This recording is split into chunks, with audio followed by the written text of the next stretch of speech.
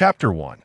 In 2019, China hosted the Men's Basketball World Cup, capturing the attention of a nation. In the opening match, the Chinese team faced Poland. As the leading figure of the Chinese men's basketball team, following Yao Ming, Tian delivered an outstanding performance, scoring an impressive 27 points and securing 12 rebounds, propelling the Chinese team to a significant lead against Poland.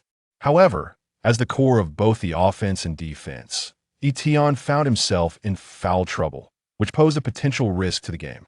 With just 2 minutes remaining in the match, Tian exhausted his last chance and received his 5th personal foul during a defensive play. Filled with frustration, he retreated to the bench. The Chinese team held a 5-point lead and possessed the ball. Despite the seemingly stable situation, Tian was filled with concern. During training, he had observed that the younger players often experience moments of short-circuiting, prompting him to consistently vocalize reminders and guide his teammates while on the court. From today's game, it was evident that his teammates were not performing well. In the first half, under his guidance, they managed to maintain a stable performance, with the Chinese team leading by as much as 12 points at one stage. However, in the second half, as foul troubles limited his playing time, the team's lead began to dwindle gradually. Now seated on the sidelines, he could only pray that these young players would withstand the pressure during this critical moment. The game became intensely competitive. Following Tian's ejection, the Polish team initiated a full-court press, increasing the pressure on the Chinese players, who began to commit a series of turnovers. Tian felt disheartened on the sidelines, covering his head with his hands, fearing that the Chinese team might squander their lead at the last moment. Fortunately, Poland's offensive efficiency was also lacking, leading to a series of exchanges that yielded no significant advantage for either side. With just 7.2 seconds remaining, the Chinese team led 72-71 and maintained possession. The Chinese team prepared to inbound the ball. Tian let out a long sigh of relief given the current circumstances. It seemed that the Chinese team was on the verge of victory. As they executed the inbounds play, Poland had no choice but to commit a foul. If the Chinese team made both free throws, they would extend their lead to 3 points, rendering Poland's chances nearly hopeless with their abysmal three-point shooting percentage. A secure triumph was within reach. Unless, damn it, just as Tian feared, Zhou Qi, while inbounding the ball, was interrupted by a Polish player, and in a moment of confusion, he inexplicably executed a bounce pass. The basketball, upon hitting the ground, lost speed, allowing the Polish player to easily intercept it. One idiot. I've never seen someone inbound the ball with a bounce pass at such a crucial moment. Are you an undercover agent? Tian exclaimed, standing up in anger.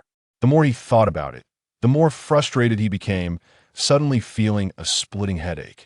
His vision blurred, and he found himself unable to see clearly. With a sigh, Tian had no choice but to close his eyes and slump back down in defeat. Tian. A hurried female voice suddenly pierced through the silence. It was his mother's voice. Hadn't she decided not to attend the game today? Tian wondered if he was hallucinating. Feeling someone shaking his arm, he opened his eyes in confusion. Damn it! To his astonishment, he saw his mother sitting beside him. But just moments ago, Alan had been sitting next to him. Had he been so incensed by Zhou Qi that he was now hallucinating? Xia Jinglan, observing her son in a daze, felt a surge of anger. How could he be daydreaming at such a critical moment?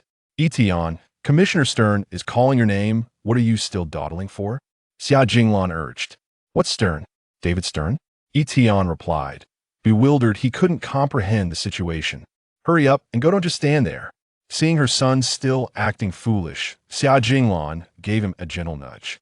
As Tian stood up, Xia Jinglan flashed what she believed to be a warm smile, explaining to those around them, my son is just a bit excited. The surrounding spectators, witnessing Tian's sudden rise, exchanged knowing smiles, recognizing that it was normal for a young man to feel a bit nervous and excited in such a grand setting. Tian stood tall, and not far away, a kindly old man smiled at him with satisfaction. Damn it, it really is David Stern.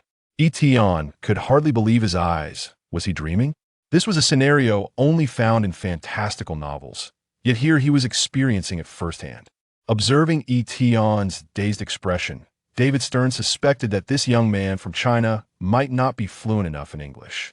Therefore, he slowed his speech, enunciating clearly. In the 2011 draft, the 16th pick, the Los Angeles Lakers select Etienne from China.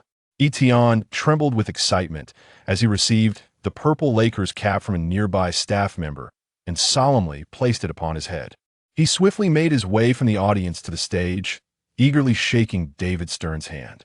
Yes, this was the feeling he had longed for had he returned. This moment would be etched in Etienne's memory forever.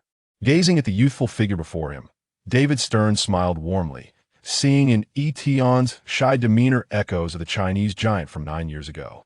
Etienne, Xia Jinglan, observing her son still lost in a stupor, felt a mix of helplessness and concern. Her child had never exhibited such abnormal behavior before. Aside from his intense dedication to basketball, he was generally an outgoing and cheerful boy. Why had he become so daft since arriving in America? "Hey, Mom, did you call for me?"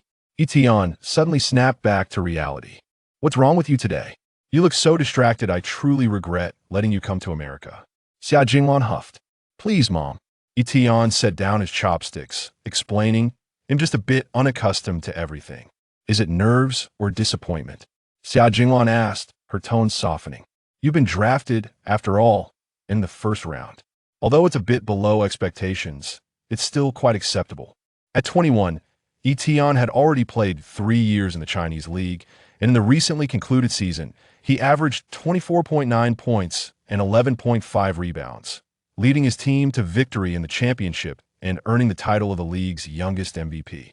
Standing at 211 centimeters tall and weighing 115 kilograms, with a wingspan of 2.22 m, a vertical leap of 78 centimeters, and a running jump of 91 centimeters, his athleticism was outstanding, rivaling that of many African-American players.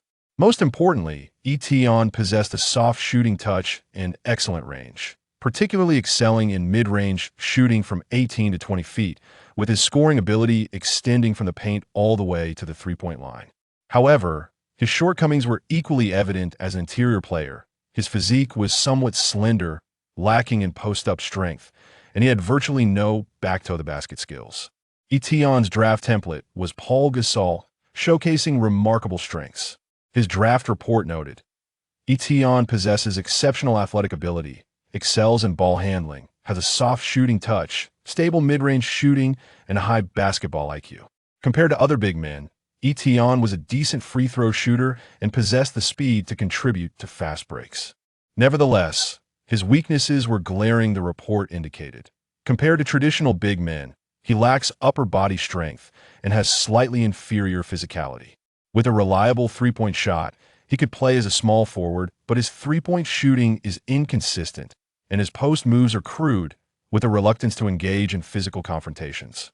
Prior to the draft, Etienne was widely projected to be a lottery pick, but ultimately was selected by the Lakers at the 16th position after the names of other players were announced one by Stern.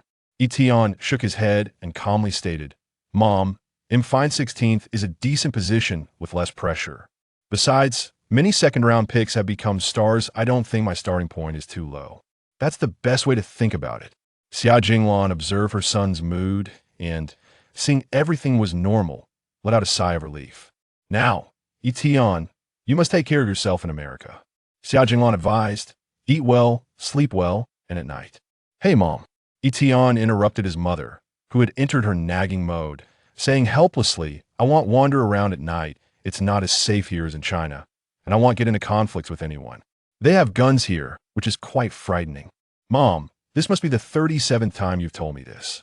Even if you gave me 100 times the courage, I wouldn't dare wander off," Etienne joked, making a fearful gesture, which instantly amused Xia Jinglan. "You little rascal," Xia Jinglan chided playfully, "I'm just worried about you." "All right, take care of yourself. I'm preparing to return to China tomorrow," Xia Jinglan said. "As for your representation, it'll leave you in the capable hands of Mr. Feigen." "Feigen?" Etienne fell into contemplation. His impression of Feigen was that of a strong-willed individual as an agent. He was competent, willing to go to great lengths for his players' interests. However, this often led to conflicts between players and teams that in a previous life. After Etion showcased commendable performance with 14 points and 8 rebounds in his second season, Figan sought to secure a lucrative contract for himself by discreetly contacting other teams' management to exert pressure on the Lakers. At that time, Etion aspired to follow in the footsteps of his predecessor, Yao Ming, in Houston. However, Figan recommended that Etion pursue a more financially rewarding opportunity in Philadelphia, which was, in principle, justifiable. Yet, Figan disregarded Etion's preferences and applied pressure through Etion's parents, a move that Etion found utterly unacceptable. Moreover, Etion's subsequent development did not meet expectations following a severe knee injury. He lost his position on the team and was compelled to exit the NBA. Reflecting on this, Etion resolutely declared, "Mom, I no longer wish for Figan to be my agent. Don't be silly, the negotiations are already settled. Now is not the time for childish temperaments," Xia Jinglan retorted, perceiving her son as overly headstrong. "No, Mom, I am quite serious. I do not require an agent at this moment," Etion reiterated. "Trust me, I would never jeopardize my future." "Wait, you don't want an agent?" Xia Jinglan took a moment to compose herself and asked, "Do you even understand contracts?" "Of course I do," Etion assured her. "What? I know your capabilities all too well." Xia Jinglan snatched the menu and pointed to the English side, challenging him. "Why don't you tell me what these dish names are?" Etion chuckled. Having lived in the United States for several years, his English proficiency had vastly improved. After a brief glance at the menu, Etion effortlessly recited the names of all the dishes. Xia Jinglan gazed at her son in astonishment, pondering when he had mastered English so well. However, she remained unyielding. What use is it to merely understand the menu? Xia Jinglan produced a $100 bill and handed it to the nearby waitress, saying, "Young lady, please test my son's English proficiency. I want to see if he has memorized the menu in advance." Xia Jinglan scoffed. The waitress, a cheerful young woman, expressed her gratitude as she received the money. "Auntie, rest assured, I will thoroughly assess his skills." Etion, bemused by the situation, remarked, "All right, go ahead and test me." The young woman promptly began the QA session with great enthusiasm. Etion, confident in his abilities, effortlessly responded with various phrases like, "How are you?" "Fine, thank you, and I am your father." His fluent English left Xia Jinglan astounded. As an educated individual, she could easily discern her son's linguistic prowess. After a while, the young woman conceded defeat, beaming as she said, "Auntie, your son's English is indeed impressive. He would have no issues living here." After expressing her gratitude to the young woman, Xia Jinglan turned to Etion in astonishment. "When did you secretly improve your English without letting your mother know?" Etion found himself a loss for words. He certainly couldn't reveal that he had traversed time from the future, as his mother would think he had lost his mind. "Alas, I should not have allowed your father to take you to play basketball," Xia Jinglan mused aloud. "It appears that had you devoted yourself to your studies, with your talent, you could undoubtedly become a pillar of our nation." Observing his mother lost in a reverie of self-admiration, Etion paused for a moment before deciding to discuss the matter of his agent with her. After Etion's insistence, Xia Jinglan reluctantly agreed to let him pursue his development independently in America. Once he bid farewell to his mother, Etion reclined in his hotel room, reflecting on the surreal opportunity to restart his life, akin to a dream. However, after a short while, a sudden thought struck him, and he sat up abruptly, murmuring, "Come forth, system, I adore you, ignite my skill points." He attempted numerous incantations, only to ultimately slump back in defeat, chuckling wryly, "Am I not experiencing the lowest treatment of rebirth? Why are there no perks? Where's the promised system from the novels?" After a while, the persistent Etion resumed his performance. "Come forth, old man. 30 years in the east of the river, 30 years in the west. Do not underestimate the youth in their poverty. At the pinnacle of immortality, I stand proud amidst the world. With my presence, tranquility reigns. You Tuo? Save me. So terrifying it is. Grasping the sun and moon, plucking the stars from the heavens, there exists no one like me in this world. My son, Wang Ting, possesses the potential of an emperor. The sword is coming."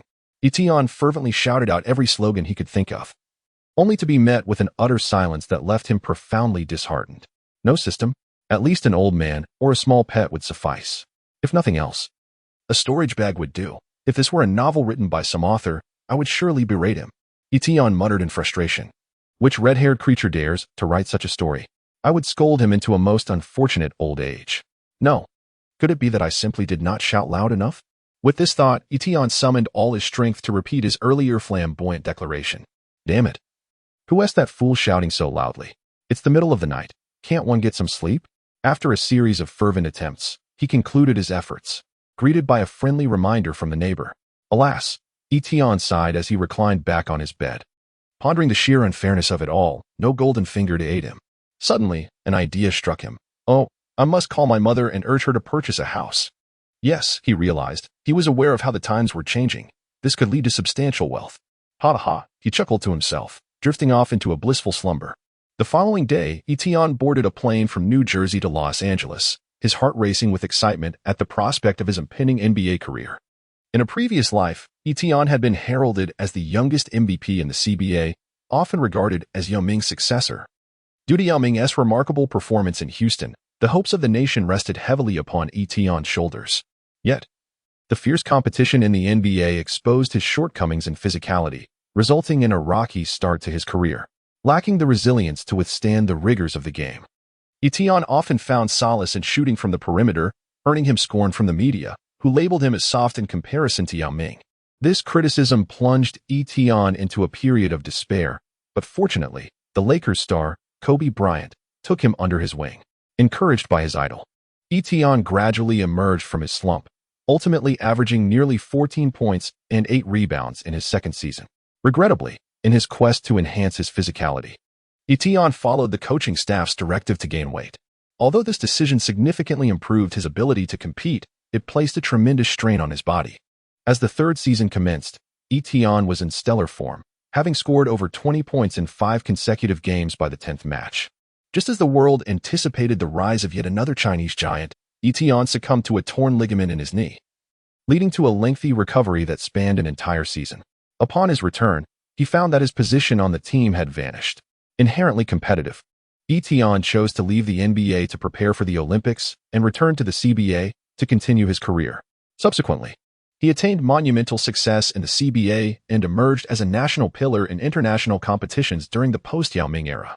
However, many media outlets and fans lamented what could have been had Etion not sustained his injury, wondering if he could have reached Yao Ming's heights, perhaps even gracing the Hall of Fame as another Chinese icon.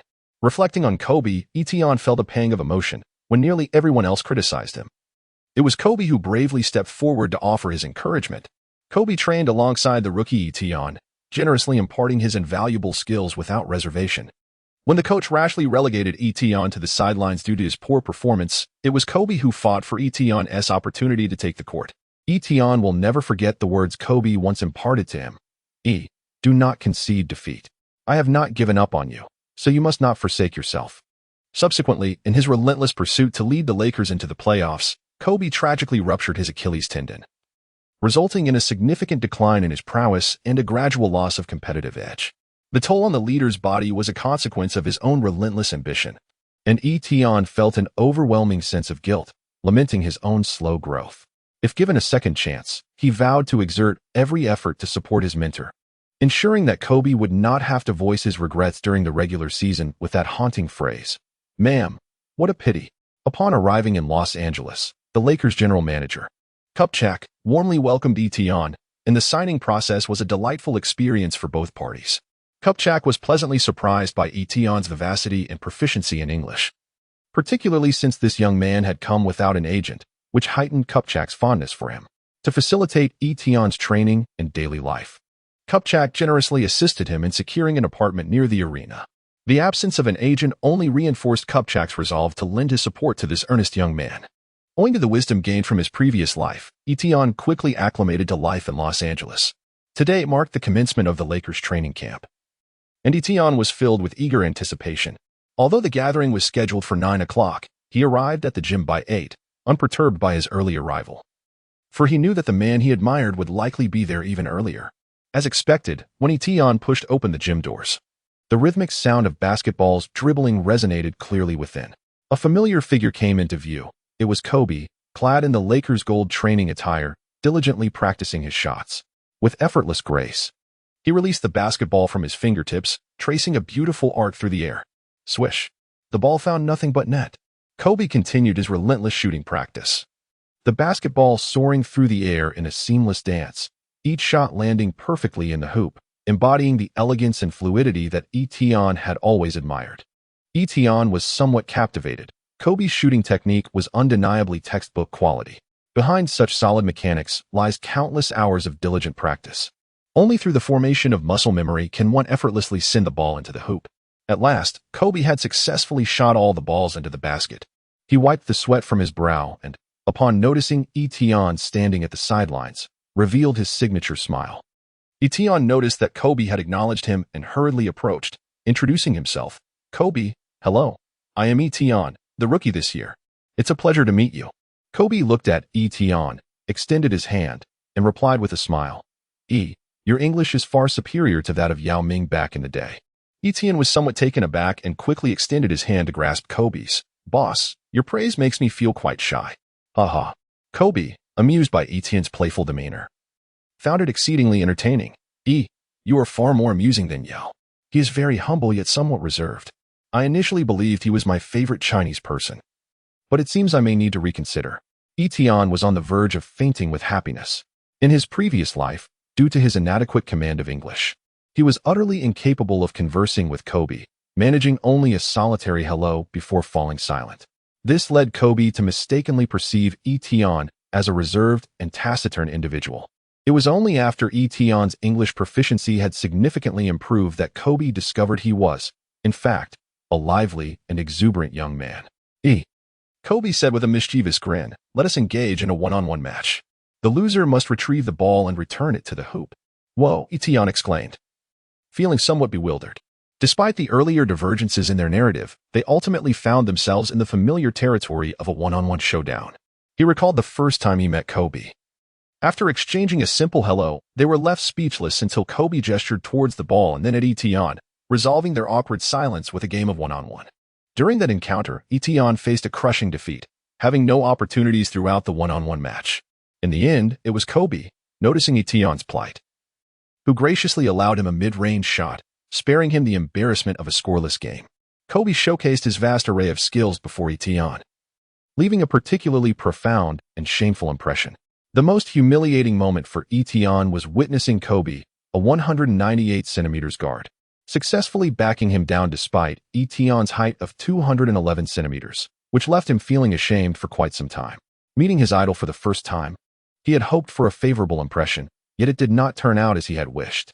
Perhaps this one-on-one match was Kobe's unique way of welcoming his teammates. Etion mused. Take it easy on me, big guy, Etion chuckled. Don't worry, I'm going to dominate you. Kobe replied with a grin. Well, I suppose it's still the familiar taste. Etion donned his training attire and inquired, Boss, shall we engage in an American one-on-one? Kobe chuckled and shook his head. I cannot exploit the interior players. You are unrestrained in your dribbling, while I am bound. Boss, you truly are considerate of me, Etion complimented. The American one-on-one is a training mode that permits only 3 dribbles, a concept proposed by various NCAA and NBA coaches. They believe that during matches, players should not linger excessively with the ball but rather make swift offensive decisions. The most direct approach is to seek opportunities to finish within 3 dribbles. If unable to do so, one should promptly pass the ball.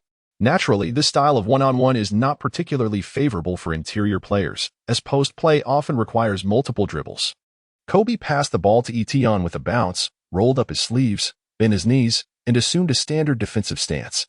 Etion gazed at Kobe's earnest demeanor. His piercing gaze resembled a blade, striking fear into the hearts of those who met it. It was indeed a formidable challenge to stand against Kobe. Etion pondered. This is Kobe, a man who strives for excellence in every instance. Even now, he does not underestimate Etion simply because he is a rookie. Etion smiled, realizing that he was no longer the same as he once was. After several days of diligent practice, he discovered that he had flawlessly inherited the foundational skills cultivated in his previous life, coupled with his now robust health. He was determined to leave a lasting impression on Kobe this time around. Etion held the ball with both hands, stepping back with his right foot, assuming an offensive stance. Etienne gazed intently at Kobe, his eyes brimming with sincerity, while Kobe appeared somewhat taken aback. From his years of experience, it was evident to him that this young man was not intimidated in the slightest. Etienne cautiously stepped forward with his left foot, his body leaning in anticipation. Kobe, displaying remarkable composure, maintained his balance without any shift in his center of gravity. Truly, he exemplified the pinnacle of defensive prowess, a testament to his selection as one of the league's premier defenders. Kobe's positioning was impeccable, rendering Etienne's subtle maneuvers utterly ineffective. Consequently, Etienne resorted to dribbling the ball, feigning a forward motion. At that moment, Kobe responded, noticing the shift in Etienne's center of gravity and discerning that this time it was not a mere feint. He then took a half step back to obstruct Etienne's path. In truth, a rational individual would seldom choose to engage in a one-on-one confrontation with someone over 10 centimeters taller. Such a matchup often results in a positional disadvantage, offering little in the way of practical insight. Kobe was acutely aware of this reality. He understood that once Etienne, with his towering height and long reach, initiated his movement, it would be exceedingly difficult for him to defend effectively. However, Kobe's advantage lay in his swift reflexes and astute judgment. Particularly noteworthy was his lightning-fast first step. Once Kobe resolved to defend earnestly, few could escape his relentless grip. As Etienne observed Kobe shift his center of gravity, he discerned that Kobe was preparing to guard against his penetrating drive. Consequently, Etienne executed a jump shot from his stationary position. Kobe, taken aback by the unexpected choice of a three-point attempt from the towering figure, hesitated momentarily before leaping forward to contest the shot. However, Etienne's height advantage of nearly 15 centimeters rendered Kobe's attempt to block ineffective, as the basketball arced gracefully through the air and swished through the net. "Damn!" Kobe exclaimed instinctively upon witnessing the ball sink effortlessly into the basket. You can shoot threes?" he asked in surprise. "Of course, I can," Etienne replied confidently. "Haha, I find myself increasingly fond of you," Kobe chuckled. "Let us do it again." With that, he resumed his defensive stance, glaring fiercely as he declared, "Rookie, this time I will tear you apart." Etienne gazed at Kobe with a sense of exhilaration. He relished the exhilarating essence of competitive sports. Etienne dribbled the ball with his right hand, raising his left hand to shield against Kobe as he charged forward. Despite relying on his height and weight advantage in what seemed to be a rather unsporting manner, Etienne could not afford to be concerned. After all, this was Kobe. Kobe planted his right foot firmly on the ground, bracing himself, and Etienne felt as though he had collided with an unyielding wall, abruptly brought to a halt. To his astonishment, he had initially thought that a robust guard like Harden would be formidable enough to hold his ground against a center in the low post. Yet, he was taken aback to discover that Kobe, who appeared to have a lesser stature, possessed such remarkable stability in his lower body and formidable strength in his upper body. As Etienne attempted to break through, he instinctively pivoted on his left foot, executing a smooth turn before launching the ball towards the hoop. Snap! The ball had barely left his palm before it was swatted away. Kobe had anticipated Etienne's movement upon his turn and expertly blocked the shot. That turn was quite beautiful, Kobe remarked. However, having encountered me, scoring on my watch is simply insufficient. At this moment, Etienne was also in high spirits. Able to play basketball alongside Kobe once again after many years, it felt like a dream. He replied to Kobe, "Boss, I can do much more than this." Kobe chuckled upon hearing Etienne's words. "Is that so? But next, I intend to dominate you." Kobe's piercing gaze seemed to chill Etienne to the bone.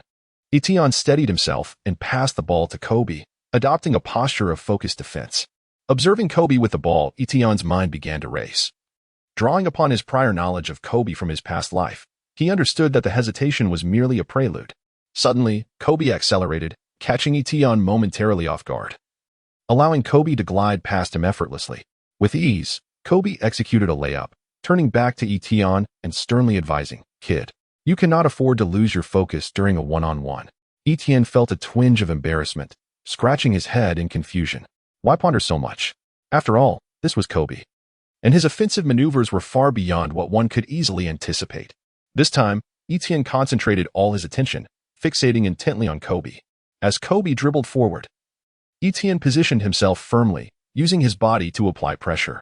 Kobe pivoted smoothly on his left foot, and in an instant, Etienne reached out to block. However, Kobe feigned a shot, spinning back once more. Etienne hurriedly regained his balance and lunged forward, but Kobe had already created the space he needed. executing a graceful jump shot that culminated in a flawless mid-range basket. The ball swished through the net. Etienne felt a pang of reluctance as Kobe effortlessly maneuvered past him with his footwork, creating ample shooting space without even needing to lean back. "Hey, what are you waiting for?" Kobe exclaimed, tossing the ball towards Etienne. "It's not over yet. Surrendering now would be too late." "Who said I would surrender?" "I will guard against you," Etienne retorted. Etienne passed the ball back to Kobe. This time, Kobe did not hesitate. With a swift crossover step, he drove towards the basket. Etienne, caught off guard, had no choice but to pursue him closely from behind, attempting to leverage his height and wingspan to block the shot. Observing Etienne's position behind him, Kobe leaped directly, executing a subtle layup in midair, effortlessly scoring. Etienne, suspended in the air, could only watch helplessly as the ball went in. Immediately, he retrieved the ball and called out to Kobe, "Let's do this again. This time, I shall be serious." Kobe, smiling as he approached the three-point line, playfully remarked, "Mere words won't suffice to defend against me." Etienne found himself unable to refuse Kobe, compelled to endure this arduous journey of suffering. Now, Etienne has confirmed that this world is strikingly similar to the one he once knew.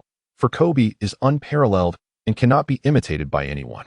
Having fought alongside Kobe for 2 years in his previous life, Etienne has indelibly etched Kobe's temperament and habits into his memory. "It matters not to me whether it is a classic. I simply adore this version. The flavor remains unchanged, and it is still my beloved leader." Etienne's moment of joy was fleeting. After nearly 30 minutes of rigorous training under Kobe's guidance, he found himself breathless and pleading, "Boss, I truly can't go on any longer. How about we take a break? It seems rather embarrassing for everyone to stand by and watch us." "Ha," chuckled the team leader, observing the exhausted Etienne. "Etienne, you still lack endurance. A man should never admit defeat." In fact, just 10 minutes prior, the Lakers coaching staff and players had arrived one after another. They gathered at the sidelines, captivated by the sight of Kobe engaging in one-on-one drills with an Asian player. It was Kobe, after all. It was best not to interrupt him until he chose to pause. Initially, the spectators had come with a sense of amusement, as it was quite common for Kobe to showcase his training techniques on rookies. However, as time progressed, they began to set aside their teasing demeanor, realizing that this rookie was far from ordinary. Etienne's footwork is remarkably agile, particularly evident in his offensive maneuvers where he skillfully employs footwork variations to create space, subsequently concluding plays with a jump shot. "Wow, what a towering figure at 211. The onlookers mused. While he may struggle against Kobe, they thought, surely we can manage him. "Hey, Paul, I've heard this young man's draft template resembles you," remarked Mike Brown, the head coach of the Lakers. "Is that so? What an honor. I truly envy his athletic prowess," Gasol exclaimed. "His fundamentals are impressive too. His footwork is both solid and nimble, and his shooting ability is exceptional." "Indeed. I initially presumed the general manager brought him in solely for the Chinese market. After all, Gasol is already on our roster. Why select another player modeled after him?" Mike Brown countered. "Now it appears the general manager's foresight is commendable," he added with satisfaction. "His excellent jump shot alone merits a lottery pick. Thank heavens those teams ahead of us were blind. However, his physique is rather frail for an interior player," Gasol suggested. "He should consider gaining weight and enhancing his strength. It is time to meet our hopeful star," Mike Brown announced as he observed the two players conclude their duel. "All right," he called, blowing the whistle for the gathering. "Assemble." This marks Etienne's inaugural public appearance before the entire team. Drawing from his experiences in his past life, Etienne felt no trepidation. He smiled and greeted everyone. "Hello. I am Etienne, this year's rookie from China. I look forward to your support as I integrate into the team." The demeanor of Etienne left Mike Brown astounded. He appeared to be a seasoned player, exhibiting none of the hesitance typical of a rookie. Moreover, his linguistic abilities were commendable, a significant asset for an international player, as effective communication fosters swift integration into the team, both in training and daily life. Soon, the other players took turns introducing themselves. When it was Pau Gasol's turn, he remarked, "I just watched your training session and heard I'm your role model." "Indeed," Etienne replied. "Paul, my shooting is fairly decent, and scouts believe that with diligent training, I might draw closer to your level." "Is that so?" Ha, Gasol chuckled at Etienne's humility. "If only I were as quick as you. I observed your one-on-one with Kobe. Your speed is impressive, and your footwork is quite agile." "Thank you, Pau." Etienne acknowledged his kindness, shrugging and feigning disappointment. "However, I was thoroughly outplayed by Kobe.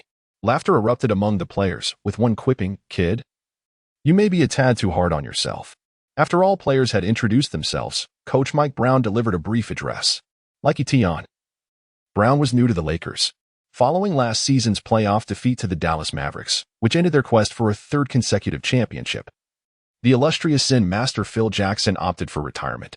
Upon signing with the Lakers, Brown promptly reached out to Kobe, aware of his unquenchable thirst for another championship. After thorough research, Brown discerned that while the Lakers roster appeared formidable on paper, it harbored numerous underlying concerns, primarily due to the age of the core players. Kobe was already 33, Gasol 31, the recently renamed Meta World Peace 32, and the veteran Derek Fisher a staggering 37. More critically, since 2008, the Lakers had competed in 77 playoff games, almost a full additional season compared to their peers. Gary Vitti, the team physician, poignantly noted the toll of accumulated fatigue on the players.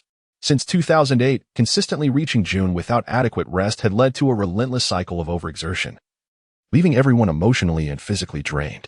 After losing to the Celtics in the 2008 finals, the team was fueled by a desire to reclaim what they had lost. But that fervor had since waned, akin to a fuel tank running dry with no means to refill. Brown had an impressive background, having won a championship as an assistant coach with the Spurs and leading the Cavaliers to the finals, achieving the league's best record in the 2008 to 2009 season and earning the title of Coach of the Year. However, he was rooted in defensive strategies, a stark contrast to Phil Jackson's offensive mastery. The challenge of getting the players to adapt to his tactical approach weighed heavily on him. After the initial pleasantries, Brown articulated his philosophy: defense wins championships. Kobe fell silent. Despite being one of the league's premier perimeter defenders, he found it hard to accept a complete emulation of the Cavaliers' style. After all, apart from Bynum, the team's sole defensive stalwart, the aging Artest and Fisher, along with Gasol, who was not particularly known for his defensive prowess, posed significant challenges. Furthermore, the promising rookie Tion appeared to be more offensively inclined. This did not imply that the Lakers could not establish a robust defense. However, relying solely on defense to generate offense felt akin to self-sabotage, especially since the team had become accustomed to the Zen master strategies. Tion felt a surge of anxiety. He recalled how, after Brown's appointment, the immediate shift in playing style had further burdened an already aging roster, leading to a humiliating playoff exit against the youthful Thunder. Most troubling was Brown's insistence on increasing weight and focusing on strength training, a prospect Tion dreaded. What could he do? As a rookie, he felt it was inappropriate to interject. Yet, could he stand idly by and watch the Lakers tumble into despair, witnessing Kobe squander the twilight of his prime? The thought of repeating past mistakes weighed heavily on him. Just as Tion grappled with his dilemma, Kobe spoke up. "Coach, I believe we should refine our approach before finalizing our strategy." Tion was taken aback, as he recalled that Kobe had never questioned the tactics before. Had his own changes triggered a chain reaction? "Coach, I have played alongside these brothers for many years," Kobe stated solemnly. "Except for Bynum, we are not exactly young anymore. Competing physically with the younger players in the league is indeed not advantageous." He continued, "I trained with E for nearly 30 minutes, and he is undoubtedly a rookie worthy of trust. Last year, we lost to the Mavericks, and no one could contain Dirk. I see Dirk's shadow in E. Well, the boss has acknowledged me," Tion thought, feeling elated as if he were about to soar. "Kobe, I will consider your opinion," Brown replied with a furrowed brow.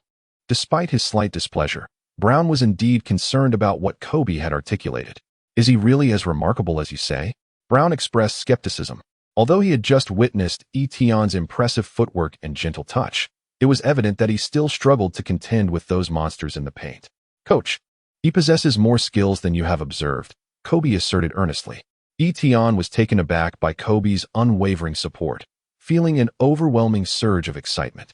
In a moment of unfiltered enthusiasm, he couldn't restrain himself and, gazing into what he perceived as Kobe's encouraging eyes, exclaimed, "Coach, I have an idea. I wish to play as a small forward." "Are you jesting?" Brown could scarcely believe his ears. A 6 feet 11 inches small forward? This was even more audacious than Kevin Durant's emergence. "I fail to comprehend the rationale behind your notion," Brown stated with resolute firmness. "According to the draft report, while there have been some hypothetical consideration of you playing as a small forward, you lack the consistent three-point shooting ability. The Lakers' aspiration is to clinch the championship. We cannot afford to provide you with the same volume of shooting opportunities as the Thunder did for Kevin Durant. Coach, my three-point shooting has improved, Etion countered earnestly. Prior to the draft, I dedicated a significant amount of time to honing my three-point skills, rising at 3:30 each morning to train. In an effort to demonstrate his diligence, Etion advanced the time to 3:30 a.m. in Los Angeles. Kobe chuckled, amused by the audacity of the young man. Since he had made such a claim, Brown decided not to dwell on the nuances of Etion's words. I would like to conduct a three-point shooting test. If you pass, I might consider letting you play small forward. Otherwise, you'll have to stick to battling in the paint, he stated. With that, Brown signaled his assistant to prepare the court. They set up 5 shooting spots beyond the three-point line, each equipped with a set of basketballs. Akin to the configuration of a three-point contest, this exercise aimed to evaluate the shooter's versatility at various three-point positions, albeit without the colored balls or time constraints. As Brown observed the eager Etion, he mused to himself, this cocky kid will certainly embarrass himself. Can one truly excel at three-pointers in such a short span? I'm ready, coach, Etion remarked, flexing his wrist. If you are prepared, then you may begin, Brown replied. Under the watchful eyes of the crowd, Etion mimicked a shooting motion, gesturing as if he were about to take a shot. The audience, anticipating the release of the ball, was taken aback to discover that Etion had merely feigned the action. What on earth? The spectators erupted in laughter. Well, Bynum teased. Etion's fake was so convincing it left the entire team bamboozled. Etion, oblivious to the clamor below, commenced his shooting after completing a practice shot. Etion commenced his shooting from the right corner. The first shot, under the watchful gaze of the crowd, clanged off the right side of the rim. The second shot met with the same fate, striking the right side once more, followed closely by a third shot that also ricocheted off the same spot. Below, Brown began to smirk, relishing the moment and mocking Etion's audacity. The players' anticipation waned with each of Etion's successive misses. Yet, Kobe remained steadfast in his confidence in Etion. Drawing from his years of experience, he understood that hitting the rim did not signify a lack of skill. It could merely indicate a need for adjustment. Upon closer inspection, Kobe observed that although Etion had missed 3 consecutive shots, each miss occurred at the same location. This indicated a strong level of shooting consistency and stability. What Etion required now was merely a slight adjustment in his form. I have faith in E, Kobe declared. Oh, you have quite the fondness for this kid? Gasol chuckled. Hey, Kobe, let us make a wager, Fisher proposed. I bet his shooting percentage will be below 50%. All right, Kobe replied, intrigued by Fisher's enthusiasm. I wager that ES shooting percentage will exceed 70%. If it falls below that, I'll treat the entire team to a meal and gift you a sports car.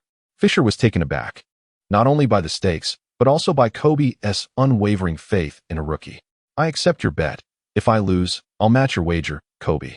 It was evident that Fisher harbored doubts about Etion's ability to achieve the extraordinary. Kobe called out loudly, make the necessary adjustments. Etion heard Kobe's call. In truth, after a series of unsuccessful shots, Etion realized that his shooting technique was not fundamentally flawed. The reason his attempts consistently struck the right side of the hoop was due to insufficient force.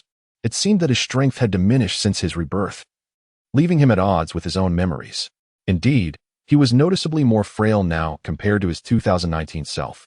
Since the draft, Etion had focused solely on shooting in motion, and this was his first experience with stationary shooting. Reflecting on this, Etion resolved to exert more force on his next attempt. The basketball arced gracefully but struck the left side of the hoop. Haha. Is this what you meant by adjustment? Fisher nearly burst into laughter, exclaiming, Kobe, I must thank you in advance for your sports car. Kobe regarded Fisher with a non-committal expression. Aware that he had applied too much force, Etion decided to take a moment to recalibrate. Brown had completely lost faith in Etion, viewing him as nothing more than an empty talker. He resolved to put Etion through rigorous training to instill some discipline. At last, Etion took his 5th shot. Although it struck the left side of the hoop once more, it fortuitously bounced into the net. Soon after, he launched his 6th shot, which sailed through the air with a beautiful arc and swished cleanly through the net. After expending considerable time on the first shooting point, Etion achieved a score of 2 out of 6. Is this what you call a three-pointer? How boastful, Brown scoffed. After completing his shot from the right corner, Etion swiftly made his way to the left corner. His decision stemmed from the belief that the left and right sides are symmetrical, and thus the force exerted should be approximately equal. In the left corner, Etion's initial shot struck the left side of the rim, while on the other side, Fisher had already begun to search for the model of a sports car on his mobile phone. Etienne paused for a few seconds before making another attempt, and this time, the ball swished through the net. Immediately afterward, Etienne took another shot, and once again, the ball found nothing but net. Etienne felt increasingly at ease, his movements becoming more fluid as he effortlessly sent the basketball through the hoop. At that moment, Kobe's eyes sparkled with realization. He understood that Etienne had found his rhythm. From the left corner, Etienne achieved an impressive record of 5 successful shots out of 6 attempts. Brown's expression softened slightly. Could it be that he had misjudged Etienne? Etienne then chose to shoot from the three-point line, this time without any hesitation. His shooting speed was remarkable, and amidst the astonished gasps of the crowd, he achieved a perfect score of 6 out of 6. "Hey," Derek exclaimed, "Kobe, stop checking the car models. Ye's shooting percentage has now surpassed 70%. What? Are you kidding me?" Fisher turned to his teammates. "Derek, Kobe is not deceiving you." Gasol clarified. "Etienne has already made 13 shots. Now you should start considering which car to buy for Kobe." "What a joke." Fisher responded incredulously. "You two are in cahoots, aren't you?" "Haha," Gasol laughed. "Honestly, I was shocked too, Derek. Just look for yourself." Etienne maintained an impeccable rhythm, effortlessly sinking 3-pointers from the arc. Aside from his first attempt, which missed the mark, he subsequently scored with remarkable precision. By the time he reached his 4th 3-point shot, he had made 5 out of 6 attempts. As he approached the final 45-degree point, a slight tremor of nerves caused his form to falter momentarily. Nevertheless, he concluded with an impressive 4 out of 6. "Goodness," Fisher exclaimed in astonishment. "Derek, what percentage is 30 out of 22? Kobe, observing Fisher's bewilderment, chuckled. "No need to calculate. I'll buy you whatever car you desire," Fisher replied, still in shock. "But I suspect you two conspired together to entrap me. Otherwise, how could you miss so many shots at first, only to find your rhythm later? I simply refuse to believe it." Fisher expressed his skepticism. "Ha ha ha," Kobe laughed, self-deprecatingly remarking. "How would I know? Your misses are as numerous as mine. I possess the experience you lack." "All right, that's a solid excuse," Fisher conceded, unable to counter. Equally astonished was head coach Mike Brown, who initially thought Etienne was merely boasting. By the end, he couldn't help but express admiration. Without the first group's performance, Dirk Nowitzki would hardly compare.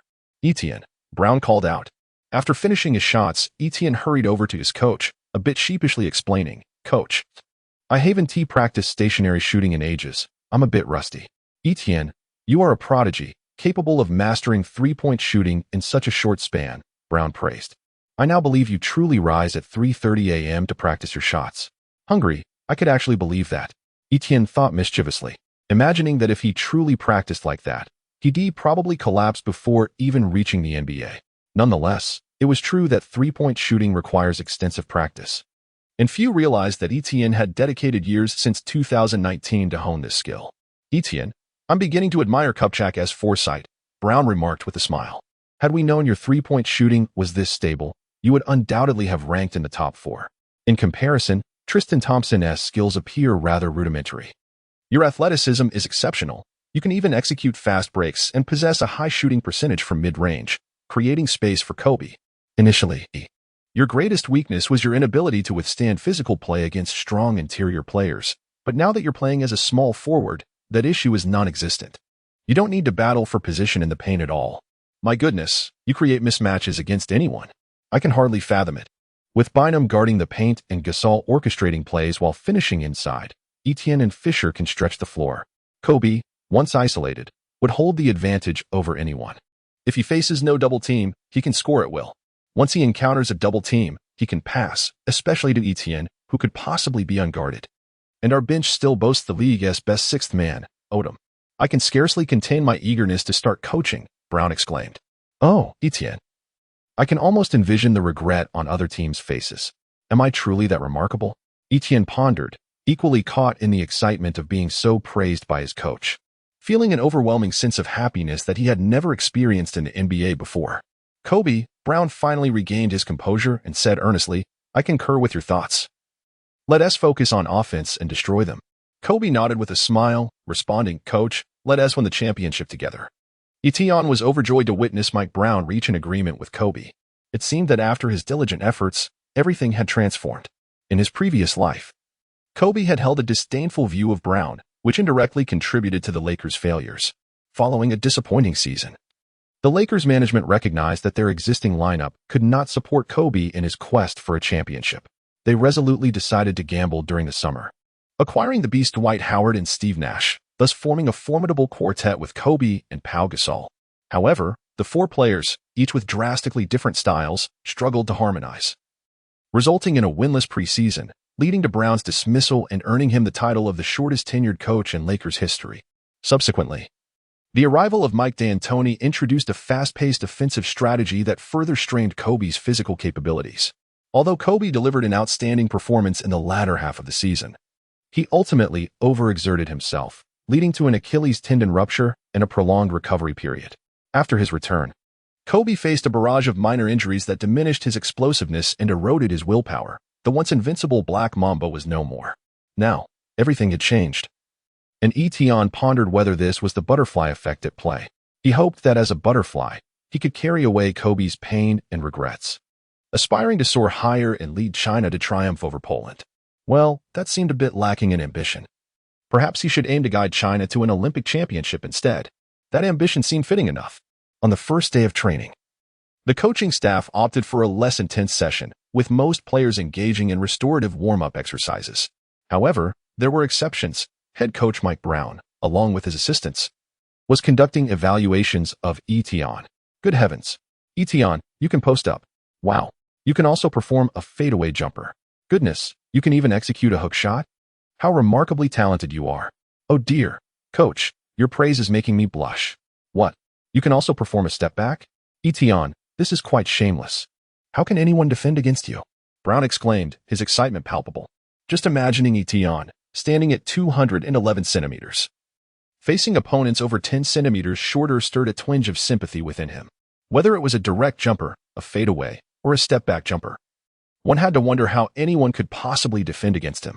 The primary goal now was to enhance Etienne's technical consistency. Etienne, you truly are a prodigy. Brown chuckled. Can I interpret that as a compliment, coach? Etienne replied, bewildered by the unusual turn of praise. Indeed, I adore you. Brown laughed heartily. I can already sense the best coach beckoning me.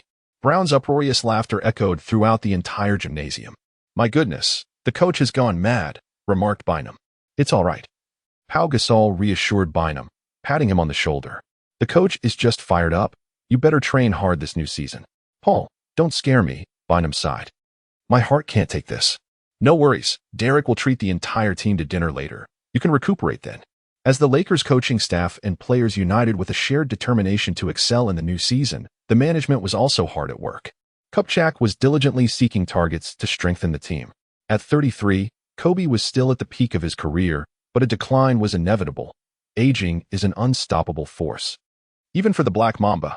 After discussions with the coaching staff, Kupchak concluded that the position most in need of reinforcement was the point guard, as Fisher was already 37.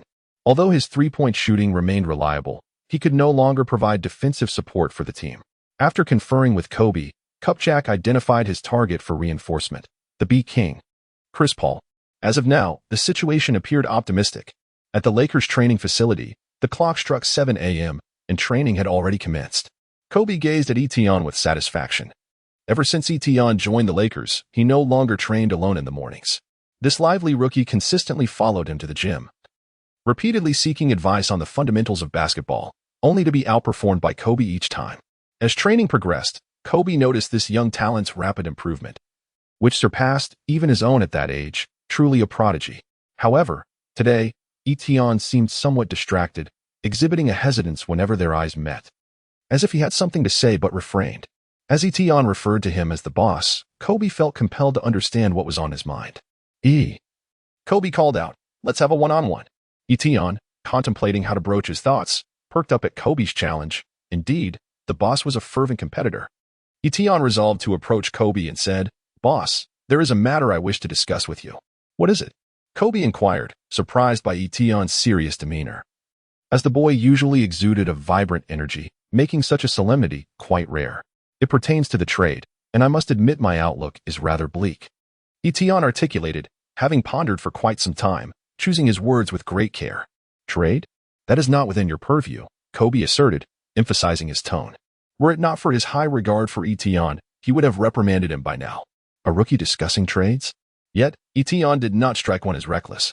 Ultimately, Kobe decided to entertain Etion's perspective, saying, do you believe Paul is inadequate?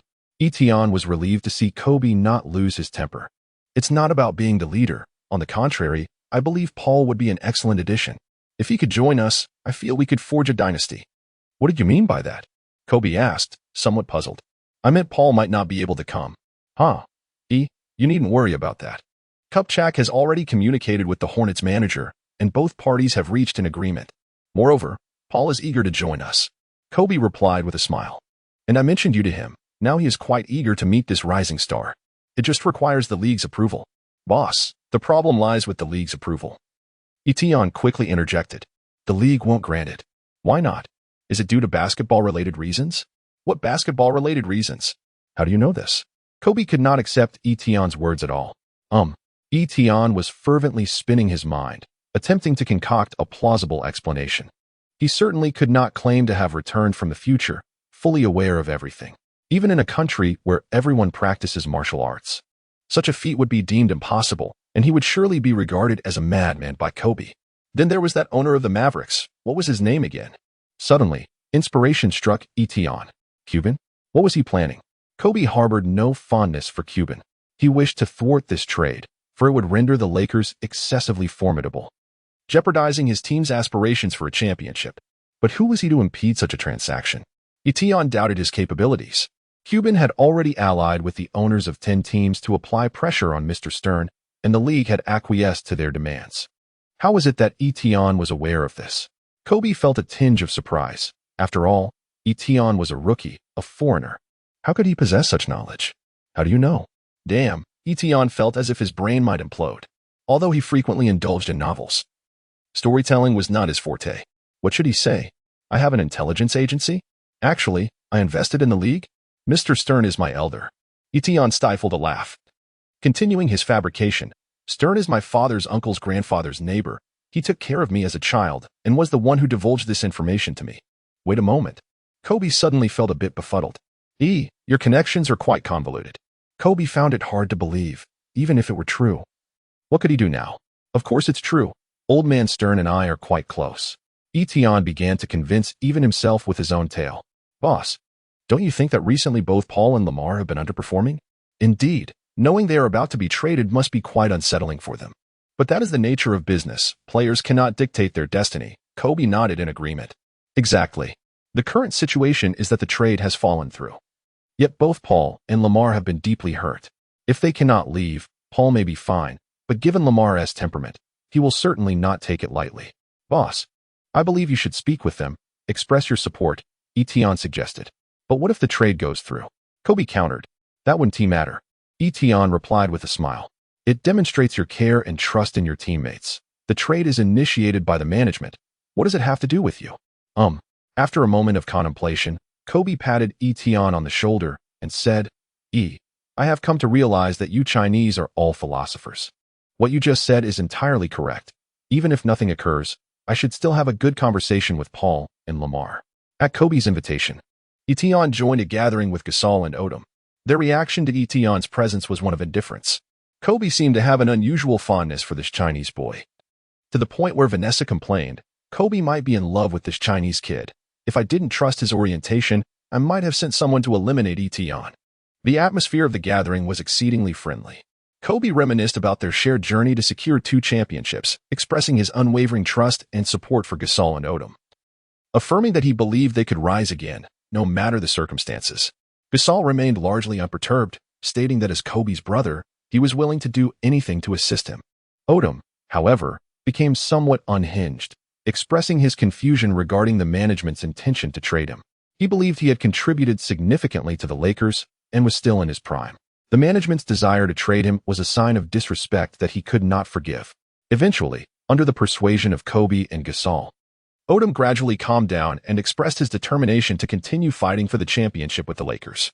It was a gratifying conclusion, and Etion felt immensely pleased. Days later, Kobe received a call from Kupchak. Kobe, there is something I wish to inform you, Kupchak said, somewhat regretfully. Go ahead. The trade has been called off. Paul will not be coming, Kupchak disclosed. Stern cited basketball reasons, but in truth, it was due to the other team owners not wanting to see us form a super team. Mitch, it's all right. I appreciate your efforts to strengthen the team. Our lineup is already formidable. Trust me, we can still secure the championship. Listening to Kobe's calm voice, Kupchak found it hard to believe. Kobe, are you serious? When have I ever joked about basketball? Kobe chuckled. You've done exceptionally well. Don't worry, in the new season, I will lead the Lakers to victory. After hanging up, Kobe turned to Etion. You were right. The trade has been halted. Thankfully, you alerted me beforehand. Boss, do you believe me now? Etion beamed with delight. Old man Stern treats me exceptionally well. Although the Lakers' plan to acquire Paul had failed, the team's situation remained relatively stable. If there was anything particularly noteworthy about the Lakers, it was that the typically fierce artist had changed his name to Meta World Peace to express his desire for transformation, a name that humorously contrasted with artist's persona. Moreover, through training, the Lakers' playing style had begun to take shape. Unlike previous concerns about merely replicating the Cavaliers' defensive strategy, Mike Brown continued to construct a triangle offense around Kobe. Regrettably, Etion's integration into the team was not as smooth as anticipated. Kobe occupied a significant share of ball possession within the triangle offense system, serving both as the initiator and the finisher of the attack. The triangle offense was inherently designed for superstars, benefiting players like Jordan, Shaquille, and Kobe, as it facilitated one-on-one opportunities through ball movement, relying on the exceptional individual prowess of these stars to complete the scoring. In the system, Etion is relegated to the role of a mere shooter, which significantly restricts his ability to express himself freely. After all, there is only one ball to go around, and sacrifices must be made. However, this arrangement stifles Etion's advantages, causing some consternation for Mike Brown, who is reluctant to squander such talent. After much deliberation, Brown decides to position Etion as the sixth man, allowing him to showcase his offensive prowess during Kobe's rest periods and maintain the team's offensive vigor. Additionally, facing the opposing bench players would grant the rookie Etion a more manageable introduction to the league. As is customary, prior to the season's commencement, ESPN released its NBA player rankings. Surprisingly, Kobe was placed 7th, a stark contrast to his previous year's dominance at the top. The season opener brimmed with intrigue as the Lakers faced off against the reigning champions, the Dallas Mavericks. Despite both teams experiencing minimal changes during the offseason, the Mavericks were favored by many, especially after their previous playoff sweep of the Lakers. In the studio, the recently retired Shaquille O'Neal joined Charles Barkley and Kenny Smith as commentators. As the lone representative from China in the NBA, Etion's performance garnered considerable attention from Chinese fans. Regrettably, Etion did not make the starting lineup, leaving many supporters disappointed. Bynum's 4-game suspension due to his reckless actions against Beria in the previous playoffs was seen by some as a golden opportunity for Etion. Many speculated that this could lead to a partnership with Gasol, potentially igniting a positive chemistry that would illuminate Etion's future with the Lakers. In the studio, Smith introduced the starting lineups for both teams. The Lakers starters included center Pau Gasol, power forward Lamar Odom, small forward Meta World Peace, shooting guard Kobe Bryant, and point guard Derek Fisher. The Mavericks lineup featured center Brendan Haywood, power forward Dirk Nowitzki, small forward Sean Marion, shooting guard Vince Carter, and point guard Jason Kidd. Shaq, as a Lakers legend, what are your thoughts on this matchup? Smith inquired. I certainly favor the Lakers, Shaq replied, even though the league blocked Paul's signing. You know how Kobe is, especially after ESPN ranked him 7th. That's quite harsh. I can only imagine how furious he must be. He'll surely prove the media wrong with his performance. Shaquille expressed his unwavering support for his former teammate. Can you analyze the Lakers starting lineup for us? Smith continued. Of course. I recognize all the starters. Wait, who is this Meta World Peace? Shaq responded, bewildered, not anticipating such a challenge in his first commentary. Haha, Shaq. Did you not prepare at all? That's Arteist. Barkley teased. Have you been out of the loop lately? Who knew Arteist would adopt such a ridiculous name, World Peace? It sounds more like World Explosion, Shaq quipped. Hey, let's keep it professional. The audience wants to hear some analysis, Smith interjected, slightly exasperated. Both teams have seen minimal changes. The Mavericks lost Chandler, but brought in Carter, elevating Haywood to the starting role. Haywood will likely be overmatched by Bynum, who is known as Little Shark. Shaq quickly voiced his support for the Lakers. Shaq, I must inform you that Bynum is suspended and will not be playing, Smith noted, somewhat resigned. What? Why didn't you mention that sooner? Shaq responded awkwardly. No big deal. I just read the full roster, Smith clarified. Shaq, perhaps it's best if you refrain from speaking. It's rather unprofessional, Barkley immediately jabbed. Let me break it down. The Lakers lineup remains unchanged, but with Bynum suspended, while the Mavericks have improved slightly with Haywood in for Chandler and the addition of Vince Carter. Given last year's sweep of the Lakers, I predict the Mavericks will win. You must be joking, Shaq retorted vehemently. The Lakers will definitely prevail. Kobe is a legend. You are the one who is joking. Barkley shot back confidently. Watch as my German tank rolls over you. All right, Smith interjected, sensing the studio's impending chaos. Among the Lakers, there is one Chinese player, Etienne. What do you anticipate from him today? Etienne? A Chinese player? I have faith in him, Shaq declared, despite lacking familiarity with Etienne. Motivated by a general admiration for Chinese athletes like Yao Ming and Jackie Chan. Do you even know what Etienne does? Barkley scoffed. I just have a feeling about Etienne. He wasn't even in the starting lineup with Bynum suspended, which indicates he hasn't impressed Mike Brown, Barkley asserted. Moreover, he lacks physicality and isn't proficient in three-point shooting. Only you would know, Shaq dismissed. I recall you previously doubted my brother Yao Ming, yet in the end, you had to eat your words. That was a long time ago. I wager Etienne won't score 20 points today. If I lose, I'll kiss a donkey's backside. Barkley guaranteed. Are you perhaps enamored with donkey rear ends? Shaq teased. That's quite bizarre.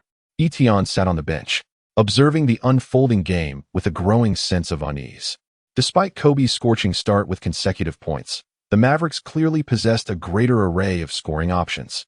Under Kidd's orchestration, Nowitzki, Carter, and Marion frequently found the net.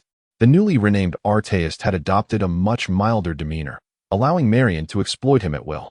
What are you doing? Mike Brown expressed his dissatisfaction. Get ready to play.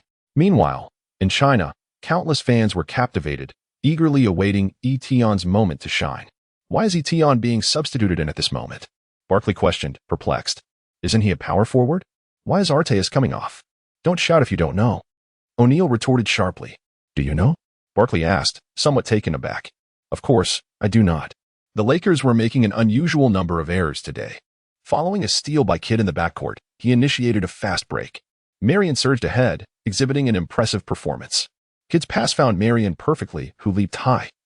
Poised to score. So easy, Marion thought, brimming with confidence and seemingly unstoppable. 2 points seemed imminent. However, to his astonishment, the ball abruptly halted midair. As a shadow rushed by, a large hand forcefully pinning the basketball against the backboard. Wow, a spectacular block. Marion turned to see the newcomer. The Chinese lad who had just entered the game. Etienne. Shocked, Marion realized that just moments ago, he had been alone during the fast break. In an instant, this Chinese player had caught up and denied his layup. Oh well. A resounding block from the rookie, Etienne. In the studio, Smith exclaimed with excitement. That was a magnificent defensive play. He comes onto the court and delivers a thunderous rejection. He is incredible. Fans back home in China instantly rallied in support of Etienne, and the Staples Center erupted in fervor. In the span of a single possession, Etienne showcased his elite athletic prowess to the world. After Etienne passed the ball to Kobe, he immediately sprinted towards the front court. Well done, E. Kobe expressed his full approval of Etienne's defensive attitude. Holding the ball at the top of the arc, Kobe orchestrated the offense while Carter approached to apply pressure. Noticing that Kobe did not signal for a one-on-one play, Etienne ran from the weak side to set a screen for him. Utilizing the screen, Kobe shook off Carter's grip and made a direct drive into the paint. Etienne remained stationary at the top of the arc, failing to reposition himself. Goodness. Can Etienne even play basketball? Barkley remarked. After setting a screen, one must move. As Kidd observed Kobe penetrating the key, he promptly rushed to provide assistance, resulting in Kobe being double-teamed. This time, he refrained from forcing a shot and passed the ball to Etienne at the arc. With Marion not coming over to defend, Etienne found himself unguarded. Look, there is absolutely no one to defend him. The Mavericks have clearly analyzed this. He doesn't shoot threes. Barkley elaborated. After receiving the pass, Etienne feigned a shot, prompting Marion to rush forward. He suddenly realized that Haywood had gone to defend Kobe, leaving Gasol unguarded beneath the basket. Etienne swiftly propelled the ball with both hands, and it soared as if guided by an unseen force, landing perfectly in Pau Gasol's grasp. Without a moment's hesitation, Gasol emphatically dunked the ball into the hoop. The Lakers finally broke their scoring drought. Hey, Charles, what do you think of that shot? Shaquille O'Neal inquired. What can one say? It still wasn't a three-pointer, Charles Barkley retorted. No positioning, no three-point shooting. What good is mere jumping? Charles. Do you really have such a bone to pick with this young Chinese player? Smith remarked. That pass was quite exquisite. What of it? My grandmother could make that pass. Barkley dismissed. Wow, he has made another assist. Nice. First, he sent a block, and then an assist. He has revealed his prowess. Witnessing this scene, the domestic audience erupted with excitement. In just a brief possession, Etion delivered an electrifying performance. Brandon, don't leave anyone open, Kid expressed his dissatisfaction. Stay on Gasol. Sean will cover. But that means no one will guard that Asian player, Haywood pointed out. No worries, that Asian player can't shoot threes, Kid clarified. He didn't even attempt a shot when he had such a wide-open look. That was a beautiful pass. Gasol acknowledged with a thumbs up in gratitude. Kid brought the ball past half-court, and the Lakers players quickly retreated into defense, leading both teams into a structured battle. Nowitzki positioned himself in the key, and Kid decisively passed the ball. Backing into Odom, Nowitzki began his post-up, but Odom was unable to withstand the pressure and was pushed back repeatedly. Sensing the situation, Gasol quickly stepped up to switch defenses, while Odom retreated to provide weak side support. With no opportunity in sight, Nowitzki passed the ball to Marion in the corner. As Etion observed Marion receive the ball, he immediately extended his long arm to impede him. In Etion's perception, although Marion's shooting form was peculiar, his accuracy remained commendably high. The crux of the matter lay in Marion's limited ability to drive with the ball, if Etion maintained his position. Marion had scant options available. Indeed, Marion promptly returned the ball to Kid, and the shot clock was perilously close to expiring at 24 seconds. Kid was compelled to hastily take a shot, resulting in a clang as the ball ricocheted off the rim. After Fisher advanced past half-court, he passed the ball to Kobe, who signaled for space. Sensing the opportunity, Etion darted to the corner. Kobe drove past Carter, who attempted to obstruct his path. With a sudden stop, Carter was left off balance, allowing Kobe to create a clear shot. He executed a jump shot, and the basketball swished through the net with precision. Kid dribbled into the front court, signaling his teammates to remain composed. Upon reaching the arc's pinnacle, Marion moved to set a screen for Kid. After evading Fisher, Kid noticed Nowitzki positioned under the basket, prompting him to decisively pass the ball. Oh no, Kid exclaimed as he perceived a shadow darting towards him. Etion, who, while Marion screened for Kid, chose to assist Nowitzki in the paint. As Nowitzki awaited the ball, he suddenly saw a long arm extending from the side, snatching the ball away. Damn it, Kid lamented in frustration. Etion executed a remarkable steal with his keen anticipation. Upon receiving the ball, he swiftly passed it to Kobe, positioned at a 45-degree angle beyond the three-point line. Kobe, seizing the opportunity, initiated a fast break, with Marion fervently pursuing from behind. As he dribbled, Kobe attentively surveyed his surroundings and noticed that he was trailing closely behind.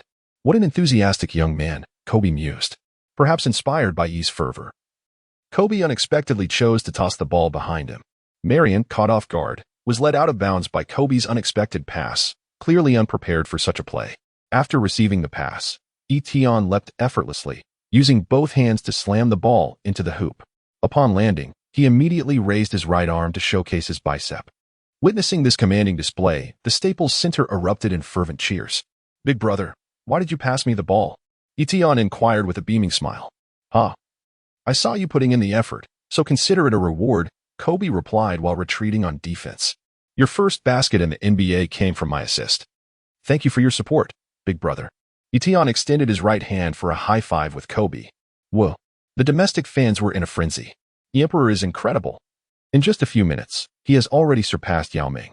In merely 3 minutes on the court, Etion had filled every statistical category. Etion, the man even Kobe passes to. Charles jested. Does your grandmother know about this? Shaquille quipped. It's nothing extraordinary. I've stated that Etion indeed possesses remarkable athletic prowess. Yet he remains merely a second-tier player, Barkley remarked.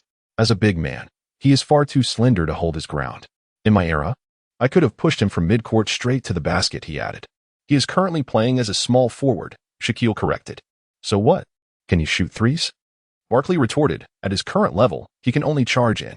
The Mavericks aimed to break the deadlock through Nowitzki, and this tactical execution was somewhat successful. Nowitzki successfully drew Gasol out of the 3-second zone and attempted a standing on one-leg shot, but unfortunately, it did not go in. The Lakers inbound the ball, swiftly advancing into the Mavericks half. After passing the ball to Gasol, Kobe slipped to the opposite side of the 3-second area. Gasol decisively returned the ball to Kobe.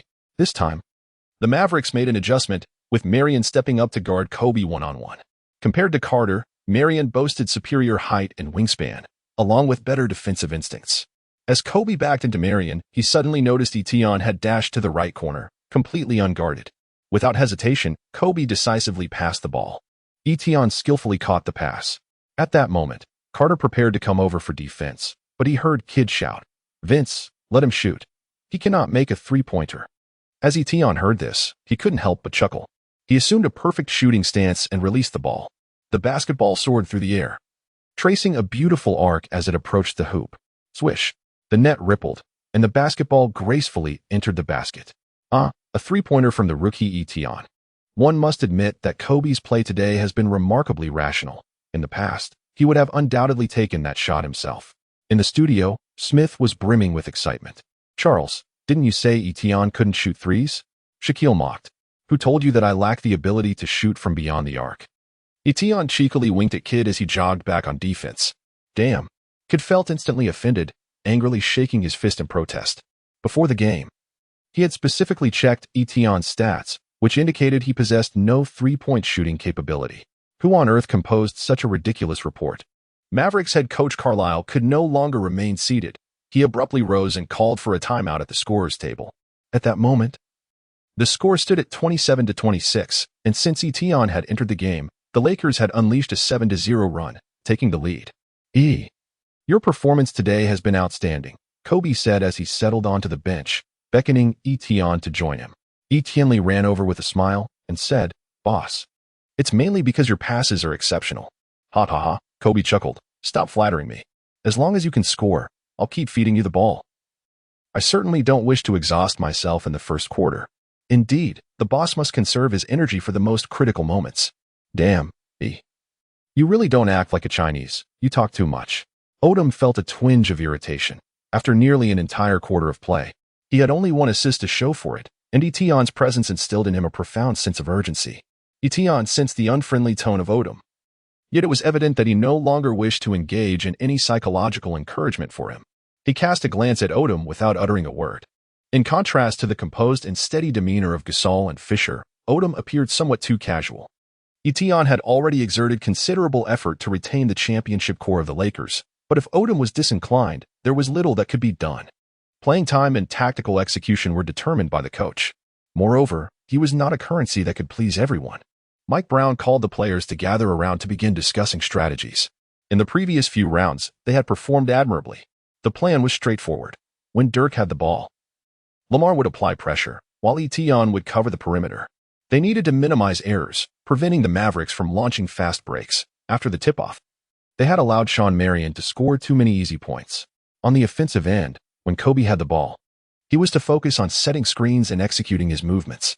Particularly in the corners, there needed to be a receiving point at the arc to alleviate pressure from Kobe. He was free to decide whether to attack or pass, allowing him to conserve energy. Etion had performed commendably moments ago. He was encouraged to continue his efforts. As the timeout drew to a close, the game resumed. The Mavericks substituted Jason Terry for Haywood to bolster their offensive might. The Lakers made no personnel changes. Kidd brought the ball up court and began orchestrating the offense. He passed to Carter, who used Nowitzki's screen to shake off Kobe's defense and drove into the paint. At that moment, Gasol had been waiting under the basket for some time, and Odom had also closed in to apply pressure. Seeing no opportunity, Carter returned the ball to Kidd. With the basketball back in Kidd's hands, Fisher immediately clamped down on him. Unable to find a shooting opportunity, Kidd signaled for his teammates to come to his aid. At this juncture, Terry slipped in from the baseline, and Kidd successfully passed the ball to him. Upon receiving the pass, Terry rose to attempt a three-point shot. Etion swiftly reinforced his defense, and the vast disparity in height made Terry feel as though he were confronted by an impenetrable wall, rendering him unable to make a move. However, time was running out. In a moment of urgency, Terry had no choice but to forcefully take action against Etion. With a resounding slap, the basketball struck Etion's hand, causing it to veer off course and land in Kobe's possession. An opportunity for a fast break for the Lakers. Without a moment's hesitation, Etion accelerated towards the Mavericks half-court. The Mavericks players were swiftly retreating on defense. However, Etion's speed was unparalleled, leaving only the Matrix Marion capable of keeping pace with him. Observing Etion's positioning, Kobe was struck by a bold idea. With a graceful extension of his long arm, he forcefully launched the ball with his right hand. The basketball soared through the air, tracing a beautiful arc as it gracefully traversed the court, heading directly toward the Mavericks basket. As Etion turned around, he caught sight of the basketball soaring towards him. In an instant, he deftly sidestepped Marion's defense, and the ball landed perfectly in his grasp. As Etion leaped into the air, he swung his right arm in a sweeping motion, forcefully dunking the basketball into the hoop. The resounding thud of the ball hitting the ground reverberated throughout the Staples Center, igniting a fervor among the crowd. This magnificent alley-oop was orchestrated by their star player Kobe and the promising rookie Etion. The technique reminiscent of a quarterback's pass in football was executed with remarkable grace. However, such a maneuver demands exceptional skill from the passer. An impeccable court vision and solid passing fundamentals are indispensable, making this play a formidable contender for the top highlight of the day, especially since it was Kobe who delivered the pass. In public perception, Kobe, much like Jordan, is celebrated as a premier scorer, a lethal weapon for resolving challenges on the court. Yet, as elite players, they also possess extraordinary court vision and exceptional passing abilities, which often remain overshadowed by their explosive scoring prowess. Meanwhile, in the studio, Shaquille O'Neal was left speechless with astonishment. "Shaq, what do you think of that play by Kobe?" Smith chuckled. "Your mouth could fit 2 eggs in it." "Wow, I am truly amazed," O'Neal exclaimed. "That play was incredibly difficult, especially since it was Kobe who passed it. He never threw such a pass to me back in the day." "Ha ha ha, Shaq, don't be envious. Although your speed isn't slow, it's not quite at that level either. If it were passed to you, you wouldn't have been able to catch it, and Kobe would have added another turnover." Smith teased. "Indeed, Etion is truly remarkable," O'Neal praised. "Hey, why is our Charles so quiet?" O'Neal clearly had no intention of letting Barkley off the hook. "Are you pondering how to kiss a donkey's rear?" "Ha ha." After Etion completed a powerful dunk, he performed a traditional Chinese fist-clasping gesture towards Kobe as a sign of reverence. Kobe, in turn, smiled and reciprocated with the same gesture. Etion continuously demonstrates his remarkable synergy with Kobe, a strategic maneuver that undoubtedly enhances his tactical standing within the team. Having been reborn, Etion has developed a deeper understanding of interpersonal dynamics. Naturally, when it comes to Kobe, such gestures do not come across as contrived. Kobe's esteemed historical significance is undeniable, and he boasts a plethora of disciples within the league. The visiting Mavericks have utterly lost the luster of their recent championship glory, fully subdued by the Lakers on the court. In a critical moment, it was once again Dirk Nowitzki who rose to the occasion, despite Pau Gasol's relentless defense. Nowitzki executed his signature Golden Rooster stands on one leg, nailing a challenging mid-range jumper. This play epitomizes what it means to be a superstar, someone who can step up and deliver when the team is struggling to find its rhythm. As the Lakers took their turn, Derek Fisher advanced the ball past half-court and passed it to Kobe.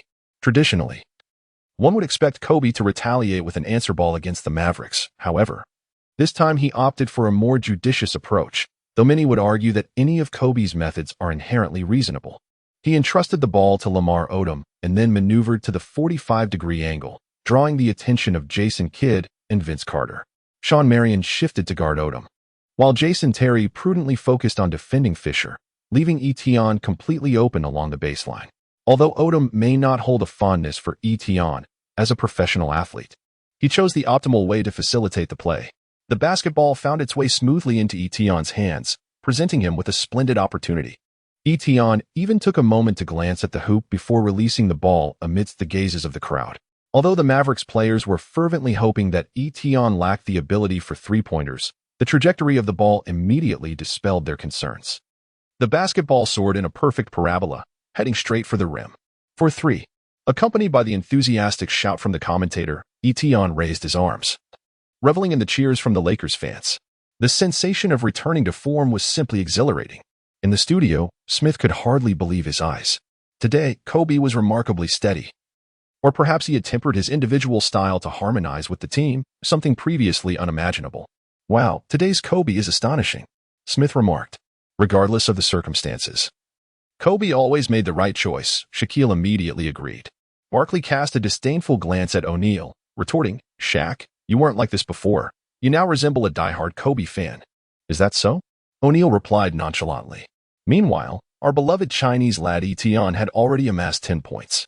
O'Neal reminded, the first quarter isn't over yet, Charles. You might want to prepare for a rough ride. Barkley's expression immediately soured. Damn it, it felt as though the entire Lakers team was conspiring against him. With everyone passing the ball to that pesky Chinese kid, what bad luck. Barkley mused.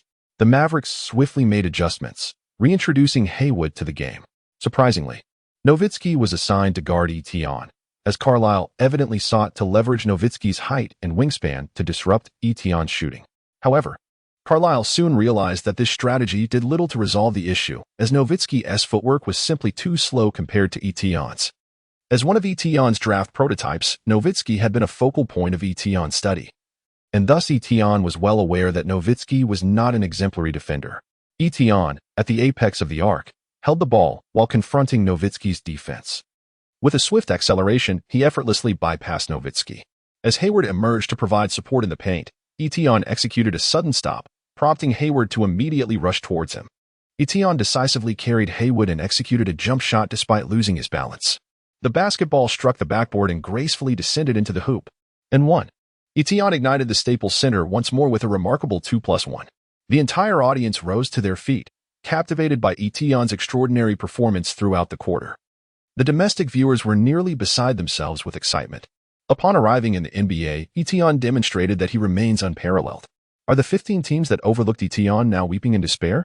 My prowess is unmatched. Your Etienne creates miracles. Notably, commentator Yu Jiao opined that Etienne made Kobe's choices appear all the more reasonable, a sentiment that was vehemently opposed by Coach Zhang, who asserted that Kobe's gameplay is inherently justified.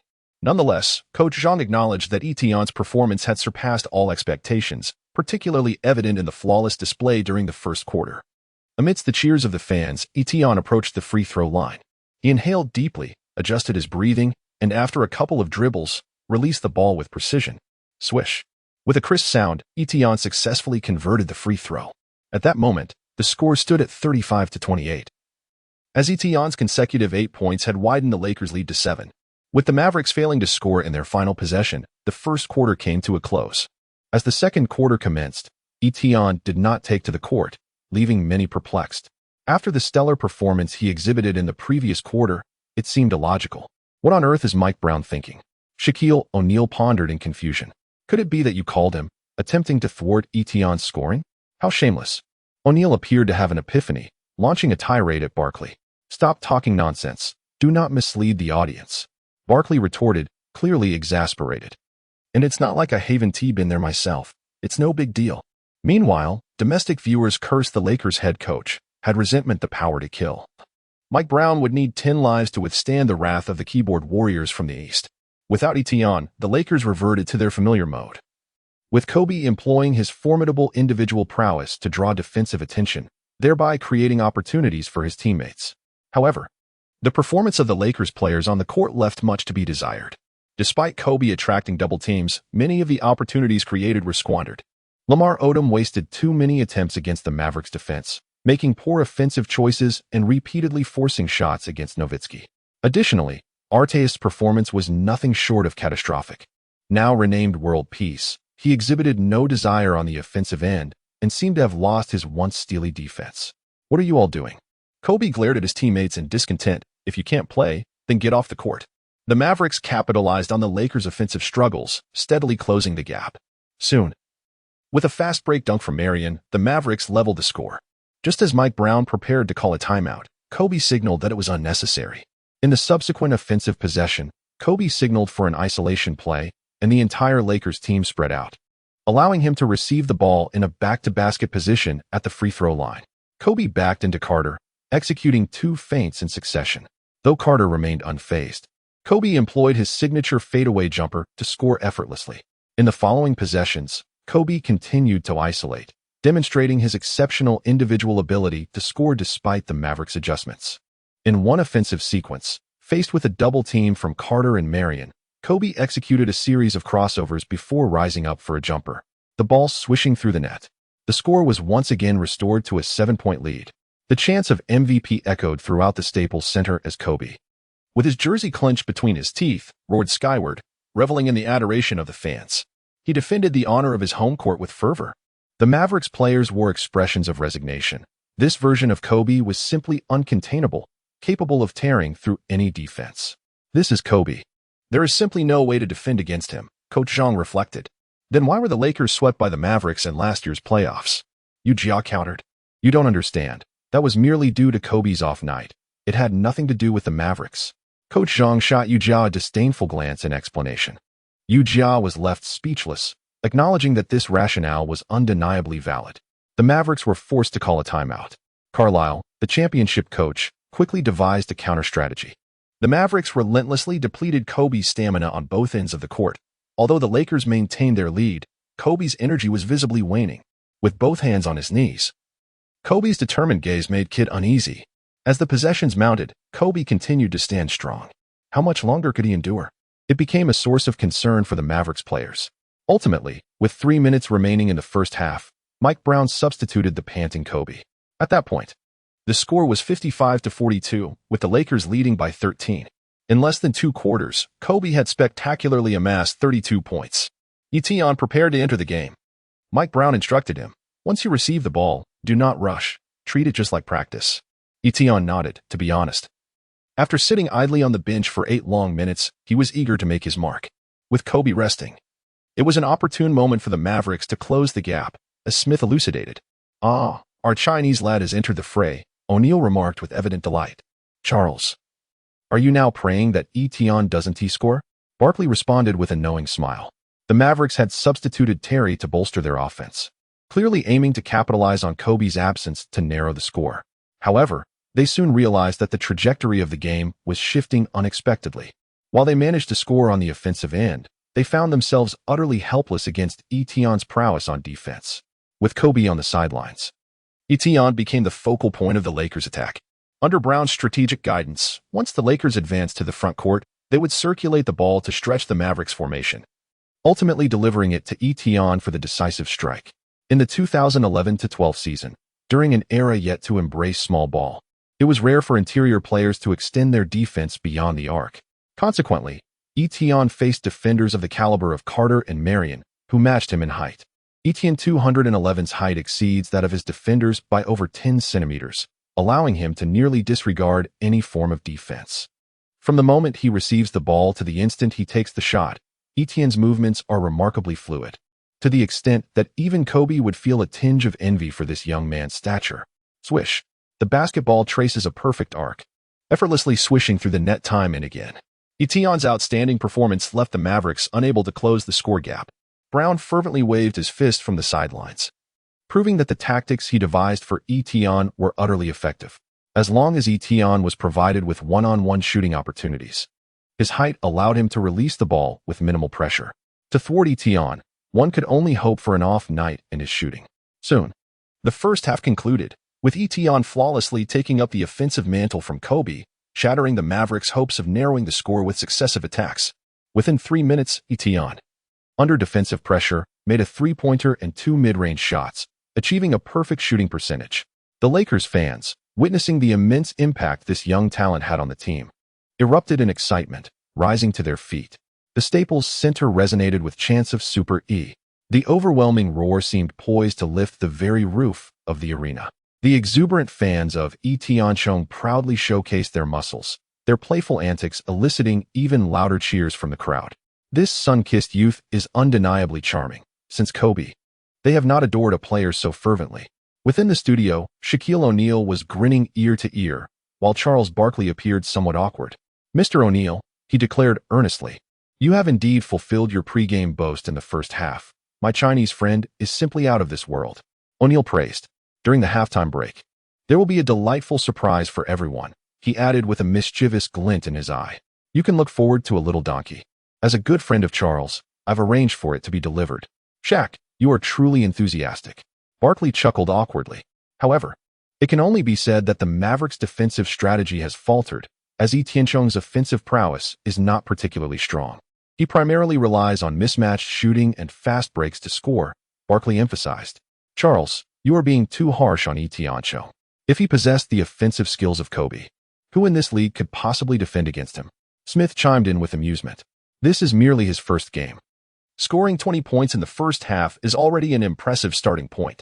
Etienne's remarkable performance of 20 points in the first half has garnered considerable acclaim, particularly given that he emerged from the bench with limited playing time.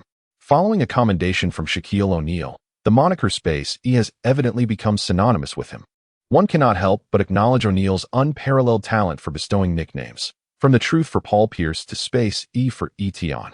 In the second half, Mike Brown removed the underperforming Lamar Odom and Ron Artest, allowing Kobe and Etienne to take the court together.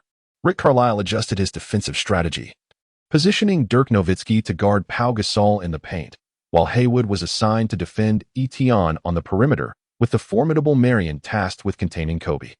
At the outset, Kobe did not force the issue. The double-digit lead afforded him the luxury of choice, as the Kobe moment had yet to arrive. Kobe passed the ball to Etienne, eager to observe how far this young talent could go. Confronted by Haywood, Etienne regarded him with indifference, viewing him merely as a blue-collar player. The only consideration for Etienne was how best to score. Haywood, with his height, wingspan, and decent mobility, was indeed the most suited maverick to defend against Etienne. However, Haywood's most significant flaw lies in his impulsiveness, often leading to unnecessary actions. Etienne skillfully held the ball, feigning a shot. Haywood, evidently guided by the wisdom of a mentor, refrained from leaping impulsively and merely extended his arm to disrupt the play. Etienne's feint proved ineffective as he pulled the ball back in front of him. Just as Haywood was poised to make a challenge, he unexpectedly found himself directly in Etienne's path. Etienne swiftly lunged towards Haywood, colliding with his arm while simultaneously leaping to execute a shooting motion. Beep. The referee's whistle pierced the air, awarding 3 free throws. Haywood, quick to protest, insisted to the referee that Etienne had initiated the contact, yet the official paid him no heed. Don't waste your breath, Etienne chuckled. This is what they call the legendary Grand Loop. Just look at your naive demeanor. Haywood glared at the taunting Etienne, seething, don't get too cocky, rookie. Next time, I want you to fall for it again. Little did Haywood know, his nightmare was only just beginning. In the subsequent offensive sequence, Etienne once more faced Haywood. Come on, rookie. Show me your Grand Loop again. Haywood jeered. In response to Etienne's ever-changing shooting style, Haywood maintained a vertical stance, determined not to provide Etienne with an opportunity for a foul. Just as he believed Etienne would retreat in the face of adversity, Etienne made his move, sidestepping to break through Haywood's defense from the right. Meanwhile, Etienne's left hand was not idle. He clung to Haywood and surged forward, causing the bewildered Haywood to be yanked down to the ground alongside him. Beep. The referee's whistle sounded once more. At this point, Haywood could no longer contain himself. He incessantly explained his case to the referee, who remained utterly indifferent to his pleas, yet Haywood persisted in his outcry. Suddenly, the referee blew the whistle again, and Haywood was awarded a technical foul in a moment of ignominy. Etienne slyly winked at Haywood, who felt as though he might explode with frustration. That damn Chinese lad was utterly cunning. Etienne did not allow Haywood's suffering to linger for long. He quickly employed a similar tactic, sending Haywood back to the bench with yet another Grand Loop. Almost every offensive possession by Etienne resulted in a foul against Haywood. Kobe was astonished by the referee's leniency towards E. Hey, how come the refs are giving you so many calls? Is this part of Mr. Stern's plan? Not at all, Etienne assured while patting his chest. Though I am well acquainted with Mr. Stern, I certainly did not exploit any backdoor favors. This is all due to my extensive study of the league's regulations. There's an old Chinese saying, rules are meant to be broken, we must adeptly navigate them. Boss, you should know, I've been delving into these rules since 3 a.m. recently. You are the most diligent person I have ever seen, Kobe remarked earnestly. I only occasionally rise at 4 a.m. for training. I can't believe you're up at 3. Oh, don't flatter me. I only do it occasionally as well. Etienne quickly clarified, not wishing for Kobe to train himself into exhaustion. Due to Etienne's exceptional performance, the Mavericks were compelled to devote more resources to defending against him. This allowed Kobe numerous opportunities for one-on-one plays. As the offensive virtuoso of the NBA after Jordan, Kobe was certainly not one to squander such effortless scoring chances. Even Marion, the Mavericks' finest defender, found himself helpless against Kobe. During one offensive sequence, Marion had successfully pushed Kobe to the corner, with Carter joining in to disrupt Kobe's passing lane. In a situation where he couldn't pass the ball, Kobe forcefully spun around and, using his less favored left hand, executed a challenging three-pointer. Under the watchful eyes of the audience, the basketball found its mark, igniting a fervor throughout the arena as MVP echoed resoundingly. It was an unbelievable shot. The Mavericks players wore expressions of despair, especially Marion, who felt utterly dejected. He had done everything within his power yet still could not stop Kobe. A profound sense of helplessness enveloped Marion. The feeling was utterly dismal, and his sole wish was for this disheartening game to conclude swiftly. Cuban, the Mavericks owner watching from home, could no longer contain himself. He rose angrily and kicked over a nearby trash can, exclaiming, "Damn it, who was going to stop him?" The miraculous basket secured Kobe the title of best play of the day. Yu Jiao was astounded by the shot. Coach Zhang nodded appreciatively, smiling. Such a shot could only be made by Kobe. This is the essence of Kobe. He seemed transformed, as if he had returned to the era of back-to-back championships. The shadow of last year's sweep by the Mavericks completely dissipated. The Lakers had undergone minimal changes during the offseason, with the sole new addition being the selection of our compatriot, Etienne. Etienne's performance in this game could only be described as flawless. He significantly alleviated the pressure on Kobe. Although we had high hopes for E prior to the game, who could have anticipated that he would deliver such a star-level performance in his debut? Yu Jiao was exhilarated. Kobe is simply extraordinary. He has remained at his peak, and no one can contain him, Coach Zhang added. Indeed, Yu Jiao responded, as the game had entirely fallen into the Lakers' rhythm. Although Carlisle was reluctant to concede, the Mavericks players were already losing their composure. Following a defensive lapse, Marion angrily slammed the ball towards the sidelines. Referee Foster, with a discerning eye, promptly issued a technical foul against him. Marion was indignant about the call, incessantly arguing with Foster. The head referee was not inclined to tolerate Marion's petulance, retorting, "You're not Kobe. Stop your incessant whining." Beep. Foster blew the whistle again, emphatically pointing towards the stands. He ejected him from the game. Marion, clearly displeased, muttered curses as he walked towards the sidelines, leaving the court without a backward glance through the player tunnel. Marion's behavior was merely a microcosm of the entire Mavericks team. Despite Nowitzki's relentless shooting to keep the team afloat, the point differential continued to widen. By the end of the third quarter, the Lakers led 87-62, with a margin exceeding 20 points. On the Lakers side, Kobe had amassed an astonishing 46 points in just 3 quarters. Etienne delivered an outstanding performance, accumulating an impressive 27 points, 4 assists, 5 rebounds, 2 steals, and 3 blocks. The Mavericks struggled collectively, with only Nowitzki managing to score 28 points. The fourth quarter quickly descended into garbage time, as the Mavericks, trailing significantly, opted to field their bench players. Mike Brown, recognizing the situation, also withdrew his starters.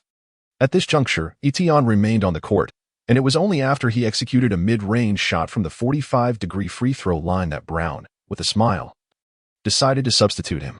At that moment, Etienne's points soared to 31. Mike Brown's approach can certainly be deemed quite humane. As Etienne took to the court, the entire arena erupted in fervent applause, and he graciously acknowledged the fans with a wave. His outstanding performance has undoubtedly made him a beloved figure among the spectators. At Kobe's behest, Etienne took a seat beside him. Following a discussion between Mike Brown and Kobe, they unanimously agreed that Etienne should be included in the starting lineup. The team's transition between offense and defense had been sluggish, creating a pressing need for a dynamic player like Etienne to inject vigor into their play. Furthermore, Kobe's formidable ability to draw defenders also creates space for his teammates. And Etienne stands out as the most reliable shooter on the Lakers roster. Playing alongside Kobe, he is afforded a greater number of open shot opportunities. Additionally, Kobe informed Etienne that Coach Brown has begun devising isolation plays specifically for him, hoping to alleviate some of the pressure he faces. Etienne naturally raised his hands in agreement. Being a starter is undoubtedly a commendable achievement, and having the coach devise tactics for him significantly enhances his standing within the team. Soon, the match concluded with the Lakers triumphing over the Mavericks with a score of 109-92, securing a victorious start. After the game, while Etienne was enjoying a refreshing shower, he suddenly heard Mike Brown calling for him, summoning him to the post-game press conference. In the NBA, typically only the star players or those who have excelled in the match attend these conferences, and Etienne's performance this evening certainly warranted such recognition. Before the Lakers took the stage, the Mavericks were the first to be interviewed. Despite the considerable loss, Dirk Nowitzki graciously responded to the reporters' inquiries. "Dirk, how do you assess Kobe's performance tonight?" "Kobe, well, we couldn't stop him.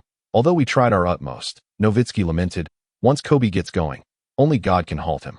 And what do you think about the performance of the Lakers rookie, Etienne, tonight? Besides Kobe's outstanding display, the media regarded Etienne as a pivotal factor in the Lakers' victory. Nowitzki, clearly anticipating this question, smiled and remarked, I truly envy the Lakers. Etienne is undoubtedly a rookie with immense potential. He performed exceptionally well tonight, showcasing remarkable athleticism and impressive shooting, and his enthusiasm injected vitality into the Lakers. Jason Kidd, who stood nearby, found it hard to endure this praise, feeling that the team had underestimated their opponent. Etienne possesses great athleticism, but we were careless in this match. We allowed him too many easy shooting opportunities.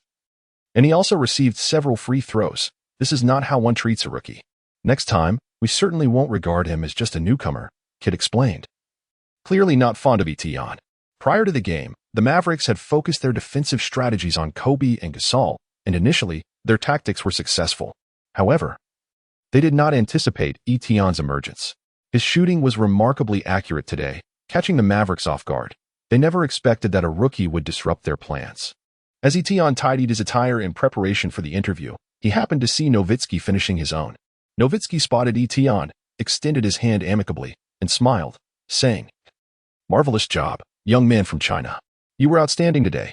Etienne was somewhat taken aback, promptly grasping Nowitzki's hand and exclaiming, How delightful it is to gain your approval. I fear I shall be too exhilarated to sleep. Humph, do not be so pleased with yourself, came a cold snort from the side. It was Kidd, whose mood today was less than cheerful. Nowitzki, observing Kidd's swift departure, elaborated, Jason is truly a good person. He merely possesses a touch of competitiveness. Etienne was eager to initiate a conversation. Kobe, who was already seated at the interview table, called out, Come over here, we've been waiting for you. Etienne Chong smiled at Nowitzki and said, I can comprehend. You know, when it comes to competitiveness, who can rival Kobe? Nowitzki nodded in agreement and replied, You should go now, don't keep Kobe waiting. After Etienne took his seat, the media eagerly began their interviews. The first question came from a female reporter of the Los Angeles Daily, who posed a rather ordinary query. Kobe, in this game, you scored 46 points in just 3 quarters. Are you satisfied with your performance? Kobe pondered for a moment before responding with a smile. For a player ranked 7th in the league, I performed quite well tonight. His answer clearly surprised the reporters, who realized that Kobe still embodied the vengeful spirit of the Black Mamba. Prior to the season, when ESPN ranked Kobe 7th on their player list, many in the media anticipated a rebuttal from him. However, Kobe seemed indifferent. Even when the matter was raised, he merely chuckled. Just as everyone thought the issue was fading away, Kobe responded through his actions, leading the Lakers to a decisive victory over the defending champion Mavericks in 3 quarters. He proclaimed, Is this what you refer to as ranked 7th? The reporters were delighted. Kobe's response provided excellent material. Kobe, last season you were swept by the Mavericks in the playoffs and missed out on a three-peat. How did you adjust during the offseason? What changes did the team make? Kobe pressed his lips together and replied, There were no significant adjustments. I simply continued my regular training. Every year, I utilized the off-season to improve myself. If there is anything noteworthy, I did undergo a minor arthroscopic procedure on my knee, and now my legs feel powerful, as if I am back at 27. As for the team, we maintained our original framework. Over the past 4 years, we have been the winningest team in the league. Our roster remains competitive, and of course, we have infused some fresh talent. Kobe smiled at Etienne, remarking, He performed exceptionally well today, and the fans cheered for him, second only to me. The media found Kobe's humor delightful. Kobe, are you satisfied with Etienne's performance tonight? What, 30 points in his debut? I didn't score a single point in my first game. Kobe replied, observing the eager reporters. I think you should ask Etienne. I have said all I need to. With that, he moved the microphone away from himself. Realizing that Kobe would not say more, the reporters turned their attention to Etienne. Etienne, you played brilliantly today. When the team was in distress, your entry changed the course of the game. What do you have to say? Etienne humbly responded. I simply made the shots I was supposed to make and capitalized on some fast breaks. Thanks to Kobe attracting defensive attention, I found myself open quite often. We noticed you made several three-pointers today, despite the scout report stating you lacked a three-point shot. What have you done to enhance your shooting? Etienne glanced at the nearby Kobe and remarked, I have indeed been diligently practicing my three-point shots. However, concerning reports and such, there is no need to place too much emphasis on them. After all, Kobe was ranked 7th in the league by the media, which I find far more absurd than the notion that I lack a three-point shot. Ha ha ha. Kobe chuckled heartily at Etion's words, clearly entertained by the man's candidness. Etion, you are set to play as a substitute in this match. With Bynum's return, does that imply a reduction in your playing time? A reporter posed a particularly challenging question. As Etion pondered how to respond, Kobe suddenly interjected, "There's no need for concern with Ye's outstanding performance. Coach Brown would surely not want to overlook him. Etion, we have observed that you spent the entirety of this match outside the 3-second zone. As an interior player, have you considered that such a style of play might be detrimental to the team? Will you make any adjustments?" The reporter from the Los Angeles Sports Journal persisted, and Etion recalled that this media outlet was not particularly kind to Chinese players. "What I have done or should do is all dictated by the coach. As a player, my sole responsibility is to execute the strategies laid out by the coach and to make the necessary shots." Etion retorted, "As for why I haven't entered the 3-second zone, do you believe our paint is insufficient with Gasol and Bynum? However, you are a towering figure at 211 centimeters. Do you not think you are wasting your height in this manner?" The reporter, with a bushy beard, was evidently dissatisfied with Etion's response and stood up in agitation. "I believe your height of 2 meters is also wasted sitting on the bench. You ought to be playing in the NBA," Etion remarked casually. The reporter was left speechless. Ha. Everyone present was amused. The Lakers decisively triumphed over the Mavericks, marking a victorious start to the season, with Kobe scoring over 40 points in 3 quarters, while the rookie Etion made a remarkable debut, racking up 30 points and filling every statistical column. Since Yao Ming joined the Rockets, the NBA's commercialization in China has been exceedingly successful. However, with Yao's retirement, there has been a noticeable gap in Chinese players within the league. Consequently, the league is eager to identify a new Chinese player to serve as a benchmark to replace Yao Ming. Etion's current performance aligns perfectly with the league's needs, especially as he plays for a high-profile team like the Lakers. Thus, following the league's fervent support, a deluge of post-game news flooded the media. Kobe scored over 40 points in 3 quarters, leading the Lakers to a resounding victory over the Mavericks. Black Mamba, ranked 7th, dominating the top 3's Nowitzki. Lakers rookie Etion scored a staggering 30 points in his debut, closely trailing the basketball emperor, Zhang Deshuai. The new darling of Staples, Spacey, has burst onto the scene. If foreign news outlets might exhibit some restraint, the domestic Chinese media have been nothing short of madly enthusiastic. The arrival of Edie has shattered countless records, establishing him as the one true deity of Staples Center. Astonishingly, Edie is the man for whom Kobe willingly played a supporting role. The new king of Staples, Edie, who cast a shadow over the Black Mamba. News of his extraordinary feats spread rapidly, and Edie's popularity soared to unprecedented heights. Previously, only domestic basketball enthusiasts were familiar with Edie, but now his name resonates across the vast expanse of the nation. Etion is hailed as the man who surpasses Yao Ming, the beacon of hope for Chinese basketball. Furthermore, insiders have revealed that Kobe holds Etion in the highest regard, contemplating the prospect of him succeeding as his successor. Etion has truly risen to fame through a single battle, and in a fleeting moment, countless devoted old fans have emerged. Many of Etion's admirers have spontaneously formed fan clubs to rally support for him. Meanwhile, back in China, the head coach of the national basketball team, Bob Dunwald, has been closely monitoring Etion's progress. To his astonishment, he discovered that Etion's 3-point shooting has become remarkably accurate. Furthermore, judging by the match's circumstances, Etion's shooting speed has significantly improved, which had previously been his greatest shortcoming. Now, Dunwald is brimming with confidence. As long as Etion maintains this form, the Chinese team is undoubtedly something to anticipate in next year's Olympics. Although his playing time was limited, Etion felt utterly fatigued. The intensity of NBA games far surpasses that of the CBA, and his body is still acclimating to the demands. In this match, Etion exerted himself vigorously on both ends of the court to secure more playing time. He truly gave it his all. Upon returning to his apartment, Etion collapsed in exhaustion. Reflecting on the game, he realized he had performed admirably, nearly sinking every open shot. Now, he has even been elevated to the starting lineup, establishing his footing within the team, a far smoother start compared to his previous experience.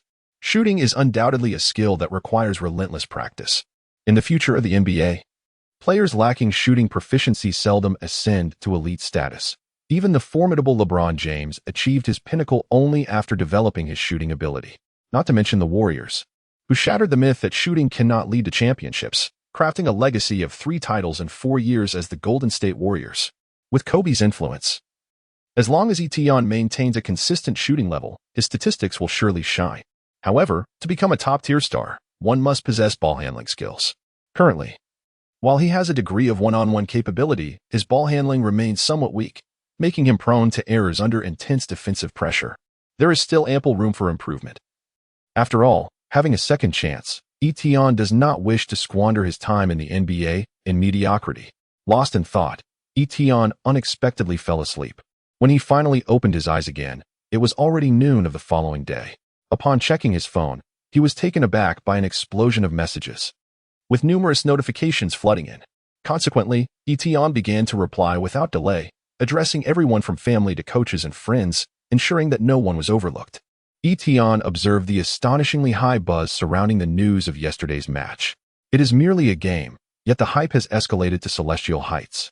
One might mistakenly believe that he has ascended to the pinnacle of the league, with even Kobe kneeling to sing his praises. Emperor E. Spacey. Etion gazed at the nickname bestowed upon him by the fans, a smile gracing his lips. It was indeed imposing and pleasant to the ear. Etion discovered an influx of messages on his foreign social media account, predominantly filled with compliments directed towards him. To his surprise, numerous attractive women expressed a desire to befriend him. It was an exhilarating sensation, and had he not been a time traveler with prior worldly experience, he might have found it difficult to restrain himself. Suddenly, Etion came across a comment from someone named Khloe Kardashian. "Wow, your performance is simply unbelievable. Let us be friends." Instantly, an image of a voluptuous woman materialized in his mind. Upon checking her profile, he confirmed her authenticity. She was indeed a member of the legendary NBA defensive powerhouse known as the Kardashian family. Etion couldn't help but break into a cold sweat.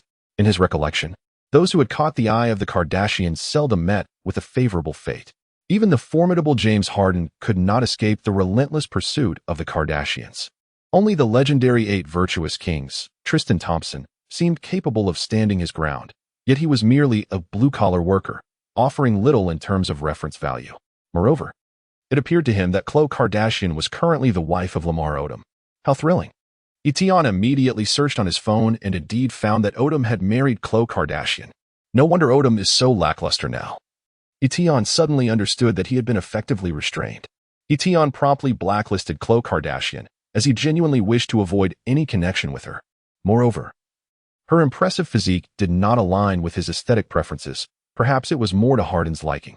If it were little sister Jenner, he might have been more amenable to the idea. After all, representing the nation is not without its merits. At that moment, a message on WeChat captured Etion's attention. It was from Sui Han. The message read, "I watched your match. You were remarkable. Keep it up." Etion found himself somewhat bewildered. The pace of events was rather swift. He recalled that, at that time, the individual in question had scarcely acknowledged his existence. It had taken considerable effort for him to win the favor of the goddess. That was a matter of 4 years hence, by which time he had already departed from the NBA. However, the relationship that ensued between the two was not as blissful as one might have envisioned. Following a period of sweet romance, they frequently quarreled over trivial matters. The crux of the issue lay in Etion's tendency to overlook Sui Han's feelings due to his rigorous training regimen. Whenever Sui Han felt troubled, Etion was often absent. During the match between China and Poland, a dispute had arisen between them, leading Sui Han to forego attending Etion's game, which was particularly disheartening as it was hosted on Chinese soil. This left Etion seething with frustration, and even now, the recollection ignited his ire. Should he have the chance to start anew, he was resolute in his desire not to let such trifles affect his mood. Having traversed the vicissitudes of life, Etion found himself no longer yearning for the sweet nectar of love as he once did. Instead of spending time to placate a girl, he pondered whether it would not be better to engage in more productive pursuits, be it earning money or indulging in games. There is a saying, after all, women merely influence the speed at which I draw my sword. Just as Etion was lost in these musings, a phone call jolted him back to reality. The screen displayed the bold letters boss. It was Kobe. Etion promptly answered the phone. "What are you doing?" "I just woke up." Etion replied. "Huh? I thought you were busy memorizing the referee's penalty regulations," Kobe teased. "Aren't you the one who often starts working hard at 3 a.m.? Etienne felt somewhat speechless. It was merely a boast. What is he thinking? Come over for dinner, Kobe said. Upon hearing that Kobe had invited him to dinner, Etienne joyfully leaped up, exclaiming, Boss, I will be there in no time. As Etienne donned his attire, he inquired, By the way, boss, you don't mind if I join you for dinner, do you? Kobe chuckled, Of course, Vanessa will accompany us, along with my 2 daughters. What? Etienne's jaw nearly dropped in astonishment. Boss, what am I supposed to do there? You can just come over. After dinner, accompany me to the gym, Kobe clarified. Goodness, what a surprise, Etienne exclaimed, unable to contain his excitement. Kobe truly was a relentless training enthusiast. A single day without practice seemed unbearable to him. Mike Brown had granted the team a day off, with the next gathering scheduled for tomorrow. What did you say? Kobe asked, bewildered. I meant to say that I need to tidy up a bit, Etienne explained. With your wife around, I cannot be too hasty. Ha ha ha. Kobe laughed heartily. Kid, it's utterly unnecessary. No one cares about your attire. Etienne was left speechless. Kobe's candor was truly striking. Did he not consider my modest feelings? Besides, I represent the honor of Chinese basketball. After all, I simply cannot be too careless. After some meticulous preparation, Etienne donned the most expensive coat from his wardrobe and strode out with great enthusiasm. Etienne casually hailed a taxi, and upon lowering the window, the driver beamed with delight at the sight of him. It was evident that, given Etienne's stature, he was easily recognizable. Hey, you played brilliantly in the last game. I'm now a fan of yours, the driver greeted enthusiastically. Really? I'm honored, Etienne replied with a smile. Where to? To the Holiday Inn, Gate 3. The Holiday Inn, now that's a splendid place in Los Angeles. Kobe is quite a frequent visitor there. You certainly know your stuff. I've just arrived in Los Angeles and am not very familiar with it, Etienne admitted, expressing his admiration. Of course, I, Bob, have been in Los Angeles for over 20 years. There is hardly a place I'm unaware of. As Etienne arrived at the hotel entrance, he placed a call to Kobe, who was soon greeted by a staff member that escorted him inside. Before long, Etienne laid eyes on Kobe, who was casually dressed in athletic attire. Upon spotting Etienne, Kobe immediately beckoned him over. Your attire is rather formal. I almost mistook you for someone attending an award ceremony, Kobe remarked with a chuckle. Etienne shyly scratched his head. The entire Bryant family had gathered. The 2 children were engrossed in their phones while Vanessa beamed at him with a radiant smile. It must be said that Kobe and Vanessa undeniably represented a strikingly handsome couple within the African-American community, even by Etienne's standards of aesthetics. They formed a pair of exceptionally attractive individuals. Etienne greeted Vanessa with a smile, saying, Hello, sister-in-law. I am truly grateful for the care that the boss has extended to me. He often speaks of you. Upon meeting you today, I can see that you indeed possess a remarkable presence. Ha ha ha, are you so skilled at flattery? Kobe frequently mentions me. Vanessa chuckled at Etienne's playful banter. Of course he does. Boss, did you not say that I'm quite entertaining, and that sister-in-law would surely appreciate me? Etienne winked at Kobe. Kobe instantly grasped the underlying implication and replied with a smile. Your memory is truly impressive. Don't just stand there, take a seat and chat, Vanessa urged. You 2 towering figures are blocking out all the light. Come over and greet your uncle. Kobe called out to his daughters nearby. Hello, uncle. The 2 little girls finally set aside their phones and sweetly chimed in. Ha ha ha. Hello to you both, Etienne said, looking at the adorable girls. He regretted not bringing a gift, as it would have instantly elevated the atmosphere. At that moment, the clever remarks Etienne had accumulated during his previous life on the internet proved invaluable, as he had Kobe's family in fits of laughter. No wonder Kobe adores you. You are truly delightful, Vanessa said, covering her heart with her hand and laughing. I am nearly falling for you. Sister-in-law, that won't do. Etienne quickly waved his hands. I cannot become Chow Chow. Chow Chow? Who is that? To foreigners, Chow Chow is indeed an unfamiliar name. Well, Etienne pondered for a moment before explaining. Chow Chow is a prominent figure in Chinese history, and I have yet to reach his level. Is that so? Chinese culture is indeed profound. I must take the time to learn more about who Chow Chow was. Kobe expressed his curiosity. Etienne felt a pang of regret for mentioning Chow Chow, wishing he had refrained. He could only hope that Google would not delve deeply into Chow Chow's interests. The meal was exceedingly pleasant, with Etienne's open and carefree personality being quite charming. He narrated amusing anecdotes with vivid detail, captivating the 2 children, who quickly formed a bond with him. Consequently, When Kobe departed with Etion, both little girls appeared somewhat reluctant to part ways. Do you have a girlfriend? Vanessa asked with a smile. If not, I could introduce you. I am certain no woman would be able to resist you. Sister-in-law, that's unnecessary. Women only hinder my speed in drawing my sword. Etion blurted out. Etion gazed at the bewildered couple, the Cobes, and swiftly elucidated. What I mean is that my sole focus at present is to assist the boss in securing the championship. I simply lack the time for other pursuits. I see. Vanessa nodded in understanding. Is it true that all Chinese people are so well-versed? Some of your words initially eluded my comprehension, but once you clarified, they indeed hold profound wisdom. Ha ha ha, Etion laughed, of course. We hail from an ancient civilization, rich with proverbs and maxims that encapsulate great truths. Boss, are you truly headed to the gym? Etion remarked with exasperation as the arena drew nearer. I just finished a meal. Engaging in vigorous exercise would be detrimental to my health. Of course I'm going to the gym. When have I ever jested about training with you? Kobe replied. Bringing the car to a halt, his expression one of determination as he led the somewhat anxious Etion to the training facility. Rest assured. This time I won't challenge you to a one-on-one, Kobe assured Etion. Let us engage in some lower intensity shooting. Let us compare three-point shots. Just no one-on-one. And I shall breathe easier. Etion sighed, genuinely apprehensive about the prospect of a one-on-one match, fearing it might lead to an embarrassing outcome. Kobe outlined the shooting format, which Etion found familiar, reminiscent of the three-point assessment he had undergone previously.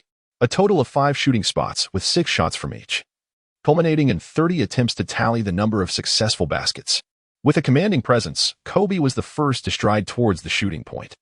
He raised his hand to signal and commenced shooting. Kobe typically began from the right corner, gliding along the three-point arc.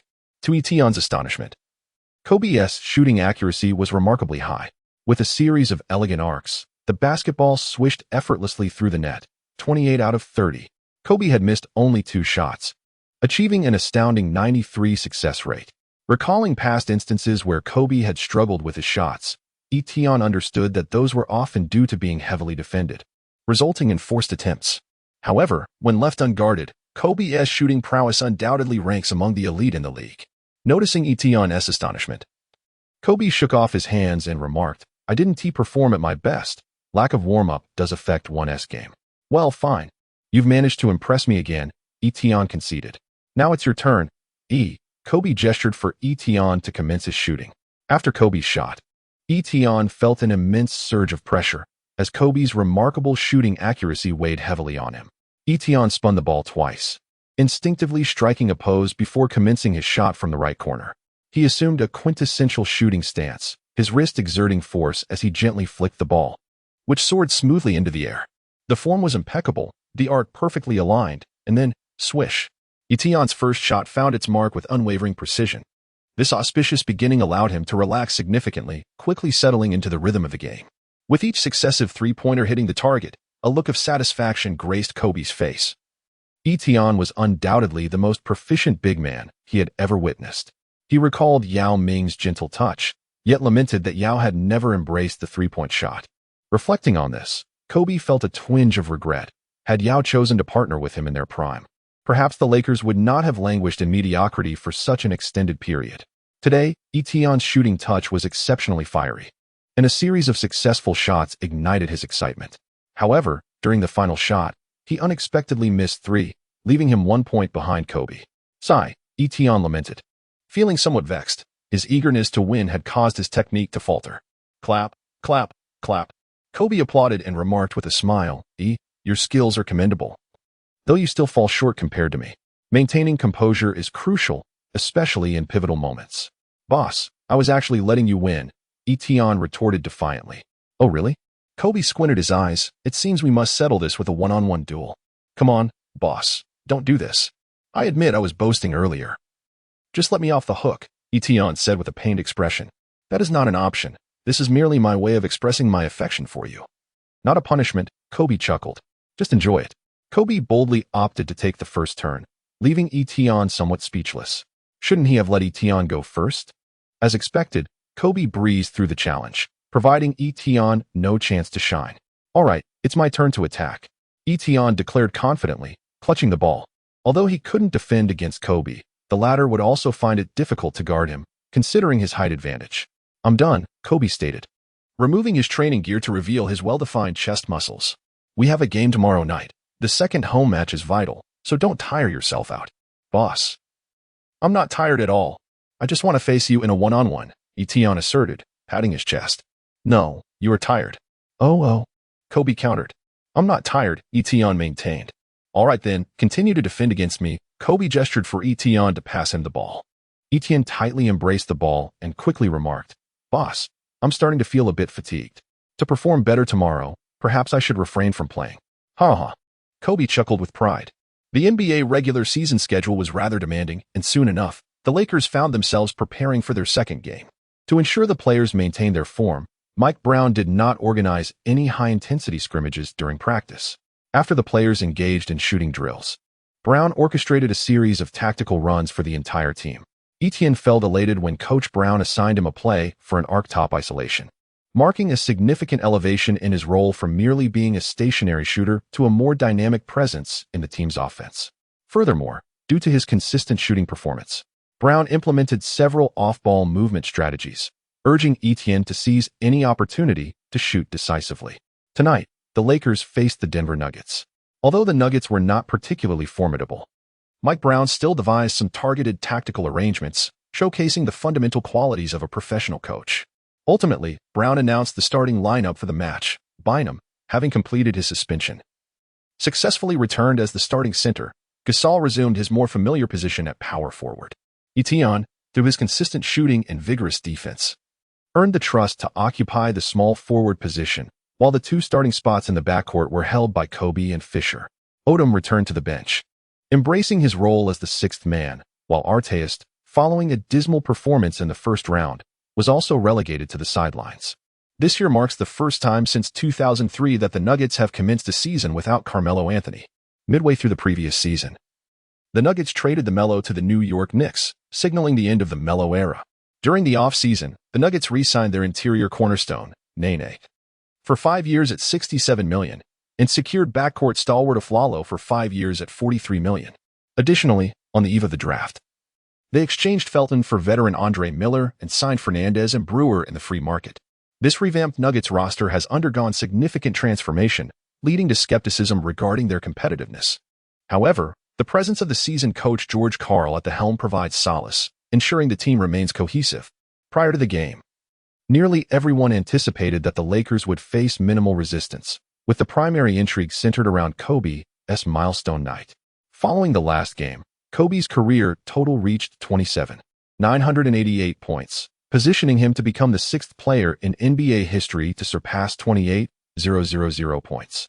The previous 5 players were Sky Hook Jabbar, Mailman Malone, his Ernest Jordan, the Big Dipper Chamberlain, and Kobe's former teammate, Shaq O'Neal. Historically, Jabbar achieved this feat at the age of 34 years and 363 days, while Kobe stands at 33 years and 131 days today. This implies that by scoring just 12 points, Kobe could become the youngest player in NBA history to reach the 28,000 point milestone at 33 years and 131 days. Given Kobe's current form, this seems all but assured. Consequently, Staples Center began preparations to celebrate this monumental occasion immediately after the last game, with the arena adorned in festive decor and commemorative jerseys bearing 28,000 distributed to every attendee. Etienne and his teammates commenced their warm-up 2 hours in advance. Following a session of shooting practice, Etienne took a refreshing shower and then settled onto a chair in the locker room to fine-tune his focus. The opposing team lacked formidable strength, presenting an excellent opportunity for him to recalibrate and enhance his performance statistics. Within the locker room, most individuals were immersed in their music through headphones, while others, like Odom, savored rainbow candies and hummed a cheerful tune. Compared to others, Etienne was relatively quiet. Initially, he intended to scroll through Douyin, but as short videos had yet to gain popularity, he could only peruse some news. After fiddling with his phone for a while, Etienne found it utterly mundane. Suddenly, he pondered the future success of short video platforms, realizing that no one was venturing into this realm yet, which sparked the idea of investing to potentially reap considerable profits. Kobe, observing Etienne's dazed expression, inquired, "Why are you lost in thought? Are you feeling anxious?" Etienne came to his senses and smiled, saying, "How could I be nervous? That's good. Kobe nodded in agreement, but you certainly look a bit lost. Etienne thought to himself. I am merely contemplating how to amass great wealth. The thought echoed in his mind. Boss, today marks your milestone. Do not hold back. Kobe, observing Etienne's jovial demeanor, remarked, do not worry about me. Records are merely numbers to me, and I do not pursue them with fervor. Thus, this game holds no distinction for me. Indeed. This is the essence of natural progression, Etienne mused. Natural progression makes perfect sense. Kobe chuckled. Yes, it is precisely that. The Staples Center buzzed with excitement this evening. As the heart of Hollywood, Los Angeles is no stranger to celebrity presence, and the Lakers' home games have always been star-studded. On this special occasion, an array of stars graced the event. Among them was the legendary actor and director, Jack Nicholson, for whom the Staples Center felt like home. He had a reserved seat and seldom missed a Lakers game. Another notable figure was the diehard fan, Jimmy Golds, who spent $500,000 annually to watch the Lakers play. Remarkably, he was always accompanied by young models, and tonight was no exception, as two blonde beauties flanked him, inciting envy among onlookers. Speaking of stars, one cannot overlook the presence of enchanting women. This evening, seated courtside was the alluring Jessica Alba, a devoted supporter of the purple and gold, Scarlett Johansson. Known for her playful remarks about wishes to bathe in the water of the greats, also made an appearance. Particularly, Taylor Swift, a staunch admirer of Kobe, occupied the front row, wearing a jersey emblazoned with his name, exuberantly dancing with delight. As the camera panned across the venue, both celebrities and ordinary fans greeted the lens with enthusiasm. The atmosphere at Staples was steadily reaching a crescendo with each star's arrival. Soon, the lights dimmed, and the large screen in the center of the arena began to play a loop of promotional clips featuring Lakers players. Among them were highlights of Kobe's assists leading to Etienne's fast breaks and thunderous dunks, igniting a surge of excitement within Etienne as he watched from the tunnel. Finally, the loudspeakers blared to life, and the spotlight focused on the player entrance, signaling the moment of revelation. Let us welcome the Lakers' number 11, the burgeoning star from China, Etienne. The deep voice of the announcer resonated throughout the arena, causing Etienne's mind to whirl and his body to ignite with fervor. Taking a deep breath, he was the first to sprint out from the player tunnel. Etienne sprinted out of the tunnel and into the center of the court, where the thunderous cheers of the crowd reverberated with even greater intensity. Subsequently, as the announcer passionately introduced them, Bainum, Gasol, and Fisher entered one after another. The audience's applause reached a crescendo as the star of the day made his grand entrance.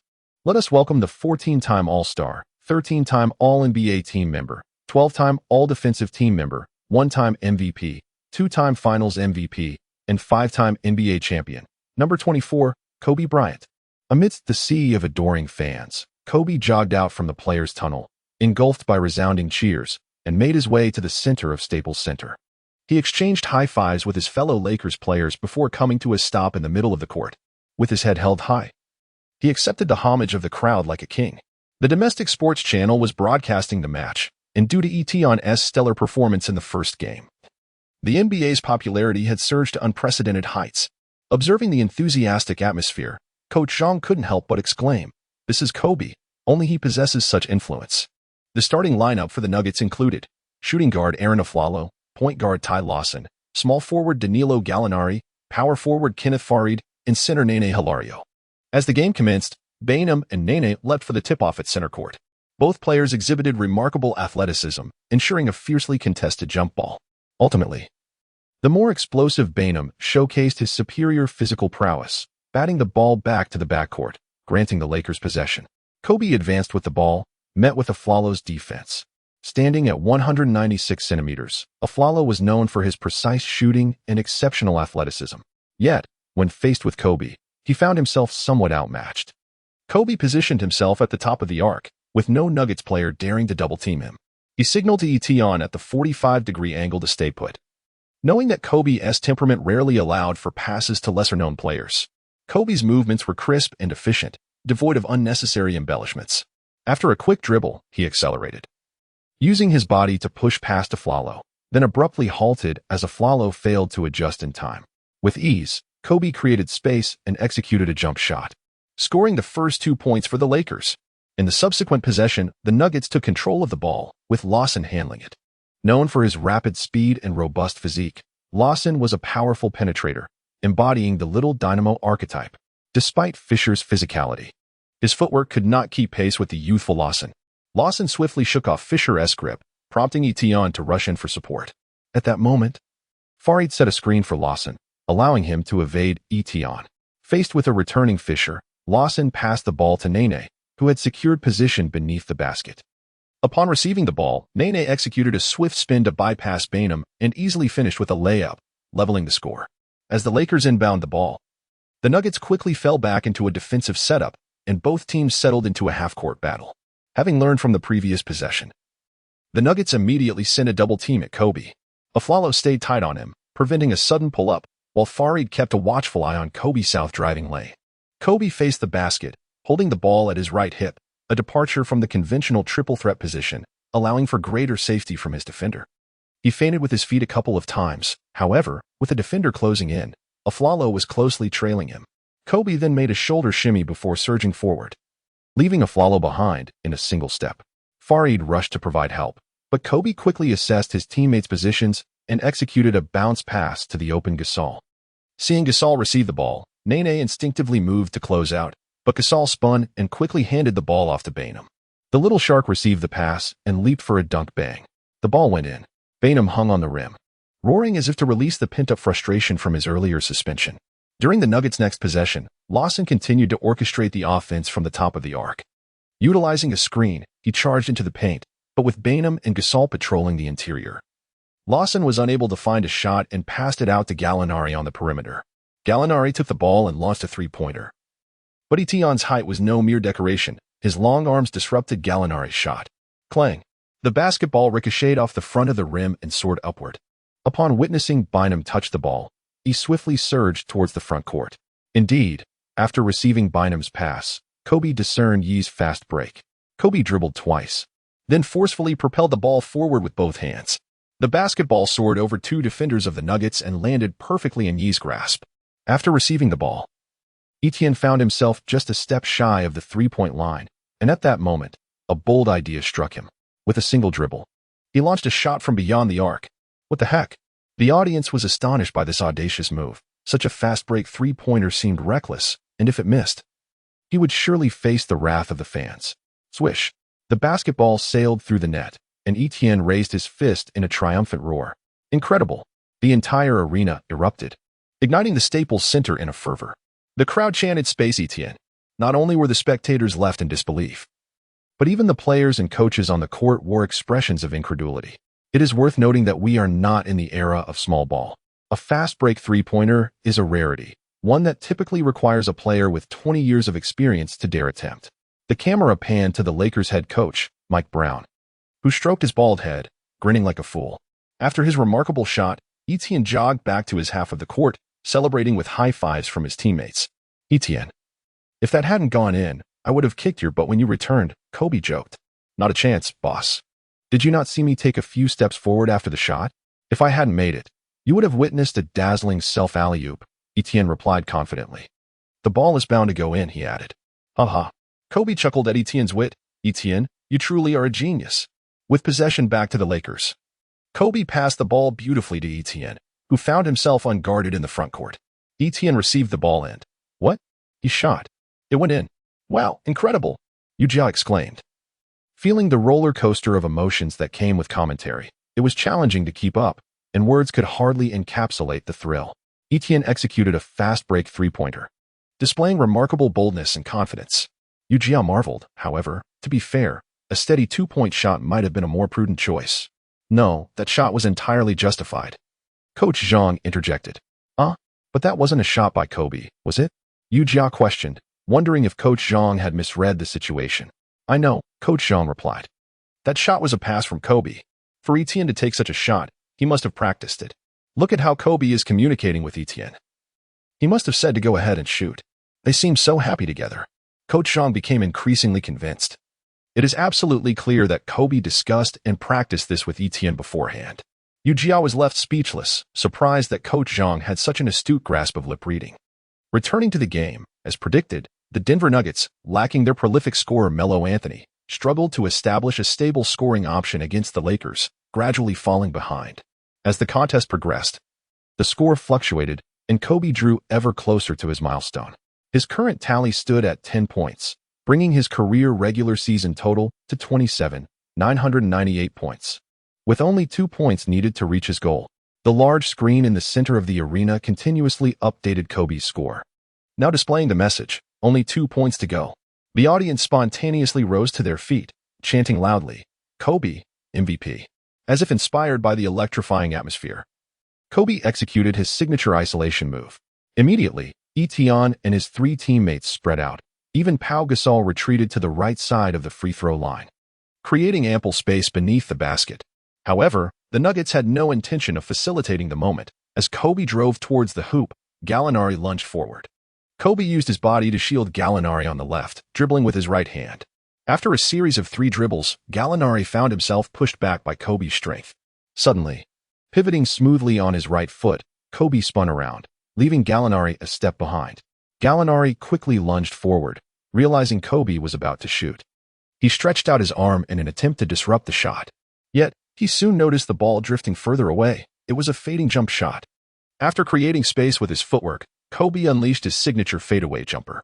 The ball left his fingertips, tracing a graceful arc before hitting the left side of the backboard and skillfully dropping into the net. The scoreboard illuminated with the number 28,000 Kobe Bryant. The 6th NBA star in history to achieve this milestone, also became the youngest player to reach 28,000 points. Staples Center erupted in celebration. The Nuggets, displaying sportsmanship, called a timeout to allow Kobe to relish this glorious moment. Gazing at the bold red numeral on the screen and listening to the thunderous cheers of Staples, Kobe reflected on countless times he had envisioned such a scene, each time filled with exhilaration. Yet, when the moment finally arrived, he discovered an unexpected tranquility within. Closing his eyes, he absorbed the atmosphere. His journey had been fraught with challenges. His spirit had grown immensely resilient. He had faced skepticism and slander. Though he had captured championship rings early on, others dismissed him as merely a sidekick to Shaquille O'Neal. Following the Lakers' devastating defeat to the underdog Pistons, he bore the brunt of the blame. When Shaquille departed for Miami, whispers of his narrow-mindedness driving Shaq away and ruining the Lakers dynasty echoed around him. Especially when Shaq led the Heat to their first championship, critics declared, "Look, Shaq has another ring while Kobe's Lakers struggle for a playoff berth." Undeterred, he trained relentlessly, honing his offensive prowess to its zenith, achieving consecutive games of 30 and 40 points, even scoring 81 in a single outing, contributing everything he could to the Lakers. During the franchise's darkest years, he shouldered the weight alone, quietly refining his skills to become an offensive weapon, while consistently ranking among the league's defensive elite. Yet, detractors merely claimed he was copying Michael Jordan, the man dubbed his airness. He offered no explanations, knowing that words would not suffice. Only actions could quell the doubts. Eventually, he claimed his first regular season MVP trophy, solidifying his status as the league's premier star. When he hoisted his 4th championship trophy with the Lakers, he embraced his Finals MVP award with the glee of a child, thinking, "Shaq, I too have a Finals MVP, this is my team." The following year, he led the Lakers to a comeback victory against their old rivals, the Celtics, securing back-to-back championships and lifting his 2nd Finals MVP trophy. This time, his demeanor was notably composed. During a media interview, he held the championship trophy, facing the camera with a smile, stating, "Shaq, I now have 5 championship rings.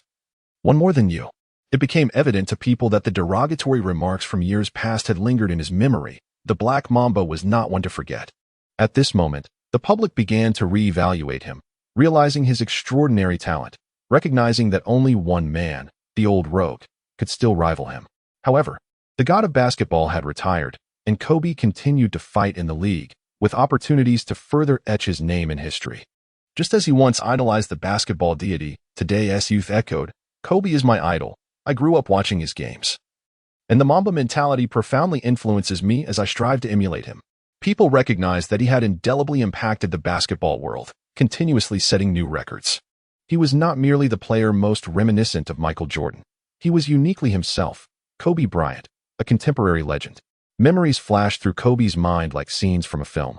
He opened his eyes, raising both hands in salute to the audience. Amidst the roaring applause, he accepted the microphone from the host. "Thank you all for your unwavering support of the Lakers. You have accompanied me on this journey." 28,000 points is indeed a monumental milestone. Emotion surged within him, prompting a brief pause. The applause intensified. Wow, I was quite calm until now, but you all have stirred my emotions, Kobe chuckled, amusing the crowd. I have always maintained my passion for basketball, which has given me so much. I am grateful to my wife, Vanessa. Her support and understanding have bestowed upon me the strength to persevere, he said, gazing at Vanessa, who was wiping away tears. All right, the timeout is nearly over. Kobe's expression turned resolute as he declared, finally, let me say this. This year's championship belongs to the Los Angeles Lakers. The honor is for Staples. His bold proclamation reverberated throughout the arena, and after a moment of silence, Staples erupted once more, the audience's fervor akin to an explosive volcano, creating an illusion of the ground shaking. Kobe MVP. Lakers champions. Echoed through the heavens. In faraway China, the renowned Kobe fan, known as Weiping Bryant, struggled to contain his excitement, his heart swelling with emotion and his eyes glistening. Guiding Zhang took a deep breath, gazing upward to steady himself. Finally, he regained his composure and explained, this scene is truly enchanting. It's exhilarating, and I believe everyone can understand. Yu Jia observed the fervent Zhang and interjected, indeed. It is evident that Kobe has had a monumental impact on an entire generation of fans. It is only natural for us to feel this excitement. Zhang admired Yu Jia, affirming, this is Kobe. Yu Jia replied. The Lakers continued to dominate the court against the Nuggets. Sensing the precarious situation, George Karl decisively called a timeout. Upon returning to the game, the Nuggets steadied their approach. Lawson orchestrated the offense, and this time, the Nuggets executed a coordinated play.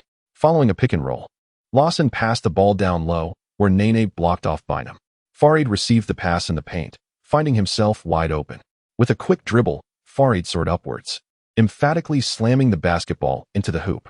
On the next possession, Kobe received the ball on the weak side, backing down his defender. After a series of dribbles, he successfully attracted a double team. Kobe immediately passed the ball to Gasol, who received it back after Farid rotated to cover. Kobe, holding the ball, feigned a shot as Gallinari rushed to defend. Unbeknownst to them, Kobe executed a deceptive bounce pass to Etienne in the right corner. Due to the switch, Etienne found himself matched against the 6 feet, 4 inches of Afflalo. In such a height mismatch, Afflalo could only weakly contest the shot. After receiving the pass, Etienne took a deep breath, bent his knees, and launched the ball. As the basketball left his fingertips, it traced a graceful arc and swooped straight into the net. For 3. The commentator exclaimed with elongated enthusiasm. Another three-pointer. The Lakers' shooting percentage from beyond the arc was remarkably high today. Before halftime, the team had made 7 out of 13 attempts, with Etienne scoring 4 out of 7. This was a significant factor in the Lakers' increasing lead. Even with both teams displaying similar offensive efficiency, 3 points always surpasses 2. The cost-effectiveness of 3-pointers exceeds that of 2-pointers, a principle later embraced by the Moneyball theory. This theory advocates for players to favor higher percentage shots near the basket and the more cost-effective 3-pointers, while classical mid-range shots are deemed inefficient. As the first half approached its conclusion, the score stood at 54-35, with the Lakers leading by 19 points. The favorable situation allowed Mike Brown to confidently substitute his starters for some much-needed rest. Only Bynum remained on the court from the starting lineup, as Brown wished for him to continue finding his rhythm after limited opportunities in the first half. George Karl, on the other hand, merely replaced Nene with Mozgov, maintaining the Nuggets' core lineup in an effort to close the gap. The dynamics of the game shifted rapidly. With the Lakers starters off the court, the Nuggets seized the initiative. The previously unremarkable Afflalo seemed to have unlocked new potential, showcasing an array of skills: driving, jump shooting, and passing. The Lakers were caught off guard as Afflalo scored 8 consecutive points, roaring in triumph, while Kobe, who had been defending him, found himself questioning his own capabilities. Kobe frowned at the unfolding situation, noting that Artest was still out of sorts. Ever since changing his name, he seemed to have lost his competitive edge. Not only did he lack desire on the offensive end, but his once proud tenacious defense had become ineffective as well. Bynum's performance was particularly perplexing after Nene exited. He failed to exploit his advantage in the paint and instead drifted to the perimeter for flashy plays. Most egregiously, he attempted a 3-pointer despite never having practiced such shots, launching a ridiculous deep attempt. In contrast, Odom managed to maintain some semblance of normalcy, controlling the pace of the game, though he no longer embodied the prowess of the left-handed magician he once was. Fortunately, the time left in the first half was limited. and the Lakers ultimately led 58-46 as they headed into halftime. On this special occasion, the Staples Center was enveloped in a vibrant atmosphere. As a close friend of Kobe, Taylor Swift took center stage to perform, igniting the crowd's excitement and transforming the arena into a joyous sea of celebration. Yet Etion's mood was far from pleasant. He had never anticipated such a significant decline in the performance of his teammates. In his recollection, it was only after Arteas changed his name that his form plummeted, while Odom and Bynum were expected to be in commendable shape. Could it be that his presence had altered the dynamics? However, that was not within his purview. It was the coach's responsibility to adjust player performance, and the management's duty to reconstruct the team. What he could do was to excel in his own game and enhance his competitiveness. Mike Brown was on the sideline strategizing. Overall, the team's performance in the first half had been satisfactory. Yet, he was profoundly dissatisfied with the contributions of the bench players, particularly Bynum, who had not played in the previous game and was afforded limited opportunities in this one. He had intended to keep him on the court to attack the paint aggressively. However, the young man had inexplicably decided to stray outside, showcasing a penchant for flamboyance and even attempting three-point shots. Did he think he was Etion? Could he rise at 3 a.m. and perform? Mike Brown, wielding the tactical board, vociferously admonished Bynum, emphasizing the necessity for him to drive towards the basket and enhance his aggressiveness. Bynum felt somewhat disgruntled by the chastisement, after all.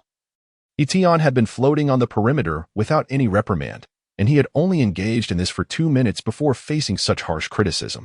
Nevertheless, as he contemplated offering an explanation, he caught sight of Kobe's fierce gaze and swallowed his words. He nodded and replied, "Understood, coach. I will comply."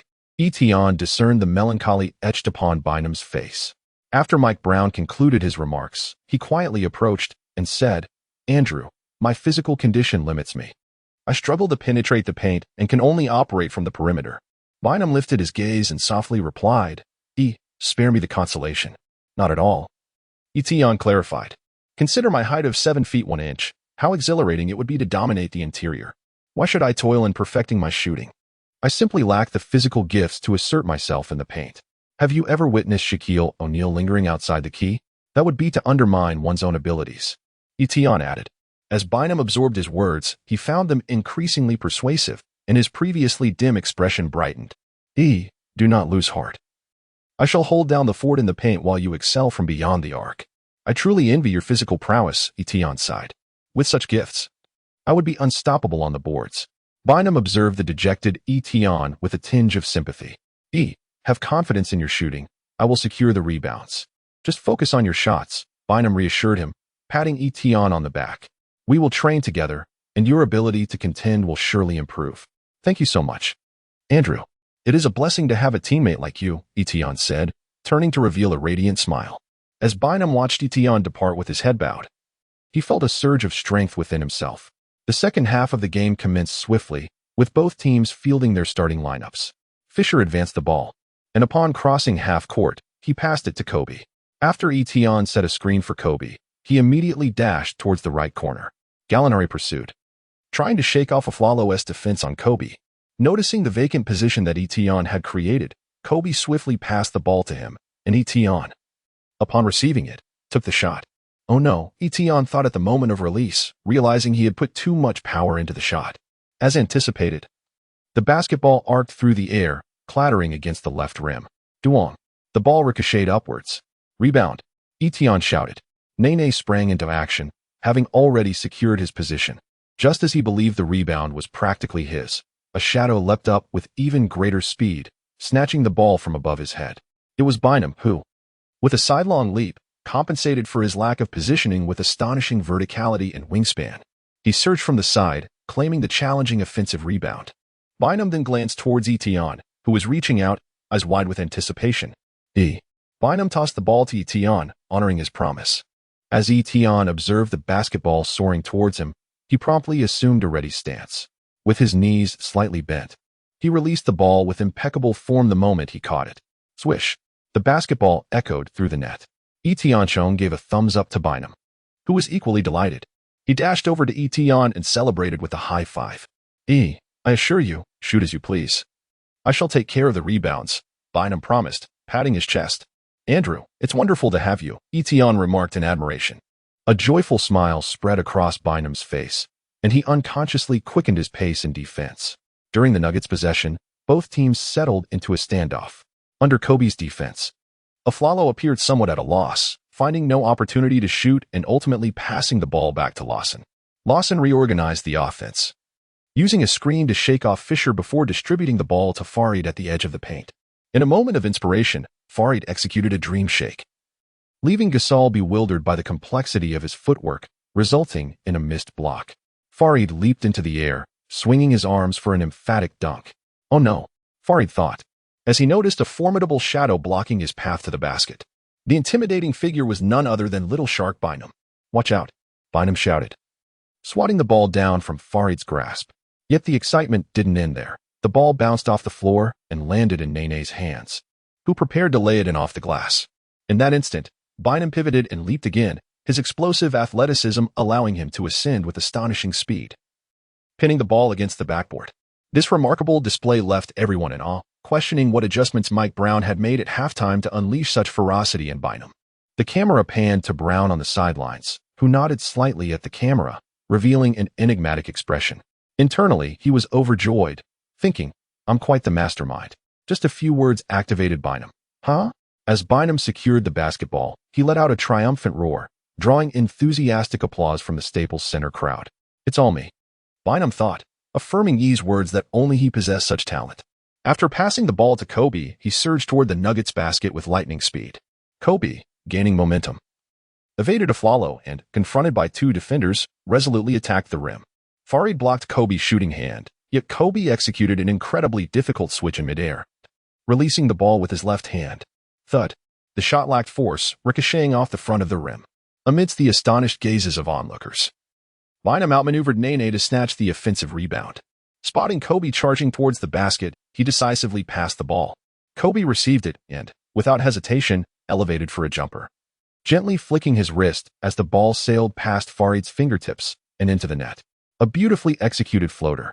"Andrew, well done," Kobe exclaimed upon landing, immediately celebrating with a high five with Bynum. Bynum felt a surge of pride, relishing the moment, knowing that even Kobe recognized his prowess. "Etion's insights resonate profoundly with me. I possess this innate talent. Instead of engaging in extraneous endeavors, wouldn't it be far more gratifying to soar directly from within? Thanks to Etion's enlightening words, I have realized how delightful it is to accumulate rebounds." Etienne witnessed Bynum fully entering the zone. Filled with joy, he exclaimed to Bynum, "Andrew, you are simply magnificent. This season, the title of rebounding king belongs to you alone." Bynum, with a hint of humility, replied, "It is thanks to you. Otherwise, I wouldn't have uncovered such a rare talent within myself. I feel I might also contend for the title of shot-blocking champion." "Andrew, you are being overly modest.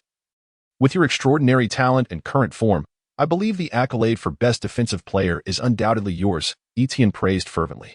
"Haha, is that so?" Bynum found Etienne increasingly endearing. "Then I must put forth my utmost effort. You all can shoot freely from the perimeter while I handle things inside." Bynum felt an exhilarating sense of triumph, and in the subsequent plays, he dominated the Nuggets' interior like a whirlwind. The Nuggets were utterly overwhelmed, already struggling against the Lakers' offensive might, now faced with a rebounding behemoth, leading to an exponential increase in second-chance opportunities for the Lakers. The score gap widened dramatically. During one defensive play, Bynum once again delivered a resounding swat to Farid. At that moment, the central screen of the court suddenly displayed a new set of images, proclaiming the NBA single-quarter block record. Andrew Bynum, 9 blocks. The Staples Center erupted with thunderous applause, having just witnessed Kobe's record, now celebrating the birth of a new one by Bynum. "Let us congratulate Andrew Bynum for establishing a new single-quarter block record in the NBA," the commentator exclaimed with elongated enthusiasm. Bynum, brimming with excitement, waved to the audience, surprised that he had inadvertently shattered a record. He mused that he should have recognized Etienne sooner. Blocking and rebounding were far more gratifying than mere scoring. Riding on his exhilaration, he inquired, "Etienne, what is the single-quarter rebounding record?" Etienne was momentarily speechless, realizing Bynum seemed to regard the Nuggets' interior players with disdain. As the third quarter concluded, the Lakers led the Nuggets by 29 points, 91-62. The chief architect of this substantial lead was none other than Bynum, who had snatched 11 rebounds and delivered 9 blocks in that quarter, single-handedly dismantling the Nuggets' interior defense. In the fourth quarter, due to the overwhelming score difference, the Nuggets chose to concede, with George Karl being the first to substitute out all his starters. Mike Brown followed suit, pulling his starters as well, initially brimming with enthusiasm. Bynum was eager to continue the battle. However, Etienne advised him that as the best player, he should conserve his energy for critical moments. The upcoming away game against the Boston Celtics would require his exceptional performance. Bynum readily accepted Etienne's suggestion. After all, the Celtics were a familiar foe of the Lakers. The fourth quarter unfolded rather uneventfully, and as the game concluded, the Lakers triumphed over the Nuggets with a score of 111-93, marking their second consecutive victory. In this momentous match, Kobe became the youngest player in history to reach 28,000 points, while Little Shark Bynum shattered the single-quarter block record. Etienne's performance remained steadfast, concluding three quarters with an impressive tally of 20 points, 5 rebounds, 4 assists, 2 steals, and 1 block. The Lakers' formidable display garnered significant attention, re-establishing them among the contenders for the championship. Following the match, the media interview segment commenced. The losing Nuggets promptly retreated to their locker room, while the Lakers naturally took to the stage for on-site interviews. This game was broadcast nationwide, with the spotlight undoubtedly shining on Kobe. As soon as the game concluded, Kobe found himself surrounded by a throng of reporters. Additionally, Little Shark Bynum, having set a record during the match, was also highly popular and spoke animatedly about his experience. "I felt great during this game. The paint is my domain, and I won't allow others to intrude in my territory," he declared. Yes, the coach provided timely reminders, and I adjusted my performance. Of course, I must also express my gratitude to my teammate Etienne, who aided me. The reporters, intrigued by this revelation, began to wonder how Etienne, a rookie, could have assisted Bynum. "Andrew, could you elaborate on the specifics of how Etienne helped you?" One journalist inquired eagerly. "Well, that's quite a story," Bynum began, but suddenly noticed Etienne preparing to leave the area. The designated interviewees for the Lakers were Kobe and Bynum, and after completing their on-site interviews, Bynum had to attend a post-game media gathering. He quickly gestured to the reporters, saying, "Look, Etienne is right over there. Why don't you ask him first? I need to take a shower before the press conference." With that, Bynum departed with a smile, swiftly passing by Etienne and whispering, "I've just boosted your exposure. Isn't that what brothers do?" Etienne gazed in bewilderment at Bynum, who had sprinted back to the changing room. What was going on? Suddenly, a voice called out from behind, "Wait a moment." Before Etienne could react, he found himself encircled by reporters. Cameras and microphones were aimed directly at him. "Etienne, just now Bynum mentioned that you offered him assistance. Could you elaborate on the details?" Etienne was at a loss for words. He had just finished an interview with domestic media and was contemplating a swift escape when Bynum, in a rather considerate manner, shifted the focus onto him and made his own discreet exit. Etienne experienced the sensation of being summoned back to work after hours by his boss. "Well, this is merely a display of mutual encouragement among brothers." Etienne forced a smile and remarked, "We all understand. It was just a moment of communication. A way to motivate one another." Having concluded his remarks, Etienne prepared to depart. Could you elaborate on the nature of your exchanges?" "Well, that will be discussed in detail by Bynum at the post-game press conference, so I shall refrain from elaborating further," Etienne replied, tossing the ball back. "By the way, your performance in these 2 matches has surpassed that of your contemporaries. However, you were selected 16th overall. Do you have anything to say about that?" The reporters intercepted Etienne, seizing the rare opportunity to gather material. Upon observing the situation, Etienne realized that he could not depart without uttering a few words. He thus remarked, "I am merely exerting my utmost effort in playing basketball. The draft positions are determined by the teams. Perhaps the teams ahead of me favor other players. Naturally, I aspire to demonstrate their error, which is why I shall strive even harder," Etienne added. Etienne suddenly had a thought and smiled as he addressed the surrounding reporters, saying, "I would like to ask a favor from everyone. If there are any votes, please assist me in garnering support, as the media's votes hold great significance." Etienne spoke earnestly. The reporters were taken aback, confused by the reversal of roles in their interaction. "Have you all agreed?" Without waiting for a response, Etienne continued, "Then I shall take my leave with peace of mind." Etienne seized an opportunity to break free from the encirclement. He hurriedly made his way back to the locker room, exhaling a sigh of relief. Fortunately, his cleverness had prevailed, or he might not have returned. Tomorrow, the Lakers would board a flight to Boston, and Etienne yearned to return to his apartment and rest. That evening, Upon returning to his apartment, he gazed thoughtfully at the fruit-themed smartphone in his hand. The device felt quite cumbersome to use, with such a small screen. What a nuisance. Etienne currently feels that everything is satisfactory, yet the realm of entertainment lags behind. The absence of short videos featuring charming ladies is indeed a source of considerable distress. The diminutive size of his smartphone screen pales in comparison to the allure of Huawei and Xiaomi devices. In a moment of inspiration, he suddenly discovers a new avenue and hastily begins a search. With little hope for Huawei, he turns his attention to Xiaomi. Alas, it seems he is too late. Xiaomi has been established for over a year. Etienne reflects, lamenting yet another missed opportunity for wealth.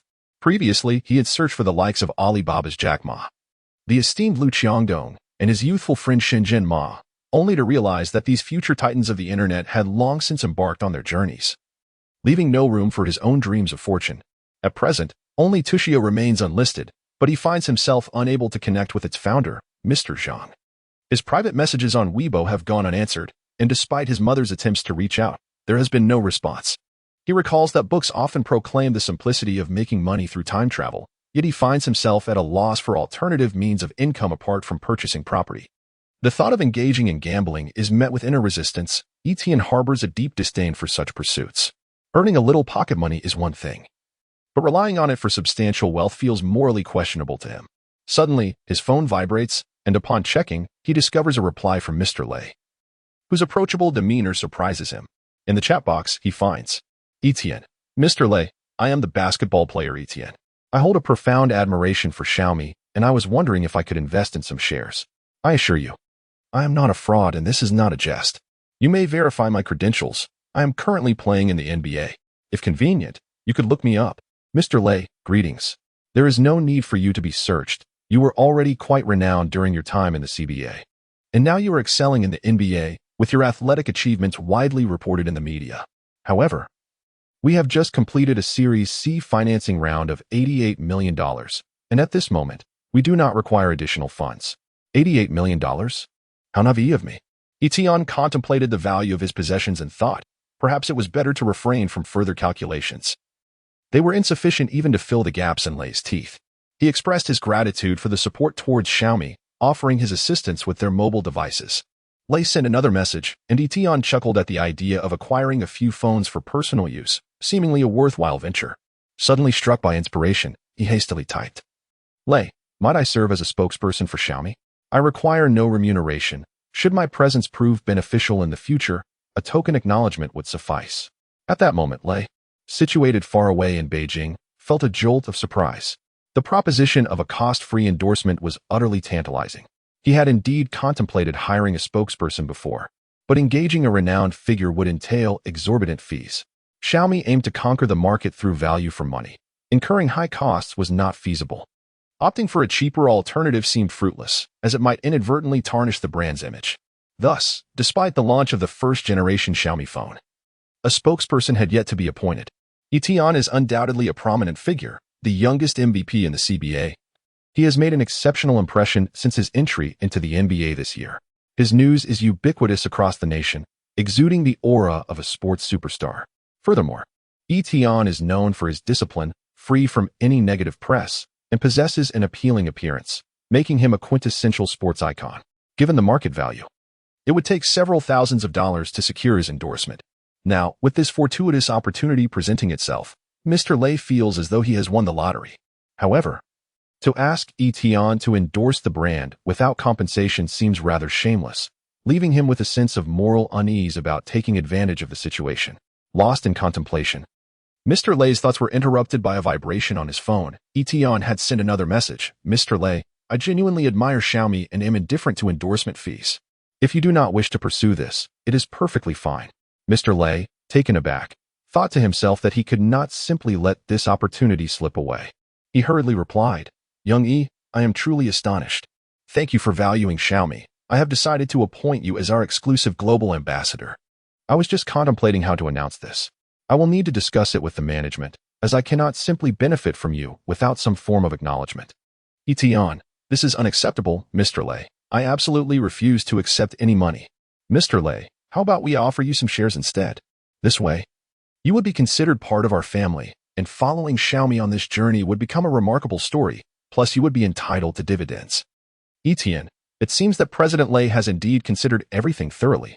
Let us proceed accordingly. Etienne quickly replied, fearing that Mr. Lei might have second thoughts. Haha. Etienne laughed heartily. What a great deal. Mr. Lei is so approachable. On the other side, Mr. Lei was equally delighted. Across the Pacific, both men felt they had struck gold. In Beijing, at the headquarters of Xiaomi, the management team was convening an impromptu meeting to discuss inviting basketball player Etienne to serve as the company's brand ambassador. The atmosphere around the round table was vibrant. Old Lei, have you been duped? You met Etienne online, and he claims he'll endorse us for free?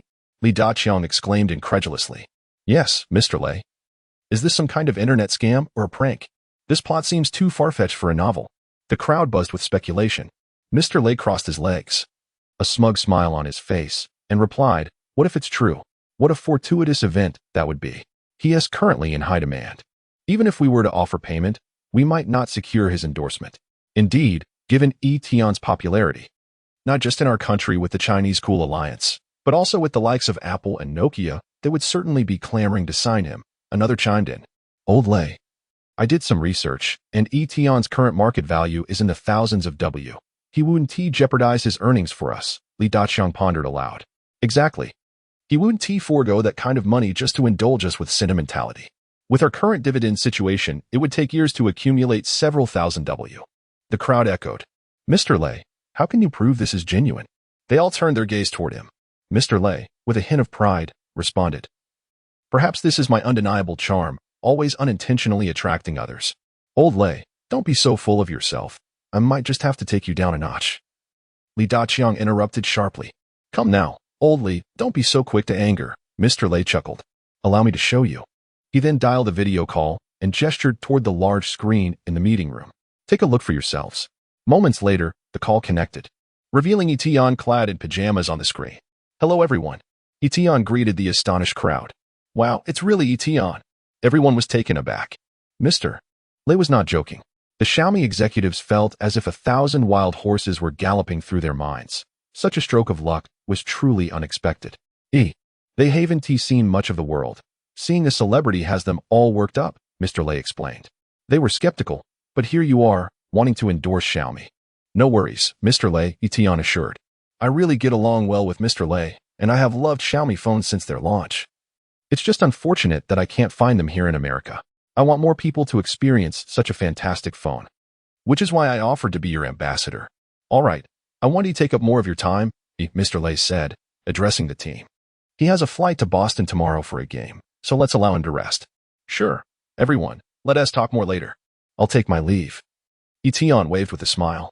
Beep. The video call ended. Wow, Old Lei, you've truly struck gold online. Li Daqiang exclaimed excitedly. You think so? Mr. Lei feigned solemnity. It's all due to my irresistible charm. Etienne is quite handsome, someone remarked. Indeed, and he is exceptionally polite. My son is a huge fan. When he finds out, he'll pester me for an autograph. He always says Etienne is more impressive than Yao Ming. Hey, are we getting sidetracked? Li Daqiang interrupted, noticing the chatter. Ahem, Daqiang is right. Autographs can wait. Mr. Lei laughed. Having Etienne as our ambassador is a stroke of fate and a sign of trust. We must ensure we treat him well. Let us discuss the appropriate equity to offer. How about a few million in shares? Someone suggested. That is too stingy. His endorsement alone is worth tens of millions. Offering a few million in equity would barely cover his holiday shopping. Li Daqiang countered. Haha. The room erupted with laughter. Daqiang made a valid point.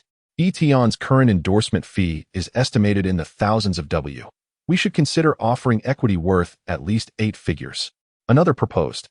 Seeing the consensus, Lei Jun stated, it seems we are all in agreement. Let us offer Etienne shares valued at 30 million. Considering our current financing situation and the need for future fundraising, that is a reasonable stake. Li Daqiang raised his hand in agreement. I support Old Lei's idea. Etienne's stake is lesser than ours, but it's not insignificant. Given his influence, it's undoubtedly worth it. I concur, this way. Etienne will be part of our team, effectively becoming a member of our marketing department. His promotional efforts will surpass those of typical ambassadors, another added. I agree. We must strike a balance between cost efficiency and future development. With Etienne's positive image and influence, he can significantly accelerate our growth. I concur.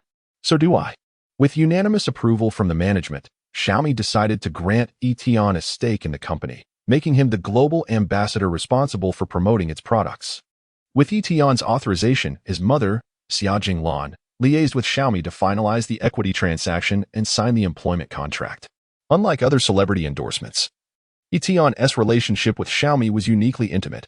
He effectively became a star employee of the company. Shortly thereafter, Xiaomi held a press conference to announce this exciting news, commissioning a team in the United States to film promotional videos and take photographs featuring Etion. Etion's photograph also graces the packaging of the first generation of Xiaomi products. Although Xiaomi has not invested in media advertisements, the considerable influence of Etion has rendered this already elusive smartphone even more sought after. Following Xiaomi's announcement that a selection of fortunate consumers purchasing their phones would be invited to participate in Etion's Summer China Tour, acquiring a Xiaomi phone has become a Herculean task. It has reached a point where many young individuals greet each other with the query, "Did you manage to secure a Xiaomi phone today?" However, these are mere afterthoughts. Meanwhile, Etion, far across the ocean in the United States, is diligently striving to achieve his goal of clinching the championship by overpowering Poland. From the moment he set foot on Boston soil, Etion felt an unprecedented atmosphere. The coordination and support at the venue, along with the demeanor of the staff and even the fans, were far from amicable. The phrase frenemies could be deemed an understatement when describing the rivalry between the two teams. Etion sensed an animosity that might even be characterized as irreconcilable. These two teams are historically the most successful in championship victories, with the Celtics leading the pack with 17 titles, closely followed by the Lakers with 16. Both teams are veterans of the NBA, having engaged in fierce competition since time immemorial. The Lakers, with George Mikan, were the first to strike gold, followed by the Celtics and their king of the rings, Bill Russell, who dominated an entire era. Then came the legendary rivalry between Magic Johnson and Larry Bird, the iconic duos of black and white. As the new century dawned, the Lakers' Shaq and Kobe duo swept through the league, after which the Celtics formed their Big Three, reigniting their contention for the championship. The animosity between these two teams is too extensive to enumerate, yet fans relish such a rivalry. After all, what is the essence of competitive sports if not the thrill of fierce contest? As the current season commenced, both teams bore immense pressure. The Lakers had been swept by the Mavericks the previous year, revealing the frailty of their championship roster, while the Celtics were subdued by the younger Heat's Big Three, suffering a similar fate with a 1-4 scoreline that was hardly more dignified than that of the Lakers. The glory days of their championship chase seemed a distant memory, with the aging core players appearing to sap the team's vigor. Yet, veterans never concede defeat, especially stalwarts like Kobe, Gasol, Garnett, Pierce, and Ray Allen, whose spirits remain undiminished as long as their passion endures. At the season's onset, both teams showcased remarkable performances. The Lakers boasted a fiery Kobe and a solid starting lineup, while the Celtics maintained their stability with their own trio, bolstered by a fully matured Rondo, rekindling their championship aspirations. The pregame press conference was charged with tension. Celtics head coach Doc Rivers attended alongside the big ticket, Kevin Garnett. The reporters, aware of Garnett's formidable reputation, were eager for his insights, as he is known for his tough demeanor and sharp rhetoric. The first question from the media was relatively mild. "Are you prepared for the showdown against the Lakers?" Garnett replied resolutely, "That's my job. I don't require preparation." Given the Lakers' current momentum, especially after their decisive victory over the defending champion Mavericks, what are your thoughts? Garnett responded, "The Lakers are performing well, but I believe we are stronger. We will emerge victorious in this contest." This response epitomizes Garnett's characteristic, unwavering confidence. Kobe's performance has been exceptional. He recently became the youngest player to reach 28,000 points. Will you devise a special defensive strategy against him? The reply came, "We hold the utmost respect for Kobe, but we are the Celtics. We will adhere to our style of play." Garnett continued, "There is no difference. We will strive to limit Kobe's scoring, but that will not alter our approach. I believe we have more scoring options. The Lakers should be the ones feeling the pressure." A domestic basketball journalist inquired, "Etienne, currently ranked first among rookies, is performing admirably. Have you conducted any prior research on him?" Etienne's performance was indeed commendable, however. Posing such a question to Garnett would evidently yield no favorable outcome, as the big ticket is far from the gentle demeanor of Nowitzki. Unsurprisingly, upon hearing the question, Garnett first furrowed his brow, and then burst into laughter. "Are you discussing a rookie who has played merely 2 games in my presence? Who is Etienne?" I am completely unaware, though judging by the name, he appears to be Chinese. Garnett looked at the querying Chinese journalist and remarked, "No wonder you would ask such a question." Just as the Chinese journalist began to feel somewhat embarrassed, Garnett added, "Although I do not know this kid. As a professional player, I will never underestimate my opponent. Today, I shall welcome him to the NBA in my own way."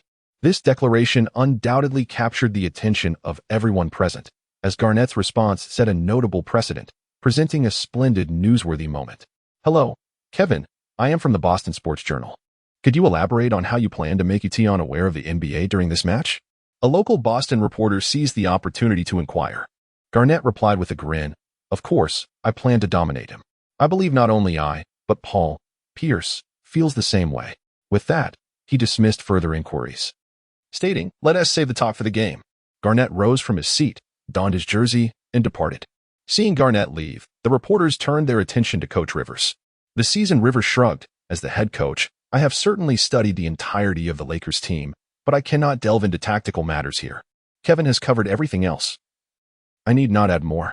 The Lakers representatives at the pregame press conference included Kobe and head coach Mike Brown. Garnett may not be an amiable character, yet neither is Kobe known for his temperance.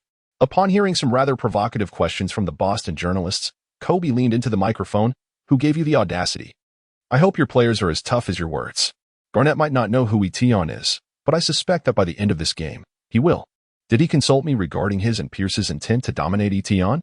Kobe boldly defended Tion, stirring emotions in the Chinese reporters, who were moved to tears. Indeed, it was Kobe who brought warmth to the moment.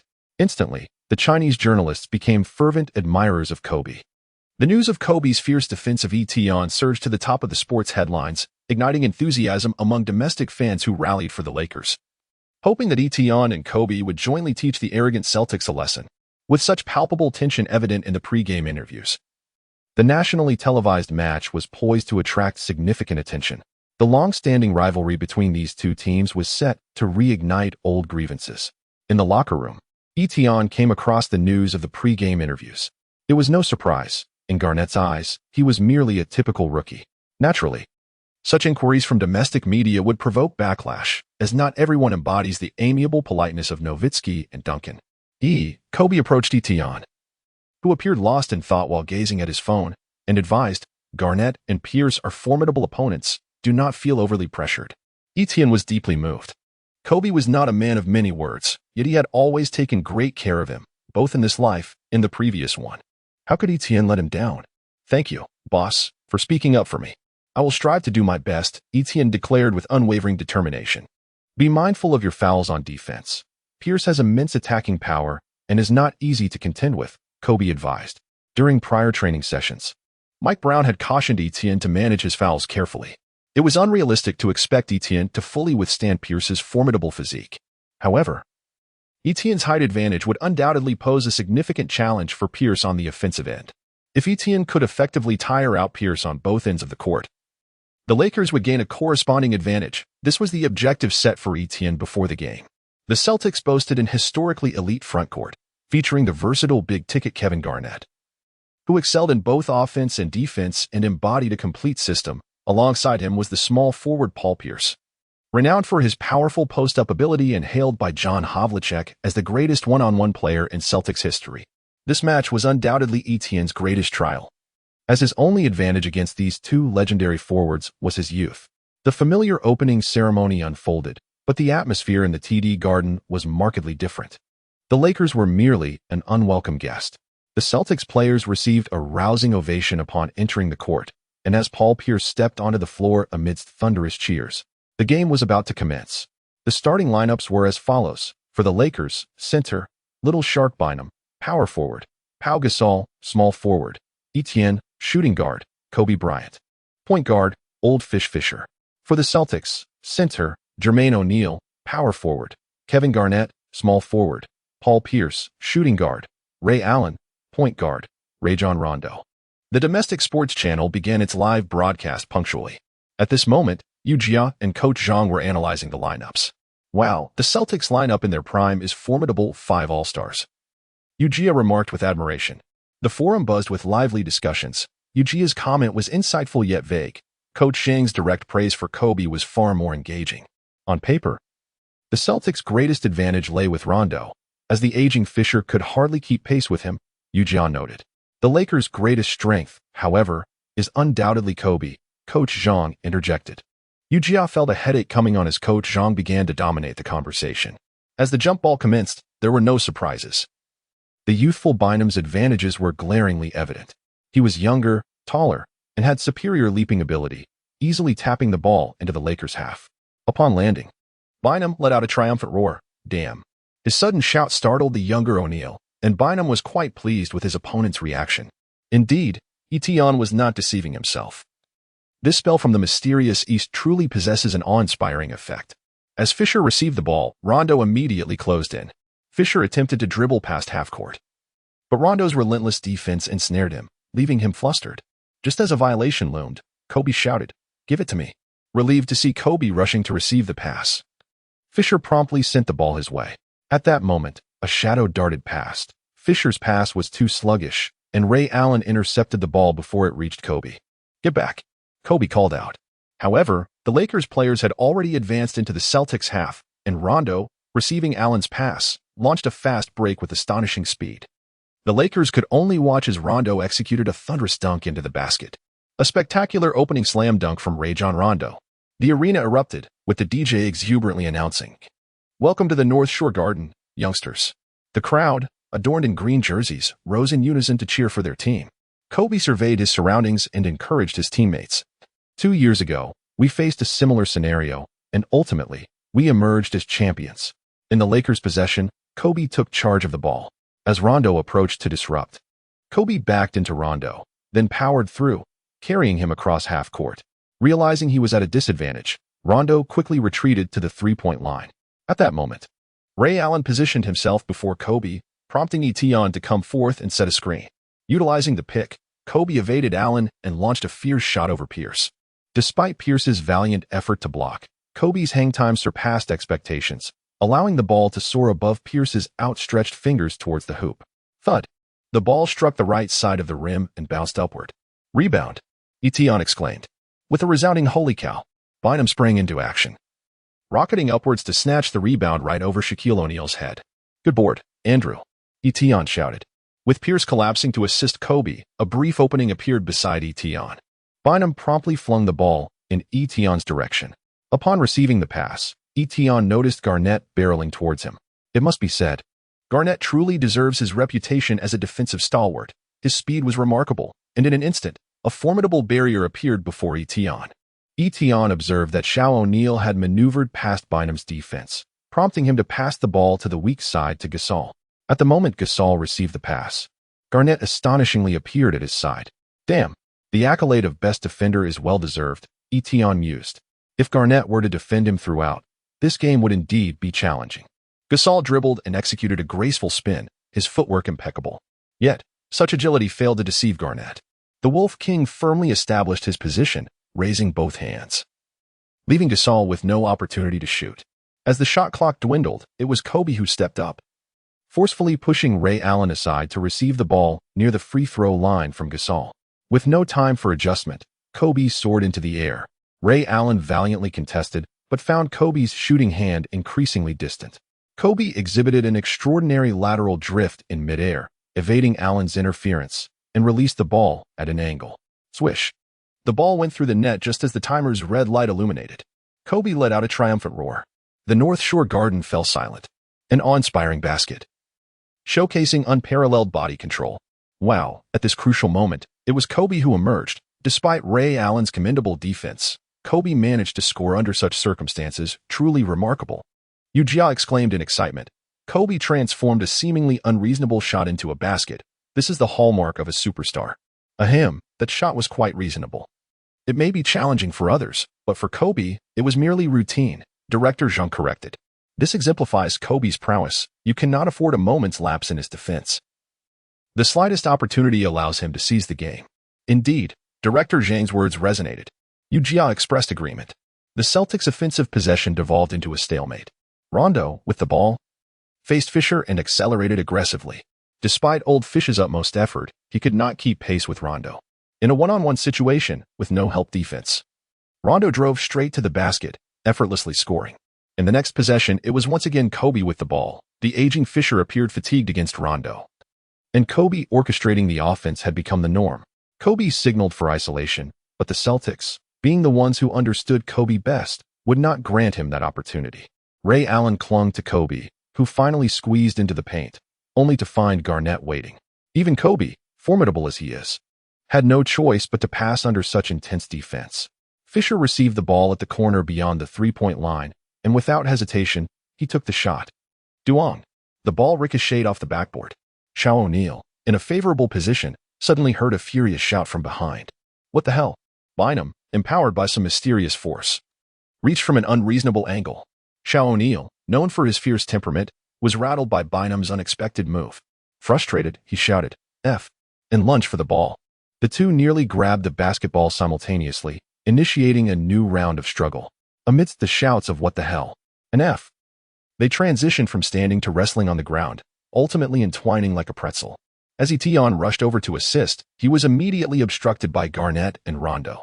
The seasoned referee Foster, accustomed to high-pressure scenarios, appeared utterly bewildered. A mere few minutes into the regular season game, chaos had ensued. An exuberant fan shouted, Kevin, take him down.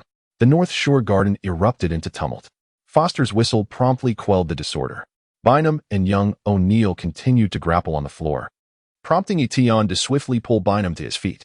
He urged, Andrew, rise quickly. If you get ejected alongside him, we will suffer immensely. We cannot afford to lose you. Bynum, caught up in the heat of the moment, recognized the wisdom in Etion's words. With his prodigious talent, he could not allow himself to be expelled alongside this declining rival. He promptly relinquished the ball and stood up, offering Foster an innocuous smile. It's just a game. A little physicality is normal, we mean no harm. At that moment, young O'Neal also rose, and having regained his composure, he nodded in agreement. No big deal. Just standard play. Foster regarded the two, saying, next time, exercise restraint. While physicality is acceptable, do not impede the flow of the game. Both players nodded in eager assent. Wary of incurring the referee's displeasure and facing expulsion, Foster called for a jump ball. Although Bynum managed to touch the ball, Rondo had anticipated its trajectory, granting possession to the Celtics. Rondo swiftly passed to Pierce, who initiated a fast break. Etienne had already initiated his movement, and Pierce's speed was rather unremarkable. Instead of launching an immediate attack, Etienne chose to closely trail behind Pierce. At the very moment Pierce attempted a layup, Etienne sprang into action, soaring through the air like a majestic bird. Before the basketball could reach the hoop, he swatted it away with force. Pierce glared at Etienne, his expression darkened with fury. And with a disdainful snort, he remarked, Rookie, you're finished. Etienne shrugged and replied, Don't you find that statement rather trivial? I imagine in these past 3 years, you've exchanged harsh words with many, yet you have not claimed a championship. The Lakers players had retreated, and upon witnessing this, Kobe shouted to Pierce, Paul, you can't intimidate E, just focus on playing. On his home turf, Pierce was not one to concede easily. After Rondo executed an inbound pass, Pierce seized the ball, preparing to target Etienne. At that moment, Kobe stepped in front of Pierce, signaling Etienne to switch and guard Ray Allen. Pierce dribbled cautiously, testing the waters, while Kobe lowered his stance, remaining unfazed. Kobe, you're being quite considerate of this rookie. That's not like you, Pierce remarked with a grin. Is that all you've got? Kobe taunted, Come on, show me your worth. Seeing Kobe's verbal prowess, Pierce decided to forego further banter and skillfully executed his signature hesitation dribble, a well-practiced move for his drive. Although not particularly tall or fast, Pierce possessed a comprehensive skill set, capable of shooting, driving, and executing precise three-pointers. His back-to-the-basket game was exceptional, placing him among the elite small forwards. However, Kobe was no ordinary defender. Consistently recognized for his defensive prowess, he possessed remarkable defensive awareness and positional judgment. Had he wished to devote more energy to defense, securing a Defensive Player of the Year award would not have been a challenge for him. Kobe was not deceived by Pierce's dribbling. He maintained the perfect distance, presenting significant risks for both a drive and a shot from Pierce. At this juncture, Pierce had no choice but to force the play. As the leader, he could not afford to lose face in this matchup against Kobe. Pierce leveraged his robust physique to body up against Kobe, driving with determination. This was a shrewd choice. For Pierce's greatest advantage against Kobe lay in his strength. His formidable frame was indeed a powerful asset. While Kobe was being pushed back, he retained his positioning. This exchange was a clash of the league's top stars. Suddenly, Pierce made a quick left-hand dribble and spun around, launching a decisive shot. Kobe reached out to block, but it was slightly insufficient. The ball circled the rim before finally dropping in. The North Shore Garden erupted in jubilation as their leader, Paul Pierce, triumphed in this one-on-one bout against Kobe. Pierce celebrated, pounding his chest, yet he understood that Kobe would seek retribution in the ensuing possession. Indeed, Kobe arrived at the top of the arc and signaled for a classic isolation play, as his teammates adeptly created space. Amidst the roars of the crowd, Pierce stood firm. This was his domain, and retreat was not an option.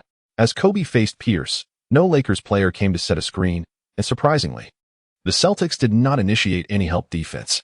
The court was completely cleared for a marquee matchup, and the audience rose in a fervor, eager to witness such a fierce competition. Look at that. The Celtics aren't providing any help defense. These two truly embody the spirit of old-school players, exclaimed Ujia. Thrilled. This game is absolutely captivating. Ujia glanced at Coach Zhang, who was enraptured by Kobe's exquisite movements. I wonder how Coach Zhang will praise Kobe later, he thought. With the ball in hand, Kobe realized that a hesitation move might not suffice against Pierce. Thus, after a simple advance, he accelerated directly into a back-to-the-basket maneuver. Pierce gritted his teeth, closely tracking Kobe's rhythm. Though it was challenging, retreating was not an option at that moment. After a couple of nudges against Pierce, Kobe pivoted smoothly on his left foot. Pierce quickly rushed in, but Kobe, with the ball clasped in both hands, spun back around, prompting Pierce to immediately switch his defensive stance. At this point, Kobe had created a clear physical distance. Had the defender been Kevin Garnett, the shot might have faced interference. However, Pierce lacked the necessary height and wingspan. Despite his utmost effort, he could not disrupt Kobe's release. As Kobe turned to face the basket, he effortlessly launched a jump shot, the ball obediently soaring from his fingertips. Swish. It found its mark beautifully. Pierce turned to watch the ball swish through the net. Chuckling resignedly, "You truly are a tough opponent, old man." "You're older than me," Kobe retorted playfully, acknowledging that while Pierce entered the league 2 years later, he was indeed 1 year his senior. The arena erupted in sustained applause, as the thrilling duel between the two garnered the respect of the audience. At that moment, victory or defeat mattered not, only the love for the game. In the studio, Ujia remained silent, sensing Coach Zhang's eager anticipation. Coach Zhang, unable to contain his excitement after witnessing Kobe's fluid execution, exclaimed, "It's all Kobe." Earlier, he disrupted Pierce's rhythm with a hesitation move, then transitioned smoothly into a back-to-the-basket play. The highlight was undoubtedly that double spin. It was simply stunning, leaving Pierce in his wake. We saw Kobe's final shot was a clean pull-up, without even a fadeaway. "What do you call that?" Coach Zhang suddenly inquired, looking at Ujia. Ujia, caught off guard and unprepared for the spotlight, could only respond with an awkward smile. Observing Ujia's sheepish grin, Coach Zhang continued, "That's what we call striking at the heart." Kobe even had some energy left over. In contrast, Pierce had already exhausted himself in the previous play. Coach Zhang added, "Kobe clearly showcased superior skill. This seamless isolation technique is worthy of young players' study. This is merely a stylistic difference. One cannot deny Kobe's finesse," Ujia bravely interjected. However, Pierce's isolation game is widely recognized. After all, he is referred to as the truth by Shaquille O'Neal. Coach Zhang looked at Ujia with a mix of disappointment and encouragement. "Ah, you are still too young." Ujia found himself at a loss for words. In terms of experience, Coach Zhang's point was indeed valid. Both teams opened fiercely, engaging in intense battles beneath the basket and showcasing old-school rivalries that were thrilling and captivating. The officiating by Foster was commendably balanced, allowing both teams to play without restraint while avoiding excessive physicality that could disrupt the flow of the game. As Rondo repeatedly outmaneuvered Fisher, the Celtics gradually gained the upper hand, while the Lakers relied on Kobe's individual brilliance to stay afloat. Etienne felt an overwhelming sense of frustration, as he bore the heavy burden of leading the offense in Kobe's absence. Consequently, the responsibility of defending Pierce fell squarely upon his shoulders. Although Pierce's verbal prowess was lacking, his offensive capabilities were undeniably formidable. Following an interference by Etienne during a shot attempt, Pierce began to target Etienne with relentless precision. Recognizing Etienne's height, long arms, and impressive mobility, Pierce understood that his feints and early positioning could not create significant space. Thus, he opted for a more forceful approach, using his body and footwork to compel Etienne into lateral movements and create physical contact. This strategy proved effective, as Etion quickly accumulated 2 fouls within a mere 5 minutes, a reality he found difficult to accept. Damn it, Etion fumed. What a shameless act. Had Foster understood Chinese, Etion's tirade might have led to dire consequences. On the offensive front, Etion managed to score a long 2-pointer and a 3-pointer from the 45-degree angle, which somewhat alleviated his frustration as he shouted at Pierce, "You can't stop me." However, in the subsequent offensive possession, Etion was taken aback as he faced Kevin Garnett, a man who embodied a complete system. Though the big ticket was no longer in his prime, his defensive prowess remained intact, with his height, long reach, exceptional mobility, and keen positional awareness. Coupled with a wealth of defensive experience, Etion found himself bereft of any scoring opportunities under Garnett's watchful eye. "What a nightmare," he lamented, as he struggled against Pierce on offense and felt utterly defeated by Garnett on defense. Was this truly how life was meant to be lived? As a mere rookie, why was he subjected to such inhumane treatment? Those 2 shameless veterans displayed a complete disregard for sportsmanship. Mike Brown, observing Etion's bewilderment under pressure, promptly substituted him out for a breather. In fact, after Etion received his second foul, Brown had already planned his exit, but the performance of Artist, who had humorously renamed himself Meta World Peace, was nothing short of excruciating. On defense, Artist allowed Pierce to draw a foul and was even victimized by a 3-point play. Offensively, he squandered 2 wide-open 3-point attempts. Unable to tolerate any further, Mike Brown waved his hand, bringing Etion back into the game despite the risk of accumulating more fouls. This time, Brown replaced Etion with Odom and substituted Kobe with Matt Barnes. With Kobe absent from the court, the Celtics' defensive pressure eased, allowing Garnett to showcase his offensive skills. Following a banked shot, the Big Ticket's roar reignited the energy in the North Shore Garden. Fortunately, Gasol stepped up at a crucial moment, first scoring a layup through a handoff with Bynum. And later, while drawing a double team, he passed the ball to Barnes in the corner, who sank a 3-pointer. With Bynum's stellar performance in the paint, the Lakers managed to weather this particularly challenging period. As the first quarter concluded, the Lakers trailed the Celtics by 7 points, with a score of 22-29. In that quarter, Kobe had shouldered the team's burden, scoring 10 points despite facing relentless double teams. Etion scored 5 points but incurred 2 fouls. Additionally, Gasol, Bynum, and Barnes also contributed to the score. On the Celtics side, Pierce delivered an impressive performance with 9 points, Garnett scored 4, Ray Allen netted 6, and Shaquille O'Neal added 2. The most surprising contribution came from Rondo, who scored 8 points. Crucially, under Rondo's defensive pressure, Fisher struggled to safely advance the ball past half-court, which placed a significant burden on Kobe, exhausting his energy. Furthermore, Rondo's penetrating drives severely undermined Fisher's confidence. Initially, Fisher made efforts to impede Rondo, but soon resorted to mere token defense, lacking the determination to keep pace with the young guard.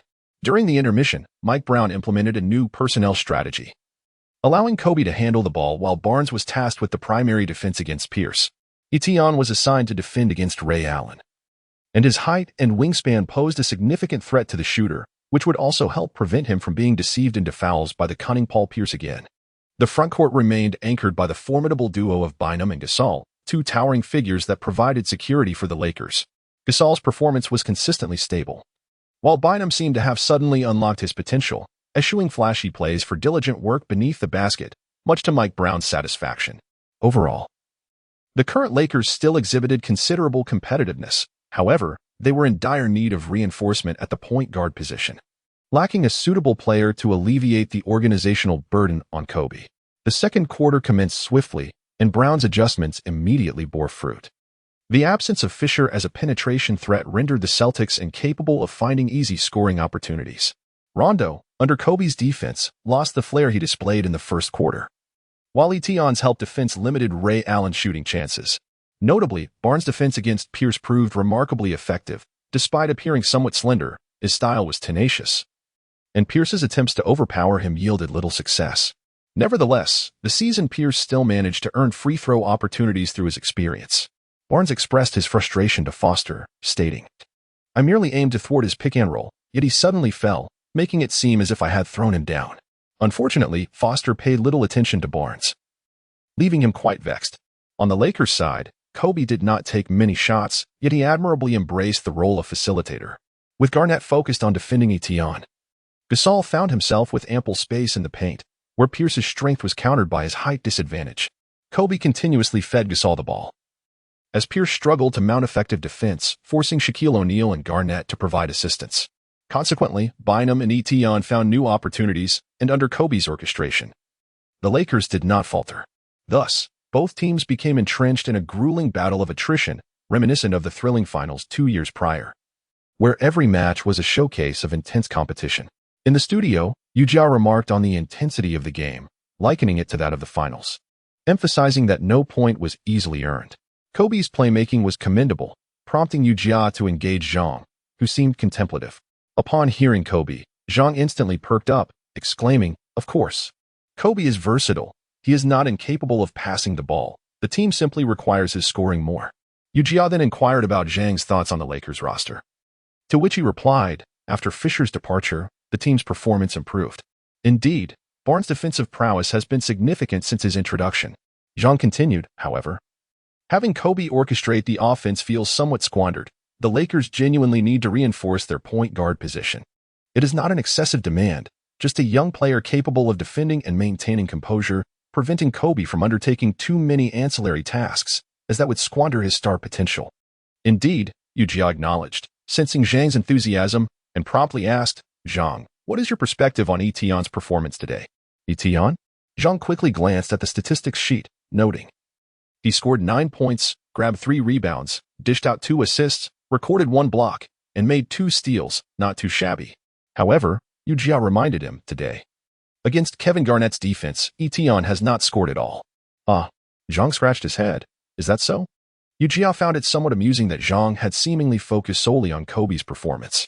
This was quite typical, as Zhang, a seasoned commentator, adeptly transitioned into analysis. Etion's rookie season has surprised us with his exceptional outside shooting. Initially, we worried about his lack of strength against stronger opponents in the paint. However, placing him at small forward has mitigated this concern. He thrives in that position, often facing shorter opponents, granting him opportunities for mismatches. Should an opposing big man attempt to defend him, Etion can exploit his excellent footwork to overpower them. Therefore, he performed brilliantly in the previous 2 games. Yet, this match differs. Garnett, both in height and agility, matches Etion, and coupled with the experience of the big ticket, it is understandable that Etion struggles in their matchup. Zhang's insights were astute, earning Ujia's admiration for his professionalism and expertise. What adjustments do you think Etion should make? Ujia inquired. Well, Zhang pondered for a moment before responding, that will largely depend on Kobe's performance. How does that relate to Kobe? Ujia chose not to press further. Let us continue watching the game. As the second half commenced, the score stood at 47-44, with the Celtics leading by 3 points. The score alone illustrated the arduous nature of the contest. Both teams retained their lineups from the first half. Right from the outset, Ray Allen showcased excellent form, shaking off Etion with screens to sink 2 consecutive three-pointers. Despite Etion's quickness, he was a step behind. Earlier in the first half, Allen had several promising opportunities, but Rondo, in a frenzied state, had no intention of passing him the ball. With the score tightening, Rivers, Pierce, and others unanimously recognized Allen's 3-point shooting as a key to dismantling the Lakers' defense. Consequently, Rondo was compelled to focus on distributing the ball, and his passing had matured significantly. When Allen broke free from Etion, the basketball found him with remarkable accuracy. For 3, the arena DJ announced loudly. Mike Brown immediately called a timeout, recognizing that Allen's hot shooting needed to be interrupted to cool him down. Our adjustments in the first half were quite effective. In the second half, the Celtics intensified their off-ball movement, creating opportunities for Allen through screens. Etion, do not blame yourself. Getting caught in screens is entirely normal. What we need to do is ensure that when someone sets a screen for Allen, a teammate promptly fills in for you. We cannot allow Allen to have easy shots. At that point, you should defend the screener. Our primary adjustment focuses on switching defense. It must be said that Mike Brown, a worthy disciple of Popovich, possessed unique insights into defensive strategies. Following the resumption of play, the Lakers employed a switching defense that curtailed Allen's 3-point attempts. However, in contrast to his defensive acumen, Brown's offensive strategy was rather simplistic, essentially revolving around placing the ball in Kobe's capable hands. Etion pondered. The ball had always been in Kobe's hands. It was clear that Kobe's subsequent injuries stemmed from overexertion. Mike Brown had already exhausted Kobe's capabilities, and later, D'Antoni pushed him to his limits. Even an Iron Man like him could not withstand such strain. Indeed, fatigue had begun to manifest in Kobe, as his shooting percentage at the rim was plummeting. However, thanks to Bynum's extraordinary performance, the Lakers were granted numerous second-chance opportunities, allowing them to keep pace with the Celtics in the scoreline. "Boss," Etienne called out as he sprinted alongside Kobe, "pass me the ball." Kobe, panting and dribbling, was feeling the toll of controlling the game, scoring, and defending all at once. He looked at Etienne and replied, "All right, you need to make your move. I will set a screen for you." Etienne smiled and said, "Boss, it's all thanks to you. As long as I can distance myself from Garnett, I am capable of making the shot." Unlike the previous instances where the ball was handed over to Gasol for assistance or Kobe took charge to create opportunities, this time Kobe directly passed the ball to Etienne. After receiving the pass, Etienne swiftly maneuvered around the three-point line, prompting Garnett to hastily pursue him. As Etienne observed Kobe positioning himself at the top of the arc, he immediately dashed over. He executed a pick-and-roll with Kobe, successfully evading Garnett. Rondo rushed in to provide defense. However, Etienne dismissed him entirely, ignoring Rondo's advance and effortlessly launching a jump shot. Unfortunately, due to the considerable height disparity, Rondo could only feebly extend his hand in protest. Swish! The ball sailed through the net. "Damn!" Etienne exclaimed in exhilaration, releasing his pent-up emotions. This was the essence of E. Upon hearing Etienne's triumphant shout, Bynum enthusiastically echoed, "Ever since I let out a roar, I've discovered my prowess has significantly improved. I was wondering why you hadn't employed such a brilliant tactic earlier." "Well, one must reserve the trump card," Etienne replied with a smile. "Andrew, the depth of Chinese culture is vast. There are indeed many more remarkable techniques." "Is that so?" You must teach me," Bynum implored, his eagerness palpable. "Wow." Etienne has made a crucial three-pointer, bringing the score gap back to single digits, Yu Jia remarked. "This is the essence of Kobe," Coach Zhang reflected. Indeed, Kobe's screens were impeccably executed. The Celtics surely did not anticipate that Kobe would provide a pick for Etienne. Understanding the unspoken synergy, Yu Jia praised. "Kobe truly is a versatile player." "That's right," Coach Zhang expressed his satisfaction with Yu Jia's commentary. In the subsequent possession, Pierce committed another error during the offense, as Barnes' relentless defense proved to be a significant challenge for him. Once the Lakers regained possession, they swiftly advanced past half-court through precise passing. Etienne, possessing the ball, refrained from aggressively challenging Garnett. Instead, he passed the ball to Gasol and subsequently made a swift cut towards the basket. Garnett immediately shifted to guard Gasol, while Pierce closely followed Etienne. Observing Etienne's movement, Gasol deftly tossed the ball behind him, allowing it to land seamlessly in Etienne's hands. Etienne executed a successful spin move to evade Pierce, while the Celtics swiftly switched their defense, with Shaquille O'Neal advancing towards him. Etienne, devoid of any desire for personal glory, executed a precise ground pass to Bynum. The young shark exclaimed, "Damn it," and surged toward the basket with fervor, while Garnett leapt with all his might to disrupt the shot. Empowered by a mysterious Eastern force, Bynum disregarded Garnett's presence and forcefully slammed the ball into the hoop. The referee, Foster, blew the whistle, awarding a splendid and-one opportunity. Bynum, filled with rage, had long harbored disdain for Garnett, who, despite his reputation for toughness, often deceived the officials into calling fouls. Garnett's evasive style had caused Bynum considerable frustration, but this time, he triumphantly dunked over Garnett, releasing a pent-up anger.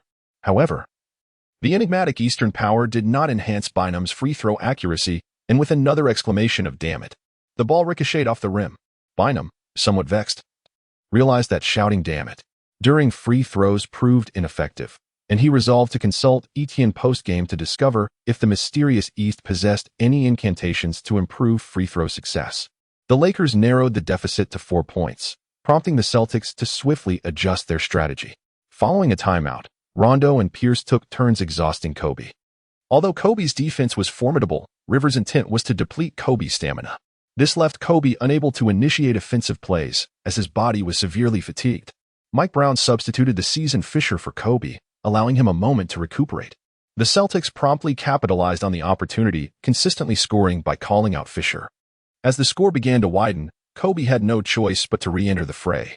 With 5 minutes and 47 seconds remaining in the match, the Lakers trailed by 8 points at 84-92. Time remained ample, and upon returning to the court, Kobe immediately activated Mamba mode, utilizing his post moves to teach Rondo a lesson with 2 turnaround bank shots, narrowing the gap back to 4 points. The game entered its final, intense phase. Etion glanced at the score, just a 4-point deficit, requiring merely 2 baskets. Everything remained possible. Rondo, possessing the ball, advanced into the front court. As an all-star caliber point guard, he understood the importance of controlling the tempo while in the lead. He observed Kobe, positioning himself sideways, dribbling deliberately to slow the pace. Kobe remained unperturbed, realizing that executing a solid defense was far more prudent than a reckless gamble for a steal. It was not yet the time for all-or-nothing tactics. As the game clock turned red, Rondo initiated a drive, but his exaggerated change of direction failed to disrupt Kobe's balance. Consequently, Rondo called for a screen. Yet Barnes' timely help defense thwarted any opportunity for Rondo to shoot. With time running out, Rondo tossed the ball towards Ray Allen at the 3-point line. Allen had no time to adjust, and under the duress of Etion's long arms, he hastily released a 3-pointer. The arc of the shot was peculiar, and the basketball struck the backboard before miraculously dropping through the net. Allen clutched his head in disbelief, clearly astonished that the shot had gone in. "Damn it!" Etion exclaimed, witnessing the unexpected score that broke the defense. Allen was momentarily at a loss, facing the incessant chatter of Etion, who, within mere seconds, shouted tomato at a rapid-fire pace like a machine gun. He struggled to comprehend how shouting about tomatoes could be of any assistance. Kobe received the inbounds pass, swiftly advancing past half-court. Gasol immediately set a screen for him. After shaking off Rondo, Kobe went to work against Pierce. Although Kobe's shoulder feint did not deceive Pierce, the subsequent change of footwork disrupted Pierce's rhythm. Noticing Kobe's pivot, Pierce quickly followed suit. At that moment, Kobe feigned a jump shot, prompting Pierce, who had previously been caught off guard, to charge forward. "Oh," Pierce thought, realizing the deception too late.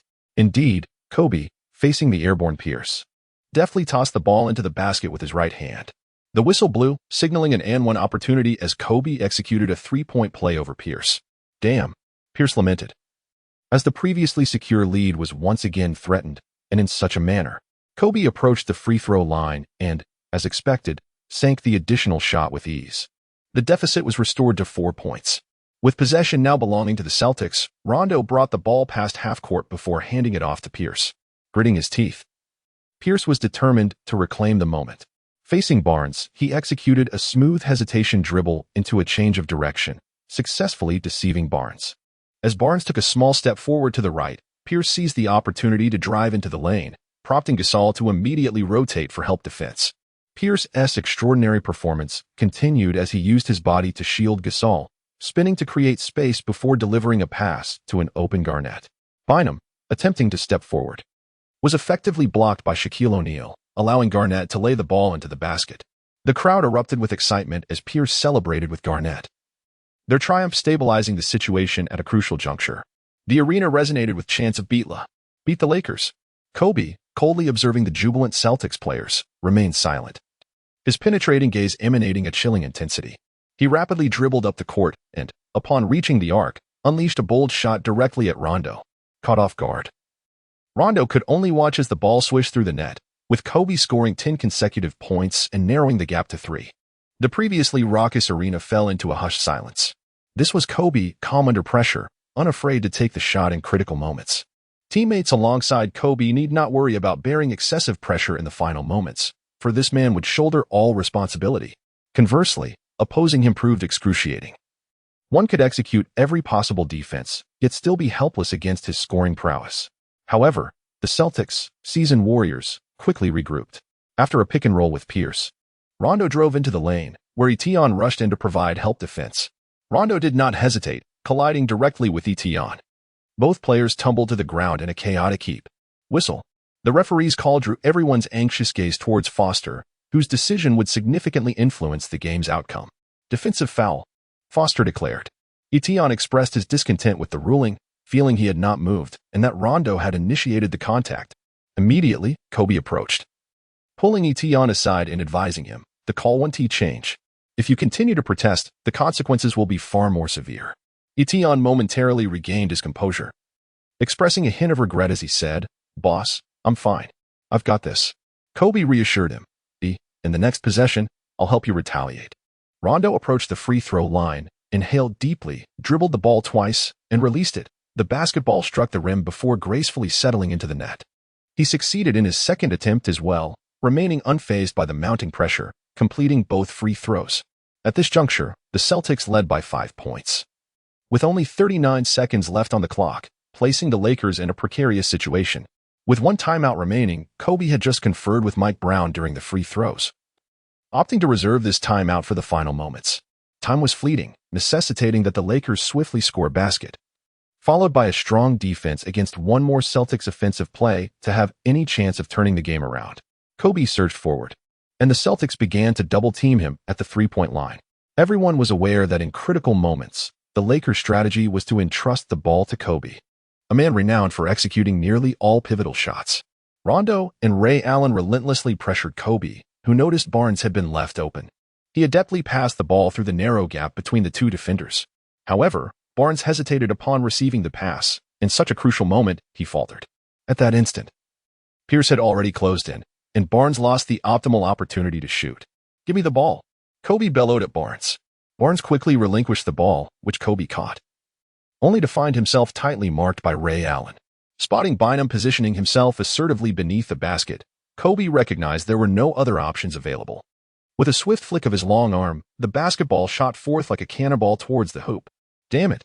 With a fierce yell, Bynum soared amidst the confrontation, and little Shaquille O'Neal was powerless to restrain the ferocious little shark. Durant. Bynum emphatically slammed the ball through the hoop. Beep. The whistle of Foster resonated at the opportune moment. His keen eye had not missed the minor infractions committed by little O'Neal. One more free throw. The audience erupted in a chorus of jeers, denouncing the referee's call. Unfazed, Foster remained resolute as Bynum prepared to step to the free throw line. The crowd generated a cacophony of noise, and Bynum, already known for his struggles at the line, felt a twinge of anxiety. What would happen if he missed this shot? Etienne discerned the unease in Bynum's demeanor. He approached him with a smile and said, "Andrew, at critical moments, we must rely on you.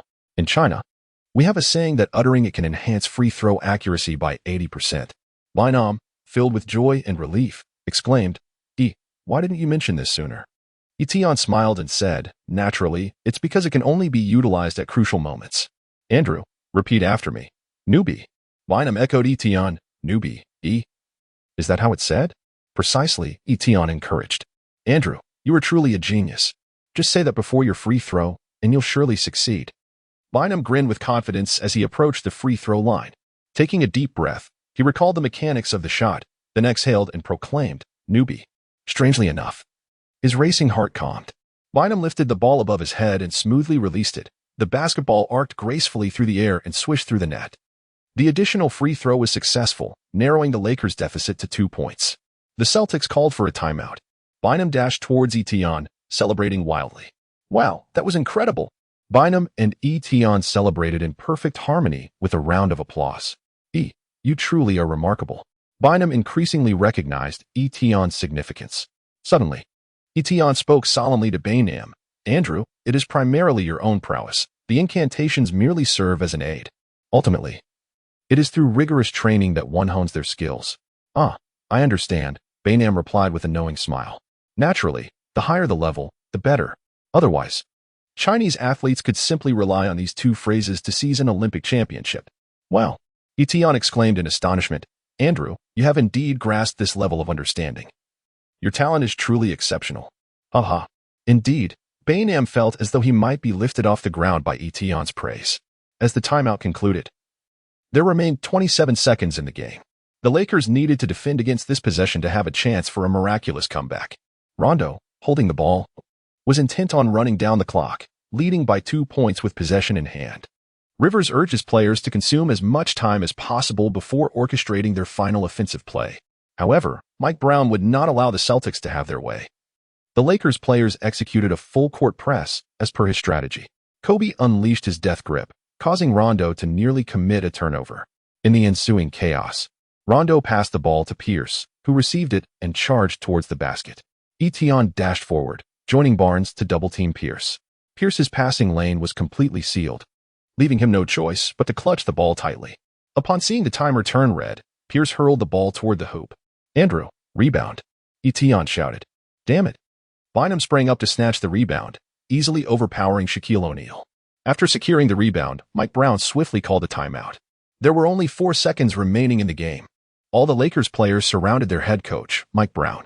Holding a tactical board, he looked at Kobe. "Kobe, do you want to take the final shot?" "Of course." Kobe replied without hesitation. This was Kobe, a man who would never shy away from responsibility. This was his team, and he intended to protect it with his own hands. Mike Brown nodded, beginning to outline the strategy, never questioning Kobe's words. Barnes was to inbound the ball. Gasol would set a screen at the free throw line. And Kobe would use the screen to receive the ball before attacking the rim himself. Mike Brown addressed the players. This is plan A, and there is also plan B. If Kobe cannot find a shot after using the screen, Etion, you will receive the ball to execute the final play. Me? Etion replied, a bit surprised. Is there a problem? Mike Brown inquired. No problem, coach. I will make the shot, Etion asserted confidently, patting his chest. Excellent, Mike Brown said, pleased with Etion's determination. Andrew. Here, Bynum responded promptly. Regardless of who takes the final shot, you must remain focused, for you are the last line of defense. If the shot doesn't go in, it will depend on your performance, Mike Brown said, patting Bynum on the shoulder. Don't worry, coach. Bynum clenched his fist. As the timeout concluded, the moment of truth arrived. Barnes stood at the sideline with the ball. With the referee's whistle, the players began to move. Bynum and Shaquille O'Neal battled for position beneath the basket. Gasol set a screen, and Kobe started to move. Rondo and Ray Allen closely followed Kobe, rendering Gasol's screen ineffective as Kobe could not shake off his defenders. Meanwhile, Pierce abandoned the attempt to block Barnes's inbound pass, positioning himself on the right side of the free throw line to obstruct Kobe's driving lane. The Celtics made it clear to the Lakers, Kobe would not receive the ball. The entire arena fell silent, eyes wide open, witnessing this climactic moment. All gazes were fixed on Kobe, eager to see if he could elude the Celtics' pursuit and deliver the ball into the net. Kobe sprinted toward the right corner, drawing away the Celtics' defense. At that moment, Etion slipped into view, his eyes locked onto the ball in Barnes's hands, aware that it was time to execute Plan B. Etion sprinted towards Barnes with unwavering determination as Kobe skillfully drew away the defender, allowing Barnes to seamlessly pass the ball to Etion. Upon receiving the ball, Etion swiftly turned to face the hoop. At that moment, Garnett charged forward, but Etion deftly sidestepped to the right, evading Garnett's block. Etion glanced down at his feet, careful not to step on the line. He bent his knees and leaped, raising the ball above his head. His eyes fixed intently on the hoop as he released the ball with instinctive precision. As the timer hit 0, the basketball arced gracefully through the air, heading straight for the rim. Foster raised his hand in a three-point gesture, and the entire North Shore Garden seemed to freeze in time. The ball seemingly suspended in the air for an eternity. All eyes were riveted on the basketball, with many female fans covering their eyes in anticipation. It was simply exhilarating. Swish. The ball found nothing but net. Foster emphatically lowered his 3 fingers. In the studio, director Zhang and Yu Jia were passionately narrating the unfolding drama. As the game neared its climax, Zhang's excitement intensified, for Kobe was often the definitive protagonist at such moments. Let us observe Mike Brown's strategy. If all goes according to plan, the game-winning shot will be entrusted to Kobe. Barnes initiated the sideline play, and Kobe sprang into action, with Gasol setting a screen. However, the Celtics were relentless, triple-teaming Kobe, creating a near-impossible situation. No chance, Zhang exclaimed, as the ball was passed to Etion. Give it to Kobe, he urged, a hint of urgency in his voice. Etion prepared to shoot, but Garnett lunged at him. Pass it to Kobe, Zhang reiterated. Etion took a step to the right, and with a swift motion, he launched the ball. Oh no, Zhang felt a pang of anxiety. To everyone's astonishment, the ball swooshed to the net. Etion had pulled off a stunning game winner, a 3-pointer. Yu Jia was ecstatic. The referee, Foster, signals no issues. Etion showcased remarkable composure. This was merely his 3rd game, and he had just delivered a game-winning shot against the Celtics. Kobe played a crucial role in that play, Zhang noted, drawing away 3 defenders. Yu Jia concurred. Indeed, Kobe's contribution was invaluable. He created the shooting space for Etion. As the basketball swished through the net, a profound silence enveloped North Shore Garden. The Celtics fans were in disbelief. They had led throughout the game, only to be defeated at the last moment by an unheralded rookie, not Kobe. The final score was 100-99.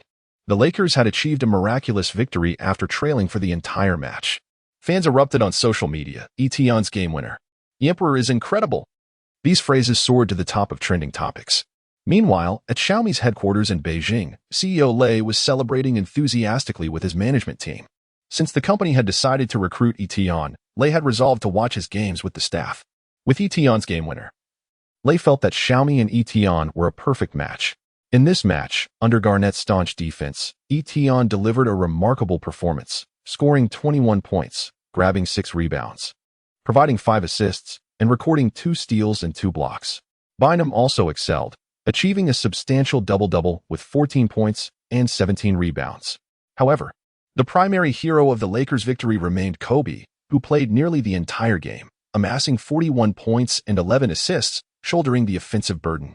As the final buzzer sounded, Bynum and Gasol rushed towards Etienne. Winning such a hard-fought battle invigorated every Lakers player. Even Fisher, sitting on the bench, joined the celebration. If the Lakers had lost, he would have borne significant responsibility. Etienne's game winner had effectively salvaged Fisher's standing. Bynum enveloped Etienne in a hearty embrace, exclaiming, "Man, you're incredible. I should have known you sooner. And you, Andrew, are already exceptional. The mantra is merely a psychological trigger. You have realized your talent. The paint is your domain." Etienne praised. Haha. Indeed. Bynum found conversing with Etienne immensely enjoyable, understanding why Kobe held him in such high regard. After most teammates had retreated to the locker room, Etienne approached Kobe. Breathing heavily, Kobe smiled at him. Congratulations on your game winner. You are now a hero of the Lakers." Etienne, feeling somewhat bashful, scratched his head and remarked, "Boss, there's no need for modesty. Without you, we would have surely lost. The Celtics are incredibly formidable." He lamented, "I'm on the verge of tears from the beating." Ha ha ha, Etienne, you still have a long way to go. Kobe chuckled, amused by Etienne's plight. "You might as well rise at 3 in the morning to practice. I know you can do it." Etienne couldn't help but feel a sense of resignation. The reference to waking up at 3 a.m. was a memory Kobe would never forget. After a quick shower, Kobe brought Etienne to the post-match press conference. Upon entering the venue, Etienne noticed that Garnett had just finished his interview and was preparing to depart. Etienne Chong, affectionately known as the Wolf King, extended his hand in friendship, exclaiming, "Idol, you nearly brought me to tears." Upon hearing Yi's words, Garnett, in a jestful manner, replied, "Kid, you've left me in the dust. Is this how you treat your idol?" Garnett then grasped Yi's hand and leaned in closer, whispering, "I have high hopes for you, but you still need to refine your ball handling and post-up skills." Etienne was taken aback by Garnett's unexpected kindness and expressed his gratitude, saying, "Kevin, thank you." Garnett patted Etienne on the shoulder before turning to leave. Upon regaining his composure, Etienne suddenly noticed that Kobe was intently gazing at him. Etienne felt a chill and remarked, "Boss, your unwavering gaze is making me a bit uneasy. One should not always view others through a lens of benevolence." Kobe replied, "Isn't my guidance sufficient?" Etienne quickly interjected, "Boss, that's enough. Let us hasten to the interview. The reporters are awaiting us." Before Kobe could respond, Etienne swiftly took his seat at the press conference. The number of reporters present was considerable, truly a testament to the nationwide broadcast. Etienne gazed at the crowd of microphones before him, reflecting on the moment. A reporter from the Boston Sports Journal posed the first question to Kobe. "Kobe, after scoring 41 points and providing 11 assists against the Celtics, how would you assess the performance of both the Celtics and yourself?"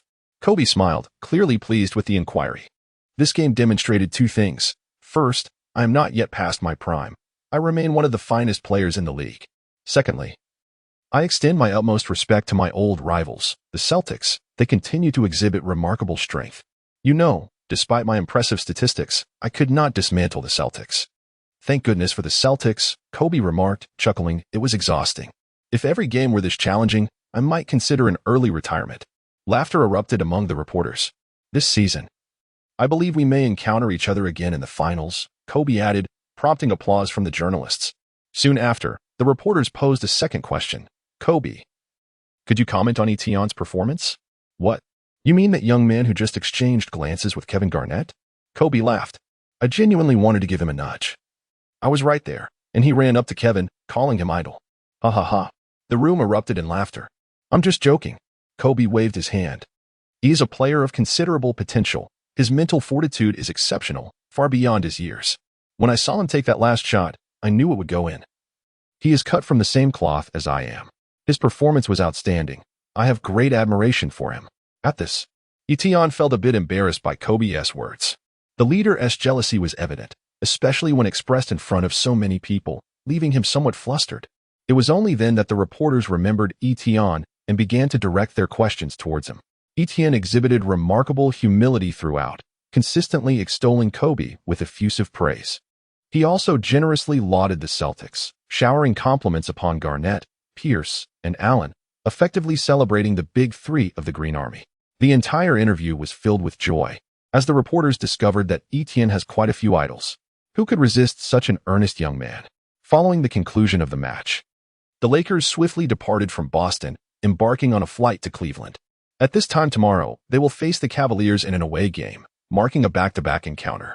Etienne finds himself quite unaccustomed to the rigorous schedule of the NBA, which is undeniably intense. It is no wonder that players suffer from numerous injuries. This reality compels Etienne to admire the legendary figures of the past. It is worth noting that many contemporary players, in a bid to avert excessive fatigue, have opted for rest days. Among the most representative of these are Kawhi Leonard and the Grim Reaper Durant. Etienne observed Kobe, who was resting with his eyes closed, and felt a pang of concern regarding the potential peril of his Achilles tendon. Given the current style of play, it was evident that Kobe was taxing himself to the utmost. This was hardly a sustainable approach. Consequently, Etienne sent a message to Kobe, "Boss, the Cavaliers aren't particularly formidable. Once we reach Cleveland, you might consider taking a breather." Upon feeling the vibration of his phone, Kobe opened his eyes. Seeing the message, he chuckled and replied, "What's this? Afraid I'll wear myself out? I certainly don't want to disappoint the fans who purchased tickets to see me play." Etienne observed Kobe's response and felt a slight headache. It was indeed challenging to persuade him to rest. "Boss, you must take time to recuperate. Do you know why Jordan was so exceptional? You cannot deceive me. While I might be oblivious to other matters, I am well acquainted with Jordan. He detested resting." Kobe asserted with conviction, "Boss, you only perceive a fragment of the truth. Have you considered what Jordan accomplished between his 2 three-peats?" Etienne guided. "He played baseball, you mean?" Kobe seemed to have a revelation. "Precisely, boss. After his first three-peat, Jordan took a full 2-year hiatus. Last year, one significant reason for our defeat against the Mavericks was sheer exhaustion from 3 consecutive finals appearances. Don't you think you resemble Jordan?" Etienne pressed on. "Upon reflection, you make a compelling point," Kobe conceded, showing signs of wavering. "It appears I, too, require a respite." Michael was rather cunning. "I had completely forgotten he took a 2-year break." "Absolutely, boss. If you rest well, we will be more assured in the playoffs," Etienne noted. "To be candid, the regular season's performance is merely a reference. Recall how Olajuwon led the Rockets to victory, triumphing against all odds." "I am well aware of that." "Never underestimate the heart of a champion," Kobe replied with enthusiasm. "I have made my decision. I shall rest for the next game." Kobe resolved firmly. "Wise decision, boss," Etienne exclaimed, elated to have achieved his goal. No wonder the protagonists in novels often possess a silver tongue. Its efficacy is undeniable. Etienne, benefiting from years of online surfing experience in his previous life, has honed his eloquence to an extraordinary degree. Now, even in the presence of an ordinary person, Etienne possesses the confidence to bewilder them with his words. With such verbal prowess, who would dare to challenge me? Etienne, brimming with joy, began to hum a cheerful tune, feeling a sense of accomplishment as he embarked on a journey through the vast expanse of the internet. At that time, short video platforms had yet to emerge, and the most popular social network in the country was Weibo. As an established internet wanderer, Etienne had long possessed his Weibo account. Prior to his entry into the NBA, he had merely a modest following of a few 100,000, and his posts barely stirred any ripples. However, everything changed once he made his NBA debut. His fanbase surged exponentially, following a string of stellar performances across 3 consecutive games. Etienne's name frequently graced the trending topics, capturing headlines.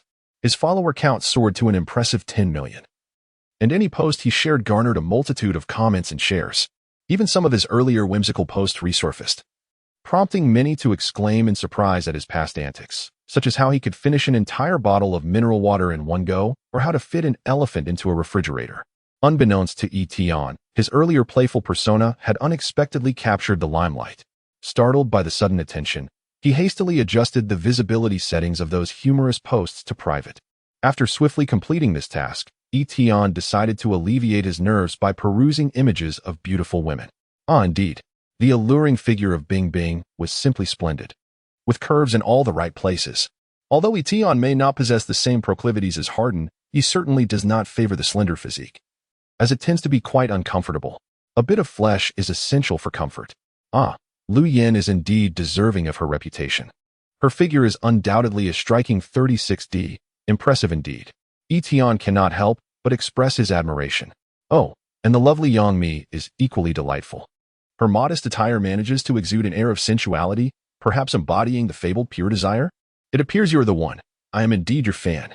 Etion begins to fervently like every post from Mimi. Etion has finally understood why Durant has such an affinity for liking beautiful women. It is indeed addictive. And once one starts, it becomes impossible to stop. Etion navigated through his list of followed accounts and discovered that his future girlfriend, Sui Han, had not posted any selfies in quite some time. He recalled that she used to share beautiful photos frequently, and it was her stunning looks and exceptional figure that initially drew him to pursue her. Now, her updates consisted solely of scenic images, and her follower count remained stagnant at several tens of thousands. This seemed rather implausible.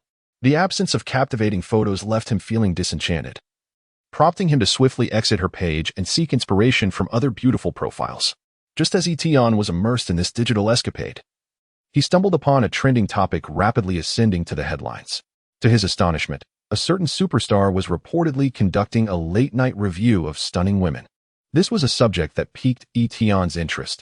Could it be that the paparazzi had uncovered some intriguing clues?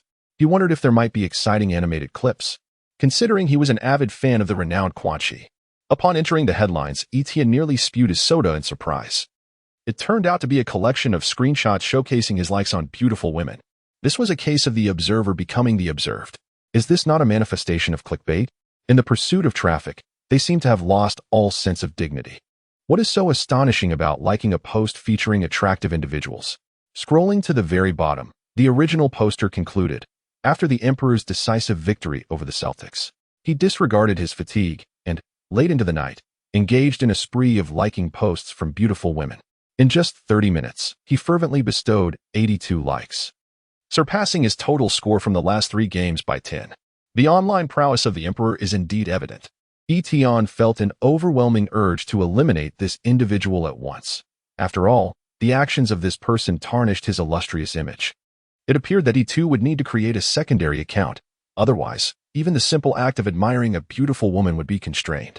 Reflecting on this, Etion could not help but admire Du Xiaoshui, who had ventured to the forefront of online exploration. As a distinguished keyboard warrior, how could one engage without a secondary account? Yet, he also recognized the importance of learning from Du Xiaoshui's missteps. A secondary account must not be too conspicuous. Durant often employed his secondary account to commend his primary account's posts and would fervently confront any detractors with it. However, this reckless behavior led to the swift exposure of Durant's secondary account. Fortunately, Durant adhered to the philosophy that as long as he remained unembarrassed, the embarrassment would fall upon others, which mitigated the issue considerably. After registering a secondary account, Etion leaned back against the chair, preparing to rest. After all, he was not made of iron. Even young individuals can feel fatigued after back-to-back games. The moment the Lakers arrived in Cleveland, they checked into their hotel, as competing in consecutive matches has never been an easy endeavor. Moreover, with so many seasoned veterans on the team, the significance of rest becomes particularly paramount at this juncture. Etion slumbered until the afternoon, only to be roused by Bainam's enthusiastic call. On the other end of the line, the eager little shark could hardly contain his excitement to discuss the enigmatic Eastern incantations with Etion. Upon arriving at the gymnasium, Etion was greeted warmly by the beaming Bainam, who urged, let us hasten to practice. I've recently uncovered the secret in the last 2 games. We must seize the moment while the iron is hot. Etion observed in the distance that Kobe was engaged in stretching exercises. Indeed, Kobe could never remain idle. Etion began to enlighten Bainam with the carefully considered words he had prepared. In Chinese, serves as an expressive particle, imbued with intense emotion. Uttering this phrase can invigorate one's entire being. It acts as a form of psychological suggestion, allowing one's feelings and strength to be unleashed unreservedly. Much like receiving a buff in a game, Bainam listened attentively, nodding in agreement. Indeed, after shouting it, I feel a surge of power. Yes, Etion continued. Yet it fundamentally relies on one's foundational skills. Even if I were to scream until my voice cracked, I could not replicate your prowess. Etion felt as if he were nearly convincing himself of his own argument. Perhaps this was the pinnacle of bravado. And what does signify? Bynam inquired further. This, too, is largely a psychological suggestion. In Chinese, conveys a sense of exceptional prowess. Uttering this before a free throw serves as a form of self-encouragement and affirmation. It instills the belief that you can indeed make the shot, thereby adjusting your mental state and rendering your release more instinctive and composed. Etion elaborated. Bynam reflected on his experience, exclaiming, "How true." After I said it, I felt significantly calmer, and during the shot, I hardly felt anything at all. Etion's face twitched slightly. Honestly, engaging in earnest nonsense is not particularly difficult. The crux lies in the fact that the person being swayed genuinely believes in your assertions and even amplifies your meaning, which can be quite perilous. Primarily, Etion could no longer contain himself and burst into laughter. Before Bynam could fully comprehend the situation, Etion patted his shoulder and exclaimed, "Andrew, I am absolutely delighted. It is truly wonderful to have such a remarkable teammate like you. This year, you are destined for the All-Star lineup. Is that so?" Bynam responded with evident joy. "I also feel that my form is exceptionally good this year. Let us seize the moment." Etion promptly grasped Bynam's arm and said, "You have no issues beneath the basket. Our focus now should be on perfecting your free throws. Just imagine, if you master your free throws, who could possibly rival you? Picture the free-throwing prowess of the big shark, Shaquille O'Neal. What are we waiting for? Let us get started." Bynam, filled with enthusiasm, recognized that Etion was indeed correct. This was a splendid opportunity to surpass O'Neal. Etion exhaled a sigh of relief upon realizing his ruse had succeeded. He had been genuinely concerned that Bynam might mistakenly believe that uttering a single awesome would guarantee successful free throws, leading to a lack of training and ultimately placing the blame on himself. Consequently, Etion commenced an intensive free throw training regimen with Bynam. Bynam, with impeccable enunciation, exclaimed "awesome" before attempting a shot. Durant. The basketball struck the front of the rim. This doesn't seem right," Bynam murmured. Etion, stifling a laugh, reassured him, "It's all right. Andrew, give it another try." Thus, the little shark began to repetitively follow the same procedure, but overall, he missed quite a few shots. "Hey, what do you think is wrong today? It seems the incantation isn't working," Bynam questioned, puzzled. "Well, I suspect it might be a matter of luck." Etion fabricated an explanation. "What do you mean by luck?" Bynam thought Etion was quite remarkable, as he always introduced him to new concepts he had never heard before. "This is a long story. We can discuss it later." Etion swiftly redirected the conversation. "Before anything else, let us resolve the issue with your free throws." Etion, possessing a consistent free throw accuracy above 85, felt confident in correcting Bynam's technique. After careful observation, Etion discerned that Bynam's rhythm was off. As he demonstrated, he explained, "Andrew, it's not a major issue. It's primarily about finding your rhythm. Before you shoot, adjust your breathing and raise the ball above your head. Yes, quietly say awesome and use your right hand to flick the ball, while your left hand merely guides it. Perfect. Just like that." Following Etion's instructions, Bynam took a shot, and swish. The ball went through the hoop effortlessly. "That's it," Etion exclaimed with delight. "Is it really that simple?" Etion mused, realizing Bynam's fundamentals weren't as poor as he had thought. "Wowee. This really works," Bynam exclaimed, hitting several shots in a row, filled with excitement. In the distance, Kobe noticed Bynam practicing free throws and became intrigued, observing that the little shark was indeed improving. After watching a few attempts, Kobe noticed that Bynam's rhythm had significantly improved, but he wondered what the repeated awesome before each shot signified. If memory serves correctly, Yao Ming had once explained to him that it was a compliment. Was Bynam paying homage to the greatness of basketball, perhaps to coax the ball into the hoop? Kobe found this amusing, regardless of the reasoning. If the ball was going in, that was all that mattered. Why does Andrew shout awesome before his free throws? Kobe could no longer contain his curiosity. "Well, it's a form of psychological affirmation to boost his confidence," Etion replied, now brimming with assurance. "Does it really help?" Kobe inquired. "Don't you think Andrew's free throw accuracy has improved?" Etion chuckled. It might indeed be beneficial for Andrew. At that moment, Bynam, having made several consecutive shots, paused and exclaimed, "So, free throws are really this simple. It's mainly because you have a solid foundation. The rest is merely supplementary," Etion praised him. "Haha. I must keep practicing. I can't waste my talent." Motivated by Etion's encouragement, Bynum was full of determination. Kobe watched Bynum's diligence with astonishment. You should consider becoming a head coach after retirement, Kobe remarked. To be honest, Rivers doesn't match your caliber. Huh? Etion chuckled at Kobe's jest. Boss. Are you referring to his motivational speaking skills? As of now, my prowess lies primarily in verbal encouragement. Nearby, while practicing free throws, Bynum suddenly interjected, Stop being so modest. Excessive humility is just another form of arrogance. When Mike Brown arrived at the court, it was already bustling with activity. Kobe and Etion had long maintained a habit of pre-game warm-ups, but Mike found it curious that Bynum, who typically avoided training until the last moment, was earnestly practicing free throws today. Bynum was notorious for his aversion to training. What could have prompted this change? As the gathering time approached, players began to assemble on the court. After a brief warm-up, Mike Brown started to outline the lineup. Previously, Kobe had expressed his desire to rest, and Mike readily agreed. Without Kobe, Mike elevated Barnes to the starting lineup. With Kobe sidelined and the Cavaliers lacking strength, as long as they played steadily, victory seemed assured. Once they reached the front court, the plan was to hand the ball to Paul Gasol for organization, while others focused on positioning. They had sharpshooters in Derek, Fisher, Etion, and Matt Barnes for three-point shooting, while Andrew Bynum had an advantage in the paint.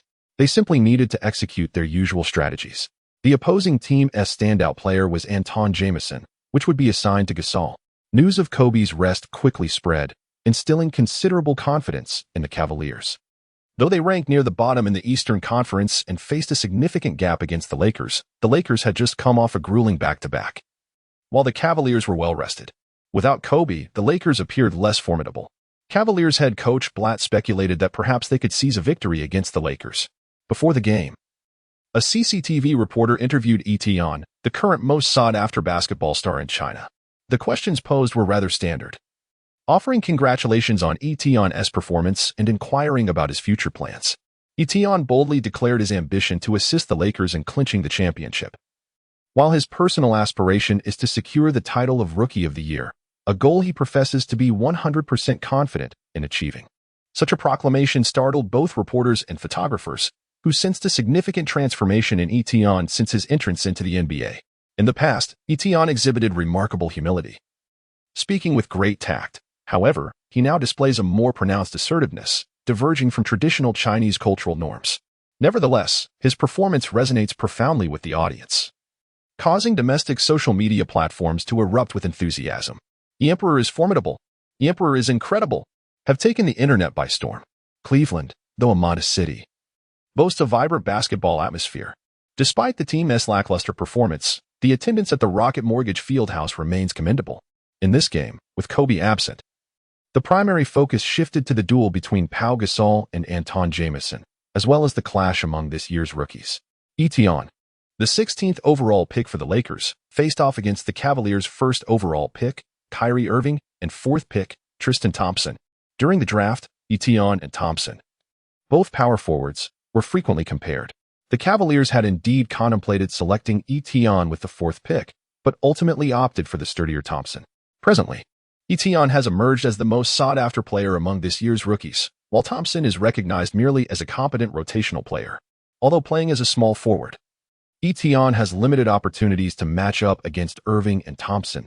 Nevertheless, the media has sensationalized the anticipated rivalry between Etion, Irving, and Thompson. When Etion made his entrance, the Cleveland fans unexpectedly erupted in boos. Kobe, standing at the sidelines, remarked to Etion, "The fact that they boo you signifies their fear and respect for your prowess." Etion smiled and said, "Rest assured, my leader. I am well aware. There is a saying that goes, Madison Square Garden does not scorn the nameless." The performance of Etion left Gasol in awe. It reminded him of his own rookie season, which did not commence as splendidly. During his first away game, the cheers from the fans instilled such anxiety in him that he lost his courage to shoot. Yet now, Etion appeared to be utterly unaffected by the pressure, elevating Gasol's admiration for him to new heights. Some individuals are simply born for the grand stage, much like the legendary Kobe seated courtside, and this nascent talent, Etion. Beside him, the game commenced swiftly. Kobe's absence surprised the fans at the Moda Center, as he rarely took breaks, which made them feel disrespected by the team. Thus, Whenever a Lakers player seized the ball, the crowd erupted in frenzied boos. Kyrie Irving was equally displeased. He had eagerly anticipated a showdown with his idol, Kobe, only to find that Kobe wouldn't even take to the court. Lacking the courage to blame Kobe, he directed all his frustration into the game. Poor old Fisher. Having just been overwhelmed by Rondo, now faced an even more relentless Irving. Fisher could only strive to keep pace with Irving, a customary tactic among seasoned players, yielding no accolades, but at least some effort. If he failed to contain Irving, he could at least claim he had tried. Sometimes, moderation serves as a solution, albeit one that offers no genuine aid to the team. On the sidelines, Mike Brown observed Fisher's struggle, feeling powerless in the previous game. He could rely on Kobe to handle the ball and stabilize the situation, but now he had no choice but to watch in silence. It was time for Kupchak to scour the trade market for a point guard, Brown mused. Just as Cavaliers fans rallied behind Irving, Etienne executed a spectacular block, sending both Irving and the ball soaring. Damn, was that intentional? Irving fumed. Next time, I'll be gentler, Etienne chuckled. You? Irving seethed, infuriated that this 16th pick from China dared to challenge him, the first overall pick. On the sidelines, Mike Brown's eyes gleamed with interest. Etienne held himself to rigorous standards and trained diligently, although he had yet to reach the level he described as 3A. He frequently observed Etienne practicing alongside Kobe during breaks. In the earlier two games, Etienne's defensive attitude had been notably aggressive. Yet he still exhibited moments of positional lapses, relying primarily on his physical prowess, with defensive awareness that was merely average. However, it seemed that Etienne's choices of positioning now exhibited a flair reminiscent of Kobe's, marking a significant advancement. The NBA has never lacked explosively gifted players. Yet it is often the spirit of professionalism that determines success or failure. Etienne instilled in Mike Brown a sense that this young talent was worthy of his mentorship. If the legendary Phil Jackson could weave a narrative with icons like Jordan and Kobe, and if Jerry Sloan could nurture the Utah duo of Malone and Stockton, then why couldn't he? Previously, when he guided LeBron, the latter was already a superstar, poised to take center stage, and at that time, no one paid heed to Mike Brown. However, the circumstances had shifted. Etienne was merely the 16th pick, just embarking on his journey, making this the perfect moment for Brown to elevate him. As the first quarter concluded, the strategy devised by Mike Brown astounded the players. Aside from two towering centers, the Cavaliers were comprised of players under 2 meters tall, and once the ball transitioned to the frontcourt, it was entrusted to Etienne. Then came the unforgettable words from Mike Brown. Play well. Today, there are no limits on your shots. You have the freedom to unleash your potential. A surge of exhilaration coursed through Etienne's veins. Do you have any questions? Brown inquired, noticing Etienne's momentary daze. No questions at all, Etienne replied, thumping his chest with enthusiasm. Coach, I'm thrilled. Satisfied with Etienne's calm demeanor, Brown smiled, then let us get to work. As the second quarter commenced, the Lakers launched their offensive play. Fisher advanced the ball into the frontcourt, and as per Brown's instructions, he passed it to Etienne. The Cavaliers paid little attention to Etienne. Their focus was on the interior, burdened by the formidable duo of Gasol and Bynum. Standing before Etienne was Alonzo, a 198 centimeters small forward who had yet to grasp the gravity of the situation. In his mind, this towering forward had only attempted a shot once during the first quarter, seemingly not a primary offensive threat for the Lakers. Barnes and Fisher maneuvered towards the corners, while Gasol positioned himself near the free throw line, creating ample space for Etienne, an opportunity previously reserved solely for Kobe. Alonzo, caught in a moment of indecision, scrutinized Etienne. Perplexed by the apparent mismatch, was this formidable figure not meant to engage in the paint? Just as Alonzo hesitated, Etienne launched into a clean jump shot. His movements were fluid. As he leapt, arms extended above his head, releasing the ball with precision.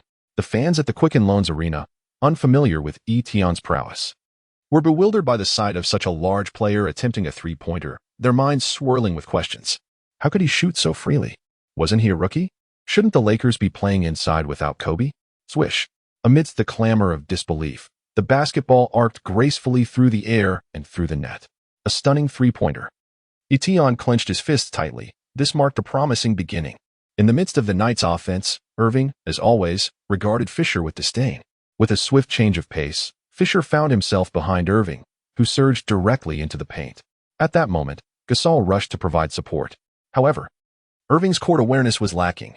Had it been Paul or Rondo, they would undoubtedly have located the open Jamison. Yet, the god Irving seemed oblivious to Jamison's call for the ball, opting instead to pursue his own path. Nonetheless, one cannot deny the supreme quality of Irving's ball-handling skills, as he executed a pronounced hesitation dribble that effectively left Gasol in his wake. He lofted the ball skyward, tracing a beautifully executed parabolic arc. Just as Irving believed victory was within his grasp, a thunderous roar erupted beside him like a clap of thunder. Damn it! Bryant soared into the air, vehemently swatting the ball away. It was a volley-style rejection. Barnes, near the sideline, secured the basketball and was about to pass it to Fisher when he heard someone shout from a short distance away. Here. It was Etion, who had already initiated his move the moment Barnes gained possession.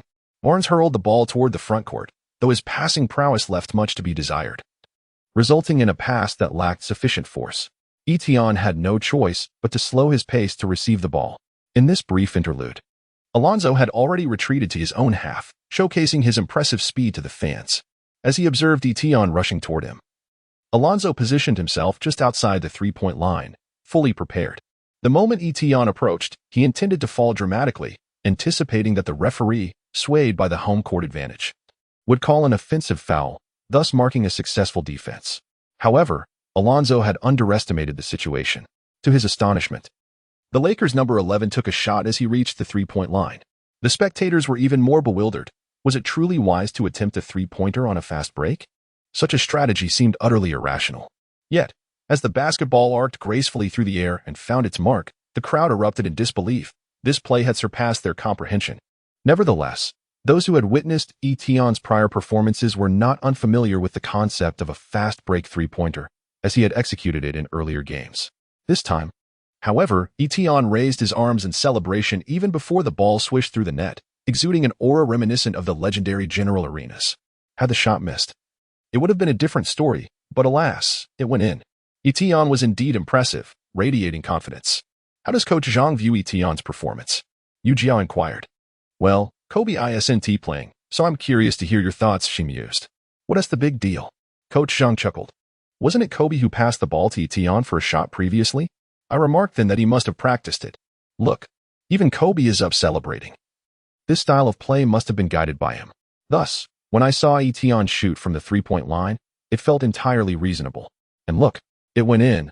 This is standard procedure, thanks to Kobe, Coach Zhang praised.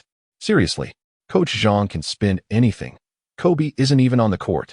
The fans echoed Yu Jia's sentiments in the scrolling comments below. Witnessing such unwavering admiration for Kobe from a seasoned fan, Yu Jia could only offer her applause. Sometimes, the rhythm of the game is indeed enigmatic. On this night, Etion was on fire, and the hoop appeared as vast as the ocean to him. In the ensuing plays, he sank consecutive three-pointers, leaving the Cavaliers to realize just how precise this towering player could be. The Cavaliers' lineup featured a trio of undersized players, none exceeding 2 meters in height, which rendered Etion untroubled by their defense. Apart from fouling, the Cavaliers had no means to impede his progress. Eventually, Cavaliers head coach Bickerstaff decided to substitute Tristan Thompson into the game to counter Etion. At the very least, he would have a height advantage. Yet, disappointment soon washed over Bickerstaff as he discovered that Thompson's speed was no match for Etion's agility. This disparity allowed Etion to penetrate with ease, and astonishingly, Thompson racked up 3 fouls within a mere 3 minutes. Etion's deceptive maneuvers effortlessly bewildered Thompson, and at that moment, the referee manual he had meticulously studied at 3 in the morning proved to be pivotal. The referee penalized Thompson with 2 fouls, allowing Etion to consecutively score 2 in one place. This infuriated Thompson, who was visibly displeased with Etion's flopping antics, incessantly complaining to the referee. Such behavior was clearly unwise, leading the referee to promptly issue a technical foul against him, forcing Thompson to sulk back to the bench. This left Bickerstaff feeling utterly despondent, questioning the wisdom of selecting such a player with the 4th overall pick. The opposing monster hardly resembled a player worthy of the 16th pick. It seemed that even selecting Etion as the 1st overall pick would be justified. The sole consolation for Bickerstaff was that other teams with lottery picks were equally blind to his potential.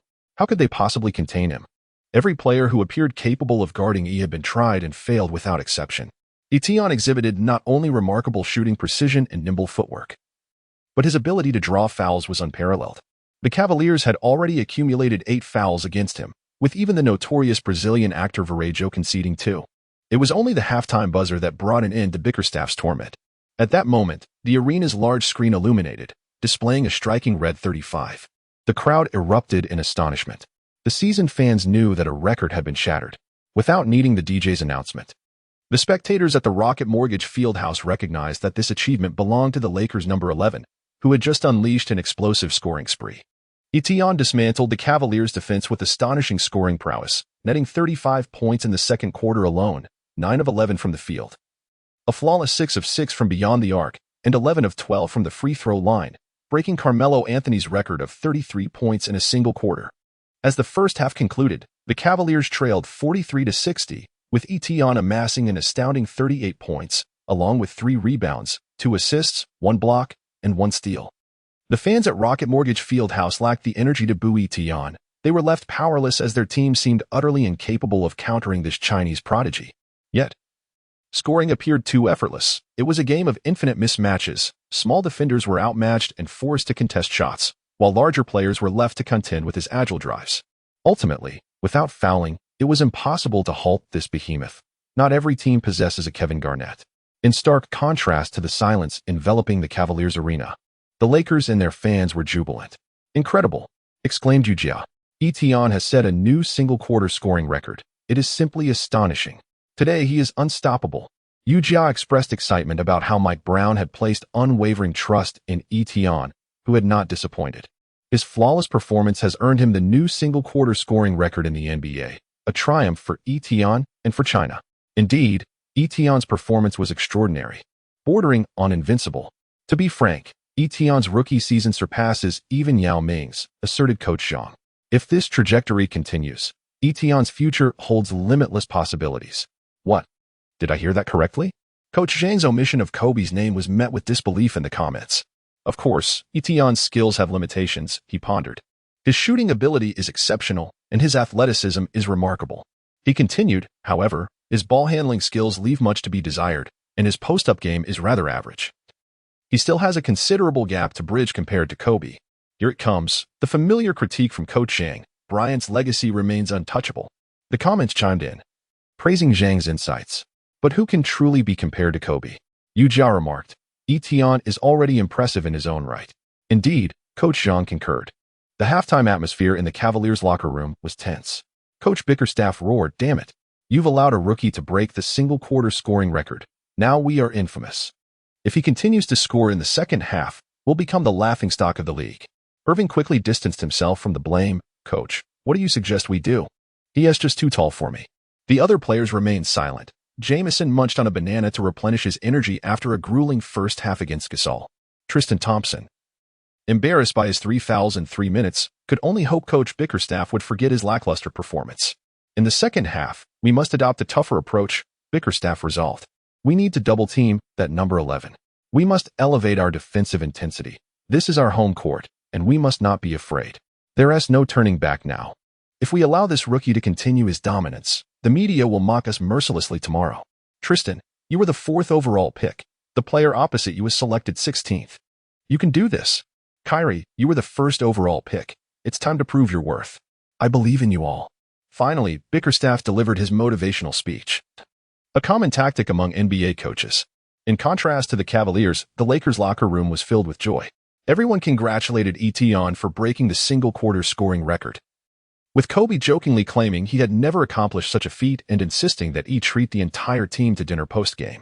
Etienne readily agreed with a smile. Mike Brown did not alter the team's strategy. However, he cautioned Etienne that the Cavaliers would undoubtedly modify their approach, urging him to adapt according to the circumstances. Etienne felt an overwhelming sense of happiness, akin to soaring into the sky compared to his life before the time leap. Not only had he avoided becoming a mere lackey, but he had also attained tactical freedom, a privilege reserved for the leader of the team. With Kobe absent, this temporary experience was truly delightful. As the second half of the game commenced, Fisher dribbled the ball into the front court. After a brief moment of tactical command at the arc, he ultimately passed the ball to Etienne. At this moment, Tristan Thompson, invigorated by an abundance of motivational speeches from Bickerstaff, approached Etienne with an air of confidence. Upon encountering the rough man, Etienne was inspired with the notion of taking him on individually. He positioned the ball at his waist. executing a series of feints in an attempt to coax Tristan Thompson into shifting his weight. Perhaps during the halftime break, TT engaged in considerable introspection. In the second half, he exhibited significant improvement. Rather than recklessly reaching out, he bent his knees and stabilized his center of gravity, marking a commendable start for him. Gaining newfound confidence, he taunted, "Your feints are utterly pathetic. They can't deceive me at all." Not one to be outdone in verbal sparring, Etienne swiftly retorted. "You're nothing but trash. Getting past you is as effortless as crossing the street at dawn." Enraged by Etienne's words, TT fumed. "How dare you consider yourself a superstar? My draft position is undeniably higher than yours." Etienne's verbal prowess is undoubtedly exceptional. Before Thompson could utter a single word in response, he unleashed a barrage of disparaging remarks akin to a rapid-fire machine gun. In that moment, terms such as fool, trash, coward, and son of a dog filled the air like confetti. TT, evidently unaccustomed to the frenetic pace of Chinese keyboard warriors engaging in heated exchanges, found himself momentarily disoriented. Etienne swiftly dribbled the ball, his rapid first step allowing him to effortlessly evade TT. At that moment, Jamison and Varejao converged to double-team Etienne. In an instant, he thought of his trusted ally, Bainham. He passed the ball through the crowd, exclaiming, "Andrew." Bainham, quick to understand, recognized that his good friend Etienne had set him up for a play. With a thunderous dam, he launched himself into the air, executing a ferocious dunk. The ball ricocheted off the floor, bouncing far away. The little shark hung from the rim, shaking it vigorously. At that moment, the hoop appeared to tremble under the immense force, as if intimidated by the fearsome presence of Bainham. Such a powerful slam dunk delivered a striking visual spectacle. Meanwhile, as Bainham thundered down the rim, Etienne was nudged off balance by Varejao. Glancing at the nearby referee, Etienne chose not to complain. He understood that the officials were not blind, unless they chose to feign ignorance, and it seemed the second half would not be as fair in officiating as the first. As Bainham sprinted over to celebrate with Etienne, the latter remarked, "Andrew, do you realize what that play just signified?" Bainham, slightly bewildered, responded, "Does it signify that I scored?" "Correct." Etienne replied with a smile, "You're indeed in sync with me. Now it's your turn to shine, Andrew. The second half is yours. I will feed you the ball." "Ah, you're always looking out for me," Bainham chuckled. "My stats have been decent lately, but my scoring has dipped somewhat. With the Cavaliers trailing, it's a perfect opportunity to boost my points." Etienne laughed along, amused by Bainham's boisterous nature, which had irked the Cavaliers players and coaches, whose expressions resembled that of liver. As the Cavaliers initiated their possession, Irving brought the ball past half-court, and Etienne stood poised to provide defensive support. Etienne held little expectation for Fisher. According to Mike Brown's strategy, once Old Fish was surpassed, he would shift to the perimeter for a switch, leaving Irving's defense to Etienne. As expected, Old Fish remained consistently steady, with a sudden change of direction. Irving successfully left Fisher behind. Following the plan, Fisher positioned himself at the three-point line. Etienne immediately charged towards Irving. Having learned from his previous encounter with Bainham, Irving had become considerably more astute. He held the ball and began to assess the dynamics on the court, realizing that the Lakers were not leaving anyone unguarded. Rather, they had simply assigned Etienne to defend him.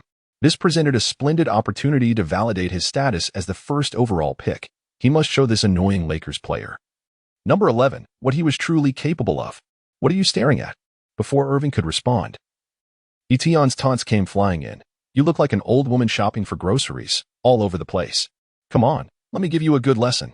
Initially taken aback, Irving soon found himself completely ignited. How dare a rookie challenge him? He was the first overall pick. With a furious exclamation of F, Irving charged forward, determined to drive the ball. Etienne was simultaneously retreating defensively while engaging in a relentless verbal barrage, declaring, "Even my grandmother is faster than you." Irving, feeling somewhat disoriented from the taunts, unconsciously quickened his movements in an effort to prove his own speed. Etienne felt that the moment was just right, swiftly sealing off Irving's route to escape. With no other option, Irving was compelled to charge into the paint and confront the little shark, Bainham. As soon as Bainham perceived the opportunity, he advanced decisively. Gasol positioned himself beneath the basket, while Etienne rotated to cover the vacated Jamison. This defensive rotation left Irving devoid of passing options. On the sidelines, Mike Brown beamed with satisfaction, convinced that defense relied on his expertise. Being a cherished disciple of the venerable Popovich, Irving, gritting his teeth, leaped into the air but soon found himself crashing back to the ground. The iron grip of the little shark met him head-on. Crack! Irving was sent sprawling by Bynum, his face swelling instantly. It was a foul that could be called or overlooked, given that Bynum had initially touched the ball. However, the referee, upon witnessing Irving's plight, awarded him 2 free throws. Cursing under his breath, Irving approached the free throw line and showcased his prowess as a former #1 pick, making both shots with precision. As the Lakers resumed their possession, the ball remained in Etion's hands. Just as Tristan Thompson approached, preparing to defend, Etion suddenly felt an unsettling chill down his back. With a sidelong glance, Etion caught sight of Owen stealthily preparing to strike him from behind. Goodness, this cunning fellow, despite his swollen face, remains undeterred. Etion remained composed. At the very moment when Irving approached, Etion swiftly initiated his dribble. Etion's left elbow struck Irving's face with remarkable precision, eliciting a pained cry from Irving as he clutched his face and collapsed to the ground. Etion showed no signs of slowing down. He deftly maneuvered past Thompson, drawing Jamison's defense towards him. Etion passed the ball to the basket, and upon receiving it, Gasol rose to attack the rim. Under the basket, Varejao, facing 2 defenders, gave Gasol a light shove before conceding defeat, allowing Gasol to effortlessly score. At that moment, the referee's whistle pierced the air as Irving, who had been sprawled on the ground for quite some time, finally managed to rise, finding solace in the fact that he had drawn a foul. The referee raised his right hand, fingers extended in a gesture, before pointing towards the free throw line. This left Irving momentarily bewildered. Did he really receive such favorable treatment? No. This was our half. What was happening? It was only when Gasol stepped up to the free throw line that Irving realized the foul had been called against the Cavaliers. Rubbing his swollen face, which resembled that of a pig, Irving voiced his complaint to the referee, exclaiming that his face had been battered to such a degree, yet no foul was called. The referee, observing Irving's pig-like expression, couldn't help but chuckle internally, though his professional demeanor prevented him from laughing aloud.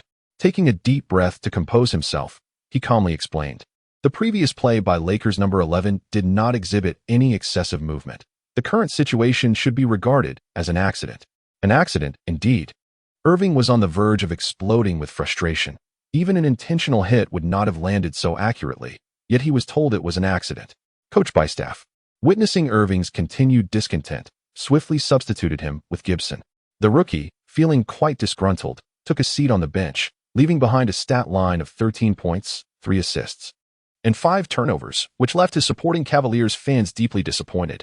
Although Irving's performance had been erratic, his individual prowess remained commendable. After Irving's departure, the Cavaliers' only stable scoring option was Jamison, who, burdened by the relentless attention from the Lakers' defense, found himself utterly drained.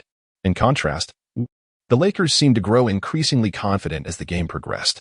Etion focused his energy on passing, acutely aware that no player is indifferent to their statistics. His towering stature afforded him a natural advantage in vision, allowing him to survey the entire court while orchestrating plays. As several rounds progressed, Etion significantly boosted his assists. He began to relish the exhilaration of playmaking from the arc, and it became evident why many, epitomized by the Warriors' Draymond Green, favored this style of play. It was effortless, with small ball tactics. When his teammates scored, he earned another assist, and if they missed, it bore little consequence, as it was not his shot. Regardless, under Etion's orchestration, the Lakers players exhibited a greater willingness to move. After all, everyone preferred to participate rather than linger on the sidelines watching him engage in isolation plays.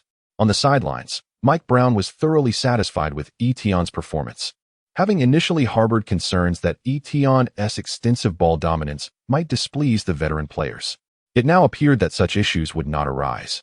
Etion was eager to facilitate for his teammates, and upon each successful basket, he would immediately rush to celebrate together. Although such gestures might seem superfluous, who could resist such an exuberant young man? Even Barnes, after sinking a three-pointer from Etion's pass, enthusiastically leaped onto Etion, embracing him and exclaiming, I think I'm falling for you. Bistaff's defensive schemes against Etion had utterly lost their effectiveness. Upon encountering a double team, Etion promptly switched his approach, opting to assume the role of a playmaker. This was a sagacious decision. Not everyone can attain the heights of Kobe. Etion was not so presumptuous as to believe he could break through the defensive pressure single-handedly. The transformation of Etienne rendered the Cavaliers' tactics ineffective, as the Lakers sailed smoothly on the court, swiftly extending their lead to over 25 points. Such a deficit is substantial enough to prompt surrender, and Bickerstaff refrained from making a final stand. Following the conclusion of the third quarter, the Cavaliers promptly withdrew all their starters. Irving departed from the arena, his visage bearing the weight of undue pressure, in dire need of proper recuperation. On the Lakers' side, both Etienne and Bynum were summoned to the court in the fourth quarter, primarily as coach Mike Brown sought to grant his disciples an opportunity to shine. At the end of 3 quarters, Etienne achieved an impressive tally of 43 points, along with 8 rebounds and 9 assists. Meanwhile, Bynum recorded 19 points and a remarkable 20 rebounds. In the opening possession of the fourth quarter, Etienne assisted Bynum in reaching his goal. Etienne lofted the ball towards the basket, and Bynum, overpowering Tristan Thompson, scored 2 points. At this moment, Bynum's score reached 21 points, achieving an impressive double-double of 20 points and 20 rebounds. Simultaneously, Etienne's assists climbed to 10. Mike Brown rose to substitute Bynum, but was steadfastly refused by the Little Shark, who loyally insisted on aiding his good friend Etienne in reaching his goal. Naturally, Mike Brown acquiesced, recognizing Bynum's genuine camaraderie. The Lakers bench was filled with joy. Aside from Odom, who had taken leave to return to Los Angeles, the remaining championship players sat comfortably on the sidelines, cheering for the team. You won't be able to grab rebounds like that. You need to position yourself under the basket, Gasol chuckled. Pay attention to your angles. Andrew has blocked your position. You must be more proactive, Fisher advised. Watching Bynum dominate the court, Kobe reminisced about the days spent battling alongside Shaquille. He found himself missing that retired giant. Etienne had initially refrained from overtly inflating his statistics. At first, he did not boldly position himself in the paint. However, upon witnessing Bynum's relentless effort, Etienne could not bear to let his comrade toil alone. Thus, he directly maneuvered himself beneath the basket. With Bynum effectively blocking Tristan Thompson, Etienne effortlessly seized 2 rebounds. At this moment, Etienne gestured for a substitution.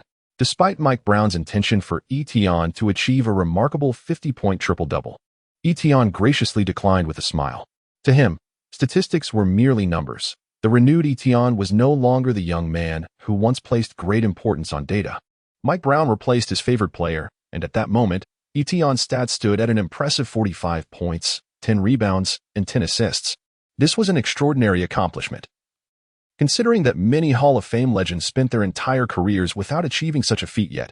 Etienne accomplished it in just his 4th game in the NBA, marking an astonishing milestone in his inaugural week.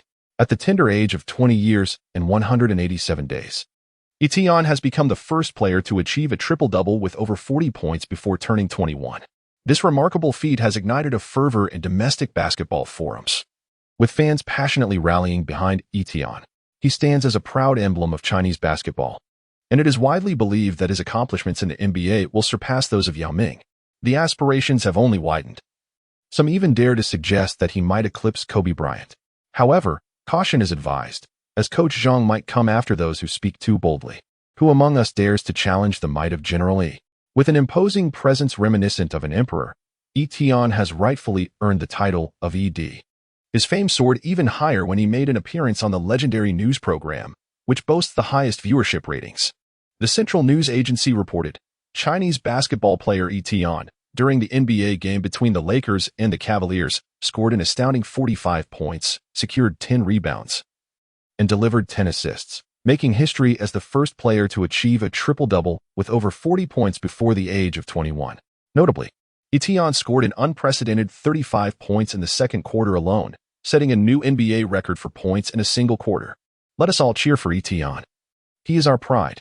This recognition is monumental for Etienne, signifying his acknowledgement as a well-rounded athlete of both virtue and talent, thereby solidifying his positive public image. Following the game, Coach Mike Brown accompanied Etienne to the press conference, where a reporter from the Cleveland Sports Journal posed a pointed question. Etienne, what do you have to say about your decision to remain on the court during the fourth quarter to accumulate statistics? Etienne had anticipated this question long ago, and with an air of confidence, he declared, I scored 35 points in the second quarter and amassed 43 points, along with 8 rebounds and 9 assists in the third quarter. Had the Cavaliers displayed a bit more resilience, I would have achieved a triple-double with over 50 points, rendering this question moot. Thus, I attribute this to your team conceding defeat after just 3 quarters. The local journalist's face flushed a deep shade of purple, rendered speechless by Etienne's compelling remarks. Etion continued, expressing his profound gratitude towards his coach, Mr. Brown, whose unwavering trust in him and tactical guidance had been instrumental in his accomplishments. He reflected that any future successes he may achieve would be firmly rooted in the benevolence and recognition bestowed upon him by Coach Brown today.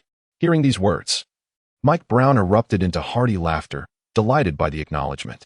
This shift in focus captivated the journalists, allowing Brown to elaborate. Indeed, Etion is the finest young talent I have ever mentored, and thus, I have placed my complete trust in him. LeBron and Kobe were already exceptional players before I became their coach. My intention is not to suggest that Etion surpasses them. Rather, I assert that he is a product of my guidance. Today's match was destined to be Etion's breakout moment, as he shattered 2 records, with his name dominating headlines across various platforms. As the first week of the NBA regular season concluded, the Lakers stood undefeated, boasting a perfect 4-0 record and claiming the top spot in the Western Conference. Meanwhile, the Eastern Conference was equally formidable, with the powerhouse trio of the Heat and the newly crowned MVP, Derrick Rose, leading the Bulls, both yet to taste defeat. Kobe, with his astonishing average of 40 points per game, was named the Western Conference Player of the Week, while the accolade for the Eastern Conference was awarded to the rising star, the Little Emperor, LeBron James. Etion has undoubtedly secured the title of the best rookie in the Western Conference, while the Eastern Conference's top rookie belongs to the first overall pick. Oh God. ESPN has also elevated Kobe's player ranking, as the consistently explosive performances have propelled him from 7th at the beginning of the season to the very top. The Black Mamba has proven through his actions that he remains the finest player in the league, without exception. After enduring 2 away games, the Lakers have finally returned to Los Angeles. With their next match scheduled in 2 days, Mike Brown granted the players a day off. Following a record-breaking game, Etion has ascended to become the most popular star in the country. Particularly after appearing on the Central Television channel, his commercial value has surged dramatically. Previously, endorsement opportunities were turned down by Etion. At that time, his mother, Xia Jinglan, lamented that her son was foolishly unaware of the potential to earn. In retrospect, this decision appears to be sagacious, as Etion's market value has now multiplied significantly following that gain. Etion was unwilling to hire an agent, leaving Xia Jinglan with no choice but to assume that role. As a former executive at a commercial bank, she had already resigned from her position for the sake of her son, making her adept at handling endorsement contracts with ease. Etion did not invest much effort in such matters, for he understood that everything he had now was built upon his remarkable performances in the NBA. Should he falter, all of it would merely be a fleeting moment. In his past life, he had witnessed the rapidity with which the internet elevates individuals to fame. Once the traffic abandons you, the fall is more devastating than that of anyone else. Etion's primary focus now lies in his collaboration with Xiaomi. Firstly, he recognizes the immense potential of Xiaomi, which far surpasses other endorsement contracts. Secondly, Etion genuinely requires a reliable smartphone, as his current iPhone 4S is exceedingly cumbersome, making it difficult for him to accurately like posts from beautiful women due to his larger hands. CEO Lei Jun places great importance on his partnership with Etion. Following Etion's record-breaking battle against the Knight, Lei Jun reached out to him, proposing to elevate the value of stock options to an astounding 50 million renminbi. Xiaomi firmly believes that investing 50 million to secure Etion's allegiance is a prudent decision, viewing the agreement not merely as a standard endorsement contract, but rather as an employment contract. Etion has emerged as a star employee at Xiaomi and is also a partner in the company. He bears the responsibility of promoting all Xiaomi products. Chairman Lei's vision for Xiaomi extends far beyond merely selling mobile phones.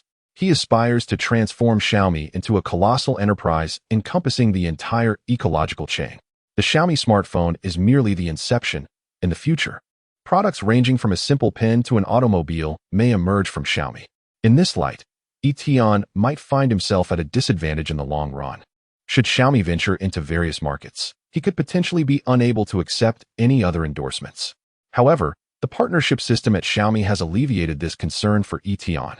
The better Xiaomi performs, the greater his returns as a shareholder.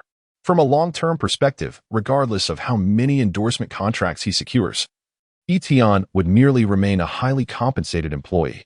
In contrast, his collaboration with Xiaomi positions him as a partner in a burgeoning enterprise, providing him with lifelong security. The requirements set forth by Etion for the custom mobile phone have posed a significant challenge for General Lei. A screen larger than 6 inches, A battery exceeding 5,000 milliamp hours and a high-speed charging capability. Can such a device truly be realized? My dear brother, are you certain you are not describing a tablet? General Lei inquired. Well, Etion pondered for a moment and replied, you could perceive it as a tablet capable of making phone calls. I understand your perspective. General Lei responded, but the screen would need to be custom-made, as would the battery. Additionally, the charging protocol requires further examination. The crux of the matter is that the costs cannot be kept down. Etion pondered for a moment before explaining, my dear brother, I believe that Xiaomi's current strategy of creating cost-effective smartphones is indeed on the right track. However, as a future top-tier company, we must offer a broader array of products to capture the market. For instance, certain affluent individuals or enthusiasts have a penchant for high-end goods. For them, money may not pose much of an obstacle. Upon hearing this, Mr. Lei found some merit in the argument. Yet he expressed his reservations. The costs of mold development are exceedingly high, and the yield rates are not particularly favorable. Thus, mass production of this smartphone seems impractical. Furthermore, from what I understand, we would need to price this device at a minimum of 500 yuan to break even, which is significantly more expensive than the iPhone 4S. Not to worry, Etion reassured him. I will establish a price point. Let us set it at 848 yuan. I will initially procure 2,000 units at this price, ensuring that the company will not incur losses. My dear brother, you are being overly courteous, Mr. Lei replied, a hint of embarrassment in his tone. Once the phone is developed, I shall provide an additional 1,000 yuan for each unit on top of the cost price. Since this was our shared idea, utilizing the company's resources feels somewhat inappropriate. This 2 million yuan represents a small token of my appreciation. However, dear brother, what do you intend to do with so many smartphones? Mr. Lei inquired, his curiosity piqued. Naturally, I plan to sell them, Etion responded with a smile. Moreover, I am convinced that this smartphone will undoubtedly succeed. With my persuasive skills, I can easily sell out this batch. NBA players are not short on funds. As long as the product is sufficiently innovative, selling each for 2,000 USD should not be an issue. Furthermore, for tall athletes, a large-screen smartphone is an absolute necessity. In light of the trends in smartphone development, this will surely be well received. Seeing Etion's unwavering confidence, Mr. Lei felt invigorated as well. Perhaps this truly was an opportunity. What shall we name this smartphone, then? Since it is your concept, dear brother, the honor of naming it should belong to you. Etion pondered for a moment and smiled, declaring, let us name it Xiaomi Future, with the series designated as Mi Future. Indeed, a phone from the future. Priced at 848. Lei repeated the phrase with a chuckle. It truly is a phone from the future. Whether it succeeds or not remains to be seen. However, at present, no other phone company dares to attempt such a bold move.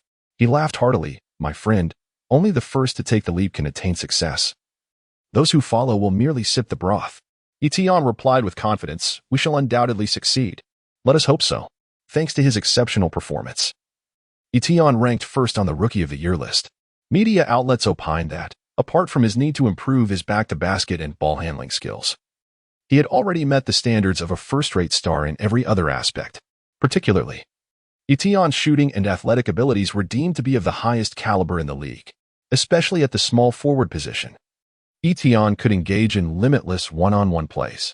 With the exception of a few highly mobile big men like Garnett and Bosch, no one could effectively defend against him in a one-on-one situation.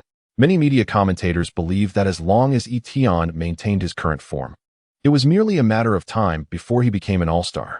During an interview, Kobe also endorsed his young prodigy, stating, he has made remarkable progress. He is humble, eager to learn, and trains diligently. He is the future of the Lakers, and as for the all-star selection, I wholeheartedly support him. I hope you all will cast your votes for him. The Lakers' next opponent is the Clippers, although the Lakers are technically the visiting team. The difference is negligible since both teams share the same arena. The only change is the court design. The Lakers have long been a symbol of the NBA in Los Angeles. As one of the most illustrious franchises in NBA history, the Lakers boast a glorious past. Names such as George Mikan, Wilt Chamberlain, Jerry West, Elgin Baylor, Magic Johnson, Sky Hook-Jabbar, Shaq O'Neal, and Kobe Bryant shine brightly, illuminating the city of Los Angeles, often referred to as the City of Angels. In stark contrast to the Lakers' illustrious history, the Clippers' legacy is somewhat less impressive. If the Lakers are the masters of Staples Center, the Clippers resemble mere tenants. The Clippers' history is rather scant. Not only do they lack significant accomplishments, but their playoff appearances are also few and far between. This has rendered the Clippers somewhat of an inconspicuous entity. After all, with the Lakers in town, who would prefer the Clippers? Previously, Etion's impression of the Clippers was largely shaped by his predecessor Wang Zhizhi, who joined the team in 2002, sparking Etion's keen interest in the Clippers games. However, this perception transformed dramatically this season, as the Clippers emerged as the preeminent victors in the trade market through a series of bold maneuvers during the offseason. They first acquired the free agent Karen Butler at a steep price, followed by a strategic bid that secured Chauncey Billups for just over $2 million in the amnesty auction. The crowning achievement, however, was the acquisition of Chris Paul, an operation that instantly elevated the team to a formidable contender. Alongside two top draft picks, Kenyon Martin and Blake Griffin, as well as elite role player DeAndre Jordan, the sharpshooter Mo Williams, and the talented Nick Young, the Clippers boasted a robust lineup. The team possesses ample depth both inside and outside, making them undeniably capable of competing against any powerhouse in the league, particularly in the point guard position. Even Kobe would shed tears for Paul, Billups, and Mo Williams vastly outshine the aging Derek Fisher. Since the commencement of the season, the Clippers have exhibited an impressive form. Aside from a regrettable away loss to the surging Heat, they triumphed in the remaining 3 games, catapulting themselves into the ranks of the league's elite.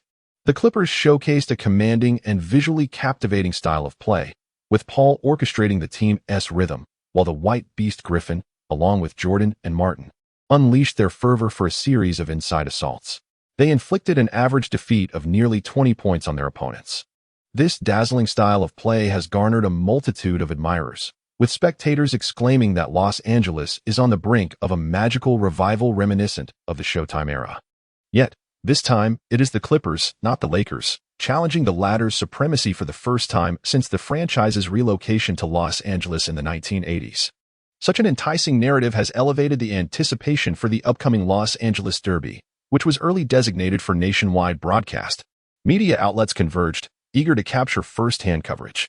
After a day of rest, the Lakers regrouped. Although riding high on a 4-game winning streak, they did not underestimate the formidable Clippers. Coach Mike Brown meticulously analyzed game footage, recognizing the Clippers' exceptional athleticism, their deep rotation, and the impact of Paul as a master playmaker, which facilitated their preference for a fast-paced transition game that could draw opponents into their tempo. The Lakers, with fewer rotation players, placed a premium on the stamina of their aging roster, while the youthful Bynum was not particularly quick. Brown advocated for a slower pace to transition the game into a half-court battle, leveraging Kobe's formidable presence to maximize their strengths. Kobe wholeheartedly agreed, feeling invigorated after a game of rest. Meanwhile, Odom's absence from the roster was attributed to a heated dispute with general manager Kupchak. The pre-game atmosphere was charged, with the Clippers rookie Griffin declaring his intent to educate the surging Etion. Griffin, having garnered media attention through several seasons of effort, couldn't fathom how Etion, a mere 16th overall pick, became the darling of Los Angeles in just 4 games. Before the game even began, Griffin's jealousy ignited, leading him to declare in an interview, "I will primarily guard that Chinese kid. I know he has performed well recently, but I am the superior player. This game will prove everything, and I will dunk over him."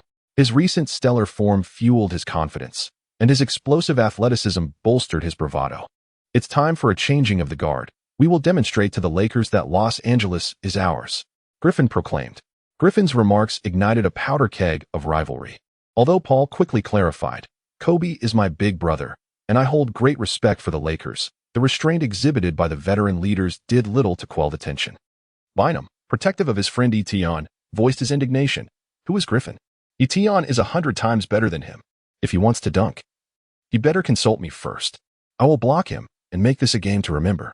I will show him that Los Angeles belongs to the Lakers, and the Clippers should stay in their lane." The players' declarations, coupled with media amplification, filled the game with palpable intensity, drawing unprecedented attention to the Lakers-Clippers rivalry. Griffin's provocations did not sway Etion's mindset. He understood that pre-game banter held little weight, as true merit would be proven on the court. Griffin's towering height and athletic prowess could indeed pose a significant challenge. Nevertheless, Etion found amusement in Griffin's arrogance, likening him to a dinosaur and chuckling at the thought. At long last, the much-anticipated Los Angeles Derby was about to commence. After completing their warm-ups, the Lakers returned to the locker room for final preparations. Coincidentally, the television in the locker room aired Griffin's declaration against the Lakers. Damn. Is this fool desperate for attention? Bynum fumed. We must show him who's boss in this game. Etion responded with a smile. Soon, the time for the entrance ceremony arrived.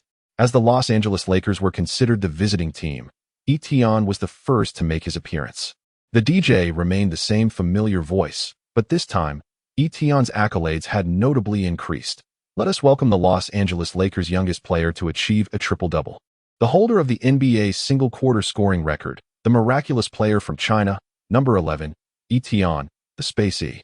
Etion entered the arena with measured steps, exchanging high-fives with his teammates along the sidelines, clearly demonstrating his familiarity with the entrance ceremony.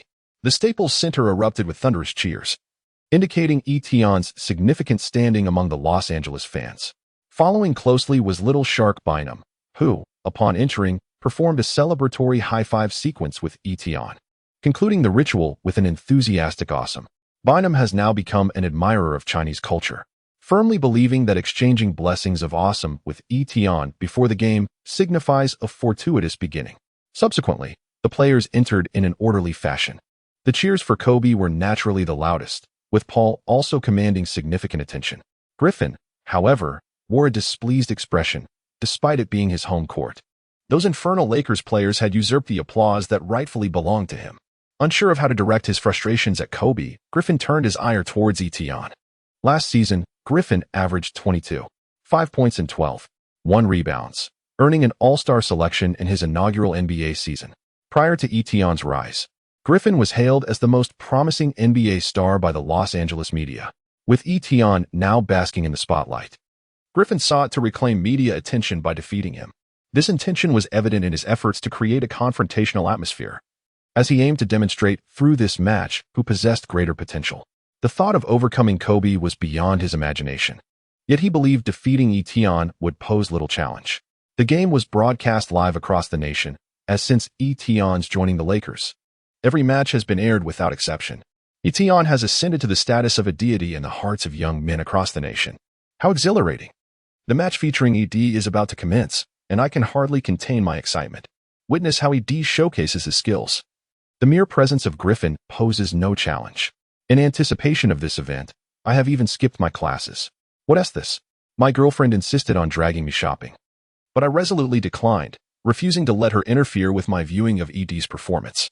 You think that is something? If my girlfriend prevented me from watching ED's game, I would simply end the relationship. After all, a girlfriend can be found again. But the opportunity to watch ED's match is fleeting. My friend, that is impressive. If I miss this match, how can I join in the conversations with my friends later, praising ED? The Lakers' starting lineup includes center, Andrew Bynum, power forward, Pau Gasol, small forward, Etion. Shooting guard, Kobe Bryant, point guard, Derek Fisher. The Clippers' starting lineup features center, DeAndre Jordan, power forward, Blake Griffin, small forward, Karen Butler, shooting guard, Randy Foye, point guard, Chris Paul. With the referee's whistle, the game begins. In a clash of two physically gifted athletes, Bynum, empowered by a mysterious Eastern force, emerges victorious, deftly guiding the ball back to his own half. Fisher secures possession. The veteran is moving the ball at a leisurely pace when Paul swiftly closes in. Despite being a shorter guard, Paul's defensive prowess is unparalleled. His low center of gravity, agility, and an array of crafty maneuvers make him a highly effective defender.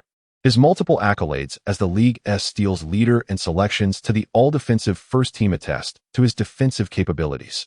However, Paul tends to struggle against tank-like heavy guards.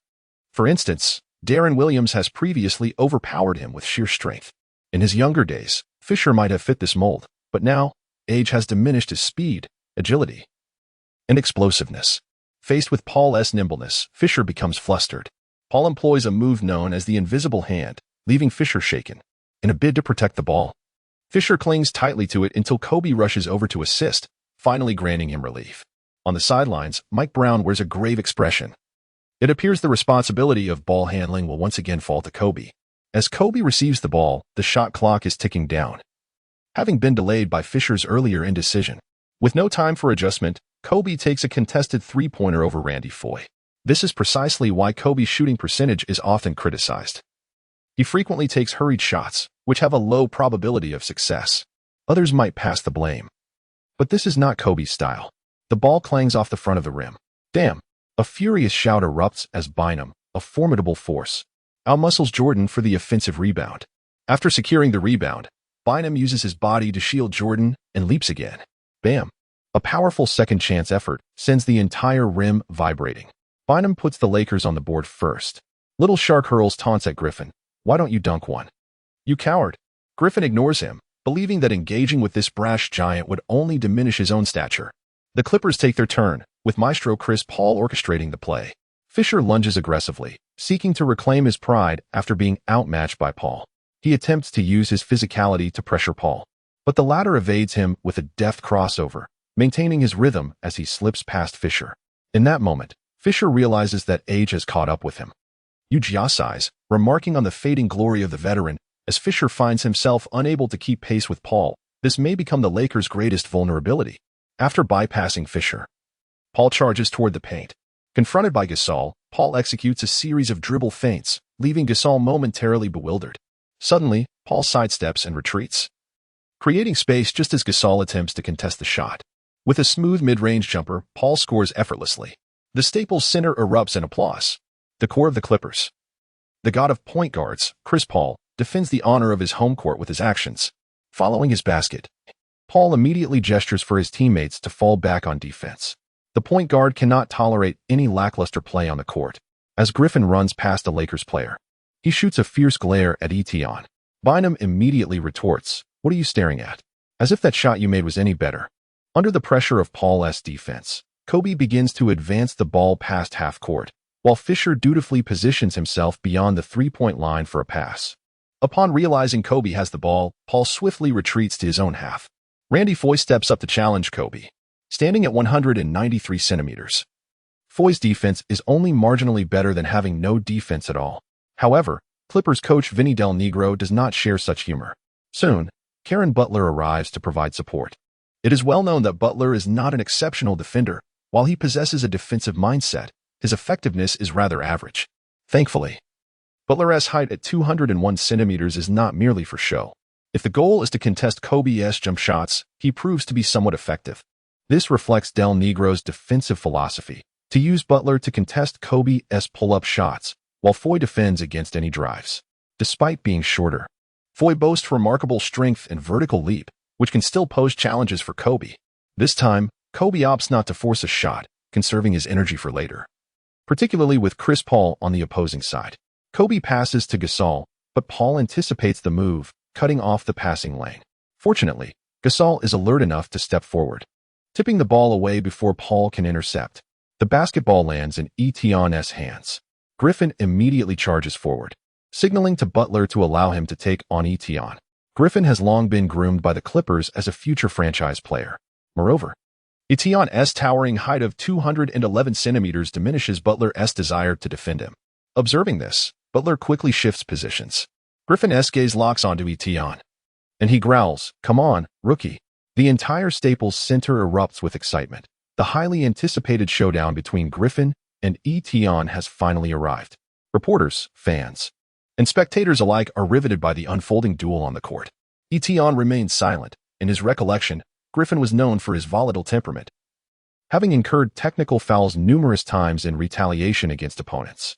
As a rookie, should a conflict arise, it was highly probable that the referees would penalize both parties equally. It was absolutely out of the question for him to serve as a pawn in this scenario. Etion assumed a posture for a driving breakthrough, positioning the basketball on the side distant from Griffin, reminiscent of a signature move often employed by Kobe. This approach, in contrast to the conventional triple threat stance, offers a considerably safer position while in possession of the ball. Etienne executed a swift dribble and advanced a step forward, prompting Griffin to immediately retreat. His footwork was remarkably agile, consistently maintaining an appropriate distance from Etienne, rendering Etienne's footwork changes ineffective. Griffin continued to taunt, "Is this truly your level? Was your previous opponent merely too weak?" Taking advantage of Griffin's moment of speech, Etienne stepped decisively to the right, with Griffin closely following, his footsteps swift. At that precise moment, Etienne unexpectedly retreated a step, positioning himself beyond the three-point line, successfully creating an opportunity to shoot. Etienne decisively launched a three-pointer. Griffin lunged forward, yet he was a moment too late. At this juncture, the significance of arm spam becomes apparent. Had it been Garnett, there was a possibility of disrupting Etienne's shot. However, with Griffin in the mix, his attempt at defense merely served to console himself. Swish. The basketball traced a graceful arc through the air, finding nothing but net. Etienne raised his hands high, engaging in an aerial interaction with Bynum. This was a celebratory gesture they had prearranged. Prior to the game, the two had agreed to decisively overpower the audacious Griffin. The Staples Center erupted in a cacophony of sound, as countless Clippers fans jeered at Etienne's bravado, while an equal number of Lakers supporters cheered passionately for his fervor. Etienne placed his hand to his ear, engaging with the cheers of the Lakers fans while responding to the jeers of the Clippers supporters. "Wow, I adore this kid," the big shark, Shaquille O'Neal, exclaimed from the commentary booth. "He's incredibly entertaining, and his skills are commendable. I will cast my all-star vote for him." Shaq. "He has only made one basket," Barkley retorted. "Are you praising him a tad prematurely? Here you go again, Barkley. How about you kiss a donkey's rear when Etienne makes his second shot?" O'Neal proposed. Barkley was left speechless as Paul dribbled past half-court. Griffin immediately called for the ball from the 45-degree three-point line. Although it was not an optimal choice, one must allow this young hotshot to learn from his mistakes. Thus, Paul delivered a precise pass into Griffin's hands. The other Clippers players quickly spread out, granting Griffin the space to challenge Etienne one-on-one. Several spectators rose from their seats. "Come on, Blake, dominate this Chinese kid," shouted the Clippers fans. Block him," the Lakers supporters countered. Griffin faced Etienne, dribbling the ball twice before using his back to press against him. Executing a back-to-the-basket play from the mid-range was a common scoring tactic for Griffin. He continued to dribble toward the paint while Etienne gritted his teeth and held his ground. The forceful collisions caused Etienne to stagger backward, revealing a slight deficiency in his lower body strength. Consequently, Etienne sealed off the baseline, granting Griffin a sliver of space. Griffin, seeing the opportunity, pivoted and surged into the paint. As Etienne stood closely by, Griffin suddenly realized that Bynum had, at some point, released DeAndre Jordan and positioned himself directly in front of him. Bynum and Etienne executed a strategic pincer movement against Griffin. However, Griffin had already initiated his advance, while Etienne effectively obstructed his passing route, compelling Griffin to confront the imposing figure of Bynum. With great effort, Griffin leaped into the air, achieving a height surpassing that of the little shark. Yet, he was unable to overcome Bynum's formidable mountain of fingers. With an impressive wingspan of 229 centimeters, Bynum's reach extended nearly 20 centimeters beyond Griffin's. A resounding thud echoed as Bynum emphatically swatted the basketball from Griffin's grasp. It was a flawless block. "Incredible," Etienne exclaimed, immediately celebrating with a high five to Bynum. The two adeptly chanted an ancient Eastern congratulatory phrase. "Damn it," Griffin fumed, cursing in frustration. "Let us settle this one-on-one." With a gaze that suggested incredulity, Etienne looked at Griffin and remarked, "Basketball is a team sport. Bynum is my brother. Moreover, is it excessive for me, as a shooter, to have a support player?" Griffin endured a solid rejection, yet fortunately, the possession still belonged to the Clippers. Karen Butler executed an inbounds pass to Chris Paul, as the premier point guard in the league. Paul's arrival at the Clippers was undoubtedly as a cornerstone for the team's foundation, though the management did not explicitly state it. The seasoned players were certainly aware of their roles. Only Griffin, in his naivety, remained oblivious to the prevailing dynamics. He persistently believed that the team had brought Paul in to support him. Throughout the game, he considered himself the primary offensive option. Since the season's inception, the team's impressive performance had obscured numerous issues. In such circumstances, Paul could not bring himself to confront Griffin about the hierarchy within the team. However, now presented with an opportune moment, he thought that should Griffin be overwhelmed by the Lakers, he could step forward to rescue the team. And surely even this young man would grasp the reality of the situation. Thus, despite the dwindling time left in the possession, Paul passed the ball to the eager Griffin. Upon receiving the ball, Griffin swiftly executed the dream shake, his movements fluid and seamless. Just as he maneuvered past Gasol, preparing to drive to the basket, he was stunned to discover that the ball had vanished from his grasp. Whipping around, he realized that the Lakers had initiated a fast break. Etienne swiftly launched the ball to Kobe beyond the three-point line, then accelerated towards the Clippers' half of the court. In no time, Kobe passed the ball back to Etienne, who was racing forward. At that moment, the Clippers players were caught off guard, unaware of the unfolding events. Amidst the roars of the crowd, Etienne picked up speed. This time, he opted not to attempt a three-pointer. Although confident in his long-range shooting, he sought to deliver a spectacular slam dunk into the opposing basket. Etienne adjusted his stride, took a leap from the free-throw line. What a sight! A dunk from the free-throw line. Shaquille O'Neal leapt from his seat in sheer exhilaration, exclaiming, "I adore him." The audience erupted, standing in unison. Etienne's posture was remarkably relaxed as he elevated the ball high above his head, gliding gracefully through the air for a considerable distance. The hoop appeared to be somewhat distant. Etienne realized that reality diverged slightly from his imagination. In this critical moment, he deftly launched the ball towards the hoop. Etienne deliberately guided the basketball to the ground and immediately executed a celebratory airplane gliding gesture. Following the seamless display, the Staples Center erupted with thunderous cheers. How astute of him, he thought, to master such intricate details. Indeed. A successful dunk from the free throw line. Chinese athletes can soar as well. Just as Etienne reveled in his triumph, the large screen overhead began to replay the earlier sequence. At the moment Griffin maneuvered past Gasol, Etienne swiftly approached from the side. With a rapid and fierce dragon claw move, he successfully stripped the basketball from Griffin's grasp. This action was both swift and discreet, leaving the Clippers players utterly oblivious. Griffin, now realizing that Etienne had been lurking along the baseline, cursed, "That guy is too cunning." Had the replay concluded at that moment, all would have been perfect. However, Etienne's dunk from the free throw line was undoubtedly a spectacle the audience yearned to witness. And the director was well aware of the viewers' preferences. He deliberately opted for a high-definition close-up. On the screen, Etienne dribbled fluidly, his robust shoulders moving rhythmically. Oh my! Numerous female fans in attendance were captivated, suddenly noticing that Etienne's youthful visage bore a hint of charm. On screen, Etienne leaped, soaring like a glider. His movements were exceptionally graceful. Oh no, stop the broadcast. Etienne wished he could cut the power.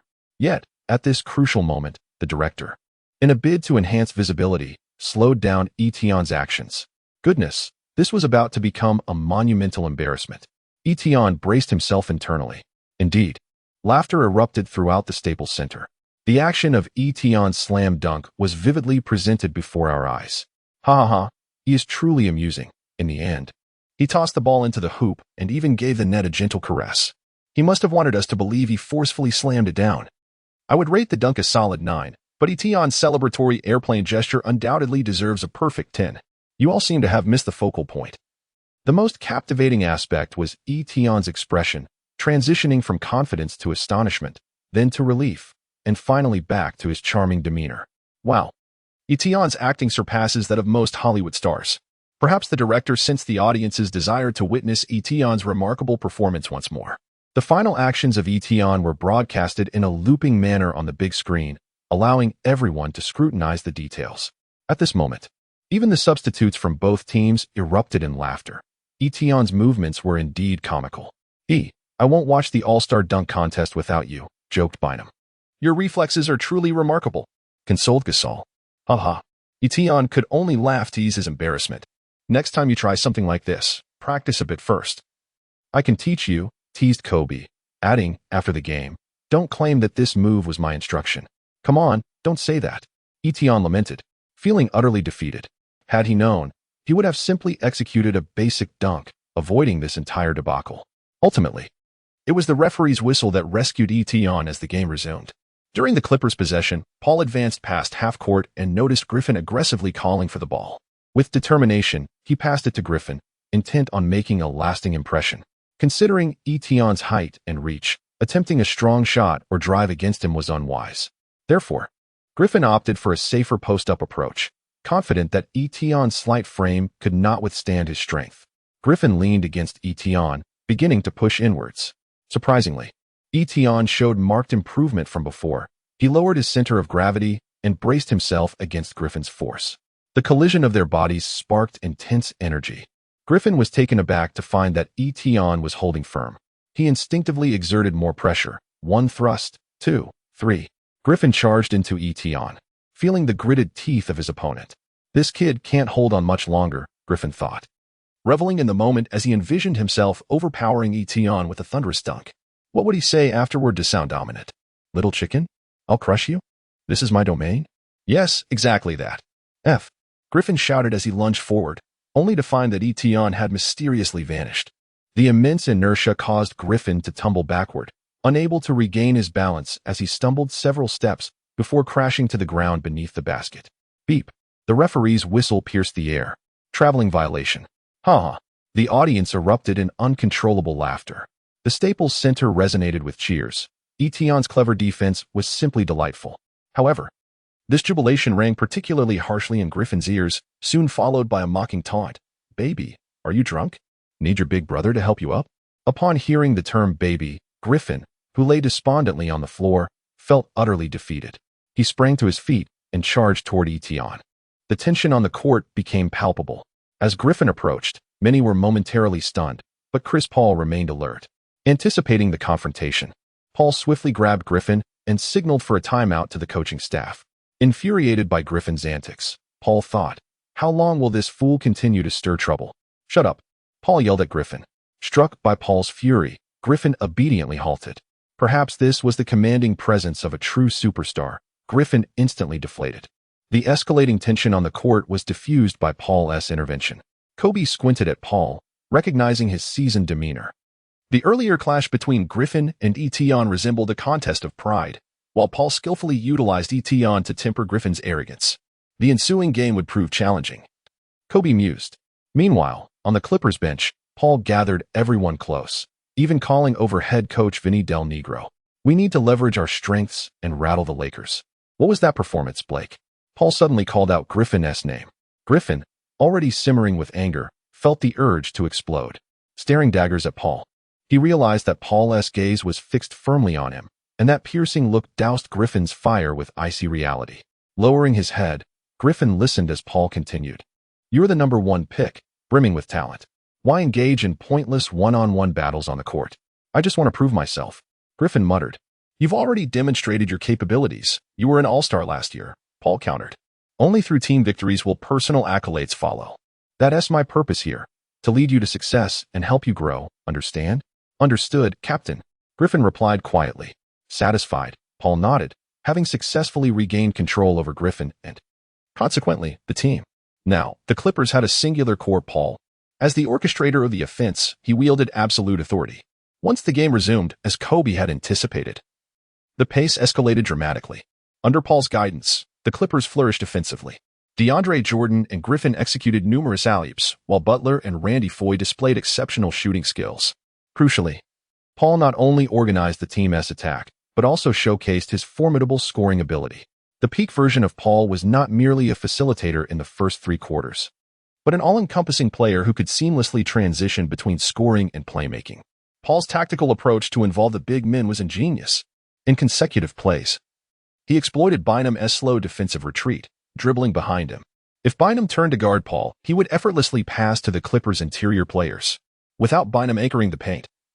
The Lakers struggled against the beastly combination of Jordan and Griffin. Conversely, if Bynum continued to retreat, Paul would take the shot himself. Thus, Bynum inadvertently set a screen for Paul, leaving the Lakers in a dire predicament. On defense, the Clippers implemented a trapping strategy, leading to a significant decline in the Lakers' offensive efficiency. This defensive tactic proved highly effective, albeit taxing on the players' stamina. Yet, the Clippers' roster was robust, bolstered by formidable players like Kenyon Martin, Nick Young, Chauncey Billups, and Mo Williams sitting on the bench. Even after rotations, the quality of their play remained impressively high. On the Lakers' side, the former 6th man of the year, Odom, did not make the active roster, while Artest had been performing decently. Barnes alleviated some defensive pressure after replacing Fisher, but beyond that, the bench players lacked noteworthy contributions. The Lakers' offense relied almost entirely on Kobe's individual prowess. Whether in isolation or pick-and-roll situations, Kobe Bryant could invariably create scoring opportunities whenever he possessed the ball.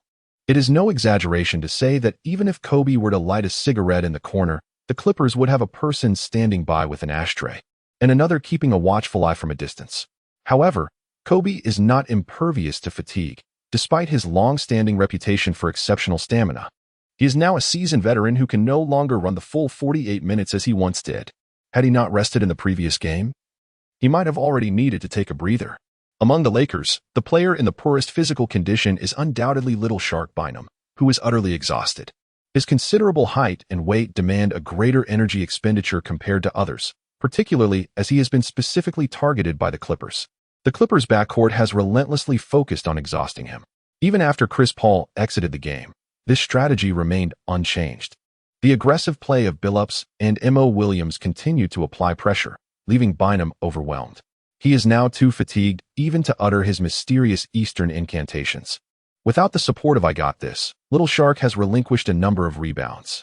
Reluctantly, Mike Brown had to substitute the weary Bynum with white center Troy Murphy. Sitting on the bench, Bynum felt a sense of despondency. The high-intensity pace of the game was simply not suited to his style. On the court, Kobe consciously slowed the tempo.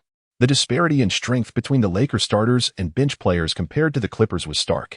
The Clippers athletes, such as DeAndre Jordan and Blake Griffin, are renowned for their athleticism. On the other hand, while Bynum and Gasol are not particularly slow, maintaining a sustained high intensity is a considerable challenge for them. The newly entered Troy Murphy, standing at 211 centimeters, also possesses limited athletic ability.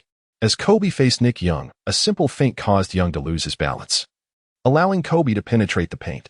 He leapt high, and as he encountered the leaping Jordan, Kobe released a shot with an exceptionally high arc.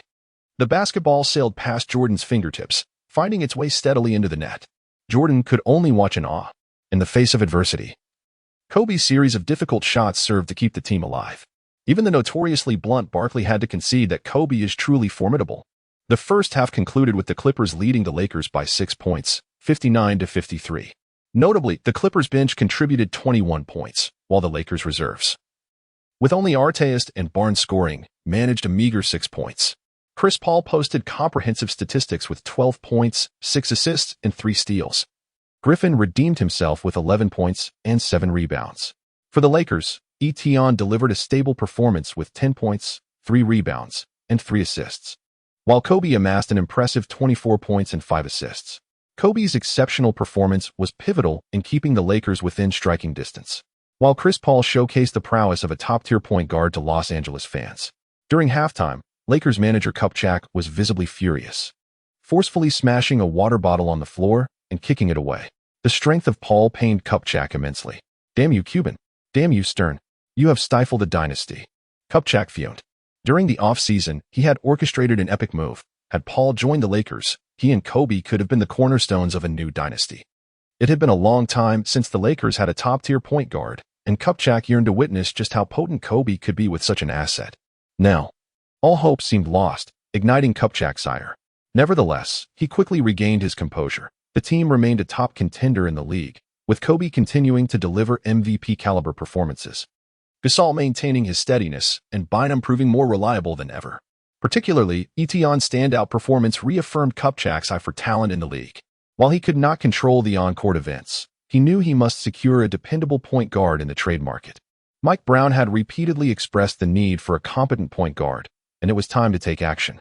In the Lakers' locker room, Kobe was gasping for breath. He had not taken a single minute off in the first half. It was not that Mike Brown intended to overexert Kobe, but rather that, apart from him, no one else on the Lakers could safely bring the ball past half-court.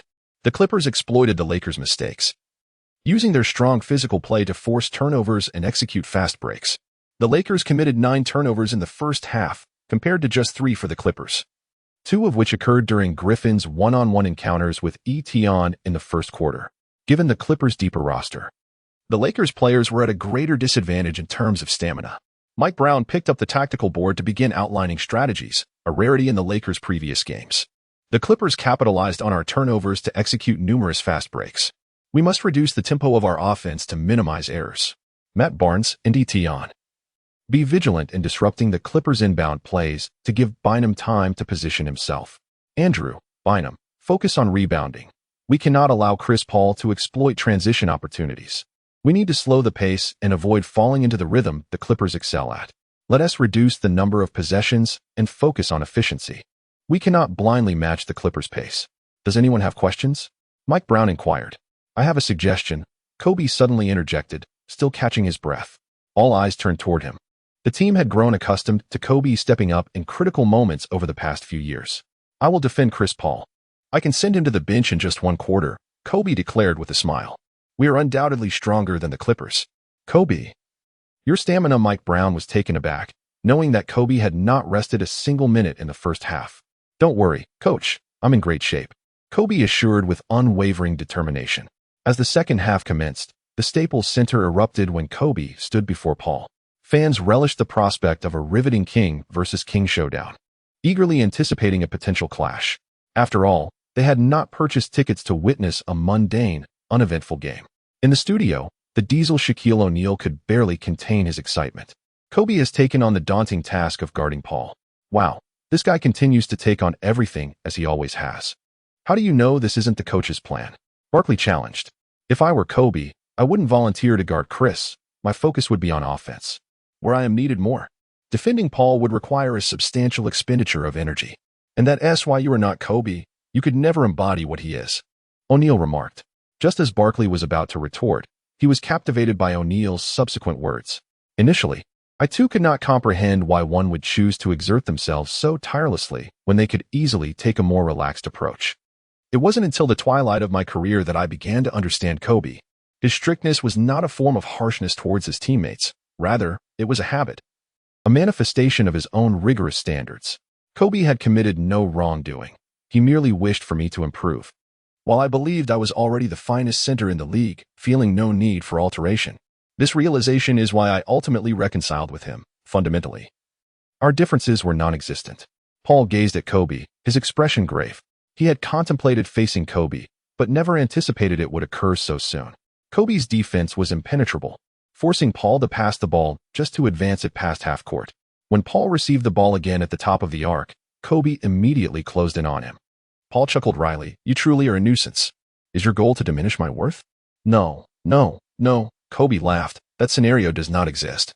For as long as I desire, I can defend anyone. Paul shook his head, acknowledging that Kobe had indeed not changed. After a few futile attempts, Paul abandoned the idea of challenging Kobe one-on-one. Facing an opponent who surpassed him in height, strength, and agility was not a prudent choice. Paul earned the title of God of Point Guards due to his keen insight on the court. He promptly called for a pick and roll.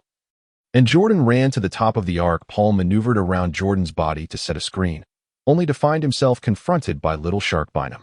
Paul shifted his rhythm, using his dribbling skills to exploit the big man's center of gravity, creating a window of opportunity to shoot, a customary tactic of Paul's when facing larger opponents. This occasion was no exception. He effortlessly sidestepped Bynum and rose for a shot. Yet, just as he was about to release the ball, a shadow loomed over him. Paul's heart sank. How could he have forgotten that man? Smack. A resounding block. Kobe, like a venomous serpent, suddenly emerged from behind, delivering a devastating blow. Bynum quickly retrieved the ball after the rejection and sought out Etion, remembering that his Chinese ally was a master of fast breaks. Sure enough, Etion had already sprinted to the Clippers' half of the court.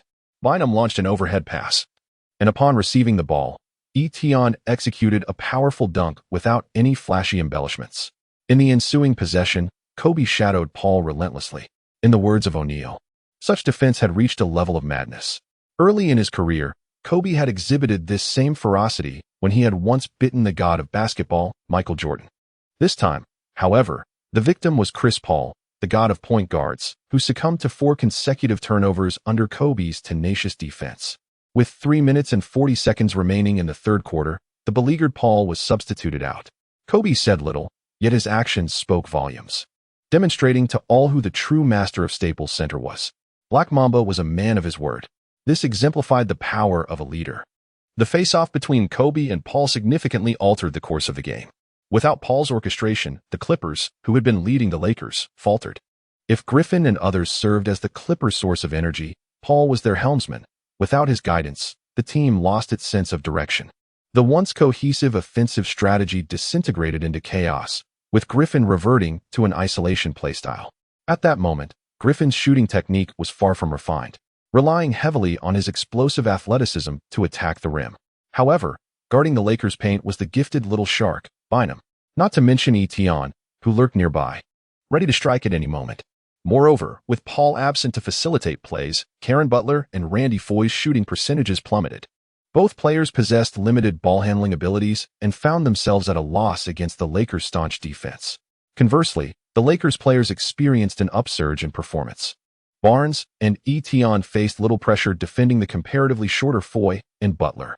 Particularly, without Paul's strategic focus on him, Bynum soared, shaking off his previous slump, scoring 8 points and grabbing 6 rebounds in a single quarter. As the third quarter concluded, the Lakers led the Clippers by 8 points, 83-75. Kobe had successfully neutralized Paul, allowing the Lakers to reclaim their advantage. Ujia summarized, Kobe has exhibited tremendous dominance on both ends of the court, proving himself to be the best player, without question. Director Zhang, visibly emotional, exclaimed, Kobe is the strongest. Ujia, noticing Zhang's intense gaze, quickly concurred, yes, indeed, without question. The comments section exploded with frustration. I came to see Etion, not to dispute Kobe's strength. But can we give Etion some credit?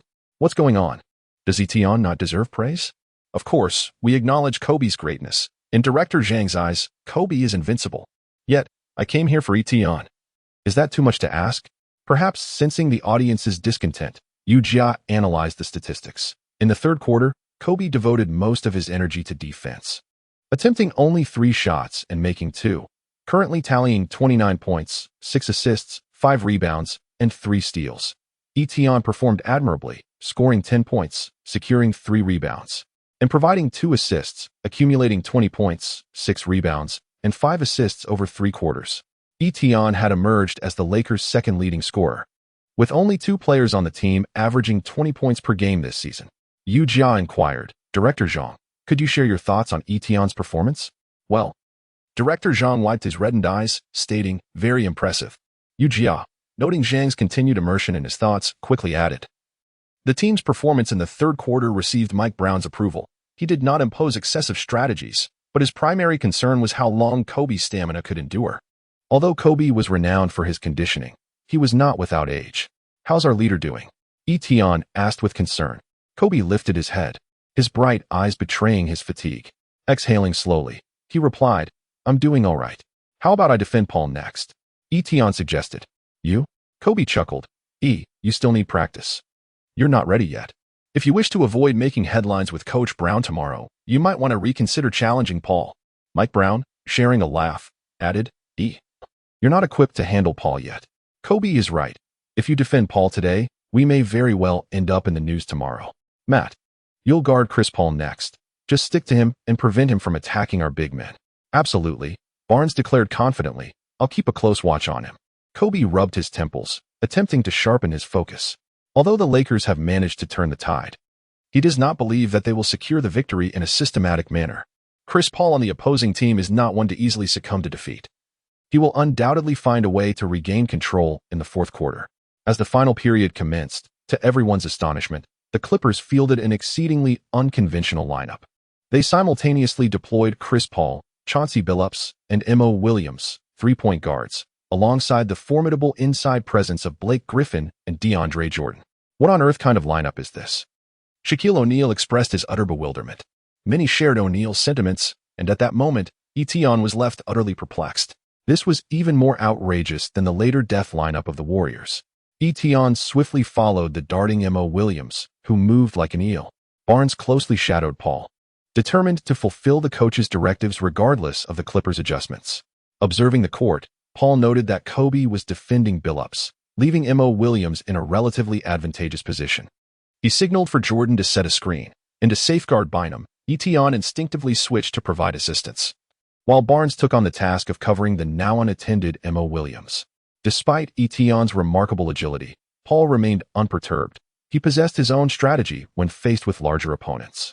With his shooting precision, Paul commanded attention, and Etion dared not be careless. As Paul executed a series of crossovers, he suddenly took a decisive step to the right, prompting Etion to advance to block. However, unexpectedly, Paul executed a swift drive past him. Etion merely sensed a shadow flit past him, as Paul maneuvered directly from beneath his armpit. In the face of Bynum, a single feint from Paul was sufficient to draw Little Shark off his guard, subsequently allowing him to effortlessly pass the ball to the unguarded DeAndre Jordan beneath the basket. Upon receiving the ball, Jordan executed a powerful dunk, securing an easy 2 points. In the next possession, Kobe, with the ball in hand, attracted a double team. Confronted by the Clippers' shorter perimeter defenders, he elegantly rose for a jump shot, Perhaps due to excessive fatigue, his attempt fell short, bouncing off the rim. Gasol, striving to secure the rebound, was unexpectedly ambushed by the Clippers' old six. Mo Williams swiftly seized the opportunity, snatching the ball from Gasol's grasp, prompting the Clippers to launch a fast break.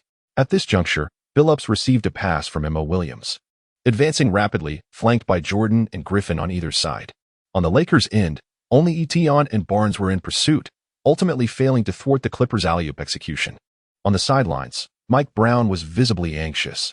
He had never anticipated such an aggressive lineup from the Clippers. For the Lakers, only Kobe and Barnes could keep pace with the Clippers' diminutive guards. During the positional battle, Etienne was indeed able to keep pace. But expecting a towering player from a 211 school to shadow a 180 centimeters guard throughout the game was a tall order. The greatest strength of the Clippers lineup lies in their multitude of ball handlers, rendering them unafraid of having their core guard stifled by Kobe. After all, even the mighty Kobe cannot defend against three at once. The dynamics of the game shifted dramatically, and the Lakers' 8-point lead was swiftly erased. The competition returned to a level playing field. In the studio, Smith remarked on the exhilarating nature of the game, initially believing the Lakers would secure victory. But the outcome was now uncertain. Barkley expressed his astonishment at Clippers coach Vinny Del Negro's decision to deploy a lineup featuring three-point guards. This must have been Chris Paul's suggestion. I doubt Del Negro possesses such audacity, he stated. Having known Del Negro for quite some time and skeptical of anyone making such a drastic change in a short span. Nevertheless, this strategy was proving effective, as the Clippers now had three viable outlets, making it impossible for the Lakers to suffocate their offensive flow. Moreover, the Lakers struggled to match the Clippers' athleticism, which was bolstered by a roster of remarkably agile players. I have faith in the Clippers, Barkley added. Come on, you're rambling again. With those three short players, I am confident Kobe will dominate them, Shaquille O'Neal countered, vehemently opposing Barkley's assertions. Under normal circumstances, this would hold true, however. The crux of the matter was Kobe's fatigue. He had only rested for less than a minute thus far. Smith elaborated. Kobe has been exclusively defending Paul, while simultaneously shouldering the burden of playmaking and scoring. Even Kobe cannot endure such a workload. Although O'Neal found merit in Smith's argument, as a Lakers legend, he was reluctant to concede to the adversary, especially with Barkley present. Mike Brown clutched the clipboard, hesitating as he observed Kobe laboring for breath. His original offensive strategy hinged on Kobe drawing defensive attention. Kobe was exhausted, managing ball distribution, defense, and offense, each demanding his utmost effort. This was merely the regular season. Who could alleviate the pressure on Kobe? Brown's thoughts immediately turned to Etienne. Confronting the Clippers' diminutive lineup, Etienne could undoubtedly achieve remarkable scoring efficiency. As Kobe brought the ball to the frontcourt, he passed it to Etienne, who exploited mismatches akin to his performance against the Cavaliers. The game commenced, and Etienne, positioned at the arc, faced Mo Williams and unleashed a flawless three-point shot. Swish. It was without doubt a successful strike. The Clippers responded promptly with a mid-range jumper from Paul. Soon after, the Lakers returned the ball to Etienne at the arc, where Griffin contested him. Rather than force a play, Etienne lofted a pass into the paint, where Bynum effectively boxed out DeAndre Jordan, leaving Gasol with only the bewildered Billups. Drawing from his previous experience of being stripped, Gasol elevated the ball high after receiving the pass, ensuring it remained above shoulder level. The diminutive Billups was rendered powerless, merely watching as Gasol sent the ball through the hoop. Both teams scored in their preferred styles, but the Lakers' offensive approach proved more efficient. Etienne's mismatched scoring efficacy surpassed the Clippers' small ball tactics. The Clippers called for a timeout with 4 minutes and 56 seconds remaining, as the Lakers led 106-101. Mike Brown was exceedingly pleased with Etienne's performance, but anticipated imminent adjustments from the Clippers. Fortunately, Kobe appeared significantly improved compared to earlier. If the Clippers persisted with their small lineup, they would maintain their strategy, handing the ball to E. Should the Clippers' interior players attempt to guard E, he would distribute the ball to Paul, Gasol, or Andrew Bynum. If the Clippers' bigs opted not to switch, Etienne would exploit their mismatches directly. However, Brown sensed that the Clippers would likely abandon the small ball approach, possibly deploying Griffin, Kenyon Martin, and DeAndre Jordan simultaneously. When facing a larger lineup, Etienne could set a pick for Kobe at the arc, assessing the defensive setup, allowing Kobe the option to drive or pass. Ultimately, Brown's intuition proved correct. The Clippers sought to stifle Etion's impact by substituting Billups and Williams for Kenyon Martin, while Griffin transitioned to small forward to match up with Etion.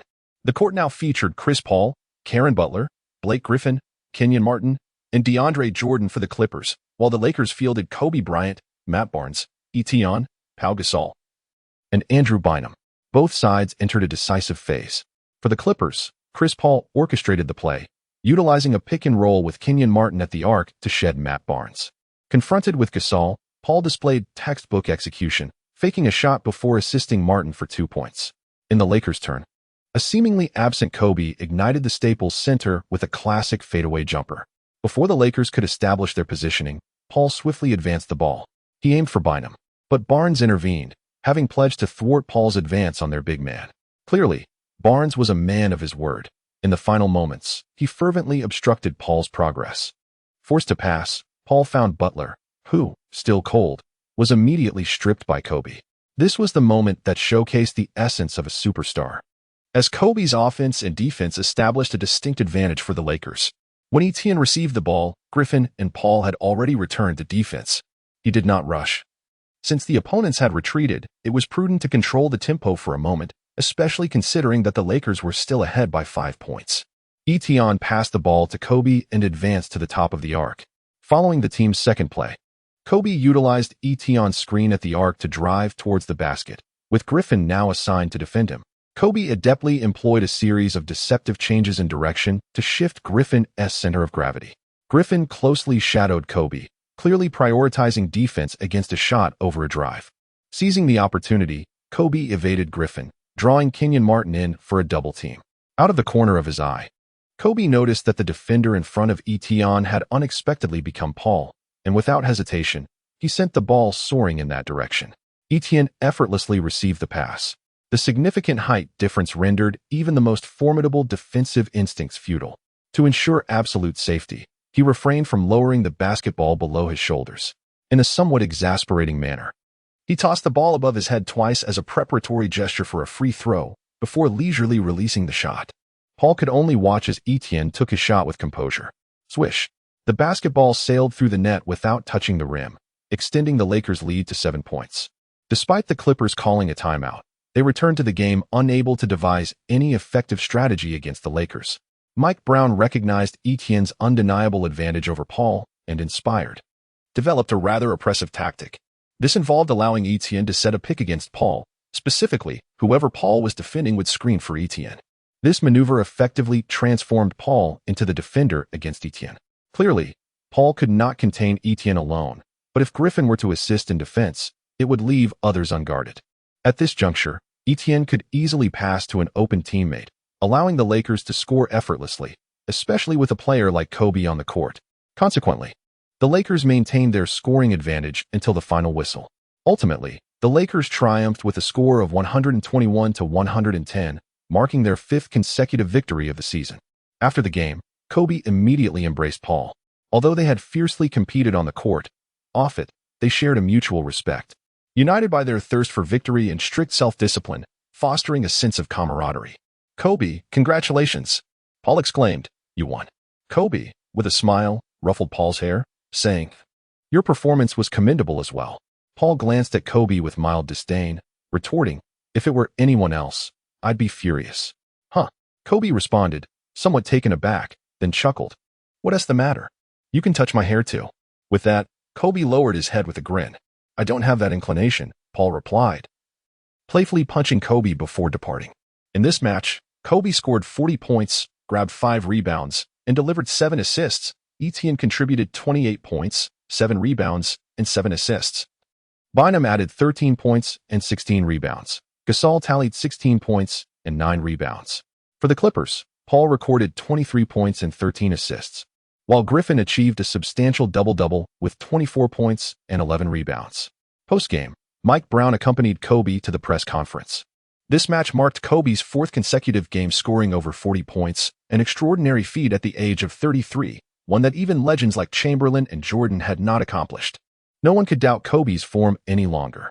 "Kobe, this season, your points have never dipped below 40. That is a staggering statistic. Even Jordan did not achieve this at 33. Do you have any insights?" A perceptive Los Angeles reporter posed a question that clearly delighted Kobe. Well, it's going quite well, haha. Kobe laughed heartily. Even the old rogue doesn't have this kind of form. It's fantastic. Could you elaborate?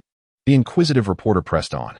With a spirited demeanor, Kobe grasped the microphone and declared, "My secret is simple, relentless training. Only through continuous refinement of skills can one emerge victorious. Equally vital are determination and perseverance. Never give up, regardless of the circumstances." Applause erupted from the audience as the Los Angeles media demonstrated their support. However, an ill-timed voice interrupted, "I'd like to ask, what were your thoughts when you considered joining the Bulls?" All present turned to stare at the questioner, their expressions a mix of disbelief and amusement. Noting the microphone bore the label in turn. This brash newcomer was audacious indeed. Damn, Kobe shot a glare at the audience, chuckling. That question doesn't quite cut it. Next. Laughter filled the room, indicating that Kobe was in good spirits. "Kobe, you currently lead the MVP rankings. What are your thoughts?" Finally, a pertinent question emerged. Kobe remarked, "What was previously ranked seems irrelevant. Clearly, Shaq's presence has made an impact. Is there anything you'd like to convey to Shaq? Shaq, keep it up. And if possible, don't forget to cast your MVP vote for me." The moment finally arrived for a Chinese reporter to pose a question. "Kobe, could you evaluate Etienne? It seems he integrates well with the team." That's an excellent question. Kobe straightened up, pondering before responding. "Etienne is a diligent young man, both capable and hardworking. I hold him in high regard. He is currently a vital member of the Lakers and represents our future. While his skills are not yet fully developed, he is young with boundless potential. Of course, I compare him to myself, but in the broader context of the league, his level is quite commendable." Laughter erupted from the reporters, creating a lighthearted atmosphere for the interview. However, please remind him to refrain from calling out names like Nowitzki and Garnett as his idols. "I'd hate to see that happen again, especially with the Heat coming up. I don't want such incidents recurring. If he seeks to learn skills, he should come to me directly. However, that remarkable windmill dunk he executed today was not something I taught him. I wonder if he has been in contact with LeBron." Kobe added, "For the rest, feel free to ask Coach Brown. He knows Etienne best." The media extended the microphone to Mike Brown, who eagerly began to speak, clearly in high spirits from the team's successful performance. "The team is in great form, and everyone has contributed, including Etienne. As Kobe mentioned, Etienne is a hardworking young man. He possesses talent and trains rigorously.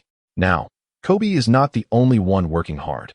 Etienne consistently seeks opportunities to enhance his skills, which is why I have immense trust in him. His shooting fundamentals are solid, and he has accuracy, which is why I designed strategies for him. He has earned it. If players are capable, the team will build strategies around them." "What is your assessment of Etienne's role within the team?" a Chinese reporter inquired. "Etienne possesses exceptional athleticism and has made significant contributions on both ends of the court. Most importantly, he exudes passion that inspires his teammates. He has leadership potential. Currently, his experience may be lacking, but there is considerable room for growth. If I had to define his role, I would say." Mike Brown studied the statistics sheet. "What? An average of 29 points per game?" Brown exclaimed in surprise, rubbing his bald head and chuckling. "Without Kobe, he would be the leading scorer. That is astonishing." "Well, since Kobe is here, we'll have to let Etienne take a back seat as the second scoring option on the Lakers." After the match, Etienne requested leave from Mike Brown and headed straight back to his apartment, citing the need to prepare for his driving test the following day. It dawned on Brown that, as an international player, Etienne did not possess an American driver's license. No wonder Etienne always rode a red electric scooter to the venue, a mode of transport typically associated with children in the United States. Thus, Brown, exhibiting great consideration, allowed Etienne to return home, not wanting him to be late for the game due to his reliance on the scooter. However, on this occasion, Etienne did not mount his cherished little red electric steed. Instead, he was driving a Jeep off-road vehicle gifted by Old Fish. This vehicle was part of a wager between Kobe and Fisher regarding Etienne's three-point shooting, which Kobe had won. He graciously transferred the rights of the sporty vehicle to Etienne. Etienne's towering height made driving a sports car quite perilous, prompting him to accompany Old U to the 4S dealership to procure a sizable off-road vehicle. Naturally, this rugged vehicle was significantly more affordable than Fisher's budget, which considerably enhanced Fisher's impression of Etienne. Last week, Etienne successfully completed his written examination, thus he is now permitted to drive on the road. However, he requires a seasoned driver to accompany him in the passenger seat to provide guidance. Presently, seated beside him is his close friend Bynam. Yet Etienne feels that the constantly swaying little shark is not particularly dependable. Etienne possesses a valid driver's license in China, and drawing from his extensive driving experience across 2 lifetimes, his skills are undoubtedly proficient. The regulations governing driving tests vary across the states in the United States. In California, where the Los Angeles Lakers are based, the driving examination consists of a written test and a practical road test. Upon successfully passing the written assessment, one may drive under the supervision of an experienced driver. However, to navigate the roads independently, one must also pass the road test. During the flight back from Cleveland, Etienne engaged in a discussion about the driver's license with Bynam. Bynam's suggestion was for him to take the wheel while he observed from the passenger seat, confident that Etienne would surely succeed the following day. It has been an eternity since Etienne last drove in the United States, and he has completely forgotten the relevant precautions. Therefore, he heeded Bynam's advice. The moment the race concluded, Etienne set off in an off-road vehicle, with Bynam as his passenger. Men possess an inherent desire to conquer automobiles, and Etienne is no exception. Once seated behind the wheel, igniting the engine and shifting into gear, Etienne felt like the most dashing figure in the world. Although driving an automatic transmission is remarkably simple in Etienne's imagination, it felt akin to the exhilarating experience of piloting a Formula One car.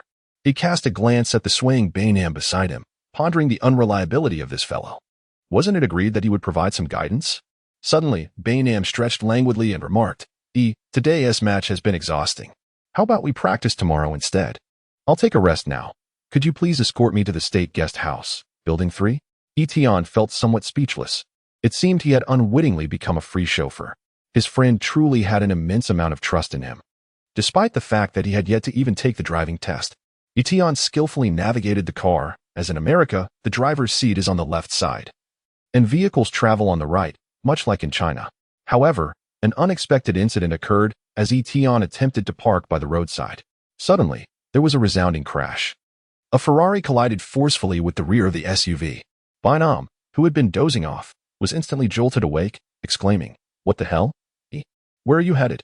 Etienne expressed his frustration, stating, "Right at your doorstep, I was rear-ended just as I was about to park. How astonishingly unfortunate." Bynam also realized that his home was just ahead, feeling that his luck had truly run dry. "Andrew, this is hardly impressive," Etienne corrected him. "Let us not allow this to affect my driving test tomorrow."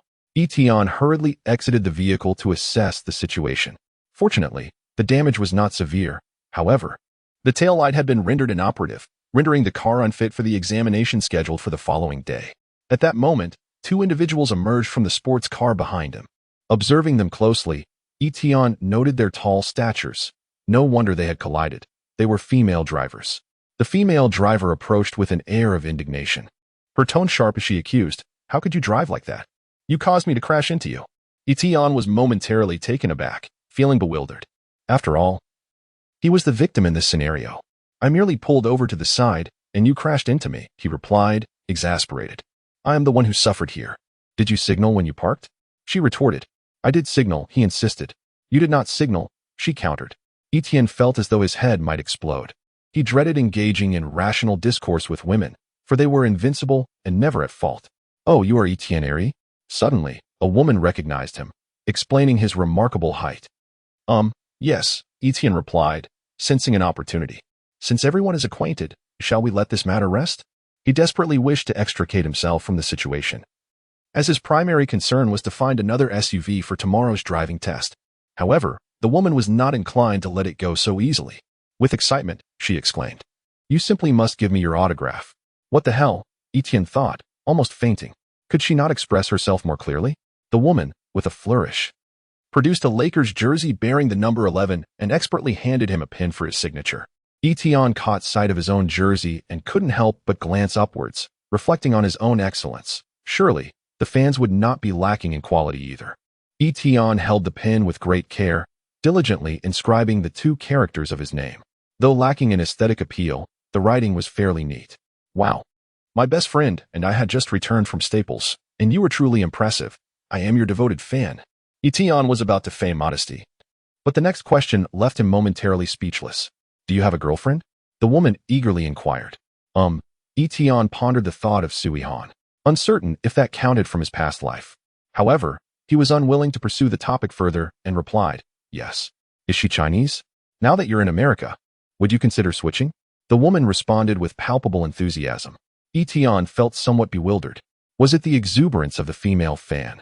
Or was it his own charm that captivated her? At that moment, he finally scrutinized the woman before him. She appeared to be around 175 centimeters tall and possessed a pleasing appearance. However, she seemed quite young. Could she possibly be underage? That would be inappropriate. "How old are you, young lady?" he inquired. 36D, she replied with a hint of excitement, clearly surprised by Etienne's forthrightness. "Goodness, that is indeed impressive, quite delightful." Etienne felt a bit awkward. "I inquired about your age, not this." The woman also realized it, chuckling. Rest assured, I am 18, of legal age. And it is not against the law." Etienne felt he could no longer keep up with such a whimsical train of thought. At that moment, Bynum suddenly spoke up. "Are you Taylor Momsen? I am particularly fond of your role in Gossip Girl." Unlike the excited Bynum, Etienne was only contemplating a hasty exit. "How about you leave your numbers for future communication?" Etienne sighed and said, "I need to get a new car. This one is not suitable for a road test anymore. Andrew, you must find me an off-road vehicle." Etienne insisted. "I have an off-road vehicle." Taylor Momsen immediately responded, "My house is just ahead. You can choose any off-road vehicle from my garage. There is no need for trouble. Andrew must have one as well." After saying this, Etienne tugged at Bynum, eager to vacate this troublesome place. However, it was evident that Taylor Momsen had no intention of letting Etienne go. She exchanged glances with her companion, who promptly approached Bynum. Bynum appeared to relish the situation, holding on to Etienne. "I actually don't have an off-road vehicle. Why don't you accompany Taylor to her house and take a look?" With that, Bynum joyfully led Taylor Momsen's companion away, leaving a bewildered Etienne behind. "What are we waiting for? Let us go," Taylor Momsen urged with a smile. After inwardly cursing Bynum for prioritizing romance over friendship 100 times, Etienne had no choice but to follow Taylor Momsen to her villa, situated just behind Bynum's residence. Etienne originally intended to head straight to the garage to inspect the car. However, Taylor Momsen insisted on taking a shower first, asserting that as an elegant woman, she could not embark on any task without first refreshing herself.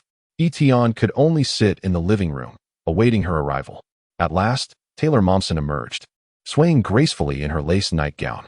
Etienne gazed at the voluptuous Taylor Momsen, swallowing hard as he inquired, "Is it permissible for us to wear more while inspecting the vehicle? It is quite chilly outside." Taylor Momsen, observing Etienne's feigned composure, sat directly across from him and replied, "Can any vehicle possibly outshine my allure?" "Ahem." Etienne cleared his throat and replied, "Let us not jest.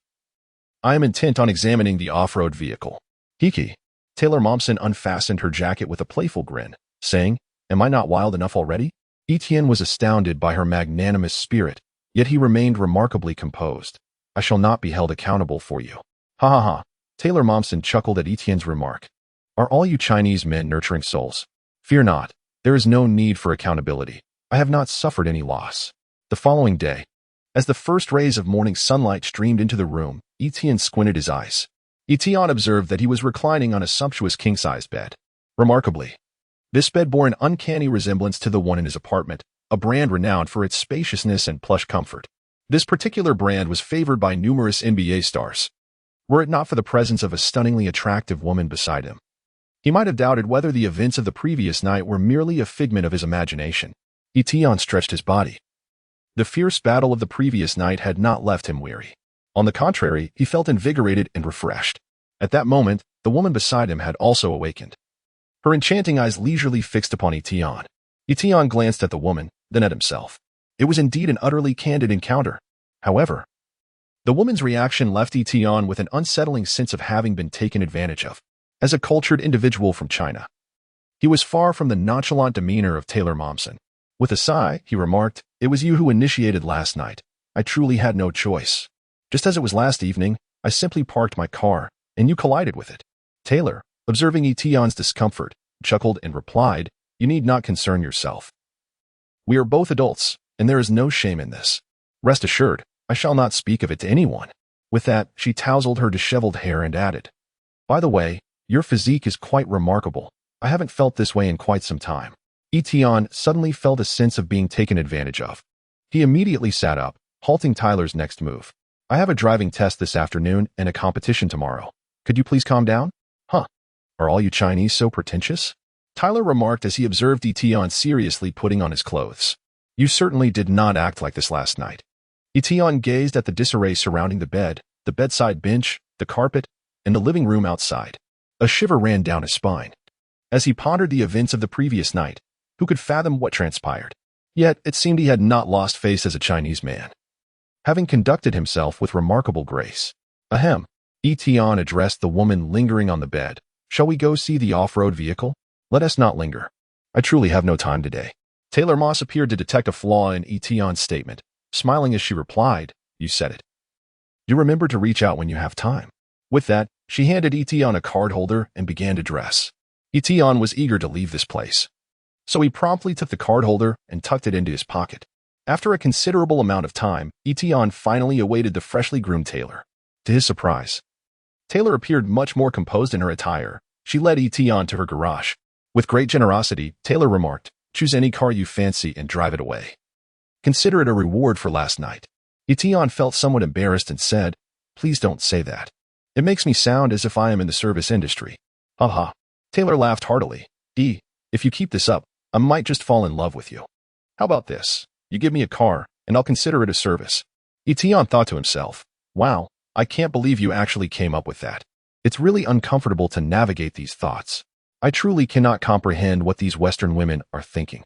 Perhaps our Eastern women are more intellectual and polite. Etion no longer entangled himself with Taylor. Instead, he chose a rugged vehicle similar to his previous model and hurriedly drove away. As she watched Etion escape as if fleeing, Taylor Moss delicately tucked a strand of hair behind her ear. Was there something wrong with her?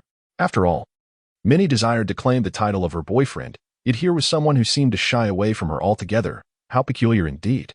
Nevertheless, the physical prowess of NBA players was remarkable. Recalling the wildness of the previous night, a faint blush crept across Taylor Moss's cheeks. As Etion drove up to Bainham's residence, he chanced upon the latter bidding farewell to the woman from the previous evening with a tender kiss. Upon noticing Etion, Bainham greeted him with a smile, inquiring, Did you enjoy yourself last night? Etion, taken aback by Bainham's nonchalance, found himself at a loss for words. Observing Etion's silence, Bainham jested, Could it be that you faltered? At this moment, Etion could no longer maintain his composure, for the jest had struck a nerve, challenging his masculinity. Not at all. I performed admirably yesterday, Etion asserted with fervor, an undeniable stud, beyond reproach. Indeed, I can attest to that. Just moments ago, Tyler texted me, proclaiming your prowess. The woman beside them chimed in with a smile. You may call me Ruth. I am Tyler's close friend. Ha. Etion exclaimed, elated. Did you hear that? I'm a stud. Very well, Mr. Stud, Ruth laughed, until we meet again. Bainham watched Ruth saunter away with an exaggerated sway, swallowing hard as he remarked, What a figure, truly captivating. Etion observed Bainham with an expression reminiscent of a player. Realizing that NBA athletes are indeed fond of such physiques, it is no wonder that the Kardashians enjoy such popularity. Perhaps feeling a sense of indebtedness to Etion from the previous day, Bainham exerted himself particularly today. He not only assisted Etion in familiarizing himself with the examination procedures, but also arranged a sumptuous lunch. As for Etion's off-road vehicle, Bainham had also organized for a repair shop to tow it away for maintenance. The afternoon examination proved to be remarkably effortless, as the examiner turned out to be an admirer of Etion. Etion merely signed his name and was granted passage through the examination, which left him with an odd sense of unease. It seemed as though he had squandered an entire day for nothing. Bainham, observing Etion, offered some consolation. We haven't left empty-handed. Just think, had you not taken me home, the accident would not have occurred, and without the accident, we would not have encountered such an incredible girl, would we? This experience has proven to be quite worthwhile. Etion originally intended to return the vehicle to Taylor Momsen. However, he feared that this insatiable woman would ensnare him in yet another tumultuous affair. He could not guarantee that he would remain unscathed, for even someone as formidable as Harden could not evade the grasp of Kardashian. Having already established his reputation as a man of strength, Etion resolutely declined the invitations from Bainham and Taylor. As a successor of socialism, how could he allow himself to be enraptured by such a decadent world? Etion promptly reached out to Kobe, arranging a training session together. This maneuver left Bainham in disbelief, witnessing such a seamless transition between work and leisure. Bynum would gladly bestow upon Etion the title of Master of Time Management. The training session between Etion and Kobe was scheduled for the morning of the game day. After receiving a call from Etion last night, Kobe had not yet had the opportunity to respond before the phone was taken over by Vanessa. You were quite enthusiastic. Life should encompass more than just basketball. Your leader is not a superhero. He needs rest too, Vanessa remarked. Kobe and I have our own plans lately. Tianli immediately comprehended the situation. It was his own hastiness that led to this misunderstanding. The boss was evidently considering starting a family, and he must not allow his own feelings to interfere. Sister-in-law, it was my folly. The boss is not like a single dog such as myself. I shall take my leave. Ha ha ha. Don't be in such a hurry to leave. The voice of Kobe resonated from the other end of the line. See you at the training facility tomorrow at 9 in the morning. How could you do this? You promised to be with me, came the dissatisfied voice of Vanessa. It seems that Etion understands why Kobe always had daughters. Such exhaustion is simply unsustainable. Etion recalls that in order to conceive a son, one must seemingly adjust bodily fluids to an alkaline state, a notion stemming from an exemplary Chinese education. Nevertheless, it would be futile to approach Kajibi to impart such wisdom. The endeavor would likely result in dire consequences. Etion arrived early at the training facility, determined to commence his warm-up before Kobe. By the time Kobe arrived, Etion had already begun practicing his three-point shots, observing the seamless succession of shots finding their mark. Kobe felt a profound sense of satisfaction. It was evident that Etion had made significant progress, particularly in his shooting release speed. One must not underestimate those fractions of a second, as they hold immense importance in a competitive match. What is it that draws you to the three-point shot? Kobe inquired.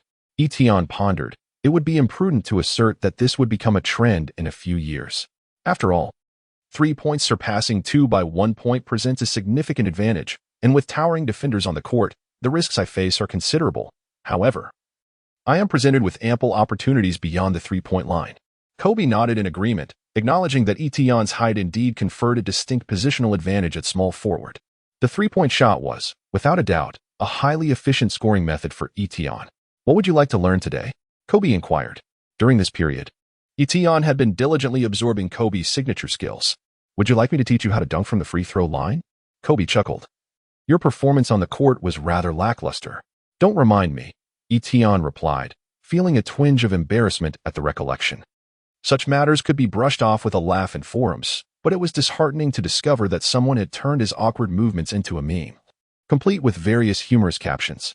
Phrases like "please don't come near," and "I'm actually an actor," were all too prevalent in the hierarchy of meme popularity. Etion's meme was second only to Yao Ming's. This was the burden of fame, Etion mused. It appeared he must learn to manage his expressions more adeptly in the future. Boss, I wish to learn your turnaround bank shot, Etion stated. Well, what prompted you to want to learn that? Kobe responded with surprise, as backing down was not Etion's forte. I must not disgrace your name. I aspire to be well-rounded, Etion asserted confidently. I may not excel in the paint, but backing down a small forward should not be overly challenging. Haha, Kobe laughed. It's not as easy as you think to back down a small forward. Can you back down LeBron? How about Carmelo? Or Pierce? Etion was defeated by Kobe 3 times in a row, and in his frustration, he exclaimed, Am I not capable of backing down against Durant? Haha. You certainly have some nerve. Durant's physique indeed pales in comparison to yours. Kobe chuckled. However, despite the playful banter, when it came to teaching, Kobe was utterly serious. Pay close attention. Position yourself against your opponent, and then use your body movements to deceive them. Once your opponent loses their balance, swiftly pivot. This will create a larger angle and grant you the space needed for your shot. When I take a shot, my gaze remains fixed on the backboard, allowing me to accurately gauge where the ball will make contact, thus enhancing the precision of my bank shots. Many players today tend to focus on the ball's trajectory through the air, a practice I personally discourage. Keeping your eyes on the hoop and backboard proves far more effective. As Kobe demonstrated, he meticulously broke down the movements in slow motion for Etion's benefit.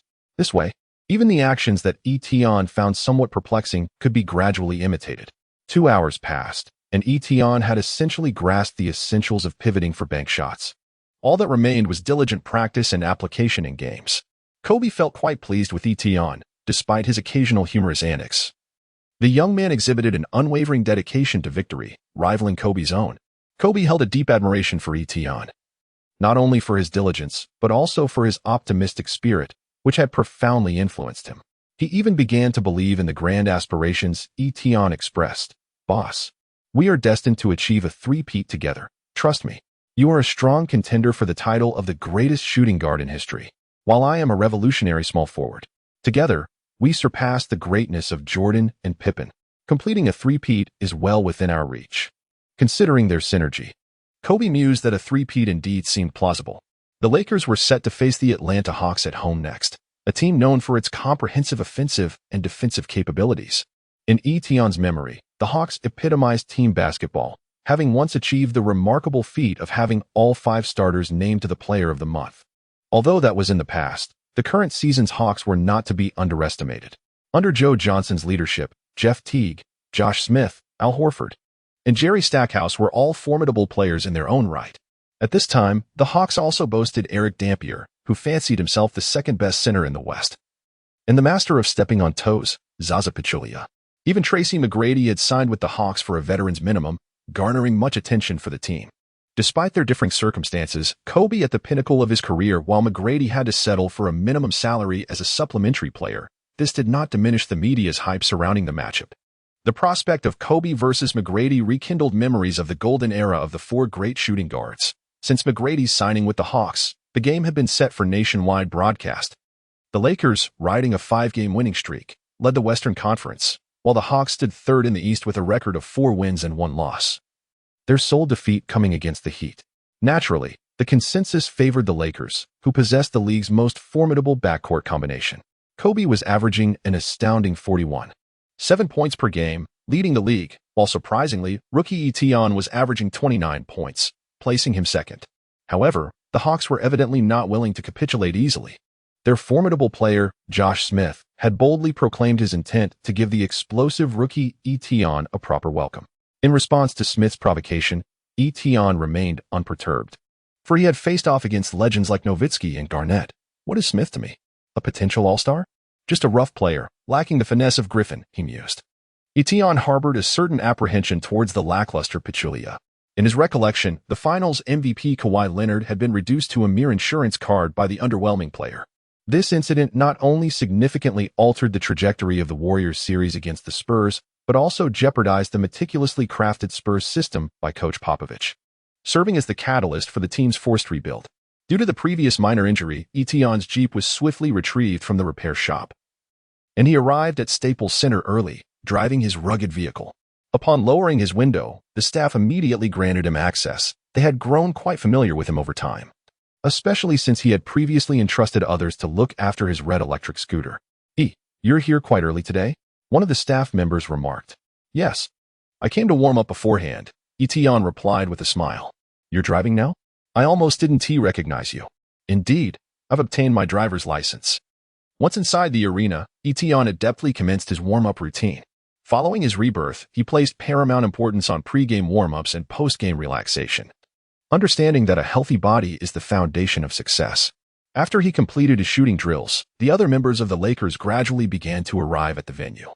In Etion's perspective, the Hawks resembled a diluted version of the Clippers. Their frontcourt featured explosive, athletic players akin to DeAndre Jordan, Josh Smith, Al Horford, and Blake Griffin, each with their own distinct strengths. However, in the backcourt, while Jeff Teague was an all-star caliber player, he was undeniably no match for Chris Paul, the Hawks' kingpin. Joe Johnson possessed exceptional one-on-one skills, yet he was pitted against none other than Kobe Bryant, unless Tracy McGrady suddenly ingested a miraculous tonic restoring him to his prime. It would be exceedingly difficult for the Hawks to gain an advantage over the Lakers, who were in peak form. The only concern for Etion is the so-called scrub Pachulia, whose future reputation could rival that of the Spurs' notorious enforcer, Bruce Bowen. The Lakers players were astonished to observe Etion engaging in a peculiar series of practice drills today. Etion continuously leapt, skillfully controlling the landing of his feet in midair, before forcefully stomping the ground with his heels. With a hint of confusion, Bynum inquired, What exactly is going on with you? Etion paused and chuckled. Recently, I have been delving into the concept of fate, and it seems that there are always schemers trying to undermine me. Therefore, I must strengthen my footwork to enhance my fortune. Bynum looked utterly bewildered, pondering the meaning of such words. He had thought that after diligent study, he had become somewhat of a China expert, only to realize he still had much to learn.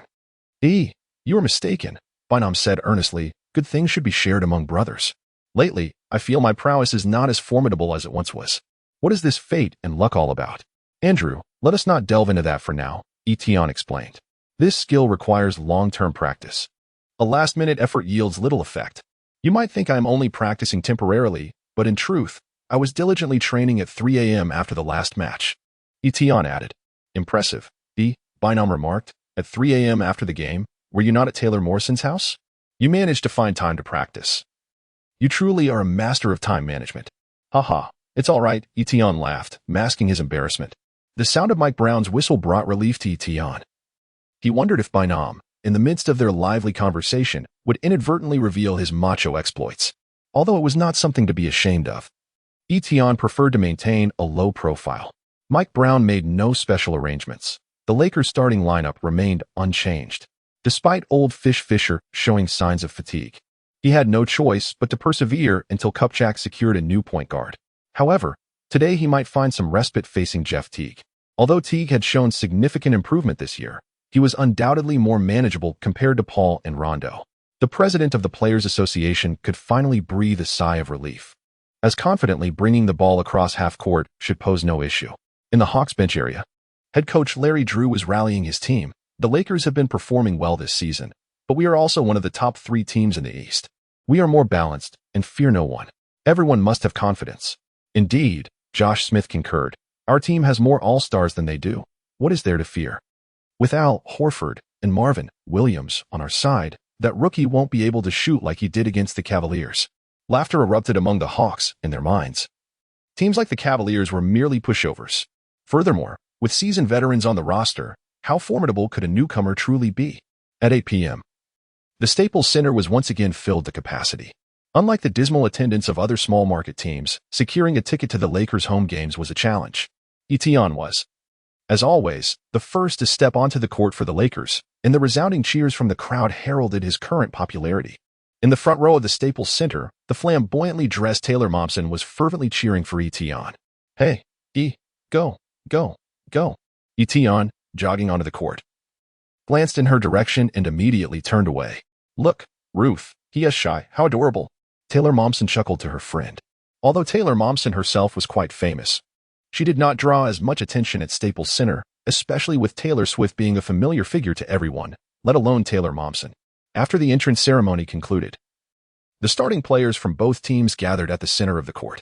For the Hawks, point guard Jeff Teague, shooting guard king of the Hawks Joe Johnson, small forward Marvin Williams, power forward Josh Smith, and center Al Horford. For the Lakers, point guard Derek Fisher, shooting guard Kobe Bryant, small forward Etienne, power forward Pau Gasol, and center Andrew Bynum.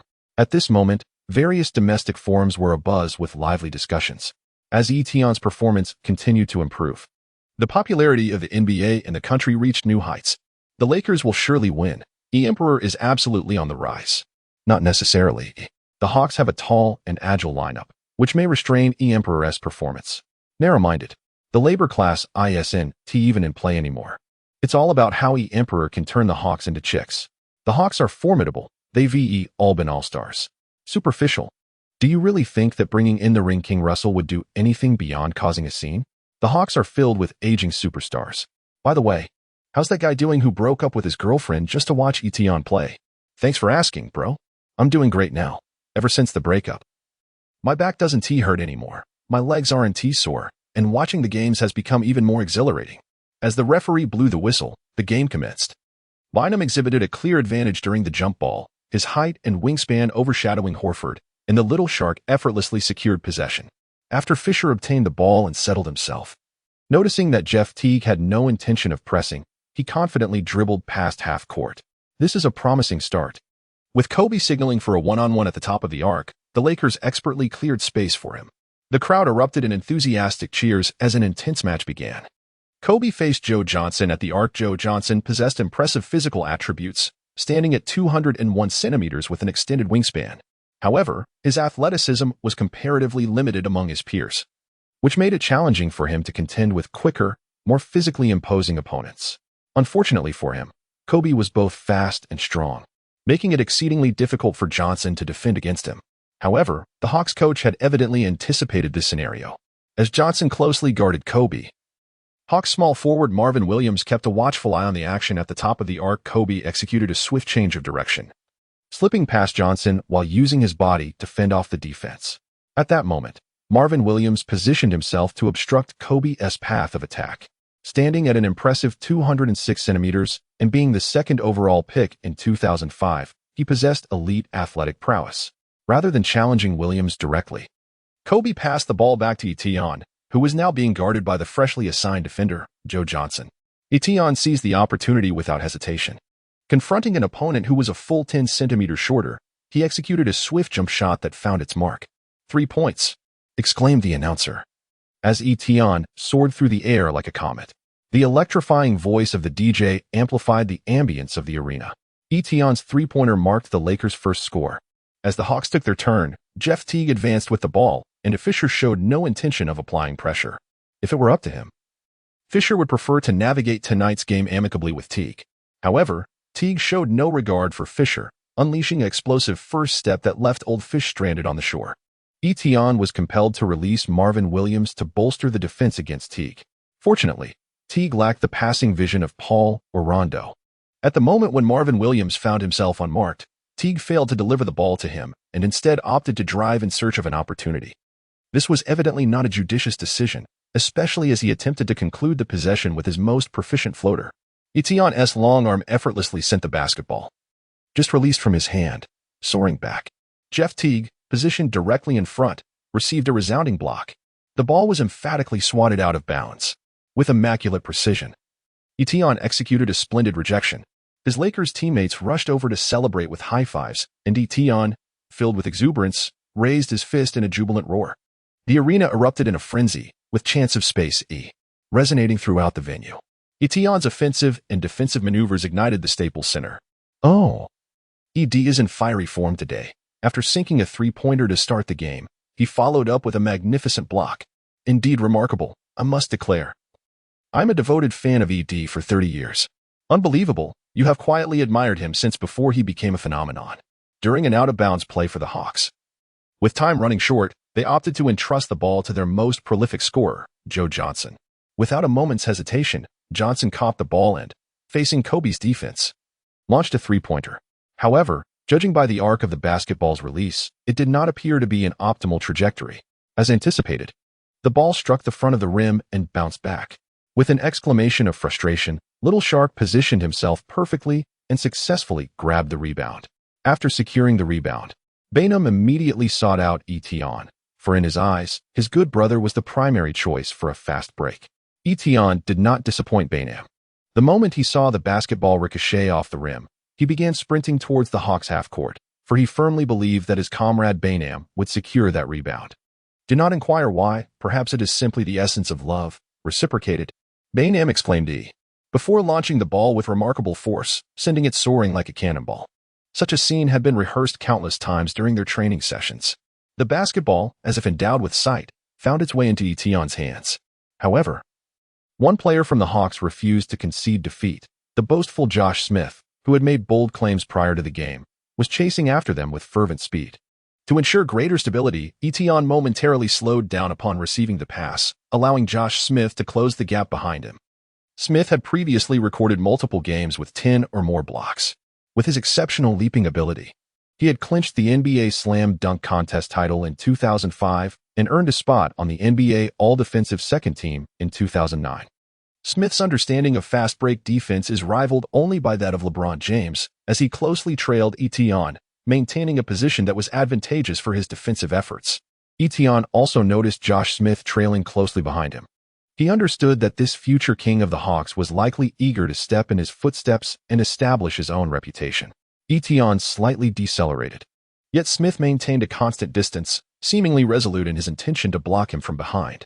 Having discerned his opponent's defensive strategy, Etienne resolved to conclude with a dunk, prioritizing the protection of the basketball to at least secure 2 free-throw opportunities. Positioned a meter away from the rim, Etienne leapt, while the ever-persistent Josh Smith mirrored his ascent.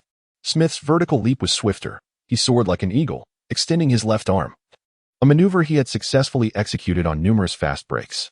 Observing the two airborne figures gliding toward the basket, the fans at Staples Center rose to their feet. Many female spectators shielded their eyes, unable to bear the sight of the dashing Etion being thwarted by the formidable Smith. For them, this moment was akin to witnessing the demise of their beloved superhero Spider-Man at the hands of Dr. Octopus, an utterly unacceptable scenario. With a sidelong glance, Etion had already taken note of Smith behind him, and he could even perceive the disdainful expression on Smith's face. Etion raised the basketball high above his head. As he watched Smith's hand approach the ball, Etion extended his right hand behind him to shield the ball, while with his left hand, he forcefully slammed the basketball into the hoop. By the time Josh Smith realized what was happening, his left hand had already been blocked by Etion's right hand. Helpless, Smith could only watch as the ball swished through the net. Beep.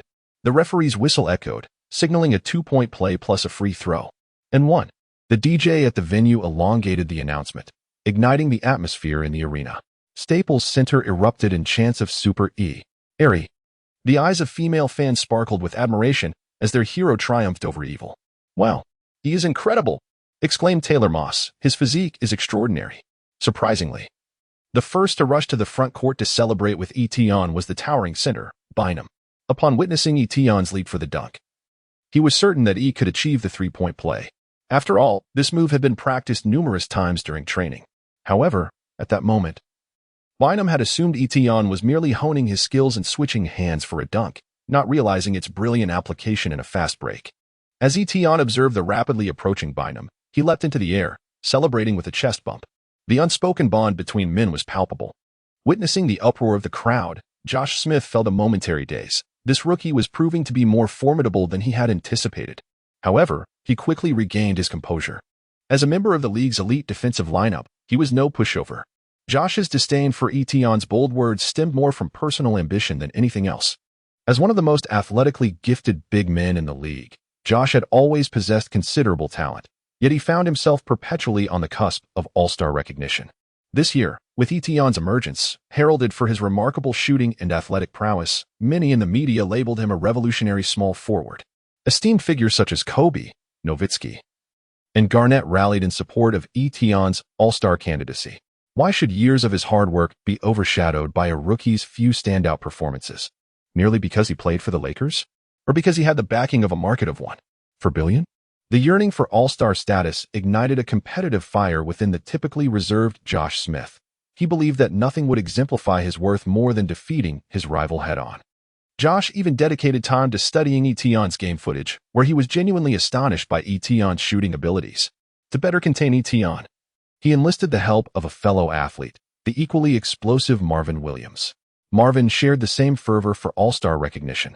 As a core member of the NCAA championship team from North Carolina, he was selected second overall by the Hawks in 2005. Despite his lofty self-regard, he had yet to live up to his draft position, especially as Darren and Paul ascended to all-star status, relegating Marvin to the shadows. Naturally, Marvin harbored no aspirations of competing with Paul or Darren.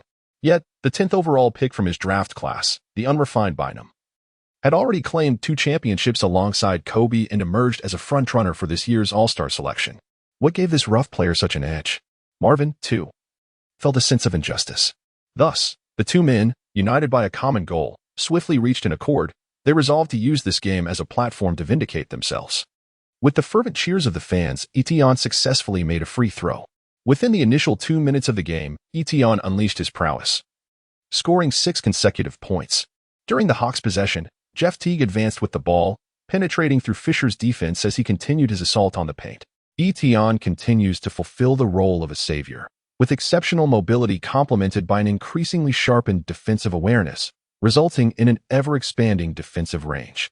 Faced with Etion, Jeff Teague refrained from attempting a forceful shot, having been deterred by a previous block that made him more cautious. He found Marvin Williams beyond the three-point line, where Williams was confronted by a hesitant Fisher. Although Marvin Williams is not renowned for his shooting prowess under such intense defensive pressure, failing to take a shot would render him utterly ineffective. After recalibrating his stance, Williams released the ball with composure, leaving Fisher to watch as it swished through the net. Kobe was infuriated. This instance was no longer about skill, but rather a lack of fundamental defensive tenacity from Old Fish Fisher. Had it not been for their long-standing camaraderie, Kobe would have been compelled to admonish him. Fisher, recognizing the gravity of his misstep, promptly expressed his apologies to his teammates. He skillfully advanced the ball into the front court before handing it over to Kobe. As Kobe prepared to initiate his offensive play, both Joe Johnson and Jeff Teague lunged at him. In the studio, Yu Jia expressed astonishment. The Hawks had been double-teaming Kobe since the first quarter, which seemed excessive. Coach Zhang, noticing Yu Jia's naivety, clarified, "It's normal. Kobe's threat is immense. Even if they started double-teaming from the very first minute, it would be justifiable." Kobe deftly passed the ball through the narrow gap between the two defenders, where the unguarded Fisher awaited at a 45-degree angle. After a moment of hesitation, as he saw Teague closing in, he quickly dished the ball to the adjacent Etienne. Etienne faced Marvin Williams, executing a series of 3 intricate feints. To everyone's astonishment, Marvin Williams remained as steadfast as a mountain, neither altering his center of gravity nor hastily reaching out to impede. Etienne was somewhat taken aback. The move he had perfected through Kobe's personal tutelage, refined with Paul's great loop, had consistently proven effective, a testament to his late-night studies of the referee's manual. Yet, unexpectedly, it faltered this time. At that moment, Marvin Williams unleashed a barrage of taunts. "If that's all you've got, spare me the showboating." This statement diminished the pressure Etienne had initially felt, for he had never shied away from anyone's trash talk. "Mark my words. I shall glide past you with a single step to your left." As Etienne concluded his words, he did not wait for the opponent's reaction before deftly dribbling towards the 3-second zone. The cunning youth prompted a sense of urgency in Marvin Williams. Having long been aware of the situation, Josh Smith swiftly approached to intercept. Yet, Etienne, who had already gained momentum, chose not to force a challenge. Instead, he astutely located Gasol beneath the basket. Gasol positioned himself at the high post, facing the recently switched Marvin Williams. Although Williams possessed commendable physical attributes, he appeared rather insubstantial against Gasol. After a feint, Gasol confidently drove towards the basket, overpowering Williams, who was pushed out of bounds. Gasol executed a successful layup. "Is that all you can do? Just evade?" Josh Smith mocked Etienne. Before Etienne had the chance to speak, the hot-tempered Bynum charged forward. "You are not that tough. Before me, you resemble the little sister from the neighboring house, so soft with just a touch." Etienne chuckled, recalling the frequent boast of Bynum. Josh Smith's face turned crimson as he watched the two share a knowing laugh, feeling quite offended. The game continued. Old Fish Fisher, after being surpassed by Jeff Teague, relentlessly pursued him from behind. This demonstrated a certain attitude, albeit largely futile. Perhaps moved by the spirit of Old Fish, Jeff Teague inexplicably passed the ball to Joe Johnson, who was not far away. This made Fisher breathe a sigh of relief. Having been repeatedly targeted, the pressure on him had been immense. But this moment could be deemed a successful defense. Joe Johnson, known as ISO Joe, was famous for his remarkable isolation success rate. While his explosiveness might not be exceptional, he adeptly utilized his height and wingspan in confrontations. Moreover, Joe Johnson was a rhythm master, with countless stars falling prey to his deceptive moves. Coupled with his historically exceptional shooting ability, he possessed all the attributes of a formidable isolation weapon. However, standing before him was a man with 12 all-defensive team selections. Endowed with perfect talent, except for small hands, and an indomitable will. After several fruitless dribbles, Joe Johnson opted for a direct drive, only to hit a brick wall. Kobe intercepted Johnson beyond the three-point line. The Hawk King had no choice but to attempt a contested jumper. Kobe leapt at him, although the basketball passed over Kobe's hand. It veered off the rim. The Black Mamba had defended his territory. Rebound. At that moment, the Lakers' under basket resembled a fierce clash of titans, with Bynum, Horford, Gasol, and Smith all being rebounding experts. Unfortunately, the ball ricocheted slightly away from Bynum. Thus, I'll be damned, as the little shark managed to reclaim it. Just when Bynum felt disheartened, the basketball miraculously flew back towards him. It turned out that in the tussle for the rebound, Gasol had inadvertently deflected the ball towards Bynum. This time, the little shark seized the opportunity. With a thunderous "I'll be damned," Bynum sprang into action, securing the rebound with poise. As usual, Bynum's pass immediately sought out the fast-breaking Etienne. However, this time, Josh Smith closely trailed Etienne. As Gasol directed the basketball towards Bynum, Smith had abandoned his pursuit of the rebound. He hurriedly matched pace with the already launched Etienne, determined to impart a lesson to the arrogant rookie. To Etienne's astonishment, he discovered that Josh Smith was indeed following closely behind. Knowing he had initiated his sprint the moment the ball ricocheted, Smith's ability to keep pace indicated he had been fixated on him. This felt somewhat targeted. At that moment, Etion noticed that Kobe had also kept up with him. He resolved to pass the ball. While a direct dunk would likely succeed, Smith had been tightly shadowing him, and Etion preferred not to take chances. The most crucial aspect was that Kobe was trailing. The veteran was already 33, and it would be unreasonable to have him sprint back and forth. Furthermore, respecting the elderly is a cherished virtue in Chinese culture. Thus, as he neared the baseline, Etion tossed the ball behind him.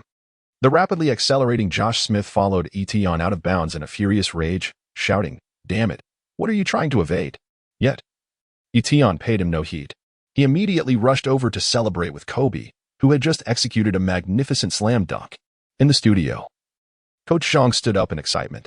Kobe showcased his prowess as a defensive stalwart, successfully curbing Joe Johnson's offensive maneuvers.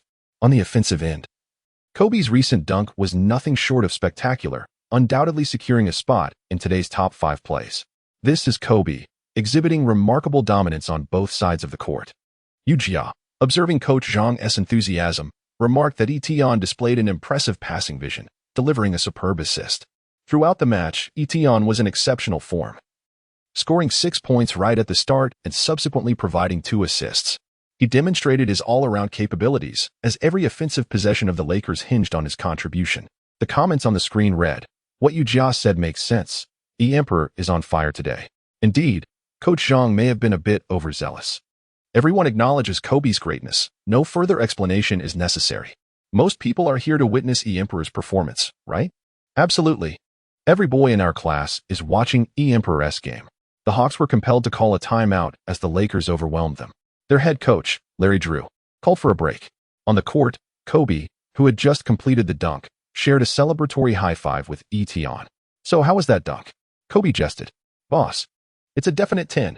Etion replied with unwavering confidence. "Full marks 1 team make you arrogant," he added. "Haha." Kobe laughed. "I'll give your last dunk a 9.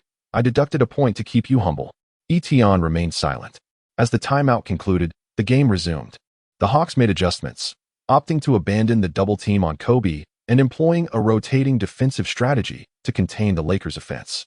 On the offensive front, they targeted Old Fish Fisher, with Jeff Teague repeatedly posing a threat through his drives. Although the Hawks' strategy to attack Fisher proved highly effective, they found themselves utterly helpless against the Lakers' defense. Both Etion and Gasol possess exceptional ball distribution skills. Once Kobe is double-teamed, his ability to pass the ball can create opportunities for the team. The fiery form of Etion compelled the Hawks to abandon their strategy of double-teaming Kobe. However, Kobe swiftly punished them, relentlessly assaulting the Hawks' defense through a series of one-on-one plays during the Lakers' offensive possessions. Neither Joe Johnson nor Marvin Williams could contain him. Kobe's dazzling performance ignited the Staples Center, with the crowd erupting in chants of MVP. In this arena, Kobe is an eternal deity. As the first quarter drew to a close, the Lakers replaced all their starters except for Etion. With a substantial lead, Mike Brown opted to rest his key players, acknowledging that the Lakers roster is no longer youthful. Etion remained on the court to maintain the offensive rhythm and to cultivate his leadership skills. In Mike Brown's eyes, the rookie Etion is a product of his own nurturing, an unequivocal member of his core squad.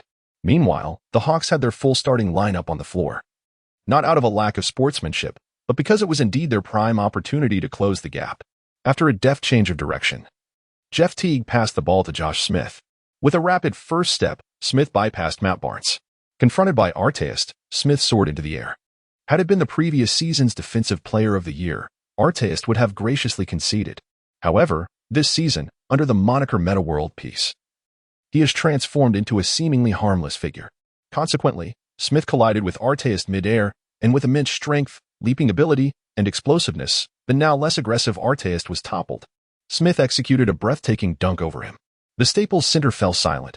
Although the fans were not particularly fond of this season's Artest, they were even less inclined to witness the visiting team reveling in their territory. Smith's pent-up emotions surged forth at that moment. Ignoring the cacophony of boos from the crowd, he cast a scornful glance at Artest, who lay defeated beneath him, as if to say, "You are truly worthless." Even the peaceful Artest felt a surge of humiliation, and the shackles he had imposed upon himself began to loosen.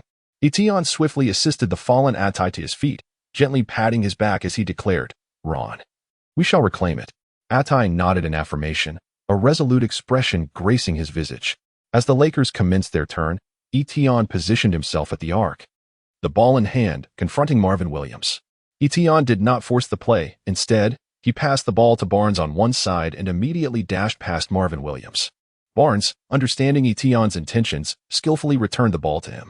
In response, Josh Smith swiftly shifted to intercept, adopting a posture to block the shot. Etion pivoted with the ball, evading the defense of Josh Smith. Al Horford immediately followed suit beneath the basket. Etion feigned a step inward, decisively passing the ball to the side where Arteis stood completely unguarded. Seizing the basketball, Arteis leaped high into the air. With a resounding thud, he executed a two-handed slam dunk. Following the successful shot, a spark ignited in Arteis' eyes as he let out a primal roar of triumph. The familiar essence of Arteis seemed to have returned. He gazed at Etion, who was celebrating alongside him with a high five, his eyes brimming with gratitude. Once, he had merely regarded Etion as a promising young talent, but now, the young man's stature in his eyes had risen significantly. "Thank you," Arteis said earnestly. Etion gazed at Arteis and remarked with a smile, "Ron, it's what I ought to do. After all, we are brothers."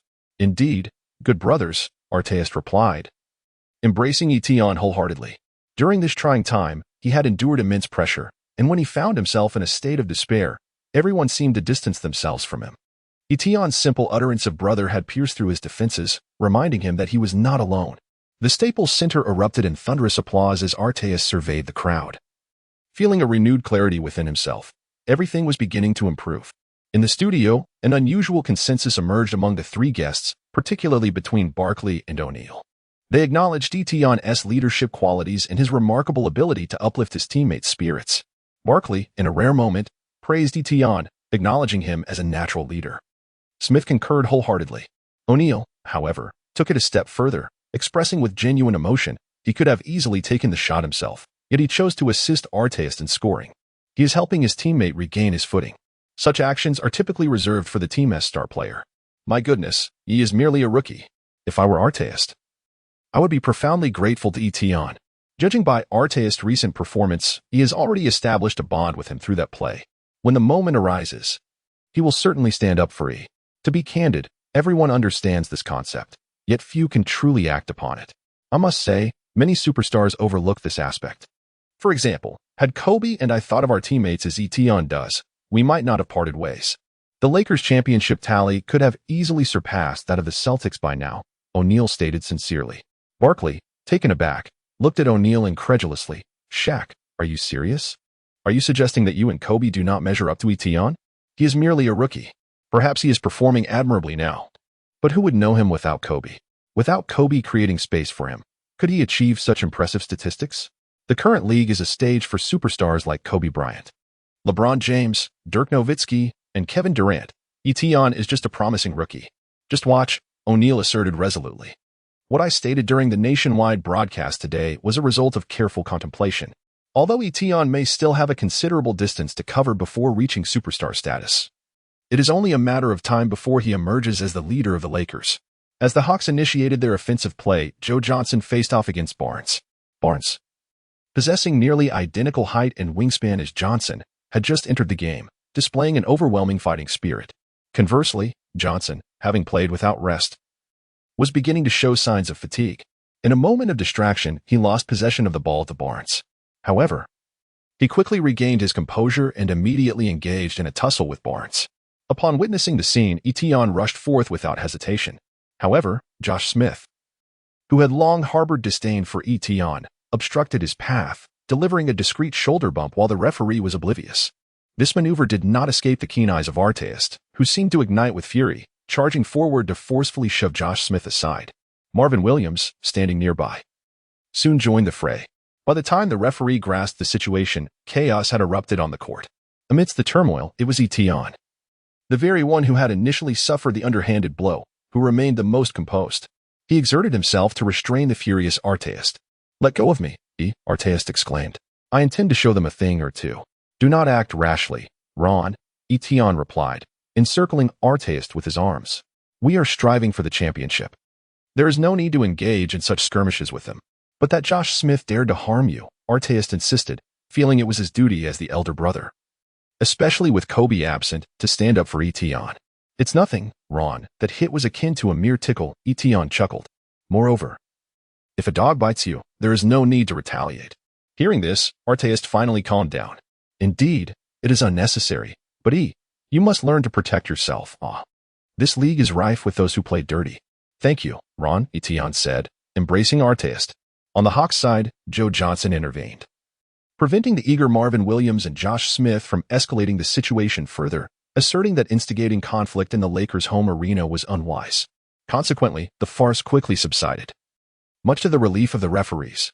On the sidelines, Kobe and Mike Brown exchanged astonished glances, unable to conceal their surprise, not only at Etion's ability to stabilize the situation but also at Arteist's unexpected demeanor. This season, when had Arteist ever exhibited such restraint? Etion possesses a uniquely captivating aura, having first transformed Bynum. Ever since the little shark grew closer to Etion, there have been no more instances of absurd behavior during games. In fact, the typically lethargic little shark has begun to engage in extra training sessions, a thrilling transformation indeed. Presently, it seems that Arteist has also been invigorated by Etion.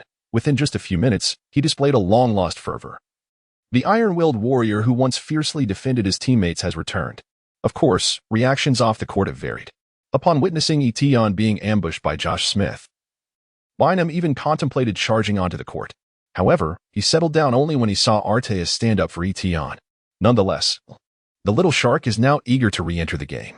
He suddenly realizes that during his absence, Etion appears to have formed a remarkably harmonious partnership with Arteist, which cannot continue unchecked. Joe Johnson and Barnes vie for the ball, with the more energetic Barnes leaping to secure it.